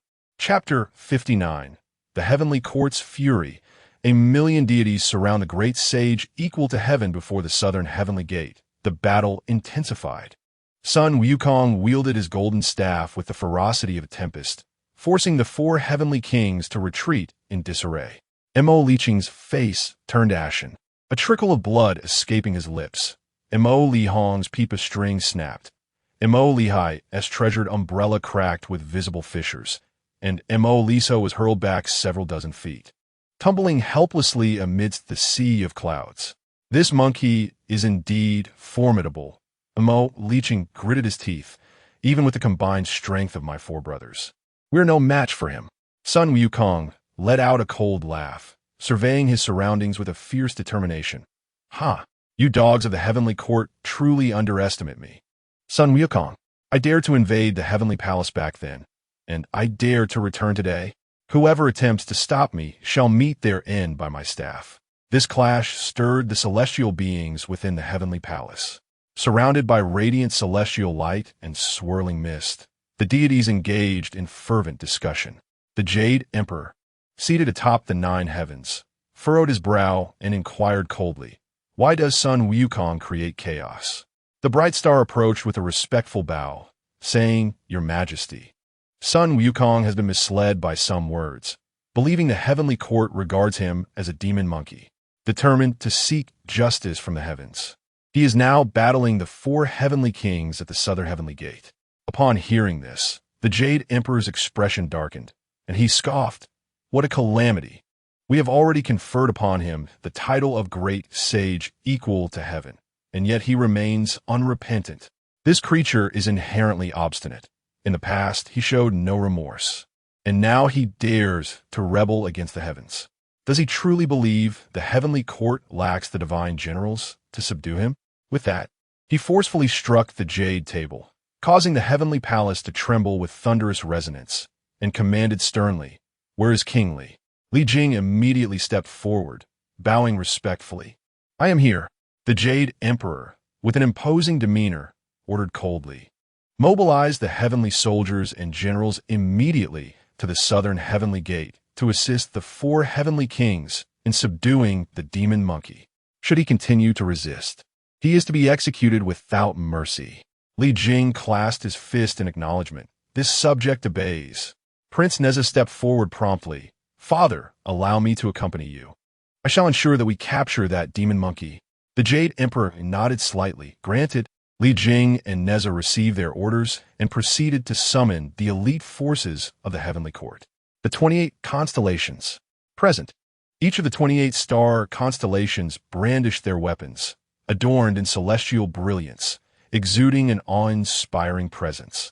The 9 luminaries, star officials present. The 9 luminaries appeared, their heads crowned with celestial halos, wielding the power of the sun, moon, and stars. The 12 Yuan Chun present. The 12 divine generals stood resolutely upon the clouds, their spirits soaring. The 5 directions Jiti present. The 5 Jiti divine generals, clad in golden armor, held formidable magical artifacts, their eyes gleaming with righteous fury. The 4 duty officers present. The 4 duty officers soared into the air, radiating celestial light. The eastern and western star doe, the southern and northern deities, the 5 sacred mountains, and 4 rivers, and all celestial constellations, hasten forth to ensure the subjugation of Sun Wukong. We shall heed the heavenly decree. Countless celestial beings echoed in unison, their voices resonating throughout the heavenly court, as celestial lights surged, and myriad rays of dawn broke through the skies, rushing towards the southern heavenly gate. In this moment, the entirety of the heavenly court's divine generals emerged, resembling an overwhelming celestial might, vast and indomitable. The figure of Sun Wukong is enveloped by countless celestial lights, surrounded on all sides by adversaries.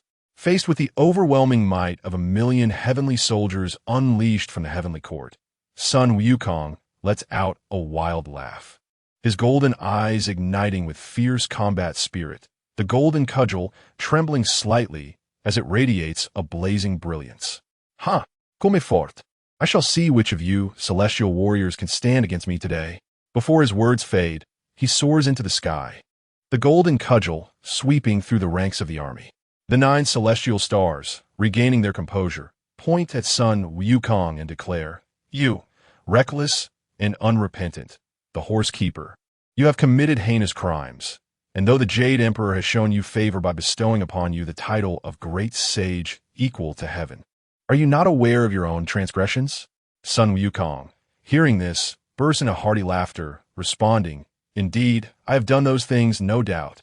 But what do you intend to do about it now?"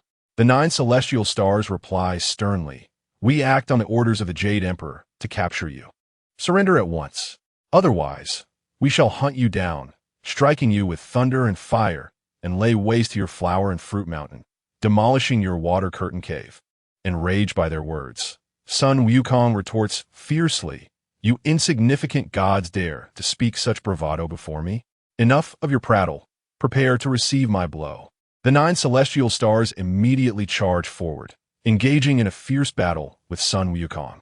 However, he stands undaunted, wielding the golden cudgel with agility and ferocity, his movements unstoppable.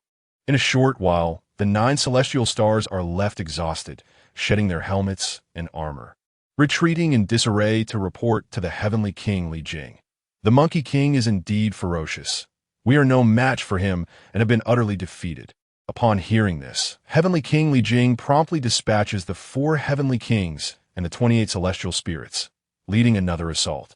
Sun Wukong, unperturbed by such formidable foes, plucks a handful of his own monkey hairs from his neck, blowing them into his palm, which instantly transforms into a multitude of monkeys, each armed and ready for battle. The scene of this grand conflict is nothing short of breathtaking. The cold wind howls, and eerie mists swirl. On one side, the banners of the heavenly court flutter vibrantly. On the other, the weapons of the monkeys gleam with a chilling light. The armor glistens like rolling silver waves, layered and shining in the sunlight like celestial bells, while the mountain cliffs rise like towering icebergs. On the battlefield, various weapons flash with a cold brilliance. Great sabers strike like lightning, and long spears pierce through clouds and fog. Halberds and steel whips intertwine, while thick ropes are arranged in formations. Bronze swords and gleaming shovels create a dense thicket of blades. Warriors wielding curved bows and crossbows launch arrows that pierce the clouds. Short clubs and serpent spears dance across the battlefield, instilling fear in the hearts of their foes. Sun Wukong, brandishing his Rui golden cudgel, twirls and whirls among the heavenly soldiers, unstoppable in his wrath. The battle rages with such intensity that the birds above dare not fly through, and the beasts below scatter in terror. Dust swirls in the air, casting the world into darkness, while howling winds shake the earth, as if the apocalypse has arrived. The sound of war drums echoes, the clash of weapons resounds deafeningly, and the atmosphere is thick with murderous intent, causing even spirits to tremble in fear. At this moment, outside the southern heavenly gate, Sun Wukong was engaged in a fierce battle with the 4 heavenly kings and the 28 constellations. As the heavens and earth changed color and the sun and moon lost their brilliance. However, amidst this turmoil, an inconspicuous figure quietly blended into the golden light of the heavenly court, a strange smile playing upon their lips. It was none other than the celestial attendant transformed by Guanyin Bodhisattva. Seeing the success of her scheme, Sun Wukong was consumed by fury, fighting relentlessly against the heavenly soldiers. With a mere thought, Guanyin waved her sleeve gently and chanted a silent incantation, causing a mysterious radiance to spread through the clouds. Suddenly, a rift in the void appeared, and from an unknown source, a battalion of heavenly soldiers emerged, marching in formation and traversing the clouds. Clad in golden armor and wielding divine weapons, they bore expressions of indifference, resembling machines of slaughter dispatched from the heavenly court. Guanyin Bodhisattva smiled faintly and conveyed her command. Hasten to Flower Fruit Mountain without delay. Do not linger in battle. While Sun Wukong is preoccupied, annihilate the demon clan within, ensuring his foundation is utterly destroyed. We shall obey the divine decree. The leading heavenly general clasped his hands in salute, and with a grand gesture, he led the heavenly troops towards Flower Fruit Mountain. Chapter 60. The Buddhist Intervention. Suppression of the Monkey King. Upon receiving their orders, the celestial soldiers surged toward Flower and Fruit Mountain with blinding speed. At that moment, the monkeys awaited their king's return, oblivious to the impending calamity that loomed over them. The ancient spirit of the land sensed the disturbance. He intended to warn the monkeys, but the celestial soldiers were too swift. Before he could act, they had already arrived at the mountain's foot. The leading celestial general gazed upon the picturesque landscape of Flower and Fruit Mountain, his heart devoid of emotion, consumed solely by the icy resolve to carry out his orders. Attack! With this command, the celestial soldiers poured into Flower and Fruit Mountain like an unstoppable tide. The monkeys, seized by panic, found themselves compelled to resist. Some bravely picked up stones and branches as makeshift weapons. Yet, these rudimentary tools were no match for the celestial soldiers' divine armaments. In an instant, the vibrant mountain transformed into a hellscape, filled with cries of despair and soaked in blood. Meanwhile, outside the southern heavenly gate, the battle between Sun Wukong and the 4 heavenly kings, along with the 28 lunar mansions, intensified. He fought valiantly against the multitude, not yielding an inch. Suddenly, A sharp pain pierced his heart, as if something were being torn apart. He realized that something must have gone awry at Flower and Fruit Mountain, and a flicker of panic and fury crossed his eyes. "You scoundrels dare to scheme against me!" Sun Wukong roared, wielding his golden staff with renewed ferocity, desperate to carve a path back to Flower and Fruit Mountain. However, the 4 heavenly kings and the 28 lunar mansions were relentless, tightening their assault to ensnare him. In his moment of desperation, a thought of the cloud somersault struck him. With a resounding shout, he executed a somersault, and before the celestial soldiers could comprehend, he was racing toward Flower and Fruit Mountain.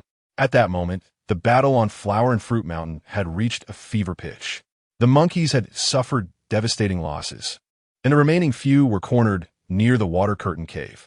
The celestial soldiers surrounded them, poised to breach their final line of defense. Suddenly, a flash of golden light streaked across the sky, and Sun Wukong descended upon Flower and Fruit Mountain like a shooting star.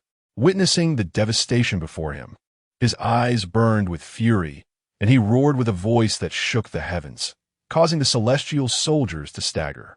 "You shall all perish." Sun Wukong raised his golden staff and charged at the celestial soldiers. Wherever his staff struck, they were sent flying like mere insects. The leading celestial general was taken aback. He had not anticipated Sun Wukong's formidable prowess, allowing him to break through the encirclement in such a short span of time. Sun Wukong fought with wild abandon, his heart filled with vengeance against the celestial soldiers and sorrow for the fallen monkeys. Gaining strength with each clash, the golden staff in his hands seemed to possess a life of its own, instinctively seeking the weaknesses of his foes. Bodhisattva Guanyin had been quietly observing from a distance, her presence almost ethereal. Although she had not foreseen Sun Wukong's swift return, she recognized the dark aura emanating from him and knew her plan had succeeded significantly. She turned and summoned her cloud, soaring toward the heavenly court. As Guanyin traversed the celestial expanse, her figure glided through the clouds, and soon she arrived at the heavenly palace of Lingxiao. At this moment, the atmosphere in the heavenly palace is heavy, and the celestial beings within wear grave expressions. The Jade Emperor sits upon his throne, his brow furrowed as he listens to the reports from various divine generals. Tai Bai Jinxing steps forward, cupping his hands, and whispers, "Your Majesty, the situation at Flower Fruit Mountain is dire. Sun Wukong has entered the battlefield, and the celestial soldiers have suffered heavy casualties. This demon monkey possesses extraordinary powers, making it nearly impossible for the heavenly forces to approach him. His hatred is profound, and he is now beyond restraint." Upon hearing this, the Jade Emperor's countenance darkens further as he responds gravely. This fiend rebelled against heaven for no reason in the past, and his crimes are unforgivable. Now, he dares to rebel again. It seems the lessons of the past have not sufficiently humbled him. Do any of you have a wise strategy? The assembled immortals exchange glances, and the 4 heavenly kings lower their heads in contemplation. Li Tianwang, with a serious demeanor, speaks up, "Your Majesty, if we could summon the heavenly river's water army, or 10,000 thunder deities, I would be willing to confront this monkey once more." The Jade Emperor sighs softly, not responding immediately as he gazes into the distance, seemingly weighing the pros and cons. At that moment, a golden light flutters outside the hall, and the Bodhisattva Guanyin gracefully enters, her steps light and her garments flowing. With hands clasped together and a serene expression, she bows and says, "Your Majesty, I humbly greet you." Noticing her presence, the Jade Emperor raises an eyebrow and inquires sternly, "Bodhisattva, what brings you here today?" Guanyin senses the unusual tone in the Jade Emperor's voice, but prioritizes the pressing matter at hand. She replies, "Your Majesty, I have come to offer assistance in subduing the demon monkey."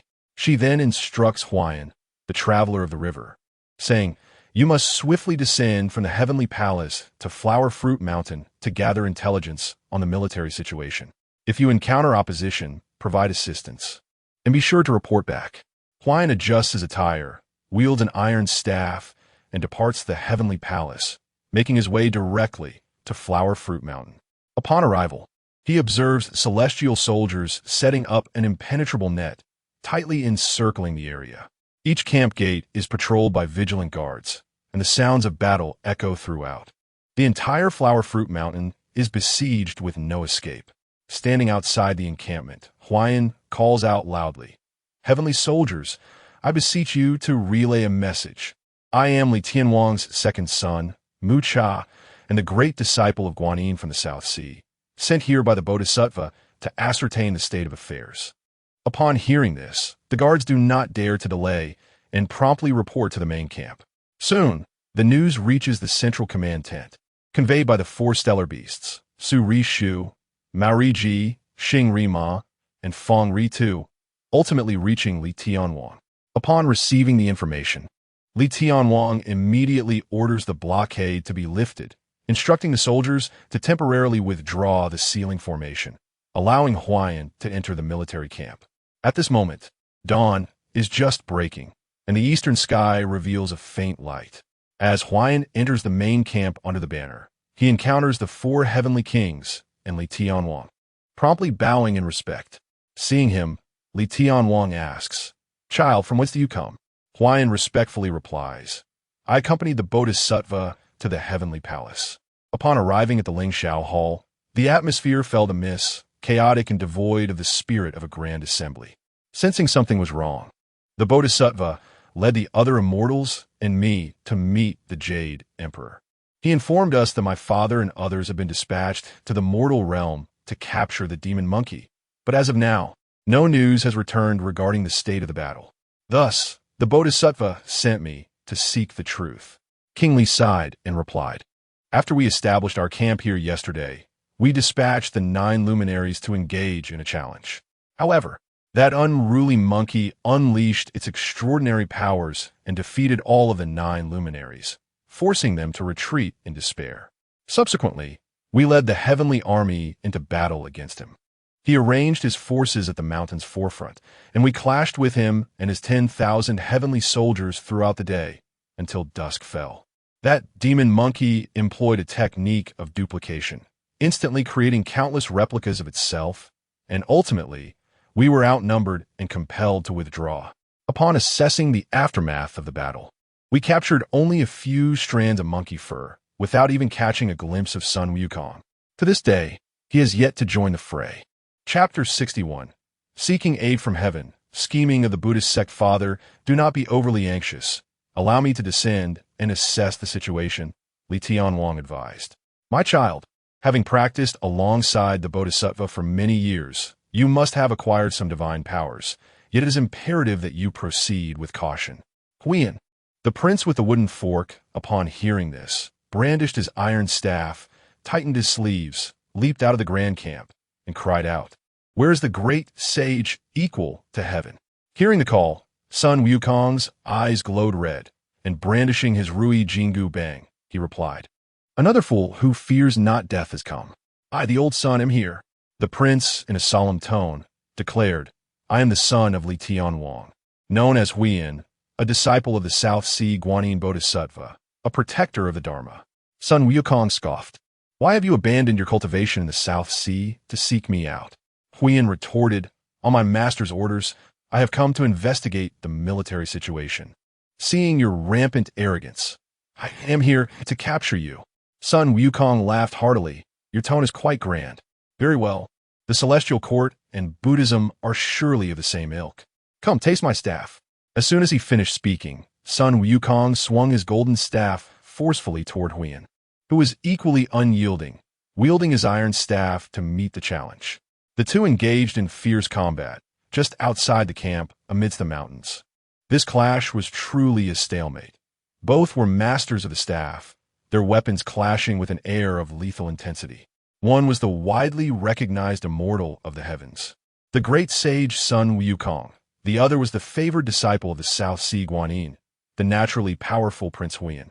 The Rui Bang in Sun Wukong's hands was a divine treasure of the river of heaven, possessing boundless might. Huiyan's iron staff was forged with the power of the 6 Ding and 6 Jia, unbreakable in nature. As they exchanged blows, their figures intertwined like thunderbolts colliding. Each strike was fierce and as swift as the wind. Sun Wukong, with his agility and ferocity, launched relentless assaults. Huyen, not to be outdone, displayed nimble techniques, determined to subdue Sun Wukong. On the battlefield, one side bore the banners of the celestial court, with war drums resounding. The other was a throng of demon monkeys, rallying with cheers. The sky was shrouded in dark clouds, flames of battle roared, and the murderous aura surged toward the heavenly palace. The previous day's intense battle had instilled fear, and today's conflict was even more brutal. With each encounter, Sun Wukong grew more valiant, while Huyen gradually found himself overwhelmed. After 50 or 60 exchanges, Huyen felt his arms numb and his strength waning, ultimately unable to sustain himself. He feigned a maneuver and hastily retreated to the camp. Observing this, Sun Wukong also withdrew to the water curtain cave.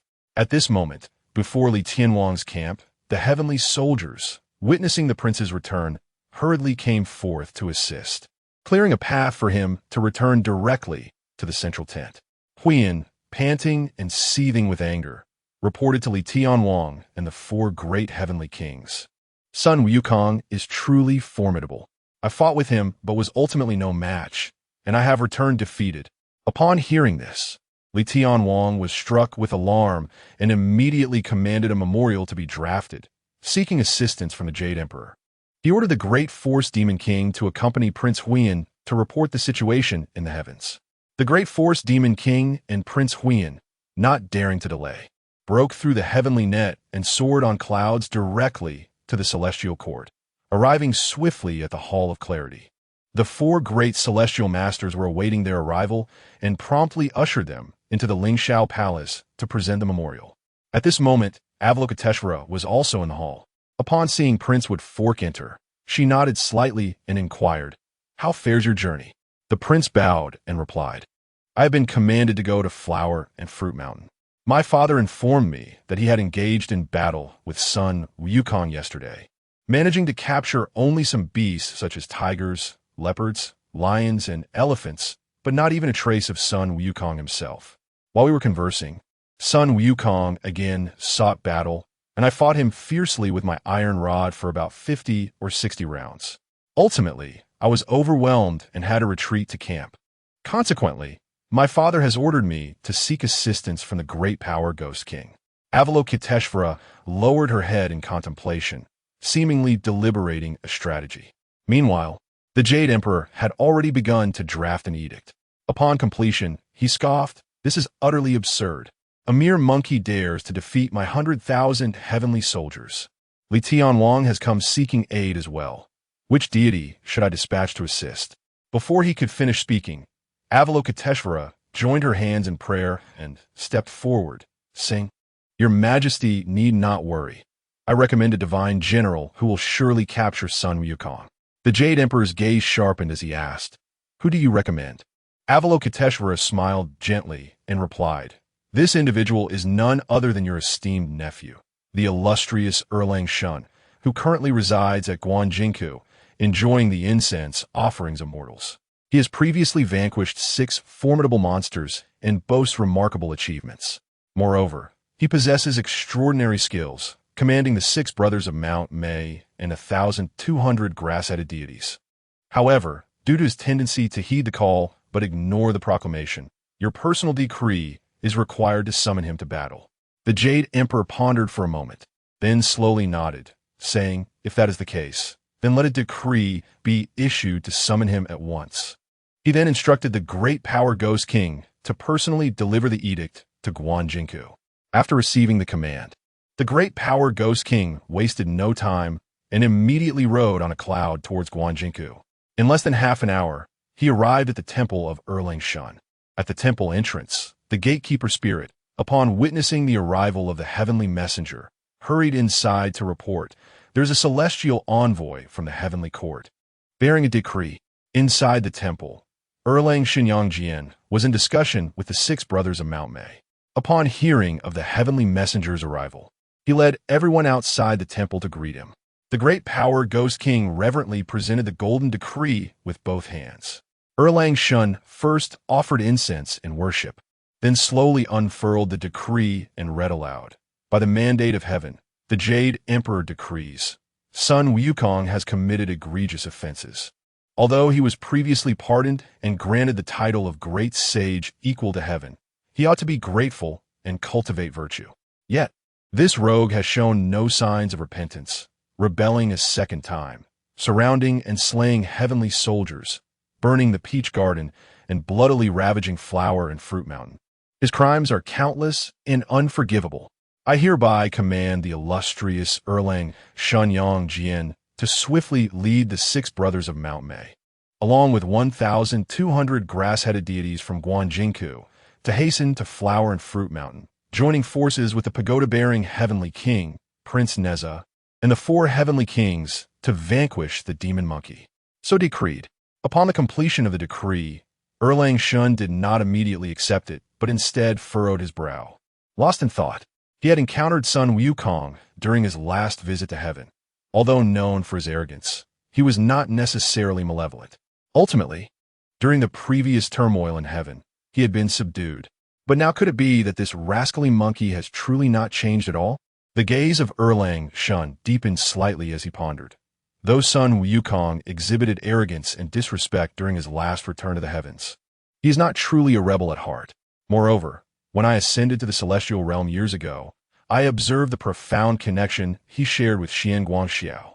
If this monkey were to rebel again, how could Xian Guangxiao remain utterly silent? At this juncture, Erlang Shun felt increasingly perplexed. Where is Xian Guangxiao? If he were present, the heavenly court would not need to dispatch me specifically to confront Sun Wukong. With Xian Guangxiao's formidable power, a mere word from him could subdue that monkey. There would be no need for the Jade Emperor to mobilize troops. This matter certainly harbors some mystery. Yet, in that moment, Erlang Shun could not discern the underlying discrepancies. Despite possessing divine insight and an aptitude for recognizing causality, the intricacies of this situation were vast. And Sun Wukong had indeed unleashed a massacre at Flower and Fruit Mountain, resulting in countless losses for the heavenly soldiers. Regardless of the truth, the decree from the heavenly court must be obeyed. After a brief moment, Erlang Shun sighed softly, accepted the imperial edict with both hands, and bowed. I, your humble servant, accept the decree. He then turned to the 6 brothers of Meishan and the various deities present, commanding, prepare the troops immediately. We shall proceed to Flower and Fruit Mountain. Upon hearing his words, the Meishan brothers promptly acknowledged their orders, and the area around Guanjiangku erupted with divine brilliance as the celestial soldiers rallied, a formidable army converging, charging forth resolutely towards Flower and Fruit Mountain. Chapter 62. The Monkey King's Infernal Flames. Erlang Shun engaged in a bitter struggle. Divine light shattered the clouds. Golden rays filled the sky. Erlang Shun, the true monarch Yang Jian, led the 6 brothers of Meishan and 1,200 grass-headed deities, swiftly traversing the clouds, making their way directly towards Flower and Fruit Mountain. From a distance, the once vibrant Flower and Fruit Mountain now lay in ruins, engulfed in billowing smoke and scorched earth, with shattered walls and corpses strewn about. The celestial mountain, once brimming with spiritual energy, now reeked of death. A hint of sorrow crossed Erlang Shun's face as he beheld the devastation. How could the heavenly court have slaughtered Flower and Fruit Mountain to such an extent? He descended from the sky, gazing down at the desolate landscape, his eyes sweeping over the dilapidated water-curtained cave and the blood-soaked monkey corpses, revealing a complex expression. Although he had always remained aloof from the machinations of the heavenly court, this time he sensed an unsettling discord. This was not merely the suppression of the demon monkeys. It was a complete massacre. If Xian Guangxiao were present, would he allow the heavenly court to reach this point? Yang Jian's heart was heavy with doubt. Yet he was ultimately here on imperial orders, thus he chose to suppress his thoughts for the moment and engage in dialogue with Sun Wukong. Sun Wukong, come forth. Erlang Shun's voice thundered from the cloud, resonating across the expanse of Flower and Fruit Mountain. Shortly after, a low, cold laugh emanated from within the mountain, followed by a flash of golden light that descended onto a crumbling stone platform halfway up the slope. Sun Wukong, wielding his golden staff, radiated a fierce aura. His eyes aflame with a crimson glow, drenched in blood, resembling a demon king emerging from the slaughterhouse. The remnants of his demon army were few, each displaying expressions of rage and sorrow, yet they stood resolutely by his side. Who did I think you were? It turns out to be Erlang Shun. Sun Wukong gritted his teeth with a chilling sneer. Have you come to kill me, or to collect the dead? Seeing his demeanor, Erlang Shun sighed slightly, yet maintained a solemn tone. Sun Wukong, the heavenly court has decreed your suppression. However, considering your past connection with Xian Guangxiao, I do not wish to be your enemy. Stand down now and accompany me to the heavens to plead for forgiveness. Perhaps there is still a chance for redemption. Ha ha! Sun Wukong laughed wildly, his laughter laced with boundless fury and despair. Abruptly, he ceased his laughter, his golden eyes filled with profound hatred, his voice hoarse yet chilling. Plead for forgiveness? You want me to go to the heavenly court to beg for mercy? He raised his golden staff high, pointing to the blood-soaked ruins around him, and bellowed through gritted teeth. I, Sun Wukong, fought tooth and nail to protect this flower and fruit mountain, to safeguard my kin. And now look, my home is destroyed. My monkeys have been slaughtered, since they refuse to spare me a single path to survival. Why should I grant them a shred of mercy? Plead for forgiveness? What I desire is their lives. Erlang Shun felt a tremor in his heart. He distinctly sensed that Sun Wukong's malevolence was more terrifying than ever, that demonic essence surfacing, evidently consumed by wrath. He sighed deeply, still reluctant to resort to violence, and spoke solemnly. Sun Wukong, if you persist in this path, you will only descend into the abyss of darkness, with no hope of return. Return? With a gaze as cold as ice, Sun Wukong declared, I, the old monkey, have no retreat left. Erlang Shun, should you attempt to obstruct me, do not blame me for disregarding our past camaraderie. As his words fell, he stomped the ground with great force, instantly transforming into a beam of golden light that soared into the heavens. The golden cudgel whirled wildly, akin to a cataclysmic avalanche, carrying unparalleled divine might as it struck down upon Erlang Shun's head. Let the battle commence. Yang Jian, perceiving Sun Wukong's resolute fighting spirit, furrowed his brow. With a swift motion, his three-pronged, double-edged blade erupted in boundless divine radiance, rising to meet the oncoming assault of the golden cudgel. The two terrifying forces collided, sending tremors through the heavens. Dark storm clouds roiled above, and the entire flower fruit mountain was engulfed in an immense tempest. Since it has come to this, I shall personally subdue you. Yang Jian bellowed, his eyes widening as a celestial eye manifested, radiating divine light. Sun Wukong, now consumed by a bloodthirsty rage, ceased his words. In his grasp, the golden cudgel surged to hundreds of feet in height. The howling winds swept forth, sweeping away legions and creating an awe-inspiring atmosphere. As the furious winds whipped and the heavens split, golden light and divine brilliance intertwined, shattering the void. The golden cudgel danced in Sun Wukong's hands like a frenzied dragon unleashed. Wherever it passed, the very earth trembled, mountains crumbled, and a violent battle fervor soared skyward. His aura, more terrifying than during the ruckus in the heavenly palace, even bore a hint of demonic essence that instilled fear in the hearts of all. Erlang Shun Yang Jian, equally undaunted, wielded his three-pronged, double-edged blade, enveloped in divine light. With his third eye wide open, penetrating the fabric of destiny, he advanced with the steadiness of Mount Tai, his blade sharp enough to counter Sun Wukong's onslaught. In mere moments of their clash, the atmosphere was charged with thunderous winds and dense battle clouds.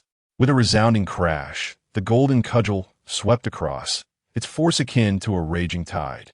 Yang Jian deftly sidestepped, thrusting his blade with precision towards Sun Wukong's throat.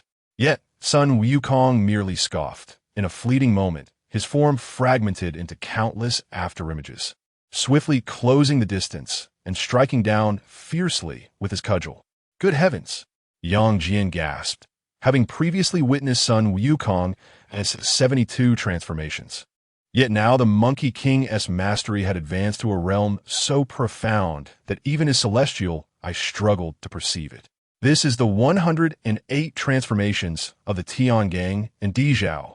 With a thunderous impact, the golden cudgel descended with ferocity. Caught off guard, Erlang Shun could only cross his blade in defense. Yet Sun Wukong's physique had long transcended the mortal realm. His wrathful strike was terrifying in its might. Yang Jian felt an earth-shattering force bearing down upon him, fracturing his palm, and his blade was violently knocked away, sending him reeling backward as the clouds beneath him shattered. How could this monkey-esque body possess such strength? A trace of astonishment flickered in Yang Jian's eyes. Though he himself had cultivated the path of the indestructible body, Sun Wukong's corporeal resilience seemed to eclipse his own. Unyielding, Sun Wukong pressed onward, his battle spirit surging like a tidal wave. The 36 transformations of Tiangang and 72 transformations of Dijiao were unleashed in succession, creating layers of illusions that blurred the lines between reality and mirage. Each strike was extraordinarily fierce, leaving Yang Jian no opportunity to catch his breath.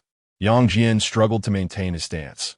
Although the three-pointed, double-edged blade was swift, Sun Wukong's staff techniques surpassed it greatly. With each swing of his staff, the heavens and earth trembled, and the ferocious divine power shattered the very fabric of space, even tearing apart Yang Jian's protective aura.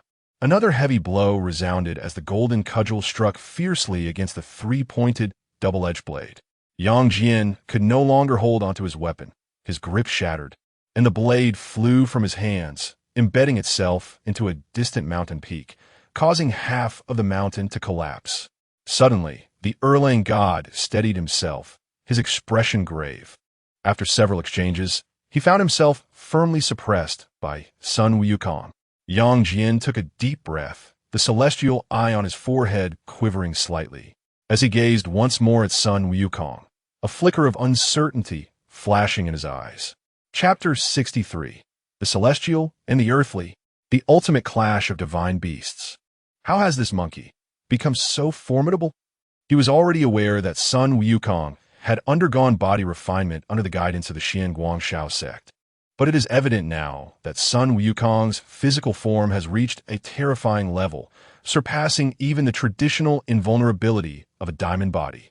Coupled with the ever-changing celestial and earthly transformations, he is practically invincible. Even more alarming is the peculiar glint in Sun Wukong's eyes. Within those golden pupils lies an unusual crimson hue, brimming with ferocity, bloodlust, and an infinite rage that seems ready to explode at any moment.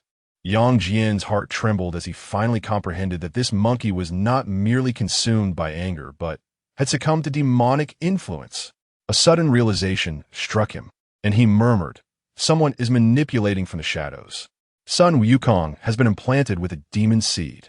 Yet now, Sun Wukong's eyes are clouded with bloodlust, rendering him deaf to any counsel. "Sun Wukong, if you do not regain your senses, there will be no turning back," Yang Jian declared solemnly, hoping to persuade him once more.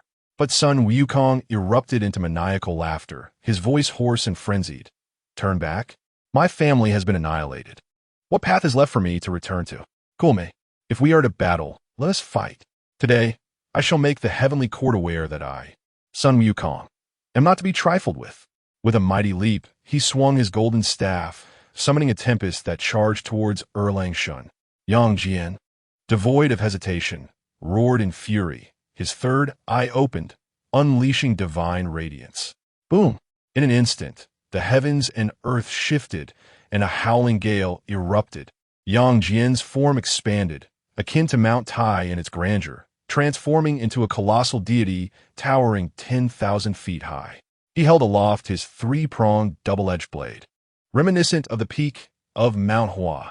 His visage morphed dramatically, with a green face and sharp fangs, flaming red hair, and a celestial eye upon his forehead, radiating boundless divine light, overwhelming the surroundings and causing mountains to tremble and the sun and moon to dim. "Sun Wukong, your obstinacy shall not be met with mercy from this sovereign," Yang Jian bellowed, his voice shaking the cosmos, as the three-pronged blade sliced through the air like a comet, bearing the might to cleave heaven and earth, aimed directly at Sun Wukong. Ha ha ha! Sun Wukong laughed wildly, his body enveloped in golden light, demonic flames surging around him. His physical form had long transcended the mundane, and now, ignited with battle fervor, he too unleashed the power of celestial and earthly transformations. Booming thunderously, in an instant, Sun Wukong's form swelled to match Erlang Shun's stature.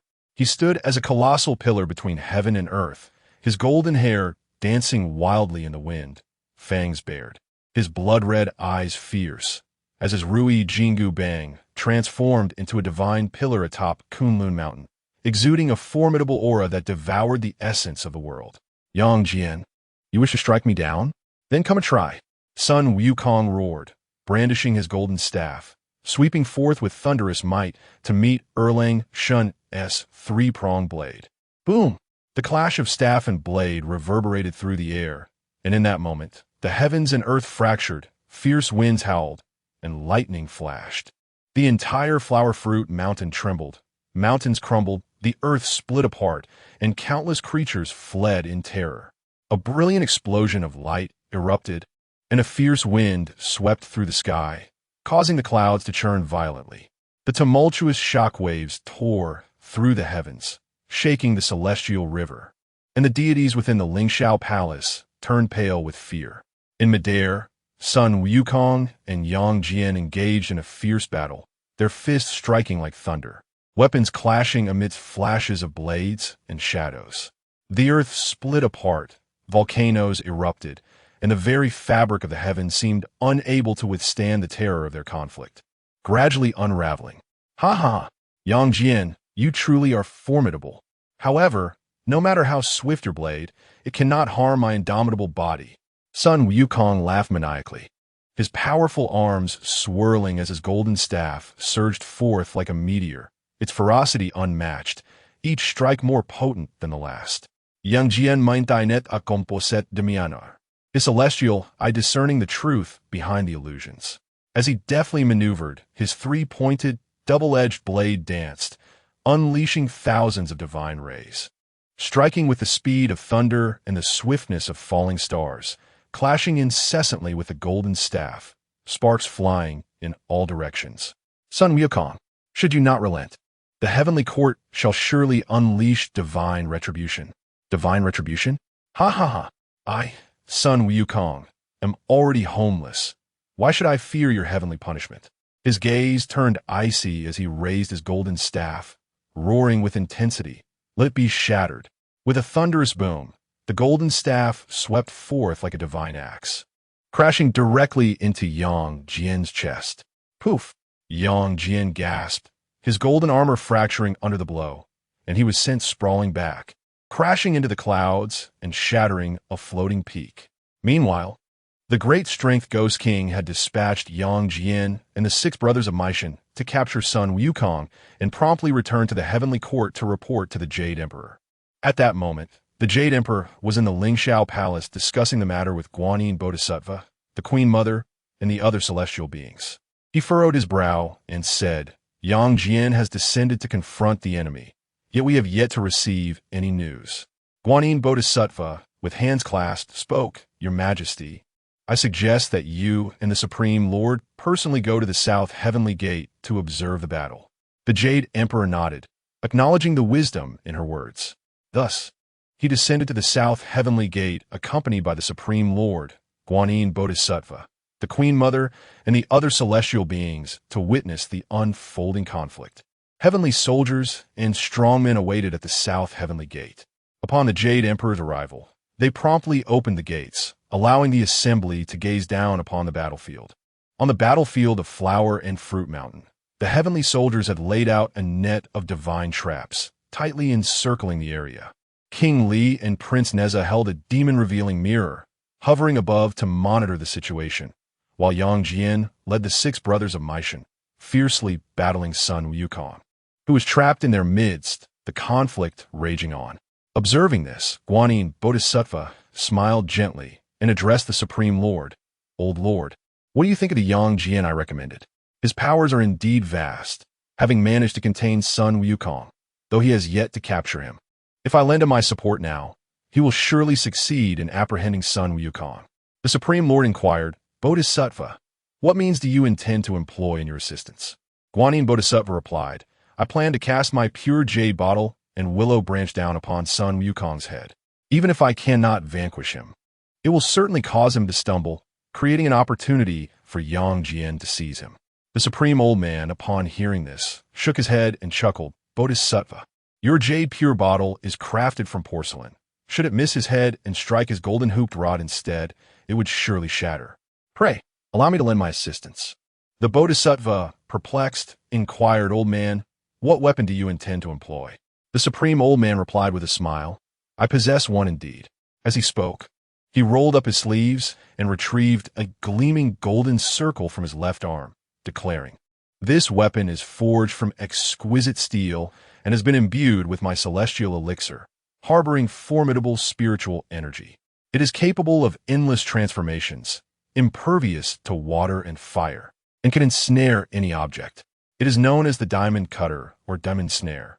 No sooner had he uttered these words than the Supreme Old Man stood at the southern heavenly gate, raised his hand, and cast the diamond cutter, which instantly transformed into a beam of golden light, spinning rapidly as it soared toward Flower Fruit Mountain.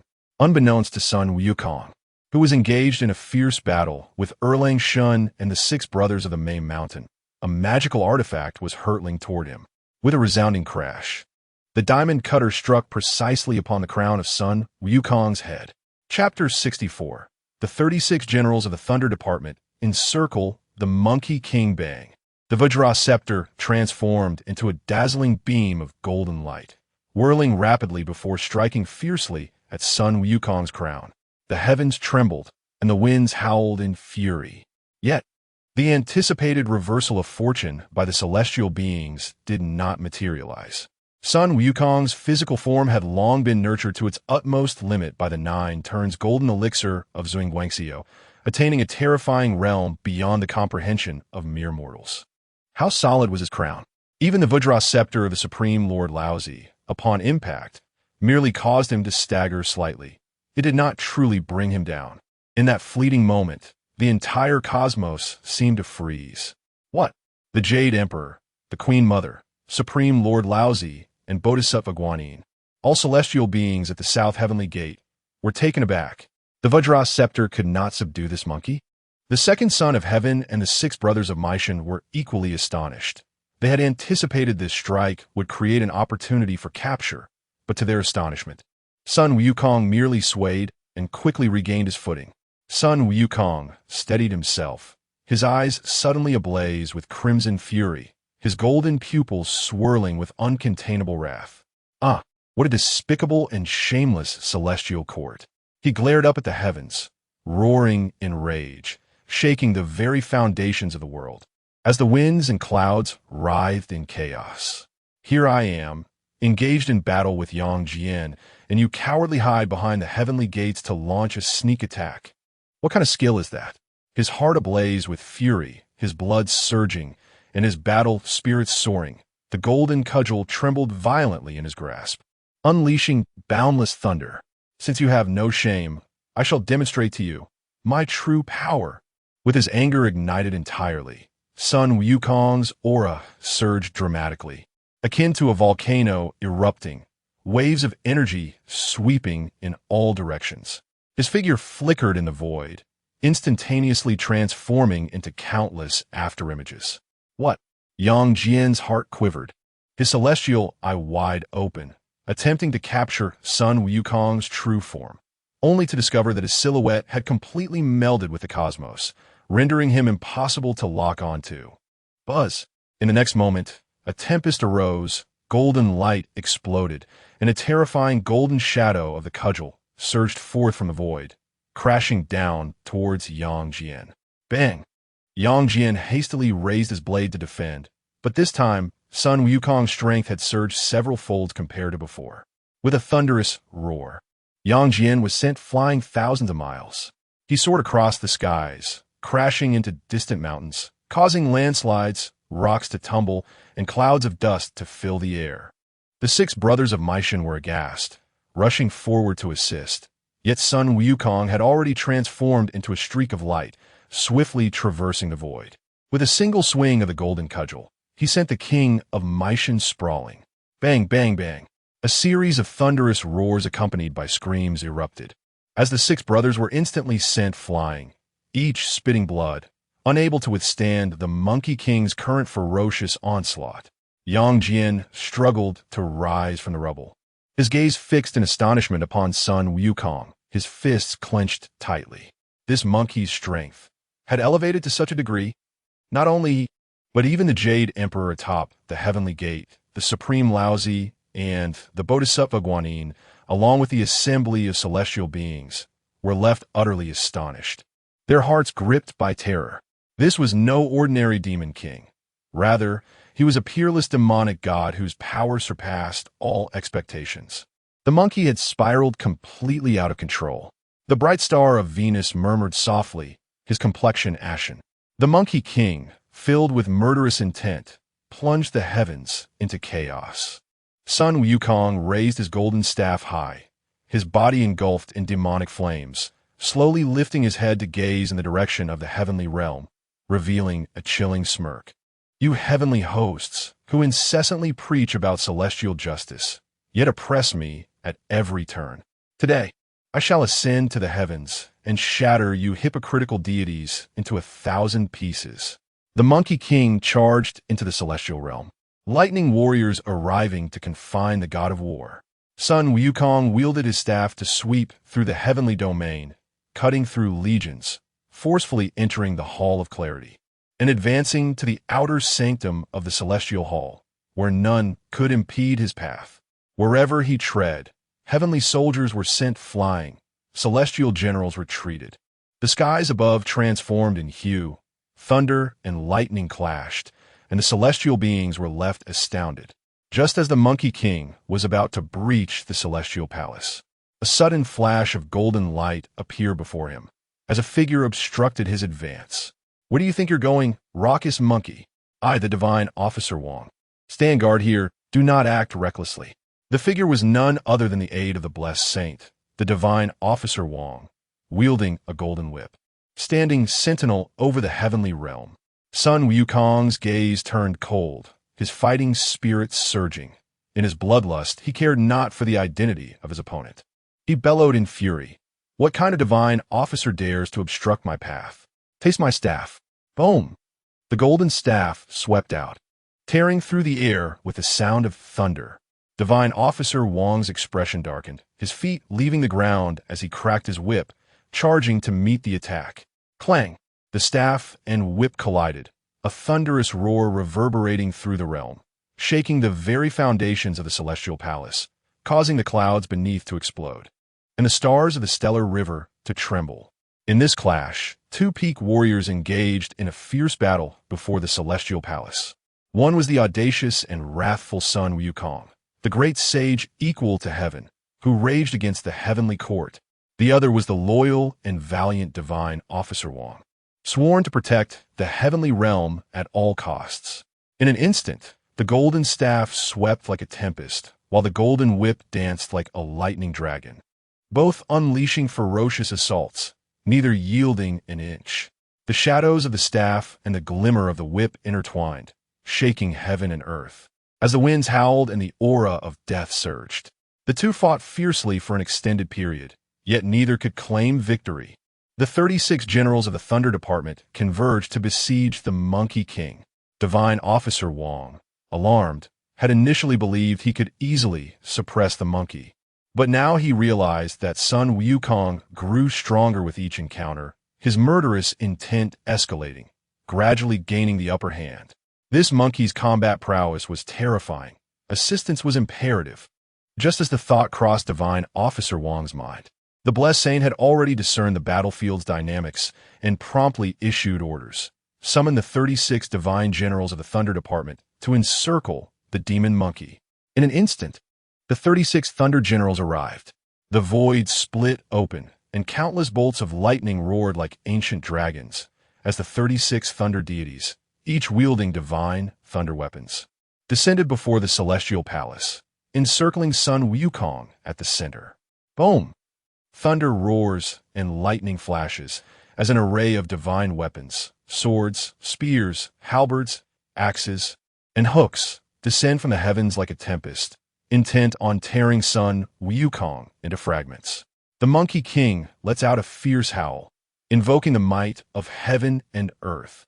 Unfazed by the ambush, Sun Wukong erupts with rage and laughter, his battle spirit ignited. Just when I was lamenting my lack of worthy opponents, you arrive at the perfect moment. He suddenly trembles, an overwhelming aura of demonic energy surging forth, golden light swirling around him as he bellows, "Law of heaven and earth!" Boom! In an instant, Sun Wukong's form expands dramatically, transforming into a gigantic ape with 3 heads and 6 arms. With a vigorous shake of his golden staff, it splits into 3, as 6 arms wield the rods in a frenzied dance, resembling a tempest that envelopes all. With a sweeping strike, the Thunder Generals retreat. With a piercing blow, divine weapons shatter. With a furious smash, the heavenly thunder disperses. At this moment, Sun Wukong stands as a war deity, his 3 golden staffs spinning wildly, forcing the 36 Thunder Generals to stagger back, unable to approach. This spectacle reverberates through heaven and earth. The celestial realm quakes, for the Monkey King is unmatched. At the southern heavenly gate, the Jade Emperor, the Queen Mother Guanyin, and the Grand Supreme Elderly Lord, along with a multitude of celestial beings, gaze in astonishment at this terrifying battle. How has this monkey grown stronger than ever before? Tai Bai Jinxing, struck with awe, murmurs in disbelief. This is no ordinary demon monkey, but an undeniable deity of war. Meanwhile, Sun Wukong, amidst the ceaseless thunder, laughs heartily, sweeping through the heavenly court, contending against the 36 divine generals of the Thunder Department. Chapter 65. The arrogance of the Monkey King in battle against the celestial court. Buddha subdues the demon king, with a palm Sun Wukong wreaks havoc in the celestial court, causing a stir among gods and demons, shaking the 3 realms. The 36 generals of the Thunder Department besiege the Monkey King, yet ultimately fail to suppress him. Transforming into a figure with 3 heads and 6 arms, his Rui Jingu Bang whirls like a tempest, cleaving through the heavens and earth, leaving no celestial soldier unscathed. This battle alarms the Jade Emperor, who, seated in the Lingxiao Hall, wears a grim expression and finally issues a decree. Send forth the order. Immediately command the esteemed Yui Lingguan and Yixing Jinjuan to journey to the Western Paradise and request the Buddha to quell the demons. The 2 saints receive the command and swiftly soar towards Mount Ling. Yui Lingguan and Yixing Jinjuan traverse the void, soon arriving at the Western Paradise. They descend outside the Thunder Sound Temple, paying their respects to the 4 great heavenly kings and the 8 bodhisattvas, beseeching them to convey the celestial edict. Moments later, the Buddha sits upon the precious lotus platform, summoning the 2 saints, and speaks calmly. What business brings you here that the Jade Emperor has personally dispatched emissaries for aid? The 2 saints hastily kneel and reply, Buddha, chaos reigns in the celestial palace. The mischievous monkey from Flower Fruit Mountain, Sun Wukong, has disrupted the heavenly order, and our attempts to subdue him have been in vain. The celestial court once appointed him as the stable keeper, but he deemed the position beneath him and rebelled.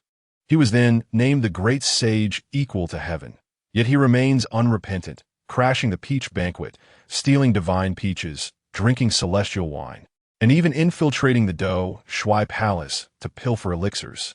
The Jade Emperor dispatched 100,000 heavenly soldiers to quell him, but to no avail. He then ordered the Bodhisattva Guanyin to recommend Erlang Shun for pursuit, yet even this was insufficient for his capture. Thanks to the secret intervention of the Grand Supreme Elder Lord, who attacked him with the Diamond's Wand, we barely managed to apprehend him. However, blades and axes cannot wound him, and the flames of thunder do not extinguish. Even after 49 days of refining in the Bagua furnace, we have failed to diminish his powers. Now, he is broken free from his cage and once again storms the Tongming Hall and Lingxiao Hall, rendering the celestial court incapable of restraint. We implore the Buddha to act swiftly and rescue the celestial palace from peril. Upon hearing this, The Buddha nodded slightly and replied serenely, "Do not worry. I shall descend to subdue the demons." He rose and commanded, "Bodhisattvas, remain at the Buddha's gate and do not disturb the meditation." Ishadgo Persanedi. Having spoken, he took the revered Asana and Kasyapa with him, slowly departing from the Thunder Sound Temple and heading straight for the gates of Lingshao. Upon his arrival in the celestial court, the Buddha immediately perceived the clamor of battle echoing through the heavens, with thunder and lightning rampant, as Sun Wukong remained besieged by the forces of the Thunder Department. With celestial soldiers wary of approaching, the Buddha raised a hand, gently waving, his voice resonating like a mighty bell.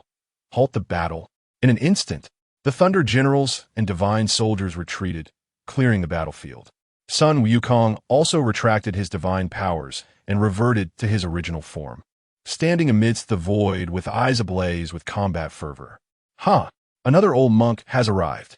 Sun Wukong laughed heartily, shaking his Rui Jingu Bang and pointing defiantly at the Buddha, his face filled with disdain. "Who dares to meddle in my affairs?" The Buddha gazed at him calmly, hands pressed together, and spoke with indifference. "I am Shakyamuni from the Western Paradise. I have come upon hearing of your rampant behavior and your repeated defiance of the celestial court. Pray tell, where do you hail from? And in which year did you attain enlightenment? Why do you act with such arrogance?"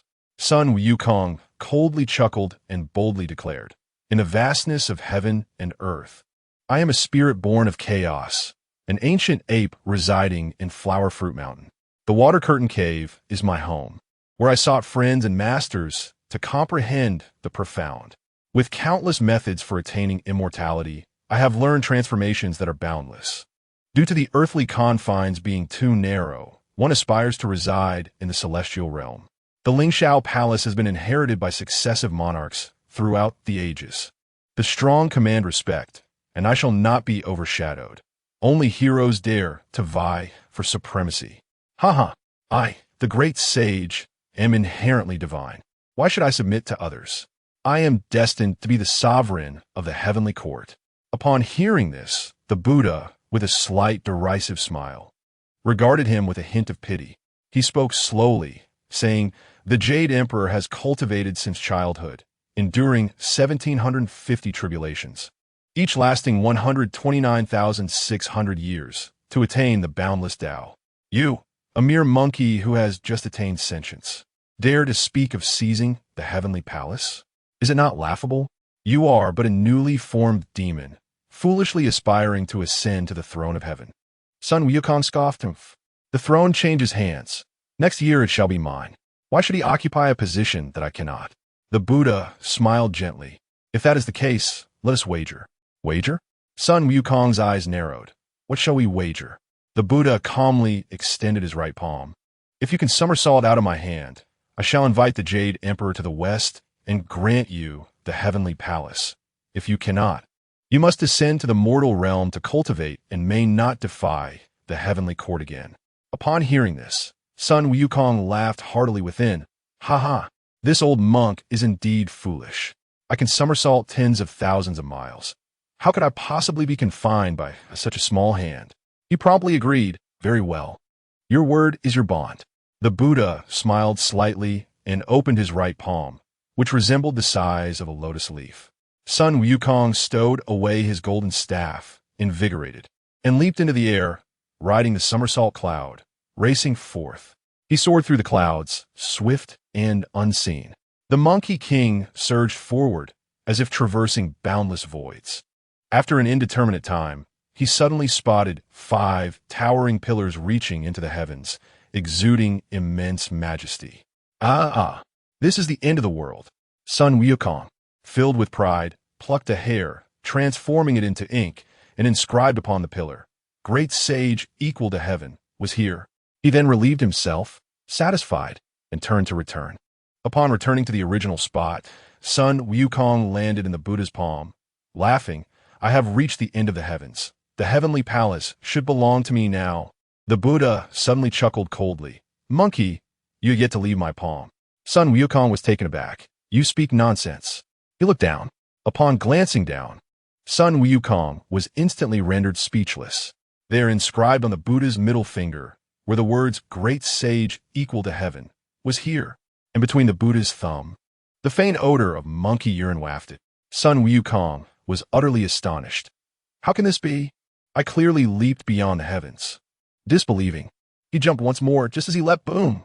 The Buddha abruptly turned his palm, and his 5 fingers transformed into the 5 great mountains of metal, wood, water, fire, and earth, suppressing Sun Wukong.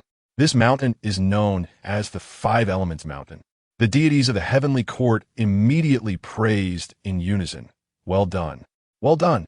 Yet at that moment, the Buddha quietly gazed upon the 5 Elements Mountain, his gaze slightly fixed while a tempest brewed within his heart. Has the growth of Sun Wukong reached such formidable heights? Were it not for my utilization of the supreme Western methods, today the heavenly court would likely have been overturned by him. Sakyamuni took a deep breath, silently resolving that the journey to the West Plan must be initiated without delay. This monkey cannot be left unchecked. As the saying goes, in ancient times, the spiritual embryo transformed into an immortal form, aspiring to cultivate and attain enlightenment. Through countless tribulations, one strives to ascend to higher realms, and when the winds of change arise, the spirit may scatter. To challenge the heavens in a deluded quest for supremacy, to stray from the righteous path and sow chaos in the cosmic order. Evil deeds accumulate, and one shall inevitably face retribution. One wonders when the day of redemption shall arrive. Meanwhile, far beyond the heavens, within the Jade Void Palace atop Kunlun Mountain, Xian Guangxiao has also reached a critical stage of breakthrough. The vast expanse of spiritual energy surged like an endless river, swiftly flowing into Xian Guangxiao's body, coursing through his limbs with increasing intensity. Chapter 66, 500 Years of Retreat. Changes in the sea and land. Xian Guangxiao sat cross-legged, his divine power swirling around him like a tumultuous river, boundless and magnificent. Behind him, a vague aura of Tao seemed to flicker in and out, reminiscent of the primordial chaos at the dawn of creation, reflecting the brilliance of the stars above. As spiritual energy continuously surged within him, his body transformed into a towering celestial mountain, enveloped in ethereal light, with interwoven laws hinting at the essence of the great Tao. At this moment, both his physical form and primordial spirit were undergoing a sublime elevation, as strands of golden celestial light radiated from him, illuminating the entire Jade Void Palace. Suddenly, boom, Xian Guangxiao opened his eyes, which appeared to contain the cycles of the sun and moon, as well as the fall of stars. The celestial light surrounding him swiftly converged into a profound and inward brilliance. He rose slowly, his form standing tall like a heavenly pillar, his gaze sparkling with an even deeper Tao. He had reached the pinnacle of the Tai golden immortal realm, and had caught a glimpse of the opportunity for further advancement. Xian Guangxiao rose gracefully, his robes billowing without wind, his celestial light swirling around him, no longer radiating outward, but rather drawn inward, akin to the most profound Taoist scriptures in existence. Even the celestial light of Kunlun's Jade Void Palace dimmed in comparison to his presence. However, as he surveyed his surroundings, the once majestic and solemn Jade Void Palace now appeared desolate and empty. The resonant aura of the past had dissipated. The revered immortals who once imparted teachings were nowhere to be found, and an indescribable silence enveloped the palace, as if time itself had come to a halt. Xian Guangxiao furrowed his brow slightly, a peculiar sensation welling up within him. The sage, he murmured softly, a ripple of emotion stirring in his heart as he activated his celestial awareness, probing deeper into the Jade Void Palace. Yet, despite the vastness of his celestial perception, he found no trace of the primordial heavenly sovereign, nor could he detect the presence of the immortals and disciples who had once accompanied him. The only being remaining in the Jade Void Palace was a young boy clad in a green Taoist robe, who seemed to have been waiting for quite some time. Upon noticing Xian Guangxiao's gaze, he offered a slight bow and respectfully said, "Star Lord, congratulations on your breakthrough. The Master has long known you would emerge today and has specifically instructed me to wait here to convey a message to you." With a tranquil gaze, Xian Guangxiao approached the boy and gently inquired, "Where has the sage gone?" The boy's expression was complex, mingling reverence with a hint of reluctance as he slowly replied, "The master has departed, and as for his destination, no one knows." Upon hearing this, Xian Guangxiao's gaze sharpened, a wave of unease rippling through his heart. Since the dawn of creation, the primordial heavenly sovereign had remained in this place, upholding the Taoist lineage, with no signs of departure. Yet now, he had vanished without a trace, leaving Xian Guangxiao feeling a profound sense of unrest. Did the sage leave anything behind? He asked. The boy nodded, taking a deep breath before speaking. "The master left words for me to relay to you, Star-Lord." He placed his hands before him, articulating clearly, on the day of Tao's completion, the moment of fate's dissolution. "I depart. Should you glimpse the great Tao, do not seek, do not ponder, do not cling." Xian Guangxiao's heart trembled at these words, his fists unconsciously clenching tight. These words carry profound significance, with the day of attainment and the moment of causation's dissolution clearly indicating that the primordial supreme being has already completed his own path. The moment of his enlightenment is precisely when he severed all ties of causation with Yusu Palace, Kunlun, and even his numerous disciples. The exhortations to seek not, to ponder not, and to cling not profoundly shook Xian Guangxiao's spirit, serving as a solemn reminder to relinquish attachment and refrain from pursuit. After a lengthy pause, Xian Guangxiao took a deep breath, slowly closed his eyes, and when he reopened them, tranquility had returned to his gaze. He softly inquired, "Do you know the last words spoken by the sage before his departure?" The youth slightly raised his head, meeting Xian Guangxiao's deep, abyss-like eyes. After a moment of silence, he slowly replied, "My path is complete. The causation of future generations shall be determined by you." A tremor coursed through Xian Guangxiao, stirring a tempest within his heart. He remained silent for an extended period, finally exhaling gently, his gaze penetrating the boundless sky, his thoughts a tumult of complexity. Since embarking on his spiritual journey, he had dedicated himself to comprehending the great Tao and pursuing the highest realms. Now, having reached the pinnacle of Tai, he should have been poised to ascend yet further. But the departure of the primordial supreme being left him in a state of bewilderment. "My path is complete. The causation of future generations shall be determined by you." The sage's words echoed incessantly in his mind, like an invisible shackle or a sharp sword, severing the order of the past and awakening him to the reality that, from this day forth, Kunlun Yusu Palace would no longer enjoy the protection of a sage, and all causations and choices must be faced by him alone. Taking a deep breath, he stepped out of Yusu Palace. The Kunlun Mountains remained majestic and towering, shrouded in ethereal mist, with billowing clouds that resembled an eternal paradise. Yet, an unsettling sense of disquiet gnawed at Xian Guangxiao's heart. After a moment of contemplation, he calculated with his fingers. Instantly, a tremendous force of celestial secrets surged into his mind, akin to raging tides. His expression shifted slightly, and his spirit quivered. 500 years? He had been in seclusion within Yusu Palace for a full 5 centuries. To him, 500 years felt like the blink of an eye. Yet the world outside had undergone profound transformations. Xian Guangxiao's heart plummeted. He swiftly calculated the celestial secrets, and visions of the events that had transpired over the past 500 years unfolded in his mind. Scenes emerged like rippling water.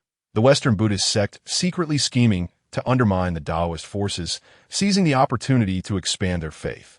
The heavenly court faced calamity, with the Buddhist sect intervening, stealthily inserting their influence within. The great sage Sun Wukong of Flower and Fruit Mountain defied the might of the heavenly court, creating turmoil in the celestial palace, only to be subdued by Buddha, imprisoned beneath the 5 Elements Mountain, enduring 500 years of torment. Xian Guangxiao clenched his fists tightly, his gaze icy and resolute, an aura of celestial might unconsciously radiating from him, causing the ethereal essence atop Kunlun to tremble subtly. Sun Wukong was actually suppressed for 5 centuries? He beheld the towering 5 Elements Mountain and the figure imprisoned beneath it, once a dominant force across the 3 realms. The great sage equal to heaven was now sealed away, exposed to the ravages of nature and the wrath of thunder. Qian Guangxiao slowly closed his eyes, the turmoil within him refusing to subside. He held no acquaintance with Sun Wukong, yet he was acutely aware that the existence of this stone monkey was far from coincidental. His destiny extended beyond mere happenstance. The Buddhist sect suppression of Sun Wukong ostensibly aimed to punish him for his rebellion in the heavenly palace, but in truth, there lay a deeper significance. Indeed, the machinations of the Buddhist order had been set in motion 5 centuries ago. Qian Guangxiao comprehended the intricate web of events, the departure of the primordial supreme being left the Taoist sect leaderless, while the Western Buddhist order seized the opportunity to expand its influence, with every element intricately interconnected. He inhaled deeply, a glint of cold determination flashing in his eyes. With the departure of the Tao ancestor, the karmic ties of the Taoist sect would henceforth be determined by us. Qian Guangxiao raised his gaze towards the distant western horizon, his eyes shimmering with an indomitable brilliance. Chapter 67. Strategic Planning. Journey to the west. Qian Guangxiao soared through the clouds, swift as lightning, traversing vast mountains and rivers in the blink of an eye until he arrived beneath the majestic Five Elements Mountain. This towering peak rose high into the heavens, its surface etched with golden Buddhist patterns, subtly emanating an invisible force of suppression. The entire Five Elements Mountain lay in serene silence, disturbed only by the gentle breeze that stirred the withered leaves, producing a soft, rustling sound. However, Qian Guangxiao's gaze was fixed upon the base of the mountain. There, a dust-covered monkey lay sealed within the mountain's embrace, only a disheveled head visible, its eyes half closed, and its face marked by the passage of time. Once the proud and formidable Monkey King, who could turn the tides of fate, how had he fallen to such a plight? 500 years of wind and rain, 500 years of solitude and torment, 500 years of helplessness. A pang of sorrow gripped Qian Guangxiao's heart. The monkey, he approached slowly, gazing at the imprisoned Sun Wukong, complex emotions swirling within him. The once mighty figure that had gazed defiantly at the heavens now lay tormented in such a state. As if sensing the presence of a visitor, Sun Wukong gradually opened his eyes, their murky depths filled with fatigue. Upon recognizing Qian Guangxiao, a feeble smile flickered at the corners of his mouth, his voice hoarse and mocking. "Ah, another? Brother?" Qian Guangxiao paused momentarily before responding with a calm smile. "You certainly have a fiery temper. In such a state, you can still muster a laugh?" Sun Wukong snorted derisively, a hint of desolation in his voice. Old Sun was blind back then, foolishly believing the deceitful words of that old Tathagata, which has led to my current predicament. Ha ha! The laughter was hauntingly desolate, steeped in profound resentment. Qian Guangxiao regarded him, a sudden chill in his gaze as he spoke in a low tone. "Sun Wukong, do you know why you were defeated?" Sun Wukong was taken aback, a flicker of complexity flashing in his eyes, a blend of unwillingness and nostalgia. Qian Guangxiao continued, "You prided yourself as the great sage equal to heaven, arrogant and unrestrained, yet you never truly comprehended the heights of heaven or the depths of earth. Nor did you grasp the rules of this world. Did you think that by battling heaven and earth, you could remain unconstrained?" Sun Wukong ground his teeth. "Is it not so? Old Sun, single-handedly challenged the heavenly court, causing them to flee in disarray. Had it not been for the Tathagata's treachery, I would not have." "Wrong." Qian Guangxiao sighed gently, interrupting him. "From the moment you stepped out of Flower Fruit Mountain, you were ensnared in a grand web that had long been woven. You believed your rebellion against the heavenly palace was your own will. But have you ever considered if it was merely the machinations of the Buddhist sect?" Sun Wukong's pupils constricted sharply. Qian Guangxiao sneered. "The Buddhist sect began their plans 500 years ago. They required a chaotic monkey to disrupt the order of the heavenly court, inciting discontent among the populace, while simultaneously instilling fear in the Jade Emperor. You were but a disposable pawn in their game." Sun Wukong's expression shifted dramatically, veins bulging on his forehead, his eyes flashing with fury. Unfazed, Qian Guangxiao continued, Have you ever pondered that when you rampage through the heavenly palace, aside from the Jade Emperor sending his celestial soldiers, did you ever witness the Western Buddhist sect intervening? Have you ever pondered why they have remained aloof, only allowing the Tathagata to intervene at the last moment? Sun Wukong trembled, murmuring, "It cannot be. I, the great sage, merely sought freedom. When did I become their pawn? From the moment you were conferred the title of Horse Keeper and from your self-bestowed title of Great Sage, equal to heaven. Every step you took was meticulously orchestrated by them." Xian Guangxiao stood with hands clasped behind his back, his gaze flickering with a hint of coldness. They intentionally indulged you, inflating your arrogance until the heavens could no longer tolerate you, molding you into the unrestrained demon monkey in their eyes. Ultimately, under the guise of compassion, they confined you here for 500 years, waiting for the opportune moment to lead you to conversion to Buddhism. All of this is merely a means for them to control the fate of heaven. Sun Wukong stared blankly at Xian Guangxiao, his heart in turmoil, memories flooding his mind, as if everything were interconnected. After a long silence, he let out a low, sardonic laugh, tinged with anger. "Ah, what a splendid Buddhist realm, what a grand scheme."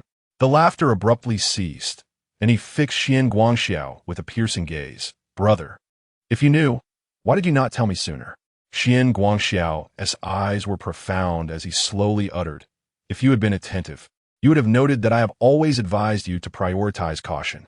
Yet, given your nature, it matters little. You are destined to face this tribulation, surely.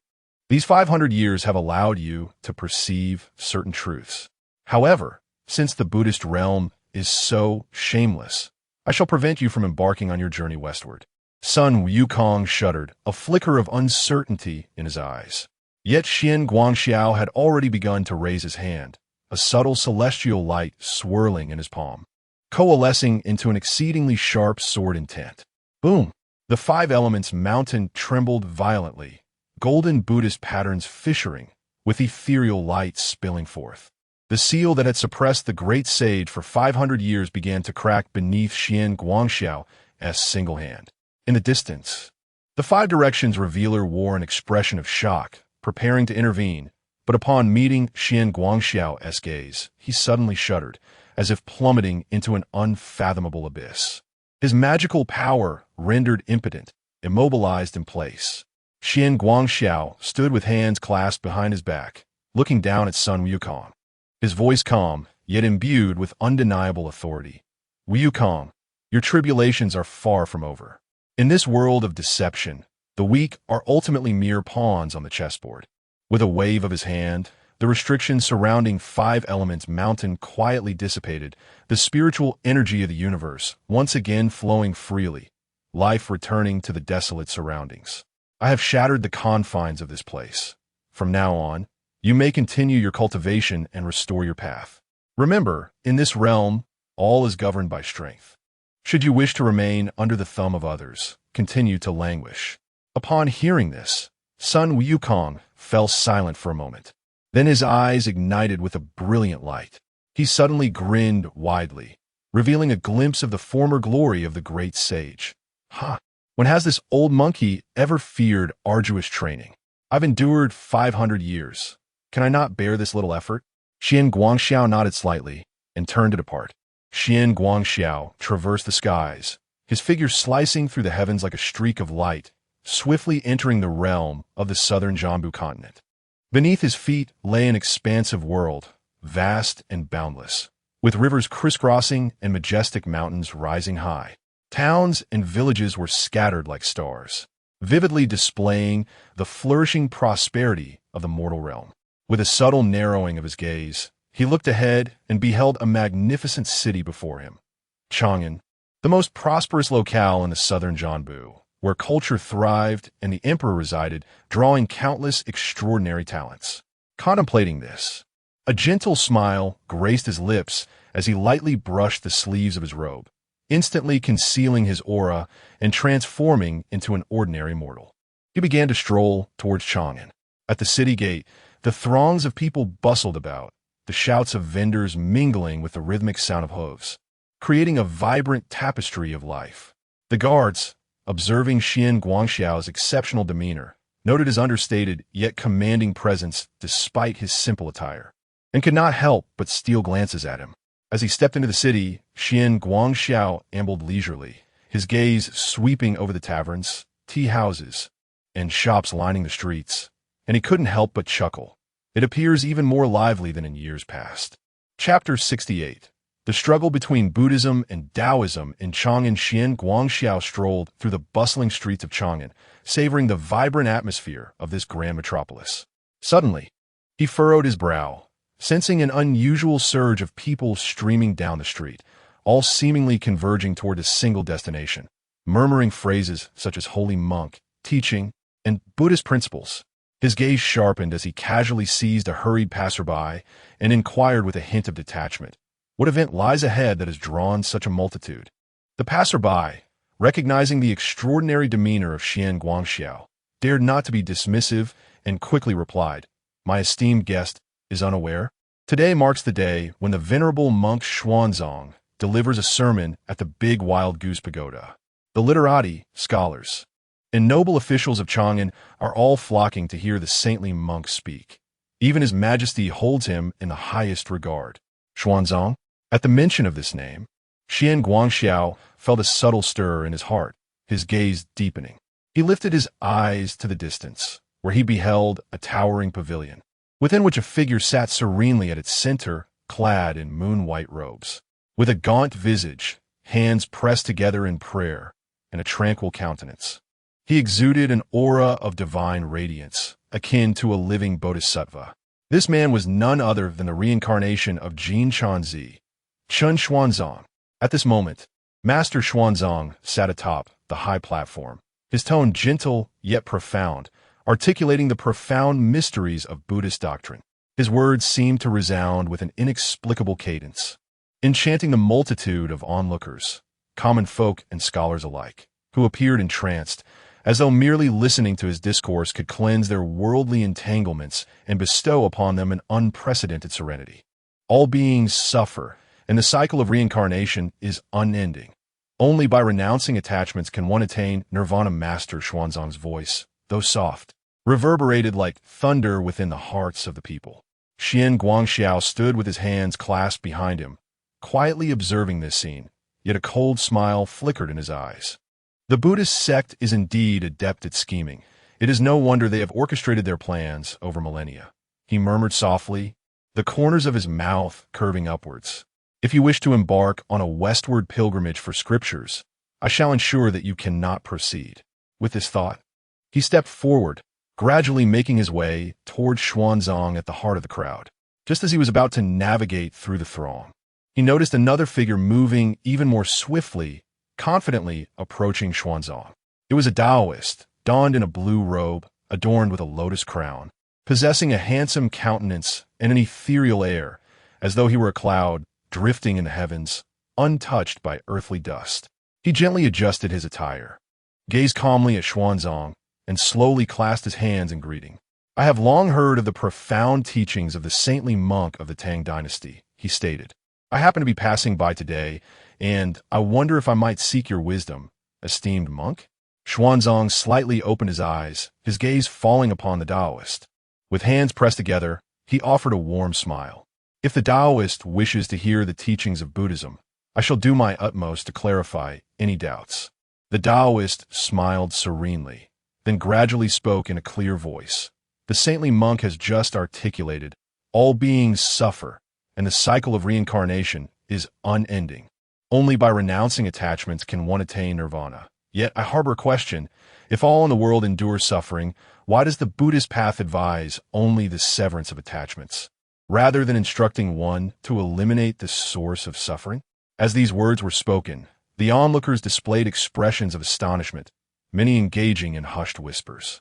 Yet, Xuanzang remained composed, gently nodding, stating, "What you say, Taoist, is not without merit. However, the root of suffering lies within the cycle of cause and effect. Each being bears their own burdens, and only by comprehending the intricacies of karma can one attain liberation." The Taoist, upon hearing this, merely shook his head, his tone remaining calm. The words of the holy monk seem somewhat illusory. If suffering exists in this world, then practitioners ought to alleviate the woes of others, rather than urge them to relinquish their attachments and place their hopes in the afterlife. If the so-called liberation of Buddhism merely teaches one to submit to fate and willingly sink into despair, then such teachings serve only as shackles that dull the human spirit.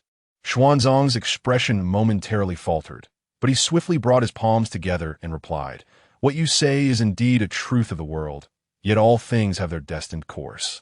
To follow the natural order is the true path." The Taoist chuckled softly, a glimmer of sharpness in his eyes. If all things are predetermined, then why does the holy monk labor so earnestly? If the heavenly mandate is already established, why toil tirelessly? If fate can be altered, why not encourage humanity to strive boldly? Xuanzang fell silent for a moment, a flicker of light shimmering in his gaze. Amitabha. At this moment, amidst the throng, an elderly monk wielding a staff gazed intently at Xuanzang on the high platform, nodding repeatedly. This was indeed the seeker of the scriptures. Ultimately, this place was impervious to reason. Only the profound teachings of Mahayana Buddhism could provide salvation. This old monk was none other than the disguised Avalokiteshvara. Not long ago, the Tathagata had sent her to the east to seek the chosen one, prompting her to assume the guise of an old monk to test Xuanzang, as well as to bestow upon him some protective treasures. After all, this endeavor of seeking scriptures was crucial to the flourishing of Buddhism. The intricacies of cause and effect were too profound. One could not afford to be careless. Now, listening to Xuanzang expound on the teachings, Avalokiteshvara was nearly certain he was indeed the destined seeker of scriptures, the reincarnation of her second disciple, the golden cicada. With a thought, she gently stepped forward, intending to extricate Xuanzang from his predicament. The old monk, having transformed, slightly bowed his head, leaning on his staff as he slowly emerged from the crowd. Amitabha. He softly uttered the name of Buddha. His voice was not loud, yet it seemed to carry a calming force that instantaneously quieted the surrounding tumult. The Taoist was momentarily taken aback. Then his gaze sharpened, as if sensing the extraordinary nature of this old monk. The monk regarded the Taoist with kind eyes and softly said, "This humble monk observes that your words are sharp and your thoughts clear. You are indeed a rare individual in this world. However, I have a question. How can ordinary mortals resolve all the suffering of the world with their own limited strength?" The Taoist, upon hearing this, replied nonchalantly, "The heavenly way is impermanent, yet human effort can strive against it. The teachings of Buddhism encourage the relinquishment of attachments. Yet, do not consider that such attachments can also transform into a force for redemption. If all were to let go as the Buddhist teachings suggest, then who would stand against injustice in this world? Who would rescue those in suffering?" The old monk smiled faintly, turning the prayer beads in his fingers, his gaze benevolent and profound. "You misunderstand the essence of Buddhist teachings. Mahayana Buddhism does not advocate for the avoidance of suffering.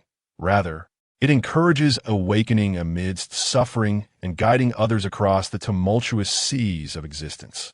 The practitioner must transcend both self and others to attain the supreme fruit of enlightenment. If one is ensnared by deep-seated attachments, they will ultimately succumb to the shackles of cause and effect. However, if one can relinquish their biases and harbor compassion for all beings, they can transform attachment into benevolence and suffering into radiance." As these words reverberated, a murmur of low discussions arose among the crowd. The Taoist expression remained unchanged, yet his gaze gradually grew solemn. After a moment of contemplation, he spoke with calm detachment. "If the Buddhist path truly possesses the power to redeem, why then does such suffering still pervade the world? The holy monks advocate the law of cause and effect. Have you ever considered whether the actions of your faith have become a part of the suffering endured by sentient beings?" Upon hearing these words, Xuanzang subtly lifted his gaze towards the old monk. The elder, neither affirming nor denying, gently waved his sleeve, and a faint golden light shimmered around him. His gaze swept over the Taoist before resting on Xuanzang, his tone imbued with profound significance. All beings are bound by the law of cause and effect. Though the Buddha's teachings are vast, they cannot be imposed forcefully. If we, as followers of the Buddha, seek to walk this path, we must embrace the consequences and shoulder the responsibilities of the world. Xuanzang's expression stirred slightly, as if he were deep in thought. Meanwhile, in the distance, Zhuang Guangxiu observed the exchange with a faint, cold smile, his gaze lingering on the old monk for a moment. In his heart, he harbored suspicions. This old monk was no ordinary cleric. He was likely a revered figure from the Buddhist order, present to safeguard the greater scheme at play. He raised his eyes slightly, silently contemplating. Indeed, the Buddhist order truly goes to great lengths. Chapter 69. The Imperial Edict revealed the Taoist. Finding himself momentarily unable to counter the old monk, displayed no outward anger, but a flicker of resentment glimmered in his eyes. He swept his sleeve with a dismissive gesture and spoke coolly. In light of this, I shall refrain from further discourse. However, the myriad paths of the world extend beyond just the Buddhist and Taoist ways. I hope the esteemed monk may one day attain personal enlightenment. With that, he did not linger, turning away and vanishing into the crowd, his garments billowing like the wind. Chen Xuanzang gazed at the departing figure of the Taoist, feeling a stir within his heart. He quickly regained his composure and, with a solemn gaze, approached the old monk, respectfully bowing and saying, "Your words, master, are like nectar poured upon my mind, illuminating my understanding. May I inquire your honored name? I wish to follow you in pursuit of the true essence of Mahayana Buddhism." The old monk nodded gently, his gaze as profound as an abyss, seemingly able to perceive all worldly causation. He slightly raised his hand, signaling Chen Xuanzang to rise, and spoke in a tranquil tone. "Causes arise and dissipate. The time for opportunity has not yet come. At this moment, you must traverse the world, experiencing its trials and tribulations to truly comprehend what constitutes the great vehicle." Chen Xuanzang paused, momentarily taken aback, then clasped his hands in salute. "I humbly request your guidance, Master." The old monk smiled softly, gently twisting his prayer beads. "When the time for fate arrives, we shall meet again." With that, he stood with a graceful sweep of his sleeve, his figure appearing to be enveloped in a soft golden light. The onlookers marveled, sensing that this man possessed an extraordinary demeanor, far removed from that of an ordinary monk. Chen Xuanzang's expression grew solemn, his resolve deepening as he bowed deeply to the old monk. "I shall diligently remember your words, master." The old monk nodded slightly, choosing not to elaborate further, and slowly walked back into the crowd, disappearing in an instant, as if he had never existed. In the distance, Xian Guangxiao observed everything with a cold gaze. Noticing this, he narrowed his eyes slightly, fixing his gaze on Chen Xuanzang, a knowing smile gracing his lips as he mused. Indeed, the Buddhist sect is meticulous in its approach, every word and action deliberately orchestrated. With this thought, he lightly flicked his sleeve, a cold smirk curling at the corners of his mouth. Yet at this juncture, it was still somewhat premature. Xian Guangxiao quietly slipped away from the crowd and made his way outside Chang'an City, an aura of celestial grace radiating from him. The land deity within Chang'an was thrown into a state of panic, and the ghostly soldiers trembled with fear. Recognizing Xian Guangxiao, they immediately bowed and welcomed him into the temple. The land deity hastily ran to inform the city god, the earth deity, and all the divine spirits within Chang'an City. The gods gathered in haste to pay their respects, speaking reverently. "Celestial Lord, forgive our tardiness. We beseech your pardon." Xian Guangxiao responded, "You must not divulge this matter. I have come with urgent business, and you must all cooperate. I ask you, what significant events transpire within Chang'an City today?" The various deities exchanged glances, puzzled about the nature of the significant event Xian Guangxiao referred to. The land deity hesitated for a moment and spoke in a hushed tone. "Celestial Lord, you may not be aware, but the gravest matter in Chang'an City at present concerns the Emperor of Tang, Li Shimon's consort, Empress Chang's son, who is currently beset by severe illness, her life hanging by a thread. The Tang Emperor is deeply troubled, having issued an imperial edict, summoning extraordinary individuals from across the land in search of a remedy to save the empress. Upon hearing this, Xian Guangxiao furrowed his brow, contemplating for a moment before responding. Is it truly so? The land deity sighed and continued, indeed. Empress Chang's son, known for her benevolence and virtue, is deeply cherished by the people. Now, she is gravely ill, and the imperial physicians are at a loss. The Tang Emperor has decreed that whoever can cure the empress will be rewarded with 1,000 gold pieces and granted nobility. Yet to this day, no one has succeeded in treating her ailment. Xian Guangxiao nodded slightly, then approached the place where the imperial edict was posted. With a sweeping gesture, he tore down the proclamation. As he did so, the guards at the city gate quickly advanced to inquire, and upon confirming his identity, they swiftly escorted him into the imperial city. Along the way, Xian Guangxiao's gaze remained indifferent as he surveyed the magnificent palace complex, pondering in silence. Was this earthly monarch truly as wise and formidable as the legend suggested? Before long, he was brought before the Hall of Supreme Harmony, where the interior was brightly lit and adorned with entwined dragon pillars, exuding an air of majesty and solemnity. At that moment, Emperor Li Shimin sat upon the throne, his expression grave, clearly troubled by Empress Changsuan's condition. Your Majesty, the individual has been brought forth, a guard announced as he stepped forward. Li Shimin lifted his gaze, his eyes piercing as they fell upon Xian Guangxiao. Noticing his plain attire and travel-worn appearance, yet perceiving an extraordinary aura about him and a demeanor of calm composure, the emperor could not help but feel a twinge of doubt. You are the one who tore down the edict? Li Shimin inquired slowly, his voice imbued with imperial authority. Xian Guangxiao performed a slight bow and responded with an air of tranquility, indeed. Li Shimin scrutinized him for a moment before letting out a cold laugh. I have summoned extraordinary individuals from across the realm, and dozens have claimed to be miraculous healers. Yet, they were all charlatans. Some claimed the empress was afflicted by malevolent forces, while others insisted on rare elixirs or precious herbs, merely to swindle money. He paused, his gaze assessing as he scrutinized Xian Guangxiao. And how can you prove that you are not one of them? Unfazed, Xian Guangxiao replied slowly, If your Majesty harbors doubts, I can understand. However, your words underestimate the true practitioners of the world. Oh, Li Shimin narrowed his eyes slightly, his tone still skeptical. Then tell me, what ailment plagues the empress?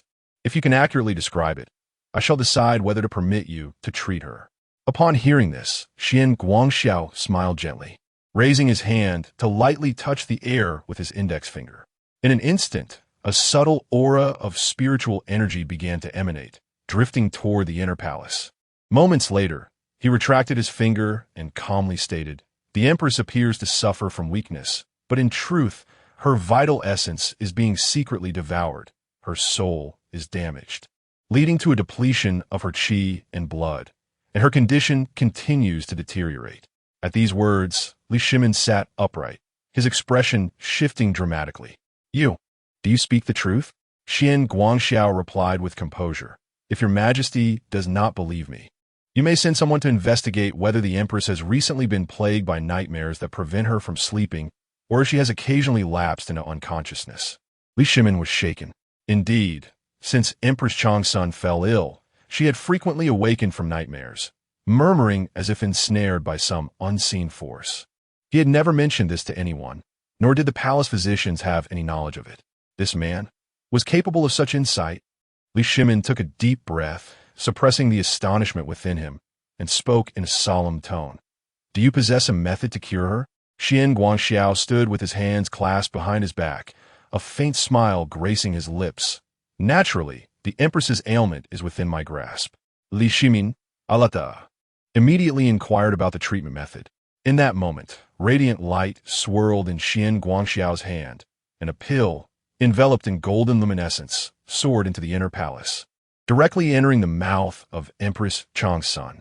Instantly, the empress, who had previously appeared pallid and lacking vitality, was enveloped in a resplendent glow.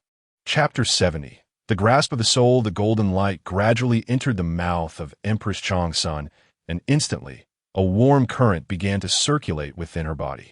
Her previously pallid complexion slowly regained its rosy hue. Her furrowed brow relaxed, and her tightly shut eyes trembled briefly before slowly opening. "Your Majesty," she called softly, her voice still tinged with a hint of weakness, yet markedly improved from her earlier state of illness. Li Shimin, filled with joy, stepped forward briskly and grasped the hand of Empress Chang's son tightly. Speaking with fervor, Guanyin maid, "Do you feel better?" The Empress nodded slightly, her eyes reflecting a touch of bewilderment, as if she had not fully returned to consciousness. "I seem to have slept for a long time, with shadows haunting my dreams, but they have now vanished." Upon hearing this, Li Shimin cast another glance at Xian Guangxiao, his gaze devoid of any doubt, replaced instead by profound respect and gratitude.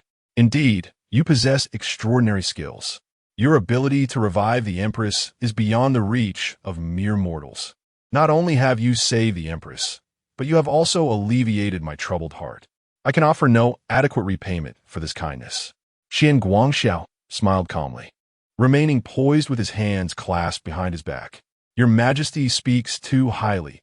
Having revealed the imperial edict, it is my duty to heal the Empress." Li Shimin, well aware that Xian Guangxiao was no ordinary individual, contemplated inwardly. If such a person could serve the Tang dynasty, it would be an immense blessing. He then proclaimed loudly, "Since you possess such divine abilities, why not remain in the imperial city as the national teacher of our Tang, to jointly safeguard the realm?" At this declaration, the court was taken aback. The position of national teacher was of great significance. Since the foundation of the Tang dynasty, no one had ever been appointed to this role. Now, His Majesty sought to directly appoint this stranger as the national teacher. Upon hearing this, a flicker of surprise crossed Xian Guangxiao's eyes. Though he was not particularly astonished by Li Shimin's intent, this great emperor was known for his appreciation of talent and would not easily let go of someone who exhibited exceptional abilities. After a moment of contemplation, Xian Guangxiao offered a slight smile. "Your Majesty's kindness is duly noted." Seeing that he did not immediately refuse, Li Shimin was elated and proceeded to draft an edict, announcing to the world the appointment of Xian Guangxiao as the national teacher of the Tang dynasty, granting him a position above all ministers, enjoying royal patronage, with the freedom to enter and exit the palace, unrestrained by court officials, acting independently. As night fell, the palace was shrouded in silence, with only the patrolling guards standing solemnly with their weapons, occasionally interrupted by the faint chirping of insects. Within the inner chambers, Empress Chang's son had fallen into a deep slumber, her complexion vibrant, free from the weakness and pallor of the day. Yet in the shadows outside the hall, two indistinct figures suddenly emerged. The black and white impermanents, ghostly emissaries of the underworld, had quietly arrived. The black impermanence was tall and gaunt, his visage fearsome, wielding iron chains shrouded in an ominous aura. The white impermanence appeared cold and detached, his tongue hanging low, brandishing a soul-calling banner. The two specters were summoned by the commands of the underworld, arriving tonight to claim the soul of Empress Chang's son. Strangely, the gaze of the white impermanence fell upon the inner chamber, his expression slightly tightening. Logically, Empress Chang's son should have already exhausted her life force. Her 3 souls and 6 spirits ought to have been on the verge of separation, her essence gradually detaching from her corporeal form. At this moment, her soul not only failed to show any signs of separation from her body, but appeared even more stable than during the day, radiating a faint golden light, as if shielded by some formidable power. He Wuchang sensed something amiss and furrowed his brow, murmuring, "What is going on? Why has her soul not stirred?" Bai Wuchang shook his head and replied gravely, "According to the death register of the underworld, she is clearly destined to return to the realm of the dead tonight. This situation is indeed peculiar. It seems someone is intervening covertly." The two spirits exchanged glances, both harboring doubts. Although they were emissaries of the underworld, overseeing the cycle of life and death, should someone employ supernatural means to meddle with fate or alter lifespans, it would be beyond their purview. "It appears we must report back to the underworld," Bai Wuchang contemplated. He Wuchang nodded, preparing to stow away the iron chains he held, when suddenly, a faint voice drifted from behind. "Since you two have arrived, why the haste to depart?" The two spirits were taken aback and turned sharply, only to behold a tall figure standing in the shadows outside the palace, hands clasped behind his back, his long robe gently swaying, his expression indifferent. None other than Xian Guangxiao, recently appointed as the national master. A tremor coursed through the hearts of He and Bai Wuchang, an inexplicable sense of pressure emanating from Xian Guangxiao, causing even their spectral forms to feel a twinge of discomfort. Bai Wuchang narrowed his eyes, warily asking, "It is you who has interfered with their lifespan?" Xian Guangxiao chuckled softly, his gaze serene. What constitutes a lifespan? What is the fixed order of yin and yang? Matters of life and death are merely a link in the heavenly order. If one can alter it, it indicates that it is not immutable. Upon hearing this, He Wuchang's anger flared. Nonsense. The underworld governs the cycle of life and death. How can mortals arbitrarily change it? Yet, Xian Guangxiao remained unfazed, gently shaking his head. Just because mortals cannot does not imply that I cannot. These words sent a shock through both spirits, their pupils contracting. While they had not previously heard of this individual, a flicker of trepidation had already blossomed within them. This person was no ordinary figure. Bai Wuchang's gaze deepened as he quietly inquired, "If that is the case, may I ask your true identity?" Xian Guangxiao smiled lightly, looking up at the night sky, and replied nonchalantly, "Such matters are not for you to know." After a moment of contemplation, Bai Wuchang spoke softly, "If you forcibly alter fate, the underworld may not let it go easily." Xian Guangxiao smiled slightly at this, his tone indifferent. Whether the underworld lets it go or not has nothing to do with me. The two spirits exchanged glances once more, each perceiving uncertainty in the other's eyes. He Wuchang clenched his teeth and said solemnly, "We must report this to King Yin, whatever transpires thereafter. We advise you to seek your own fortune." With that, the two spirits shimmered, a gust of yin wind swirling around them, transforming into a haze of black and white, swiftly vanishing into the night. Once the two spirits departed, Xian Guangxiao withdrew his gaze, a knowing smile curving his lips. "The underworld," he murmured softly, a glint of coldness flashing in his eyes. "It seems I truly must pay a visit. In the realm of the netherworld." A chilling wind swept through the air as the black and white impermanents stepped into the domain of the Yudu. Surrounding them was a thick shroud of mist, with ghostly flames illuminating the outline of the forest of ghostly halls. The two specters exchanged a glance, each reflecting a sense of bewilderment. They were mere soul reapers of the underworld, yet they had never witnessed anyone capable of altering their mortal lifespan, nor could they discern the means by which it was accomplished. With no time to lose, they hastily traversed the corridor of the ghostly hall and made their way directly to the grand hall. Inside, the 10 kings of hell were seated, engrossed in discussions regarding the affairs of the ghostly realm. Upon hearing of the urgent request for an audience from the black and white impermanents, they each furrowed their brows in concern. King Qin Guang spoke in a solemn tone. "You have come in haste. What matters compel you?" Stepping forward, white impermanence clasped his fists and reported, "Esteemed Yin Wang, this night, we were commanded to the imperial palace to retrieve the soul of Empress Changsun of the Tang dynasty. However, Chapter 71, Emperor of Fengdu Humph. What unexpected turn." The Song Emperor expressed his impatience. He Wuchang inhaled deeply, his voice grave as he remarked, "It is indeed unexpected that this person's lifespan has not diminished. His soul remains not only intact, but even more solid than in the daylight. Such a phenomenon is truly unprecedented." Upon hearing these words, the 10 Yama kings revealed expressions of astonishment. "Oh!" The king of reincarnation narrowed his eyes slightly, pondering why this soul, which should have met its end, would remain so steadfast. Bai Wuchang quietly stated, "It is precisely because of this individual."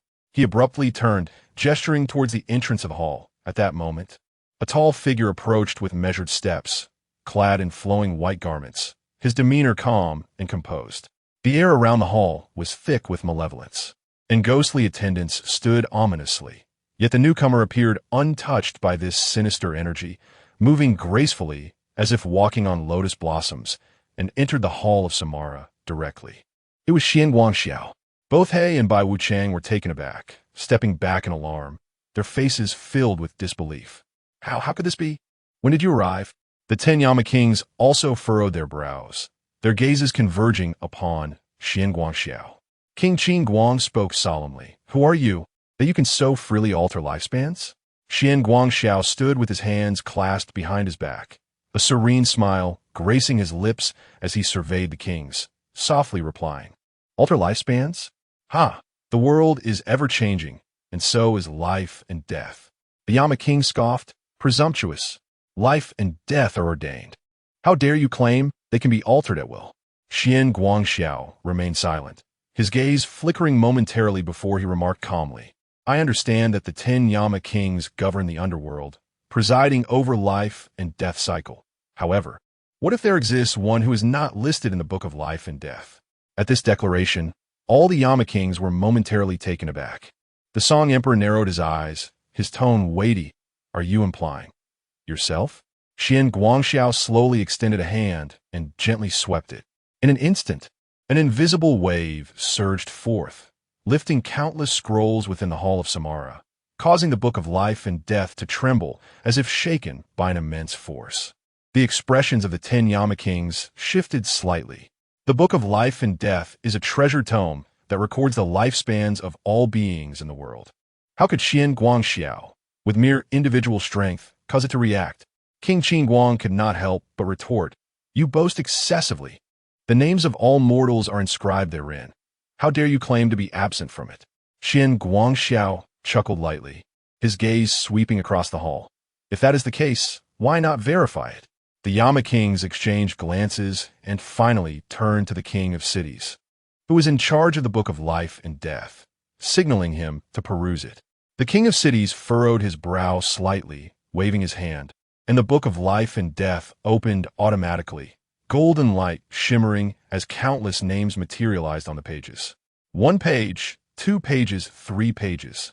However, when the king of cities reached the end, his expression changed slightly.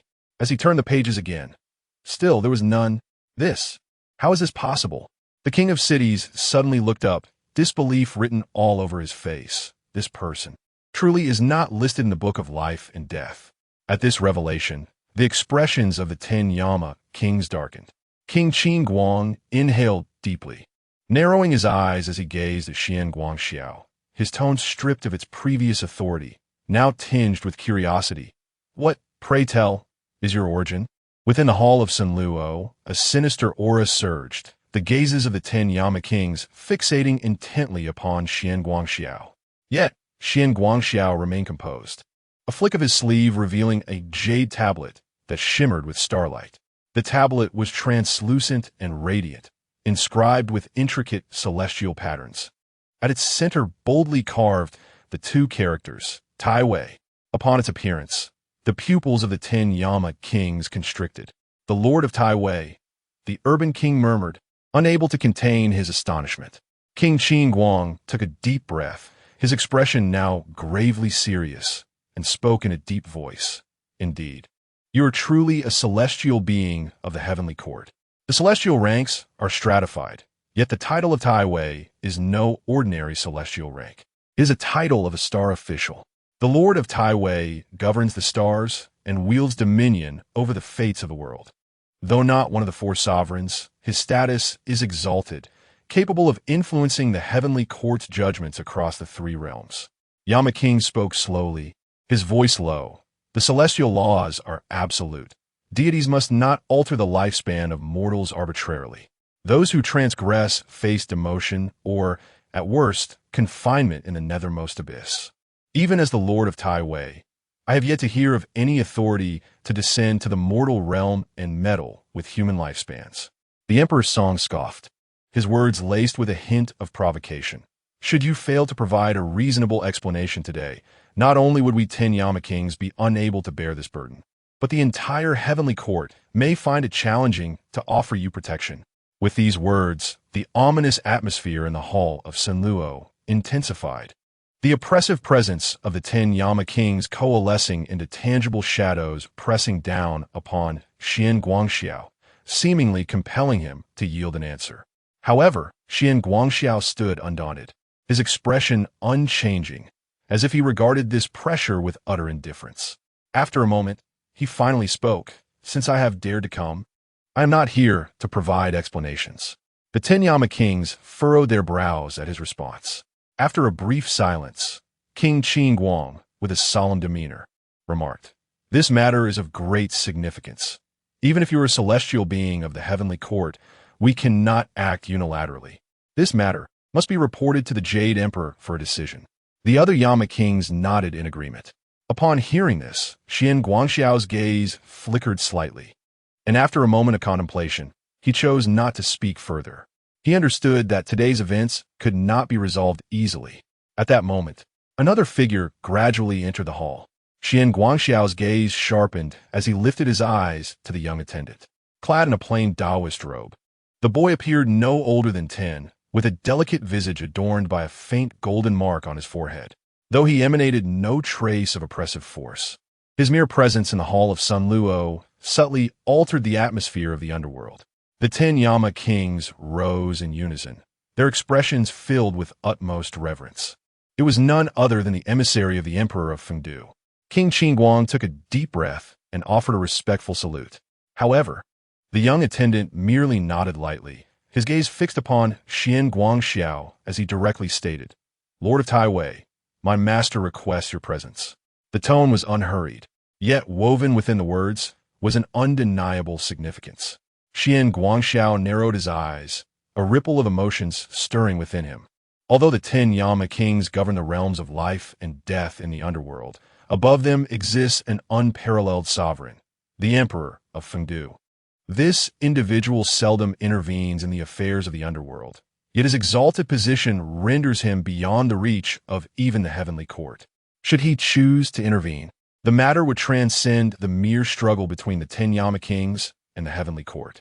After a moment of silence, Xian Guangxiao's lips curled into a subtle smile, and he remarked, "Since it is the esteemed Emperor of Fengdu who has summoned me, I shall, of course, honor his request." With that, he elegantly waved his sleeve and strode purposefully towards the palace exit. The attendant spoke not a word more, turning instead to lead Xian Guangxiao deeper into the underworld. The 10 Yama kings observed the departing figures, exchanging glances that conveyed a profound complexity of emotions. Chapter 72. The Hall of the Emperor of Fengdu. Xian Guangxiao journeyed alongside the young Taoist to the deepest recesses of the netherworld. Here, the air was thick with malevolent energy and swirling black mist. However, unlike other desolate and chilling realms of the underworld, this place emanated an inexplicable aura of majesty.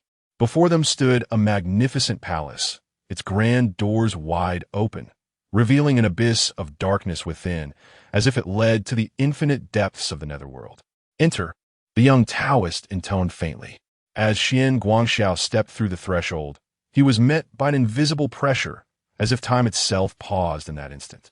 Inside the hall, a figure sat in a lofty position, clad in an imperial robe of deep black. The individual radiated a vast and overwhelming presence.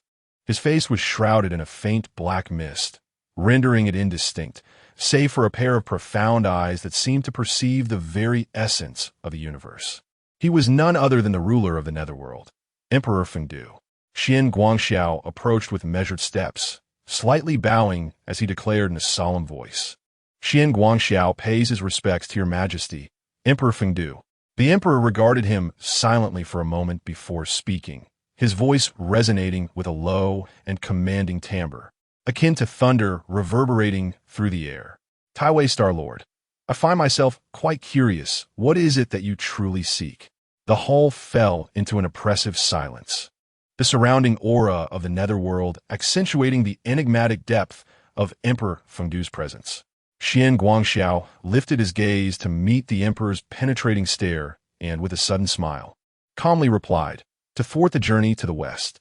At these words, the ambient energy of the hall grew still, as if the very fabric of the netherworld had momentarily frozen in time. A glimmer of intrigue flickered in Emperor Fengdu's eyes, a chilling essence gradually enveloping the space, as if the cosmos itself trembled at the utterance of this statement. "Do you comprehend the implications of your declaration?" he inquired slowly, his voice echoing like the depths of the netherworld. Xian Guangxiao maintained his composure, exhibiting an air of tranquility. He understood that speaking falsehoods in the presence of such a formidable entity was futile. Under the scrutiny of divine providence, any disguise would appear utterly insipid. Of course, he replied steadily. The journey to the West ostensibly involves the collaboration of the Buddha, the heavenly court, and the underworld, aiming to refine the merits of the travelers through the trials of 81 tribulations, ultimately fostering the prosperity of Buddhism. Yet, in truth, it conceals numerous intricate stratagems, with the heavenly Tao having long since orchestrated its designs. A flicker of incomprehensible light sparked in Emperor Fengdu's gaze. Xian Guangxiao's words undeniably affirmed a singular truth. He had indeed discerned the true machinations behind the journey to the West. The hall once again lapsed into silence. After a prolonged moment, Emperor Fengdu spoke, his tone retaining a calmness yet laced with an elusive undertone. "Why do you wish to obstruct this?" Xian Guangxiao narrowed his eyes slightly, a meaningful smile gracing his lips as he replied, "Because this is fundamentally a conspiracy, and I refuse to be a mere pawn in this grand design. The path of the journey to the West leads to the flourishing of Buddhism, the stability of the heavenly court, and even allows the underworld to share in the merits, providing a sliver of hope for the demon race. Yet you are neither demon nor devil, nor a disciple of Buddhism. Even the heavenly Tao has cast you aside. What, Xian Guangxiao, can you truly gain from this?" The voice of Emperor Fengdu resonated, imbued with an aura of profound inquiry. Upon hearing this, Xian Guangxiao responded not with anger, but with a smile, stating, "Your Majesty, you are mistaken. The myriad entities of this world are intertwined by cause and effect. Should the journey to the West succeed, the Buddhist sect would rise dominantly, while the heavenly court would dwindle in power, with demons and spirits serving merely as stepping stones. As for the underworld, it may appear to gain benefits, yet in truth, it remains a mere vassal. Otherwise, why would Ksitigarbha Bodhisattva reside in hell?" The atmosphere within the hall was thick with the essence of the netherworld, as flickering black phosphorescence danced in the shadows, rendering Emperor Fengdu's figure increasingly enigmatic. He remained silent, his gaze profound, seemingly contemplating Xian Guangxiao's words. Observing this, Xian Guangxiao continued, "Your Majesty, as the sovereign of the netherworld, presiding over the cycles of reincarnation, why is it that Ksitigarbha Bodhisattva is able to establish his own sanctuary within the realm of the dead, even encroaching upon the nature of reincarnation?" A faint smile graced his lips, his tone measured. "This is simply because in the journey to the West, both the heavenly court and the Buddhist sect have their own aspirations. Ultimately, while the Western paradise flourishes, the heavenly court may seem stable on the surface, yet its authority is inherently constrained. The underworld appears to share in the merits, but fundamentally, it is merely a pawn pushed towards the dominion of the Buddhist sect." Emperor Fengdu slowly lifted his gaze, his voice rumbling like distant thunder. "What do you mean by this?" Xian Guangxiao regarded him, the corners of his mouth curving slightly, his gaze steady as the abyss.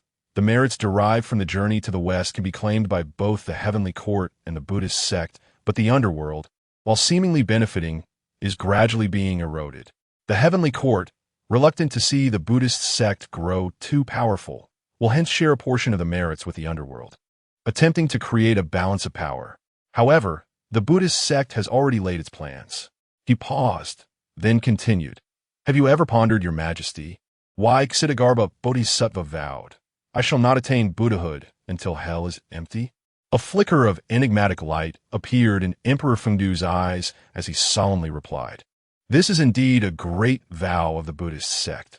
He wishes to liberate the souls of the netherworld. Is this not a merit?" "Merit?" Xian Guangxiao scoffed lightly, locking his gaze onto Emperor Fengdu. "The Buddhist sect's salvation of lost souls, leading them into reincarnation, may appear benevolent, yet in essence, it diminishes the authority of the underworld. Your Majesty, you are the sovereign of the netherworld and should rightfully command the cycles of reincarnation. Yet now, within the 6 realms of reincarnation, Ksitigarbha Bodhisattva is able to establish a sanctuary in the underworld, even garnering the faith of mortals in Buddhist teachings rather than inspiring reverence for the netherworld. Is this not an erosion of your authority? Emperor Fengdu's expression finally shifted slightly, a subtle ripple forming in his deep-set gaze. Qian Guangxiao pressed on. Should the journey to the west flourish, the Buddhist sect will undoubtedly prosper further. Do you believe that Ksitigarbha Bodhisattva will be satisfied with his current power, or will he continue to encroach upon the underworld? When that time comes, will the netherworld be under your dominion, or merely an extension of the Buddhist sect? The hall fell into a profound silence, the only sound being the faint crackle of the phosphorescent flames. Emperor Fengdu did not respond immediately. He merely gazed intently at Qian Guangxiao, as if attempting to peer into his very soul. After a lengthy pause, he finally spoke, his voice deep and authoritative. Knowing this, why would you choose to involve yourself? To impede the journey to the west is to act against the heavens. Do you truly believe you can achieve this? Qian Guangxiao offered a slight smile, his tone calm, yet imbued with an ineffable resolve. All things in this world are governed by fate, yet fate can indeed be transcended. Since the journey to the west is a game of celestial principles, I shall become the unforeseen variable that the chess player did not anticipate. Variable. The Emperor of Fengdu murmured softly, as if savoring the weight of those two words. Suddenly, he raised his hand with a gentle wave, and the entire hall of the underworld was instantly enveloped by a vast expanse of dark energy. The ghostly flames surged, and a shadowy curtain of light materialized in the void, revealing the intricate threads of fate intertwining throughout the cosmos. The Emperor of Fengdu's gaze shifted slightly as he spoke in a somber tone. The celestial order has already sensed your presence, having stepped into this game. It seems there is no turning back for you. Qian Guangxiao, observing the distorted and shifting threads of fate upon the curtain, allowed a faint smile to grace his lips. From the moment I entered this game, retreat was never an option.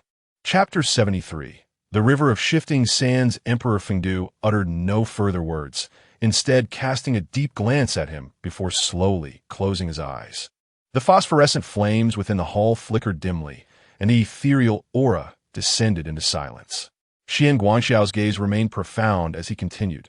Moreover, if this journey to the west truly adheres to the celestial decree, the ultimate outcome is already predetermined. Everything resembles a meticulously woven chessboard, immutable by any mortal hand. He gradually clenched his fist, his voice suddenly turning cold and heavy. Ironically, those who orchestrate the game seldom consider what may happen if someone dares to upend the board. As his words hung in the air, the oppressive atmosphere within the grand hall surged ominously, an ineffable presence slowly permeating the underworld, as if the very realm of the dead trembled at that moment. Emperor Fengdu fixed his gaze upon Qian Guangxiao. After a long pause, he sighed softly, his tone calm, yet laden with significance. Do you comprehend that those who overturn the chessboard are often the first to be erased by the celestial decree? Unfazed, Qian Guangxiao replied slowly, the celestial decree is devoid of compassion, yet it is not the sole authority. If there are those who can weave fate, why should I not have the power to rewrite it? Emperor Fengdu narrowed his eyes slightly, as if scrutinizing Qian Guangxiao's every intention. Ultimately, he chuckled softly, a smile that bore an inscrutable meaning. How intriguing. Lord of Tai Wei, are you aware of how many have aspired to overthrow the celestial decree, only to meet their own annihilation? Meeting his gaze, Qian Guangxiao remained composed, but they are not me. After a moment of silence, Emperor Fengdu raised his hand and gently waved it. From the depths of the shadows within the hall, a hazy silhouette began to materialize, resembling the cosmic chessboard, revealing countless intertwined threads of fate. Among these myriad strands, a trajectory that should have remained fixed began to subtly distort due to Qian Guangxiao's presence. The celestial decree has taken notice. You have already altered the predetermined path, Emperor Fengdu stated slowly. Now, you have become a variable. However, do you understand the fate of a variable? Qian Guangxiao's eyes remained tranquil as he replied with a light laugh. If it is a variable, then it possesses no fixed outcome. How can one speak of fate? Emperor Fengdu regarded him for a long while before finally exhaling a gentle sigh. Very well. Since you are so resolute, I am curious to see how far you can go. Qian Guangxiao smiled faintly. Thank you, Your Majesty. With no further words, Emperor Fengdu flicked his fingers, and a black golden talisman materialized from the void, slowly descending into Qian Guangxiao's palm. This is a token of the underworld, should you require it. This will grant you access to the realm of shadows. Qian Guangxiao accepted the token and bowed respectfully. Your Majesty's generosity shall be etched in my heart. Emperor Fengdu said nothing more, merely gazing deeply at him before gradually closing his eyes, allowing the ethereal atmosphere within the hall to calm. Qian Guangxiao pocketed the token and turned to leave with measured steps. He understood that Emperor Fengdu did not fully agree with his words, yet at the very least, he had not been obstructed. That, in itself, was sufficient. As he stepped out of the grand hall, a fleeting shadow crossed Qian Guangxiao's gaze, and he silently mused, the journey to the west. I shall see if this celestial game is truly flawless. As the Bodhisattva Guanyin led the disciple Huyen out of the city of Chang'an, they commenced their quest to locate the remaining 3 ordained disciples. While traversing, they unexpectedly encountered a vast river known as the Weak Water of 3,000, situated within the domain of the River of Shifting Sands. Guanyin remarked, My dear disciple, this passage is indeed treacherous. How can a mortal seeker hope to cross such a formidable river? Huyen Muzha responded, Master, pray tell, how wide is this river? Guanyin paused, observing the waters with keen scrutiny. She beheld that the river's eastern bank melded with an endless desert, while the western shore led to foreign lands. To the south lay the region of Wuga, and the north was inhabited by the Tartar tribes. The river spanned a staggering 800 miles in width and stretched for countless miles in length. The waters churned violently, reminiscent of the earth itself, convulsing, with surging waves that seemed to rise like mountains. The river flowed with an overwhelming force, its immense roar echoing from afar, resembling the thunderous crash of an endless waterfall. Even celestial rafts could not navigate its depths, and lotus leaves could not drift upon its surface. The desolate sandbanks were devoid of birds, while distant shores occasionally echoed with the cries of monkeys. Only the crimson loosestrife adorned the riverbanks, and the white duckweed floated aimlessly, evoking an air of solitude and tranquility. As Guanyin contemplated the river's expanse, a sudden tumult erupted from the depths, and a fearsome creature leapt forth from the waters. The monster's skin bore a hue of dark green, rendering it ominous. It stood neither tall nor short, with robust limbs and bare feet. Its eyes glimmered with malevolence, akin to 2 flickering lamps beneath a hearth. Its mouth was grotesquely agape, resembling the furnace of a butcher. Its sharp fangs protruded, glinting like blades, and its tousled red hair was wild and unruly. With a thunderous roar, it stomped the ground, creating a tempest. Wielding a magical staff, the creature charged toward the shore, intent on seizing Guanyin, but was met by Huyen, who brandished a heavy iron rod and bellowed, Halt! Unyielding, the creature gripped its staff tightly and prepared for battle. Thus unfolded a cataclysmic clash upon the banks of the River of Shifting Sands. Muzha wielded his iron rod, showcasing his divine martial prowess, while the monster brandished its demon-slaying staff, unleashing its full might. The 2 weapons, resembling silver dragons, danced by the riverbank, their divine energies colliding with resplendent brilliance. One was a malevolent guardian of the river, the other a celestial protector of the Bodhisattva. One stirred the waters and darkened the skies, the other summoned clouds and mist, obscuring the brilliance of the sun and moon. The demon-slaying staff surged forth like a fierce tiger from the mountains. The iron rod stood firm like a dragon in repose. Their assault was as swift as a gale sweeping away autumn leaves, while their defense was as sturdy as iron walls. The very heavens seemed to pale, the waters roiled, the stars dimmed, and smoke filled the air. After exchanging blows for dozens of rounds, neither adversary could claim victory.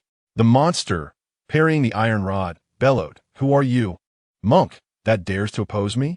Muzha declared, I am the second prince of the heavenly king Li Jing, known as Muzha Huyen, and I escort my master to the east to seek the scriptures. Who are you, foul creature, that obstructs our path?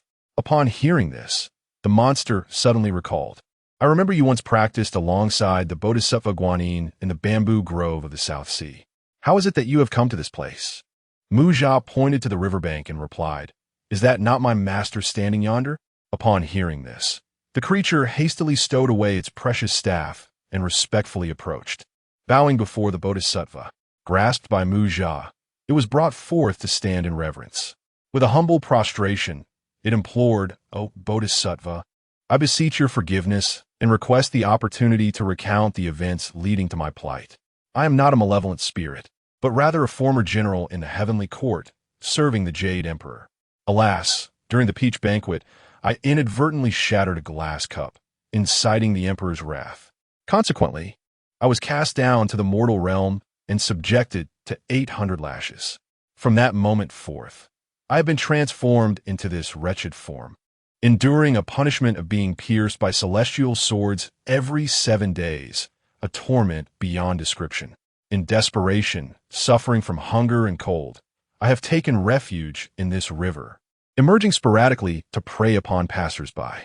Little did I anticipate that today I would offend the great compassion of the Bodhisattva. Chapter 74. Beneath the 5 elements mountain, the Bodhisattva spoke, You have sinned in heaven and have now descended, committing further atrocities by taking innocent lives. This is indeed a transgression upon transgression. I have been sent by the Buddha to the eastern lands in search of a seeker of the scriptures. Why do you not renounce your malevolent ways? Follow the seeker westward and attain enlightenment. If you are willing, I can command the celestial sword to cease piercing your being. Upon your successful cultivation, your sins shall be absolved, and you may resume your rightful place. What say you? The demon, upon hearing this, was filled with overwhelming joy and bowed repeatedly, exclaiming, Disciple is willing to embrace the Buddhist faith. He then reported to the Bodhisattva, Bodhisattva, I have consumed countless lives here. In the past, several seekers of the scriptures have passed through, all of whom I devoured. Their skulls have sunk into the waters. Yet curiously, other objects, including goose feathers, cannot float, while these 9 skulls of seekers remain buoyant on the surface, refusing to sink. I find these skulls peculiar, and thus I have strung them together with a rope to amuse myself. Should any seeker arrive here, they would surely struggle to cross the river, which would hinder my own prospects. The Bodhisattva smiled and replied, Is it not reasonable for the seekers to pass through this place? Wear these 9 skulls around your neck. When the seekers arrive, they shall serve a purpose. The demon, heeding the Bodhisattva's counsel, adorned himself with the skulls and formally took refuge in Buddhism. The Bodhisattva then bestowed upon him a blessing, giving him the surname Sha and the Dharma name Wu Jing. From that moment on, Sha Wu Jing resolved to reform his ways, causing no further harm, and patiently awaited the arrival of the seekers. After bidding farewell to Sha Wu Jing, the Bodhisattva and Mu Jia journeyed eastward. After some time, they encountered a towering mountain, shrouded in a malevolent aura, rendering it impassable. Just as they were about to soar over the peak, a fierce wind arose, and a demon materialized from the tempest. This demon appeared fearsome. Its mouth resembled an inverted lotus pod, its ears were as large as palm leaves, and its eyes glimmered with a golden light. Its teeth were sharp as files, and its elongated mouth gaped like a furnace. Adorned with a golden helmet and sporting cheek straps, clad in armor, and wielding a curved bow at its waist, it brandished a long rake with an intimidating presence. Without hesitation, the demon launched an assault on the Bodhisattva. Observing this, Mu Jia immediately positioned himself before the Bodhisattva, bellowing, Demon, do not be so insolent. Prepare to face my staff. The demon, undaunted, retorted, This monk seeks death. Taste my rake. Thus began a fierce battle at the foot of the mountain, with neither side able to gain the upper hand. The clash was extraordinary. The demon was ferocious, and Mu Jia exhibited remarkable valor. Iron rods fell with a resounding crash, while the rake clashed fiercely. Thus billowed, obscuring the heavens, as flying sand and stones filled the air, instilling fear in both the living and the spirits. The 9-toothed rake sparkled with brilliance, its sound echoing like thunder. On the other side, the iron rod was heavy and powerful, wielded with the speed of the wind. Mu Jia, being the son of the heavenly king, faced a demon who was once a commander in the celestial realm. One had been a protector of Putuan Mountain, while the other had now become a mountain demon. The outcome of this fierce engagement remained uncertain. Just as the two engaged in their fierce struggle, the Bodhisattva Avalokiteshvara cast down a lotus flower from the heavens, separating their weapons. Startled, the demon inquired, "Who are you, monk? How dare you deceive me with such illusions?" Muja, filled with indignation, responded, "You foolish creature. I am a disciple of the Bodhisattva Avalokiteshvara of the Southern Sea. This lotus is cast down by my master, and you dare not recognize it." Upon hearing the name of the Bodhisattva of the South Sea, the demon was instantly struck with panic and cautiously inquired, "Is it the Avalokiteshvara Bodhisattva who can alleviate the 3 calamities and 8 tribulations?" Muja replied, "Indeed it is." The demon immediately cast aside its weapons, knelt down, and pleaded loudly, "Bodhisattva, please forgive my sins. Please forgive my sins." Avalokiteshvara slowly descended from the clouds and asked, "From whence do you hail, wild boar spirit? How dare you cause mischief here?" The demon bowed its head and responded, "I am neither a wild boar nor an old pig. I was once the heavenly marshal of the celestial court. Due to drunkenly teasing Chang'e, I was punished by the Jade Emperor with 2,000 blows and banished to the mortal realm. My soul originally sought to reincarnate as a human, but mistakenly entered the womb of a sow, resulting in my current form. Subsequently, I bit the sow to death, drove away the herd, and claimed this mountain to sustain myself on human flesh. Today, I chanced upon the Bodhisattva and earnestly beseech you to rescue me from this ocean of suffering." The Bodhisattva inquired, "What is the name of this mountain?" The demon replied, "This mountain is called Fulling Mountain, which houses a cave known as Yunzan.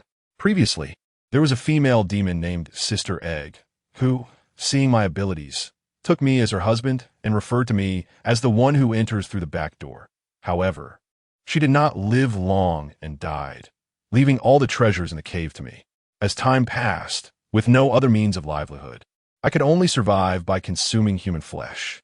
I implore the Bodhisattva to spare my life." The Bodhisattva sighed and remarked, "As the ancients said, if one desires a bright future, one should refrain from pursuing futile endeavors. You were once a celestial being, punished for your transgressions, and yet you remain unrepentant, continuing to kill and commit sins. Is this not a crime upon a crime?" The demon, upon hearing this, scoffed and retorted, "What future? If I heed your words, shall I not starve to death? It is commonly said, by the law of officials, one faces execution. By the law of Buddha, one faces starvation. It is better to capture a passerby and feast upon them, juicy and plump, regardless of any sin." The Bodhisattva solemnly stated, "If one harbors good intentions, heaven shall surely fulfill them. As long as you are willing to abandon your wicked ways and return to the righteous path, there will surely be a way to survive. The world is filled with grains enough to satiate hunger. Why must you resort to cannibalism?" The demon, upon hearing this, seemed to awaken from a dream, realizing the truth, and bowed to the Bodhisattva, stating, "I am willing to reform, but having offended the celestial court, I fear I shall find no forgiveness." The Bodhisattva replied, "By the command of the Buddha, I am on a journey to the east to seek the one who shall obtain the scriptures. If you are willing to embrace the righteous path, you may accompany the scripture seeker westward to atone for your sins through merit. Yes, you shall escape from this sea of suffering." The demon eagerly assented, "I am willing. I am willing." The Bodhisattva then bestowed a blessing upon him, giving him the surname Zhu and the name Wunong. From that moment on, he began to adopt a vegetarian lifestyle and observe the precepts, waiting for the arrival of the scripture seeker. After ensuring Wu Nang's well-being, the Bodhisattva and Muja continued their journey. After traversing some distance, they heard a wailing sound from the sky. Looking up, they beheld a jade dragon suspended in midair. The Bodhisattva approached and inquired, "Which dragon are you? Why do you suffer in this place?" The dragon lamented, "I am the son of the Dragon King Ao Run of the West Sea. I set fire to the palace's precious pearls, and my father reported my disobedience to the celestial court. The Jade Emperor decreed that I be suspended here. receiving 300 lashes, and soon I shall face execution. I implore the Bodhisattva to save my life." Upon hearing this, the Bodhisattva, accompanied by Muja, made their way directly to the southern heavenly gate. The heavenly masters Xiao and Zhang obstructed their path, questioning, "What brings the Bodhisattva here?"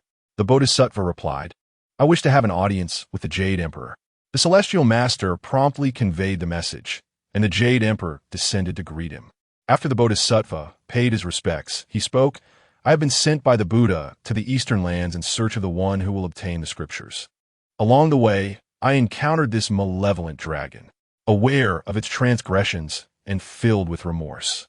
It earnestly requests the Jade Emperor's forgiveness and wishes to accompany the scripture seeker on the journey westward to atone for its sins." Upon hearing this, the Jade Emperor granted clemency and ordered the celestial beings to release the dragon from its bonds, entrusting it to the Bodhisattva. The dragon, overwhelmed with gratitude, bowed deeply in thanks. The Bodhisattva arranged for it to reside in a mountain stream, transforming into a white steed when the scripture seeker arrived to assist with the journey.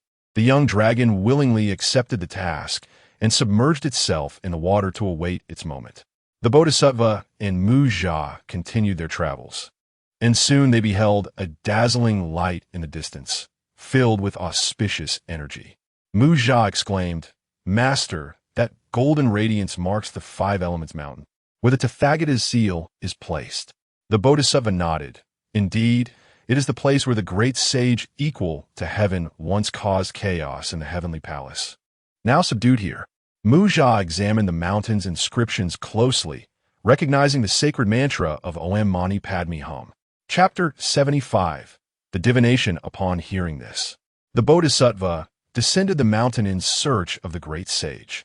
At the foot of the rocky cliff, she was greeted by the deities of the land, the mountain spirit, and the celestial generals who had imprisoned the great sage, all coming forth to pay their respects and guide her to the presence of the great sage. There, she found him trapped within a stone box, able to speak yet unable to move. The Bodhisattva inquired, "Do you recognize me, Sun Wukong?" The great sage opened his eyes wide and exclaimed, "How could I not recognize you? You are the revered Avalokiteshvara Bodhisattva of the South Sea, the great savior of suffering." A hint of resentment lingered in Wukong's tone. The Bodhisattva, upon hearing his words, felt a flicker of displeasure but maintained her gentle demeanor. "Wukong, are you aware of the reason for your suffering here?" With a cold laugh, Sun Wukong retorted, "What sin have I committed? I was born from the essence of a celestial stone, cultivated extraordinary powers, and ventured through the three realms by my own merits. Were it not for that old fool," referring to the Jade Emperor, "who could not tolerate me, how could I have fallen to such depths?" The Bodhisattva shook her head slightly, letting out a soft sigh. "Wukong, though you possess immense abilities, you remain ignorant of the ways of heaven and earth. Your arrogance has led to your punishment by the heavenly decree.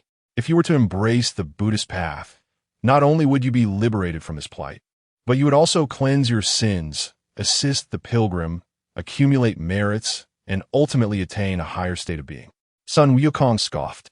"Now you come to persuade me to submit to the Buddhist teachings. Is it not akin to asking me to sever my pride and willingly accept bondage? You practitioners of Buddhism constantly speak of merits and attainments. Who among us truly values such things? Should I escape this predicament, I shall still upheave the heavens and make the three realms aware of my might." Upon hearing this, the Bodhisattva's gaze was as tranquil as water. With a gentle motion of her hand, a faint radiance of Buddhist light emanated from her palm, causing the sky to subtly shift, with clouds gathering in the mountains. Faintly echoing the chants of the Buddha, she spoke slowly, "Wukong, if you persist in your obstinacy, you will ultimately be unable to evade your fate. Buddhism emphasizes cause and effect. Your current arrogance will surely bring you trials in your next life." Impatiently, Sun Wukong replied, "Do not attempt to frighten me with such words. You may guide whomever you wish, but do not expect me to turn to the Buddhist path." After a moment of contemplation, the Bodhisattva recognized the futility of insisting at this time and turned to depart. She murmured, "Wukong, if you refuse to return to the Buddha now, in the future, Fate will provide the means to guide you. With that, the Bodhisattva ascended on clouds alongside the wooden jaw, leaving the five elements mountain in a tranquil silence. While Sun Wukong remained beneath the stone, coldly laughing, devoid of remorse. Having left the five elements mountain, the Bodhisattva flew eastward towards the Tang dynasty, landing within the city of Chang'an. After a brief reflection, she employed magic to transform into an elderly man with white hair and beard, garbed in a grayish-blue robe, carrying a turtle shell on his back and wielding a bamboo staff. In the bustling marketplace, he set up a divination stall, erecting a wooden sign that read, "Understanding heaven and earth, discerning yin and yang, fortune and misfortune." Each morning, a fisherman, nearing 50 and living in poverty, would pass by this stall, carrying a basket of fish on his shoulder, relying on fishing for sustenance. He hoped to catch enough fish to trade for rice to support his wife and children. One day, as the fisherman walked past the stall, he noticed the old man seated serenely with a kind expression. Curiosity piqued, he approached and asked, "Can you truly understand the workings of heaven and earth, sir?"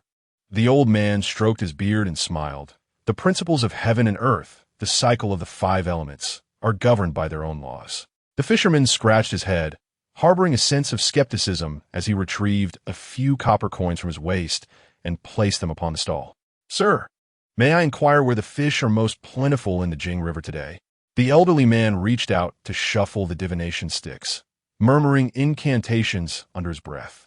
After a brief moment, a subtle smile graced his lips as he proclaimed, "At the hour of the serpent today, cast your net near the willow grove on the western bank of the Jing River, and you shall surely reap a bountiful catch." Though the fisherman was not entirely convinced,